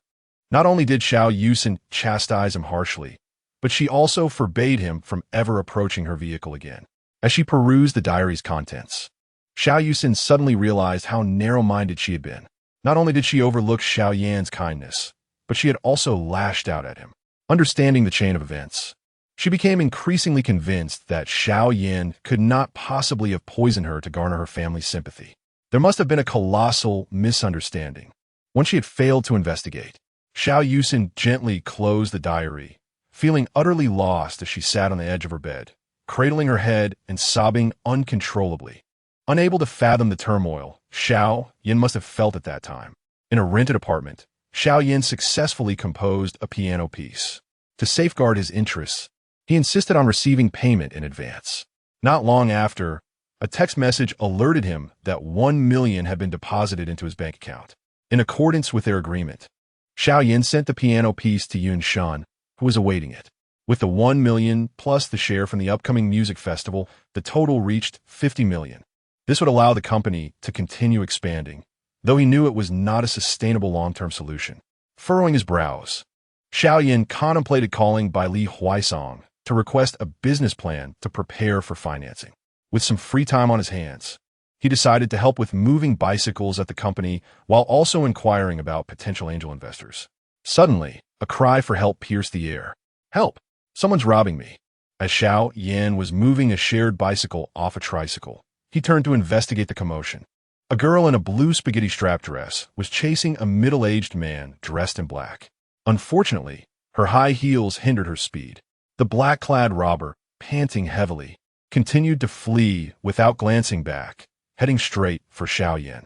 Without hesitation, Xiao Yan extended his right foot, and the robber, too preoccupied with his escape, failed to notice the unexpected obstacle. He stumbled and fell hard to the ground, groaning in pain. Seizing the opportunity, Xiao Yan subdued the robber and instructed the girl to call the police. It was only after the authorities arrived to take the criminal away that Xiao Yan finally breathed a sigh of relief. The girl donned a nearly faded bag once more and flashed a sweet smile at Xiao Yan. "Thank you. I have to go take a statement shortly. I'll treat you to a meal when I have the chance. It's merely a trifling matter. No need for formality," Xiao Yan replied with a smile. Waving his hand dismissively, "My name is Qin Shui." The girl introduced herself with a grin. "I am Xiao Yan. I shall remember you. I'll take my leave now," Qin Shui said cheerfully, requesting Xiao Yan's contact information before departing with the police. Xiao Yan paid little heed to this minor episode and continued transporting bicycles. The following day marked the commencement of his enrollment at Qingbei University.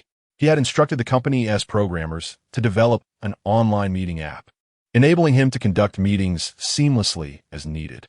Early the next morning, Xiao Yan and Bailey Huaisong arrived at Qingbei University with their luggage. Unlike the majority of new students who were accompanied by their parents, they stood as exceptions. Upon reaching the school entrance, they encountered Xiao Changsheng and his entourage. Xiao Tian emerged from a Rolls-Royce Phantom, clad in designer casual wear. Luyan took the suitcase from the driver and, while in front of Xiao Tian, admonished him to eat and sleep on time and not to let his studies become overly burdensome. Xiao Changsheng was also relaying various instructions. Not one of the family members seemed to notice Xiao Yan's presence. Xiao Yusin quietly observed her parents' endless reminders to Xiao Tian, feeling an inexplicable discomfort within. Turning to her elder sister, she noticed that Xiao Wanqing wore an equally grim expression. Both sisters found it profoundly unfair that while they were there to send their children to university, no one had planned to accompany Xiao Yan.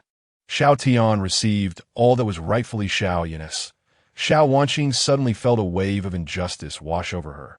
Why was it so? Xiao Yan was the true young master of the Xiao family. Why did it come to this? None of the parents seemed concerned about whether he had arrived at school. With a sniff, she followed the family, feeling like a mere shadow among them. As Xiao Tian, accompanied by the entire family, approached the school gates and spotted Xiao Yan, his smile faltered slightly.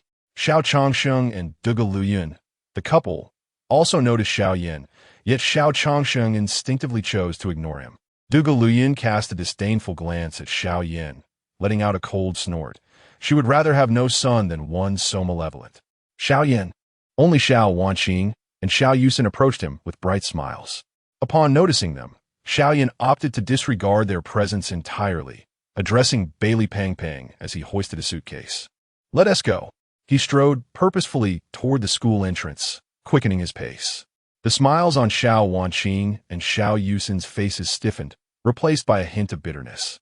This situation was perhaps even worse than that of mere strangers.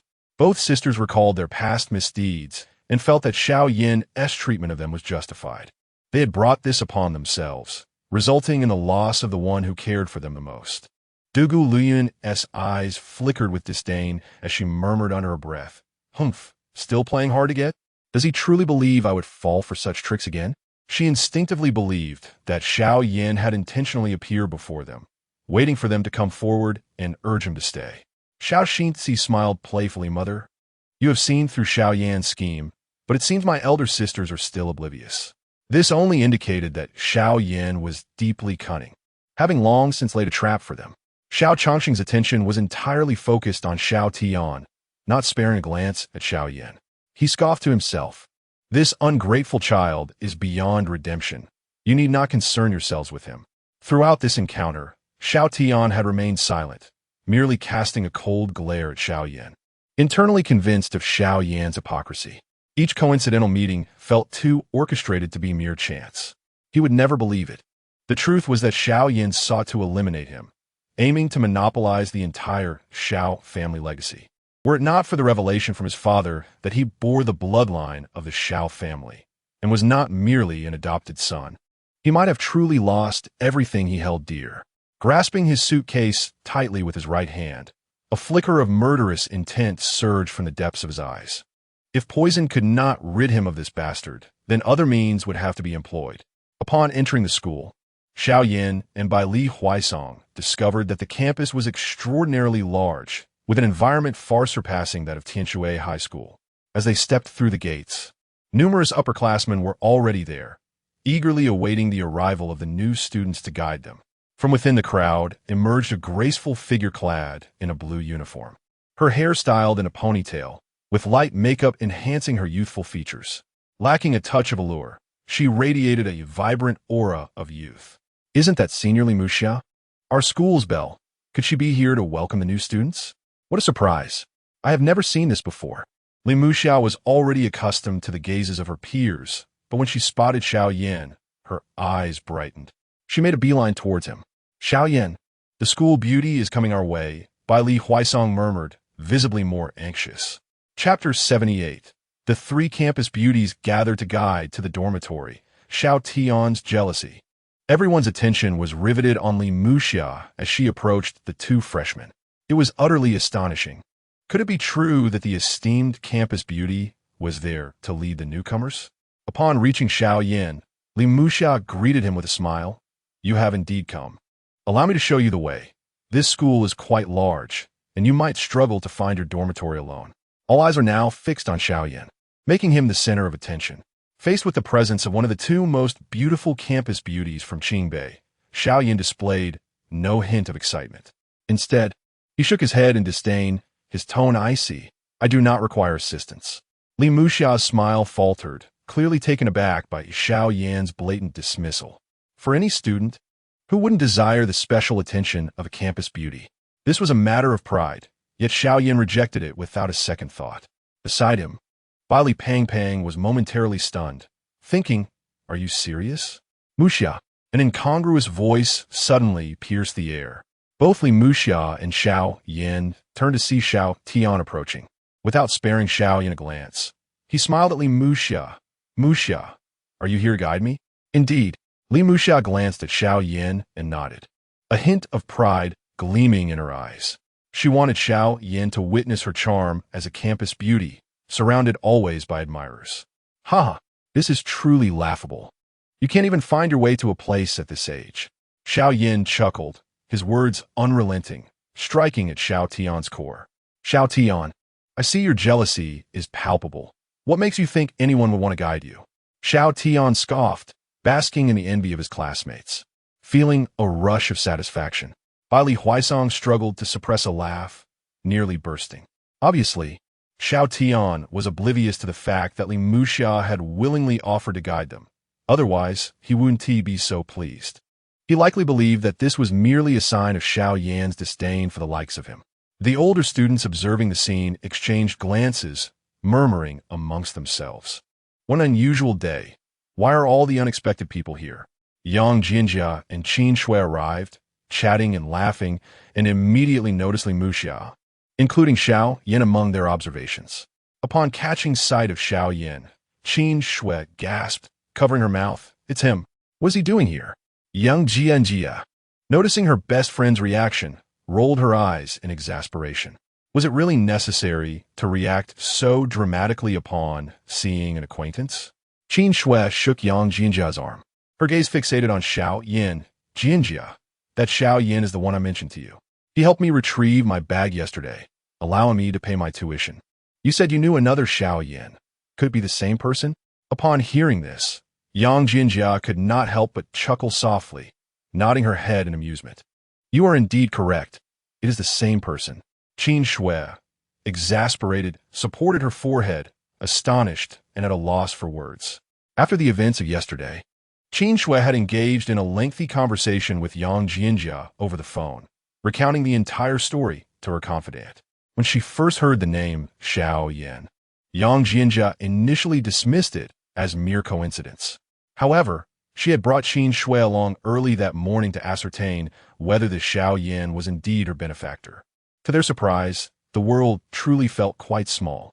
Xiao Yan exchanged a subtle glance with Bai Li Huaisong, preparing to depart with his luggage. Little did he expect that Li Muxia would not let go of this opportunity to reconcile with him. Xiao Yan, I plan to take Xiao Tian to the dormitory. Would you care to join us? Li Muxia's heart raced with anxiety as she uttered these words, fearing that Xiao Yan might refuse her a second time. Xiao Tian furrowed his brow. Li Muxia's sudden concern for Xiao Yan stirred feelings of jealousy within him. Muxia, ignore him. That fellow can find his own way to the dormitory. Who would be inclined to guide him? Though Xiao Tian appeared to defend Li Muxia, he was actually brooding over the earlier incident. Xiao Yan frowned. He had never been one to swallow his grievances. With Xiao Tian's repeated provocations, it was only fitting that he retaliate. Before he could make a move, two figures approached him, accompanied by an enchanting fragrance. Xiao Yan, do you remember me? Turning to look, Xiao Yan beheld two striking young women walking towards him, each possessing their unique charm. Both wore smiles. Qin Shui, with her twin ponytails, appeared petite and adorable, while Yang Jinjia's long hair cascaded over her shoulders, her delicate, oval face reflecting a blend of innocence and maturity. The onlookers were taken aback, buzzing with speculation about the identity of the new student who had drawn the attention of three reclusive campus beauties. Li Muxia and Xiao Tian's expressions darkened, the former due to Yang Jinjia's presence, while the latter felt envious, questioning why this orphan, Xiao Yan, garnered the affection of such beautiful girls.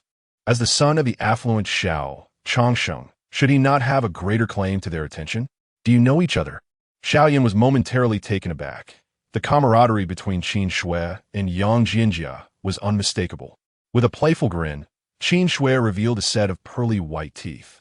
Hee, we are indeed good friends. What do you think?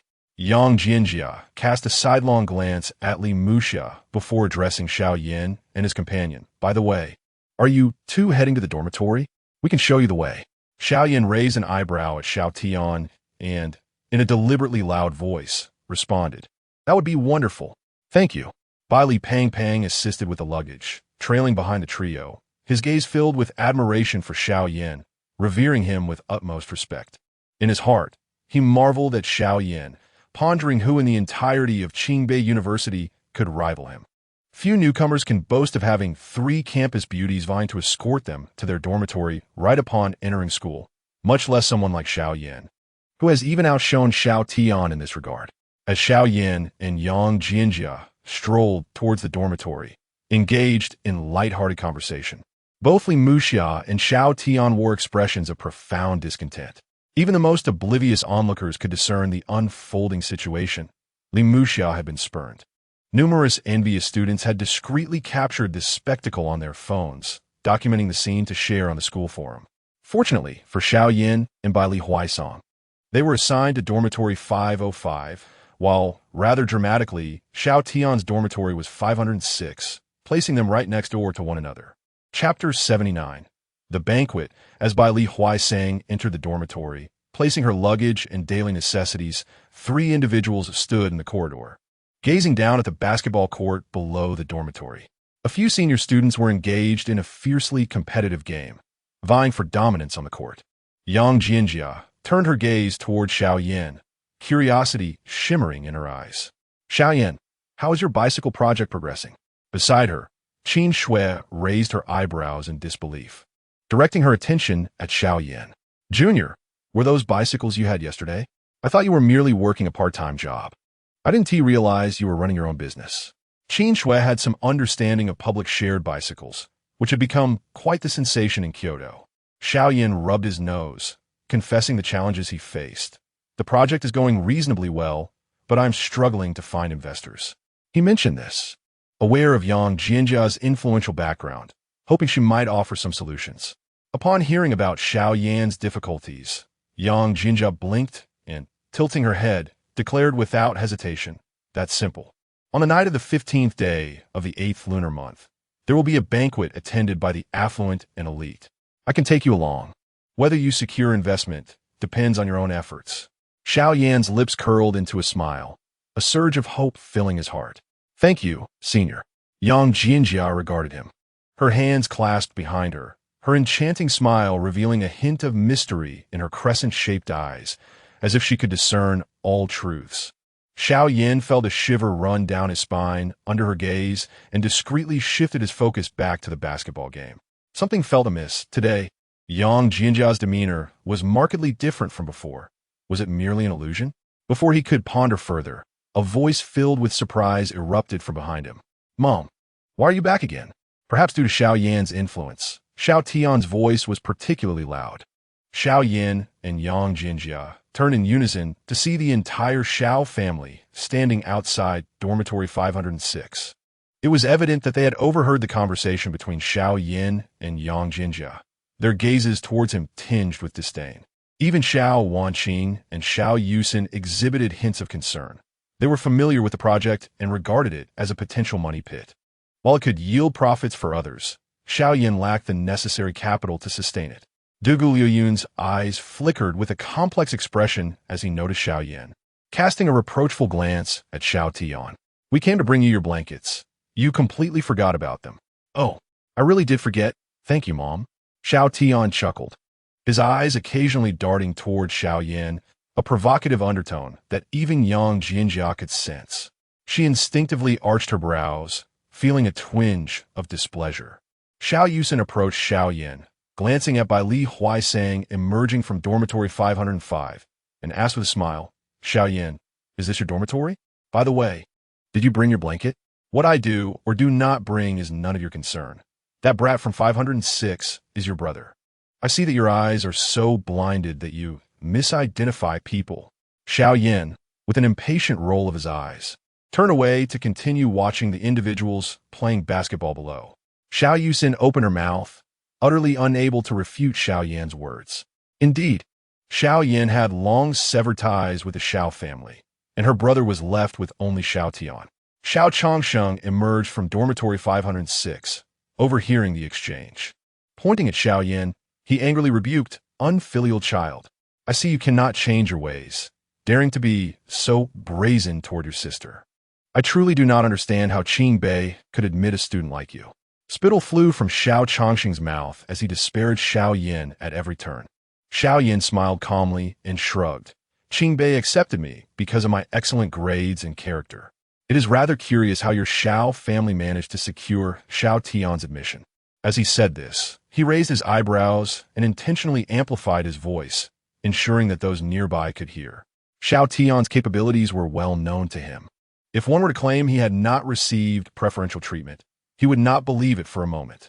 Indeed, upon hearing this, not only did Xiao Changsheng and Xiao Tian's expressions darken, but even the faces of the three Xiao sisters changed.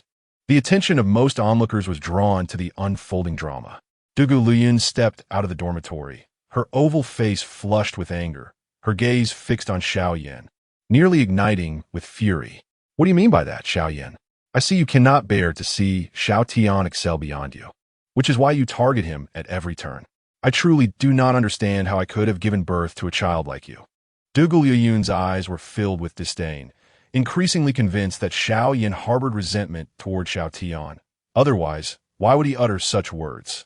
Should a discerning individual report this, it was likely that Xiao Tian's admission scores would be rendered void, potentially leading to serious consequences. Xiao Yan casually dug at his ear, keenly aware of Dugu Liyun's altered demeanor. Since she had seemingly come to terms and no longer pursued him, it was indeed a pleasant development. "You are correct. A person of my caliber should not be associated with your Xiao family. Out of your benevolence, kindly expedite the transfer of my household registration. It will be beneficial for all." Seizing the opportunity, Xiao Yan expressed his thoughts, confident that Dugu Liyun would not impede him this time. "If you are so intent on severing ties with the Xiao family, I shall return and arrange for your household registration to be transferred."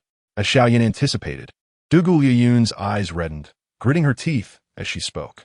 She believed that Xiao Yan's every action was driven by a desire to be the sole heir of the Xiao family, unwilling to leave voluntarily, and that he would eventually be forced to plead with her. Li Muxiao remained silent throughout, observing Dugu Liyun's glaring double standards as a mother towards her two sons. If she behaved so in front of outsiders, Li Muxiao could hardly imagine the humiliations Xiao Yan must endure behind closed doors. Biting her lip, she recalled the time in the Xiao household when, to gain Xiao Tian's favor, she had conspired with him to bully Xiao Yan. In retrospect, Li Muxiao realized that her malice surpassed that of the other members of the Xiao family. As an outsider with no grievances against Xiao Yan, she had resorted to harming him to draw closer to Xiao Tian. By this alone, she felt that any scorn directed at her by Xiao Yan was entirely warranted. Li Muxia averted her gaze from Xiao Yan, unable to face him any longer. Xiao Yan secretly rejoiced, and before he could inquire about the timing, the matter was promptly resolved. A haughty voice beside him interjected, "Aunt Dugu, some things, once lost, cannot be retrieved. This is a point for your careful consideration." Yang Jinjia, unable to contain herself any longer, remarked coldly, "Indeed, favoritism should not be so blatant. In my opinion, Xiao Yan has spoken the truth, which is why some are driven to indignation." Qin Shui also voiced her support for Xiao Yan. Her straightforward nature compelled her to speak her mind, especially since Xiao Yan had previously aided her. Chapter 80 reveals the decision to transfer Xiao Yan's household registration away from the Xiao family, leading to an unexpected confrontation in which Xiao Changsheng and his wife were scolded by a young girl. To my surprise, it was the niece, Yang Jinjia, who was present. Dugu Lu Yun cast a fleeting glance at Yang Jinjia, displaying an air of indifference. Indeed, the Yang family's wealth was considerable, yet a mere junior like Yang Jinjia did not warrant her attention. The three individuals beside her rallied in support of Yang Jinjia, but Xiao Yan felt no joy. Instead, a pang of anxiety gripped him. He turned to Li Huaisang and Yang Jinjia, signaling them to refrain from intervening. Having finally severed ties with the Xiao family, he was determined not to let this opportunity slip away. Should Dugu Lu Yun have a change of heart, the matter could be prolonged indefinitely. Li Huaisang's eyes darted as if she recalled something, prompting her to seal her lips and remain silent. Observing Xiao Yan's reaction, Yang Jinjia felt perplexed but chose not to pursue the matter further. In her perception, Xiao Yan was no fool. His actions undoubtedly had a purpose. However, from Qin Shui's perspective, the situation appeared differently. She assumed Xiao Yan feared his family and was unwilling to resist, which only fueled her indignation. She exclaimed loudly, "In this entire world, how can parents like you exist? Your bias is so extreme it favors your maternal family. Does wealth and power make you superior? Who cares about your paltry riches? You drive away your own son, and one day you will surely regret it." With a flushed neck, Qin Shui unleashed her fervent words at Xiao Changsheng and his wife. Xiao Yan desperately signaled her to cease, his eyes nearly bulging, yet she remained oblivious. It was not until Yang Jinjia tugged at Qin Shui, indicating her to stop, that she finally relented. The senior students passing by had long since grown accustomed to such scenes. Qin Shui was notorious for her forthrightness throughout the school. She spoke her mind without reservation, even in the presence of teachers. This candid nature garnered admiration from many boys, though it also attracted its share of disdain. Dugu Lu Yun and Xiao Changsheng exchanged glances, their expressions shifting between green and pale, particularly given that their adversary was a mere girl. To engage with her would only reflect poorly on their character. They chose to say nothing further, gathering the three Xiao sisters before departing the dormitory building. Upon reaching the school gate, they discovered that Xiao Yusin had other commitments, leaving the four of them to return home together. As Dugu Lu Yun sat in the back seat, her thoughts lingered on Qin Shui's words, recognizing the validity in the girl's arguments. She closed her eyes, sighed softly, and murmured, "Even if Xiao Yan has committed numerous misdeeds, he remains our only biological son. Is it too heartless to transfer his household registration?" Xiao Changsheng, seated beside her, gently took her hand and shook his head. "Dear, this ungrateful child has done nothing good at home. We must proceed with the transfer of his registration. Eventually, he will return, seeking our forgiveness. After all, his relentless efforts are merely aimed at driving away Xiao Tian." Xiao Wanqing, positioned in the driver's seat, overheard this suggestion and, noticing her mother's wavering resolve in the rearview mirror, immediately voiced her opposition. "Absolutely not. Mother, Xiao Yan genuinely seeks to sever ties with the Xiao family. Your actions will irrevocably alienate him." Xiao Wanqing felt a surge of anxiety, her gaze frequently drifting to the rearview mirror to catch a glimpse of Dugu Lu Yun, fearing that Xiao Yan's household registration will be transferred away. In the back seat, Xiao Changsheng glared at Xiao Wanqing with irritation, scolding, "Wanqing, be silent. Hasn't that ungrateful child Xiao Yin committed enough wrongdoings? He merely wishes to expel Xiao Tian from a Xiao family. Sitting in the front passenger seat, Xiao Xinzi was the first to voice her agreement, stating, "Father is right. These are all schemes orchestrated by Xiao Yan." With Xiao Yusen absent from the car, Xiao Wanqing found herself unable to contend with the three others, feeling a deep sense of urgency, but lacking any recourse. Dugu Liuyun's expression fluctuated, her thoughts aligning with those of Xiao Changsheng. Finally, as if arriving at a resolute decision, she clenched her teeth and declared, regardless of the circumstances, Xiao Yan's household registration must be removed from the Xiao family. Any pleas on his behalf will be futile. Upon hearing this, Xiao Wanqing's heart sank, leaning back against the soft, comfortable seat, enveloped in a profound sense of despair. She understood that once her mother made a decision, no one could intervene, unless that particular individual were to step forward. Xiao Wanqing pondered for a moment, shaking her head in silence, realizing that such a thing was utterly impossible. That individual was oblivious to Xiao Yan's existence, so how could they possibly intervene? After Yang Jinjia and Qin Shui departed, Xiao Yan had just laid out his mattress in the dormitory and organized his belongings when he noticed someone entering through the door. The newcomer was of modest height, about 1.60 meters, yet quite robust in build. Sporting a buzz cut, he appeared honest and unassuming, his bright eyes assessing Xiao Yan in return. "Hello, brother. My name is Qian Wu, and it seems we shall be roommates from now on." Qian Wu's face broke into a hearty smile, his slightly tanned complexion radiating a sense of warmth and cheer.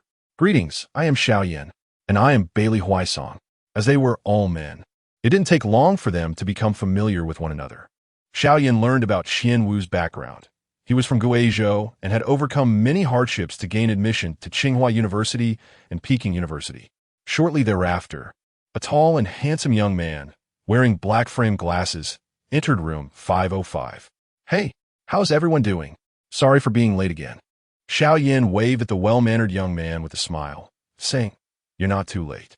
Through introductions, Xiao Yan discovered that the young man's name was Chen Shiza, hailing from Sichuan, and he had achieved first place in his hometown to gain admission to Tsinghua University and Peking University.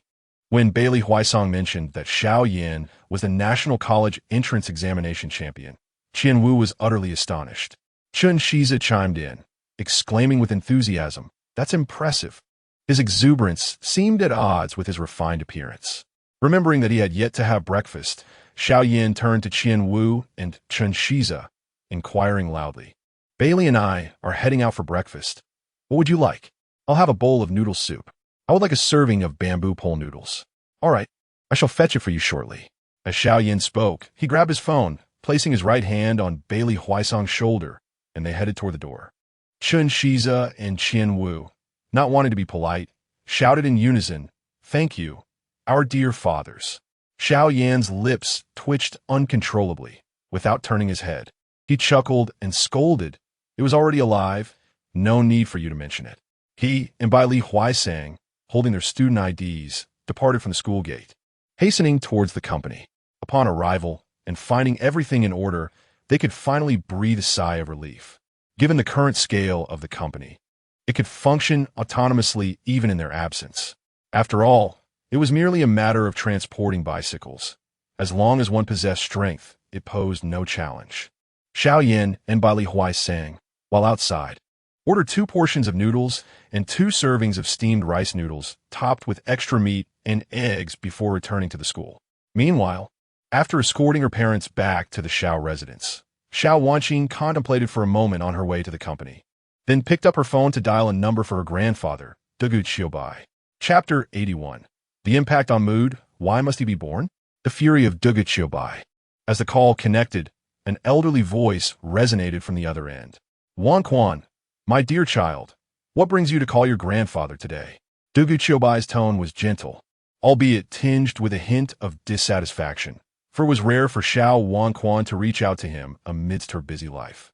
Having no sons of his own, he had watched Xiao Wan Quan grow up, and their bond was profound. "Grandfather, I have something significant to share with you today, so please brace yourself," Xiao Wan Quan spoke cautiously, grappling with how to broach the subject. Dugu Qiubai interjected calmly, "What you wish to discuss must pertain to Xiao Yan, correct?" You knew already, grandfather? Xiao Wanquan exclaimed, her jaw nearly dropping in astonishment. She recalled her parents' stern instructions not to disclose this matter to her grandfather, believing that only the family was privy to Xiao Yan's status as the young master of the Xiao family. Your mother informed me of everything that transpired after Xiao Yan's departure, Dugu Qiubai replied, his tone growing more irate. As your grandfather, how dare you conspire with Xiao Changsheng to keep this from me? Quite audacious of you. Xiao Wanquan sighed deeply, her eyes filled with remorse. I apologize, grandfather. I did not consider this thoroughly. The matter I wish to discuss concerns Xiao Yan's household registration. Upon hearing the phrase household registration, Dugu Qiubai's temper flared, his voice rising an octave. You don't mean to suggest that you intend to transfer Xiao Yan's registration, thus severing all ties with him, do you? Having lived for many years, Dugu Qiubai had witnessed countless events, and as soon as Xiao Wanquan spoke, he sensed trouble. Grandfather, you only guessed half the truth. The decision to transfer Xiao Yan's registration was made by my mother. I merely wished to ask for your intervention to prevent it. After hearing Xiao Wanquan's words, Dugu Qiubai retorted, now that he has left, what good does your affection do? As the elder sister, you should have shown Xiao Yan more concern from the beginning. Is it not too late to realize this now? Xiao Wanquan felt a pang of sorrow, her eyes unknowingly reddening as she choked back her tears. Grandfather, I acknowledge my mistakes. I can only trouble you this time. Dugu Qiubai had never spoken harshly to Xiao Wanquan, and she could clearly sense his anger. I am heading to the Xiao residence now, Dugu Qiubai declared before abruptly ending the call. With quick strides, he exited his home and instructed the driver to take him to the Xiao family. Upon hearing her grandfather's agreement, Xiao Wanquan felt a wave of relief wash over her. She had no counterarguments against his previous words. Xiao Yan's despondent departure rendered any attempts at restitution futile. Wiping her tears in silence, she composed herself and returned to the Xiao residence with red-rimmed eyes. When Xiao Wanquan arrived home, she found the living room deserted. Distant voices echoed softly, and she followed the sound to its source. Mom, I don't care. If anyone dares to touch these things, I will leave this house immediately and never return. Xiao Yusin stood at the threshold of Xiao Yan's room, her body serving as a barrier against all servants seeking entry, including Dugu Luyan. Why must you be so stubborn? My dear, this room has long been unoccupied. It would be far more prudent to clear it of all its contents and create a space anew. Dugu Luyan and Xiao Changsheng, standing at the door, found themselves at a loss against Xiao Yusin's resolve.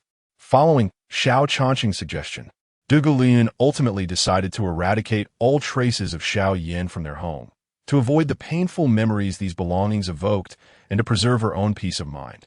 After all, if they were to sever ties completely, there was no need for these items to remain. No one anticipated that upon learning of this decision, Xiao Yusin would promptly expel all servants and prevent anyone from entering the room, leading to the scene described at the beginning.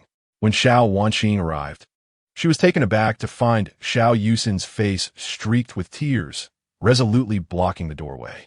Alarmed, she rushed forward and inquired, Mother, what is happening here?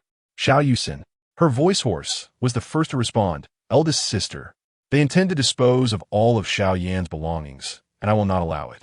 Upon hearing this, Xiao Wanqing's expression darkened as she fixed her gaze upon Dugu Luyan and Xiao Changsheng, demanding, is what my sister said true? Xiao Changsheng shrugged nonchalantly, dismissing any wrongdoing. He gently counseled, Wanqing, we plan to have Xiao Yan's registration removed from the Xiao family, allowing him to reflect on his actions. Since he has departed, these items must eventually be dealt with. Keeping them would only serve to dampen our family's spirits. Before he could finish, a voice filled with fury interrupted the conversation. What a preposterous notion of preserving spirits. If that is the case, why did you deceive me and give birth to him in secret? At the sound of that familiar voice, Xiao Changsheng felt a chill run down his spine. When he turned to look, he saw Dugu Qiubai approaching, leaning on a cane. His eyes filled with wrath as they bore down on Xiao Changsheng, as if seeking to inflict 1,000 tortures upon him. Father, what brings you here? Upon recognizing his father-in-law, Xiao Changsheng stood rigid, scarcely daring to breathe. He lowered his head, unable to meet Dugu Qiubai's fierce gaze. Conversely, Dugu Luyan felt a surge of joy and stepped forward, saying softly, "Father, you could have informed us of your arrival. I would have come to fetch you."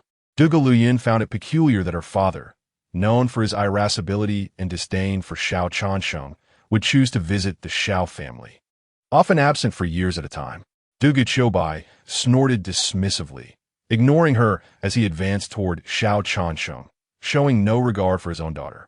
"I had no intention of coming, but certain matters compel my involvement." He shot a cold glance at Xiao Changsheng before passing him to enter Xiao Yan's room. "Grandfather, Yusin has something to discuss with you." Xiao Yusin, perplexed yet hopeful, believed that as long as her grandfather intervened, Xiao Yan's room would surely be preserved. "I'm already aware of the situation concerning Xiao Yan," Dugu Qiubai stated, raising a hand to indicate that she need not elaborate. Xiao Yusin nodded obediently, standing aside to clear a path. Dugu Qiubai stood at the doorway of Xiao Yan's room, surveying the items within. He discovered that the conditions inside were several times worse than the shabby rental outside, worth merely a few hundred yuan.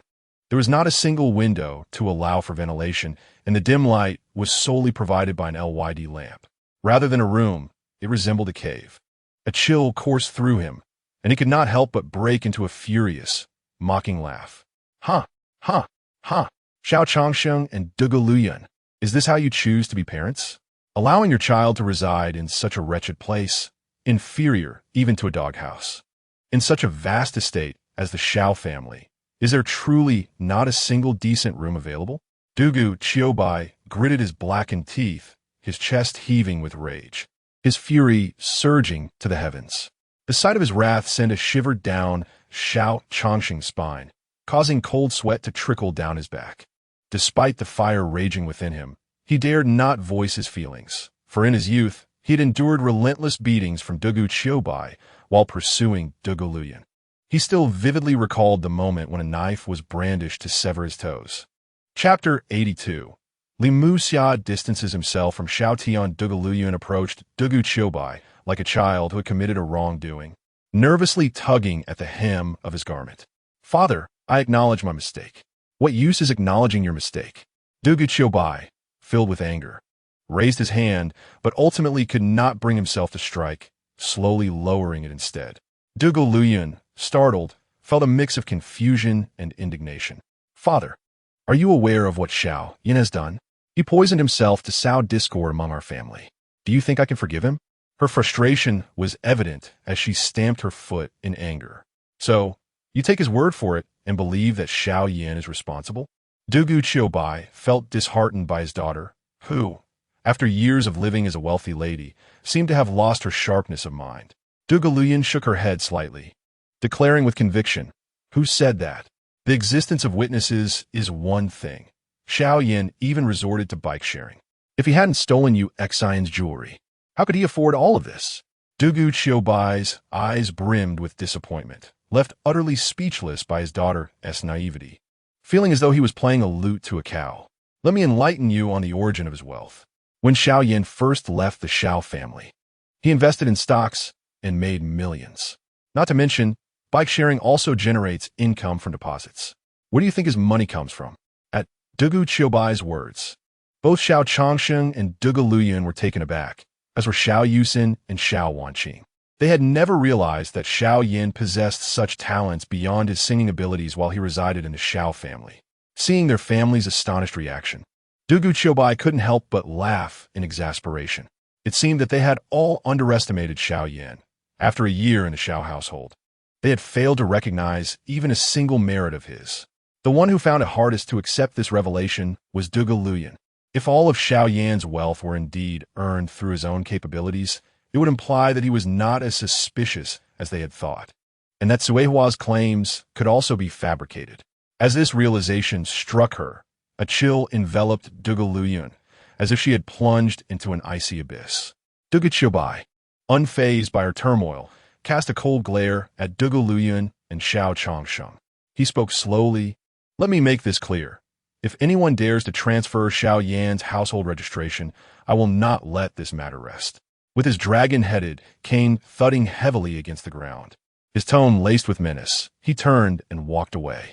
Only Xiao Wanqing and Xiao Yusen followed him, while Xiao Changsheng, gripped by fear of Dugu Qiubai, dared not approach. Dugu Luyun remained frozen in place, her mind replaying her father's previous words. She suddenly sensed that the situation was far more complex than she had initially perceived. Xiao Yan's household registration would remain with the Xiao family until the truth of this matter was uncovered. After a moment, Dugu Luyun seemed to remember something. Right? We need to summon Cuehua. Xiao Changsheng, startled, wore an expression devoid of emotion, but nodded slightly. He cautiously inquired, "Wife, do you think our father could have met Xiao Yan? Why are you asking me? Who should I inquire?"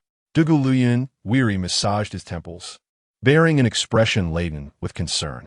Dugu Qiubai was taken aback upon learning from Xiao Wanqing and Xiao Yusen that Xiao Yan was still in the joyful realm of youth. It astonished him that someone so young and lacking in guidance could acquire such extensive knowledge. He suddenly felt that Xiao Yan might be a more suitable successor. Yet, the thought of being a grandfather who had never shown Xiao Yan an ounce of affection made him hesitant to reveal his true identity. As Xiao Yan and Bailey Huasang returned to their dormitory, they spotted a girl standing in the corridor outside, holding a stack of documents. Approaching her, Xiao Yan realized it was Li Muxia. Passing by Xiao Tian's dormitory, he glanced inside and noticed Xiao Tian sitting on the edge of his bed. Staring blankly at his phone, his eyes and nose slightly reddened. He found it strange. Under normal circumstances, Xiao Tian would have rushed out to pester Li Muxia the moment he saw her. Such unusual behavior led him to wonder if something was amiss. When Li Muxia turned her gaze towards him, Xiao Yan disregarded everything else and hurried into the dormitory, barely allowing her a chance to speak.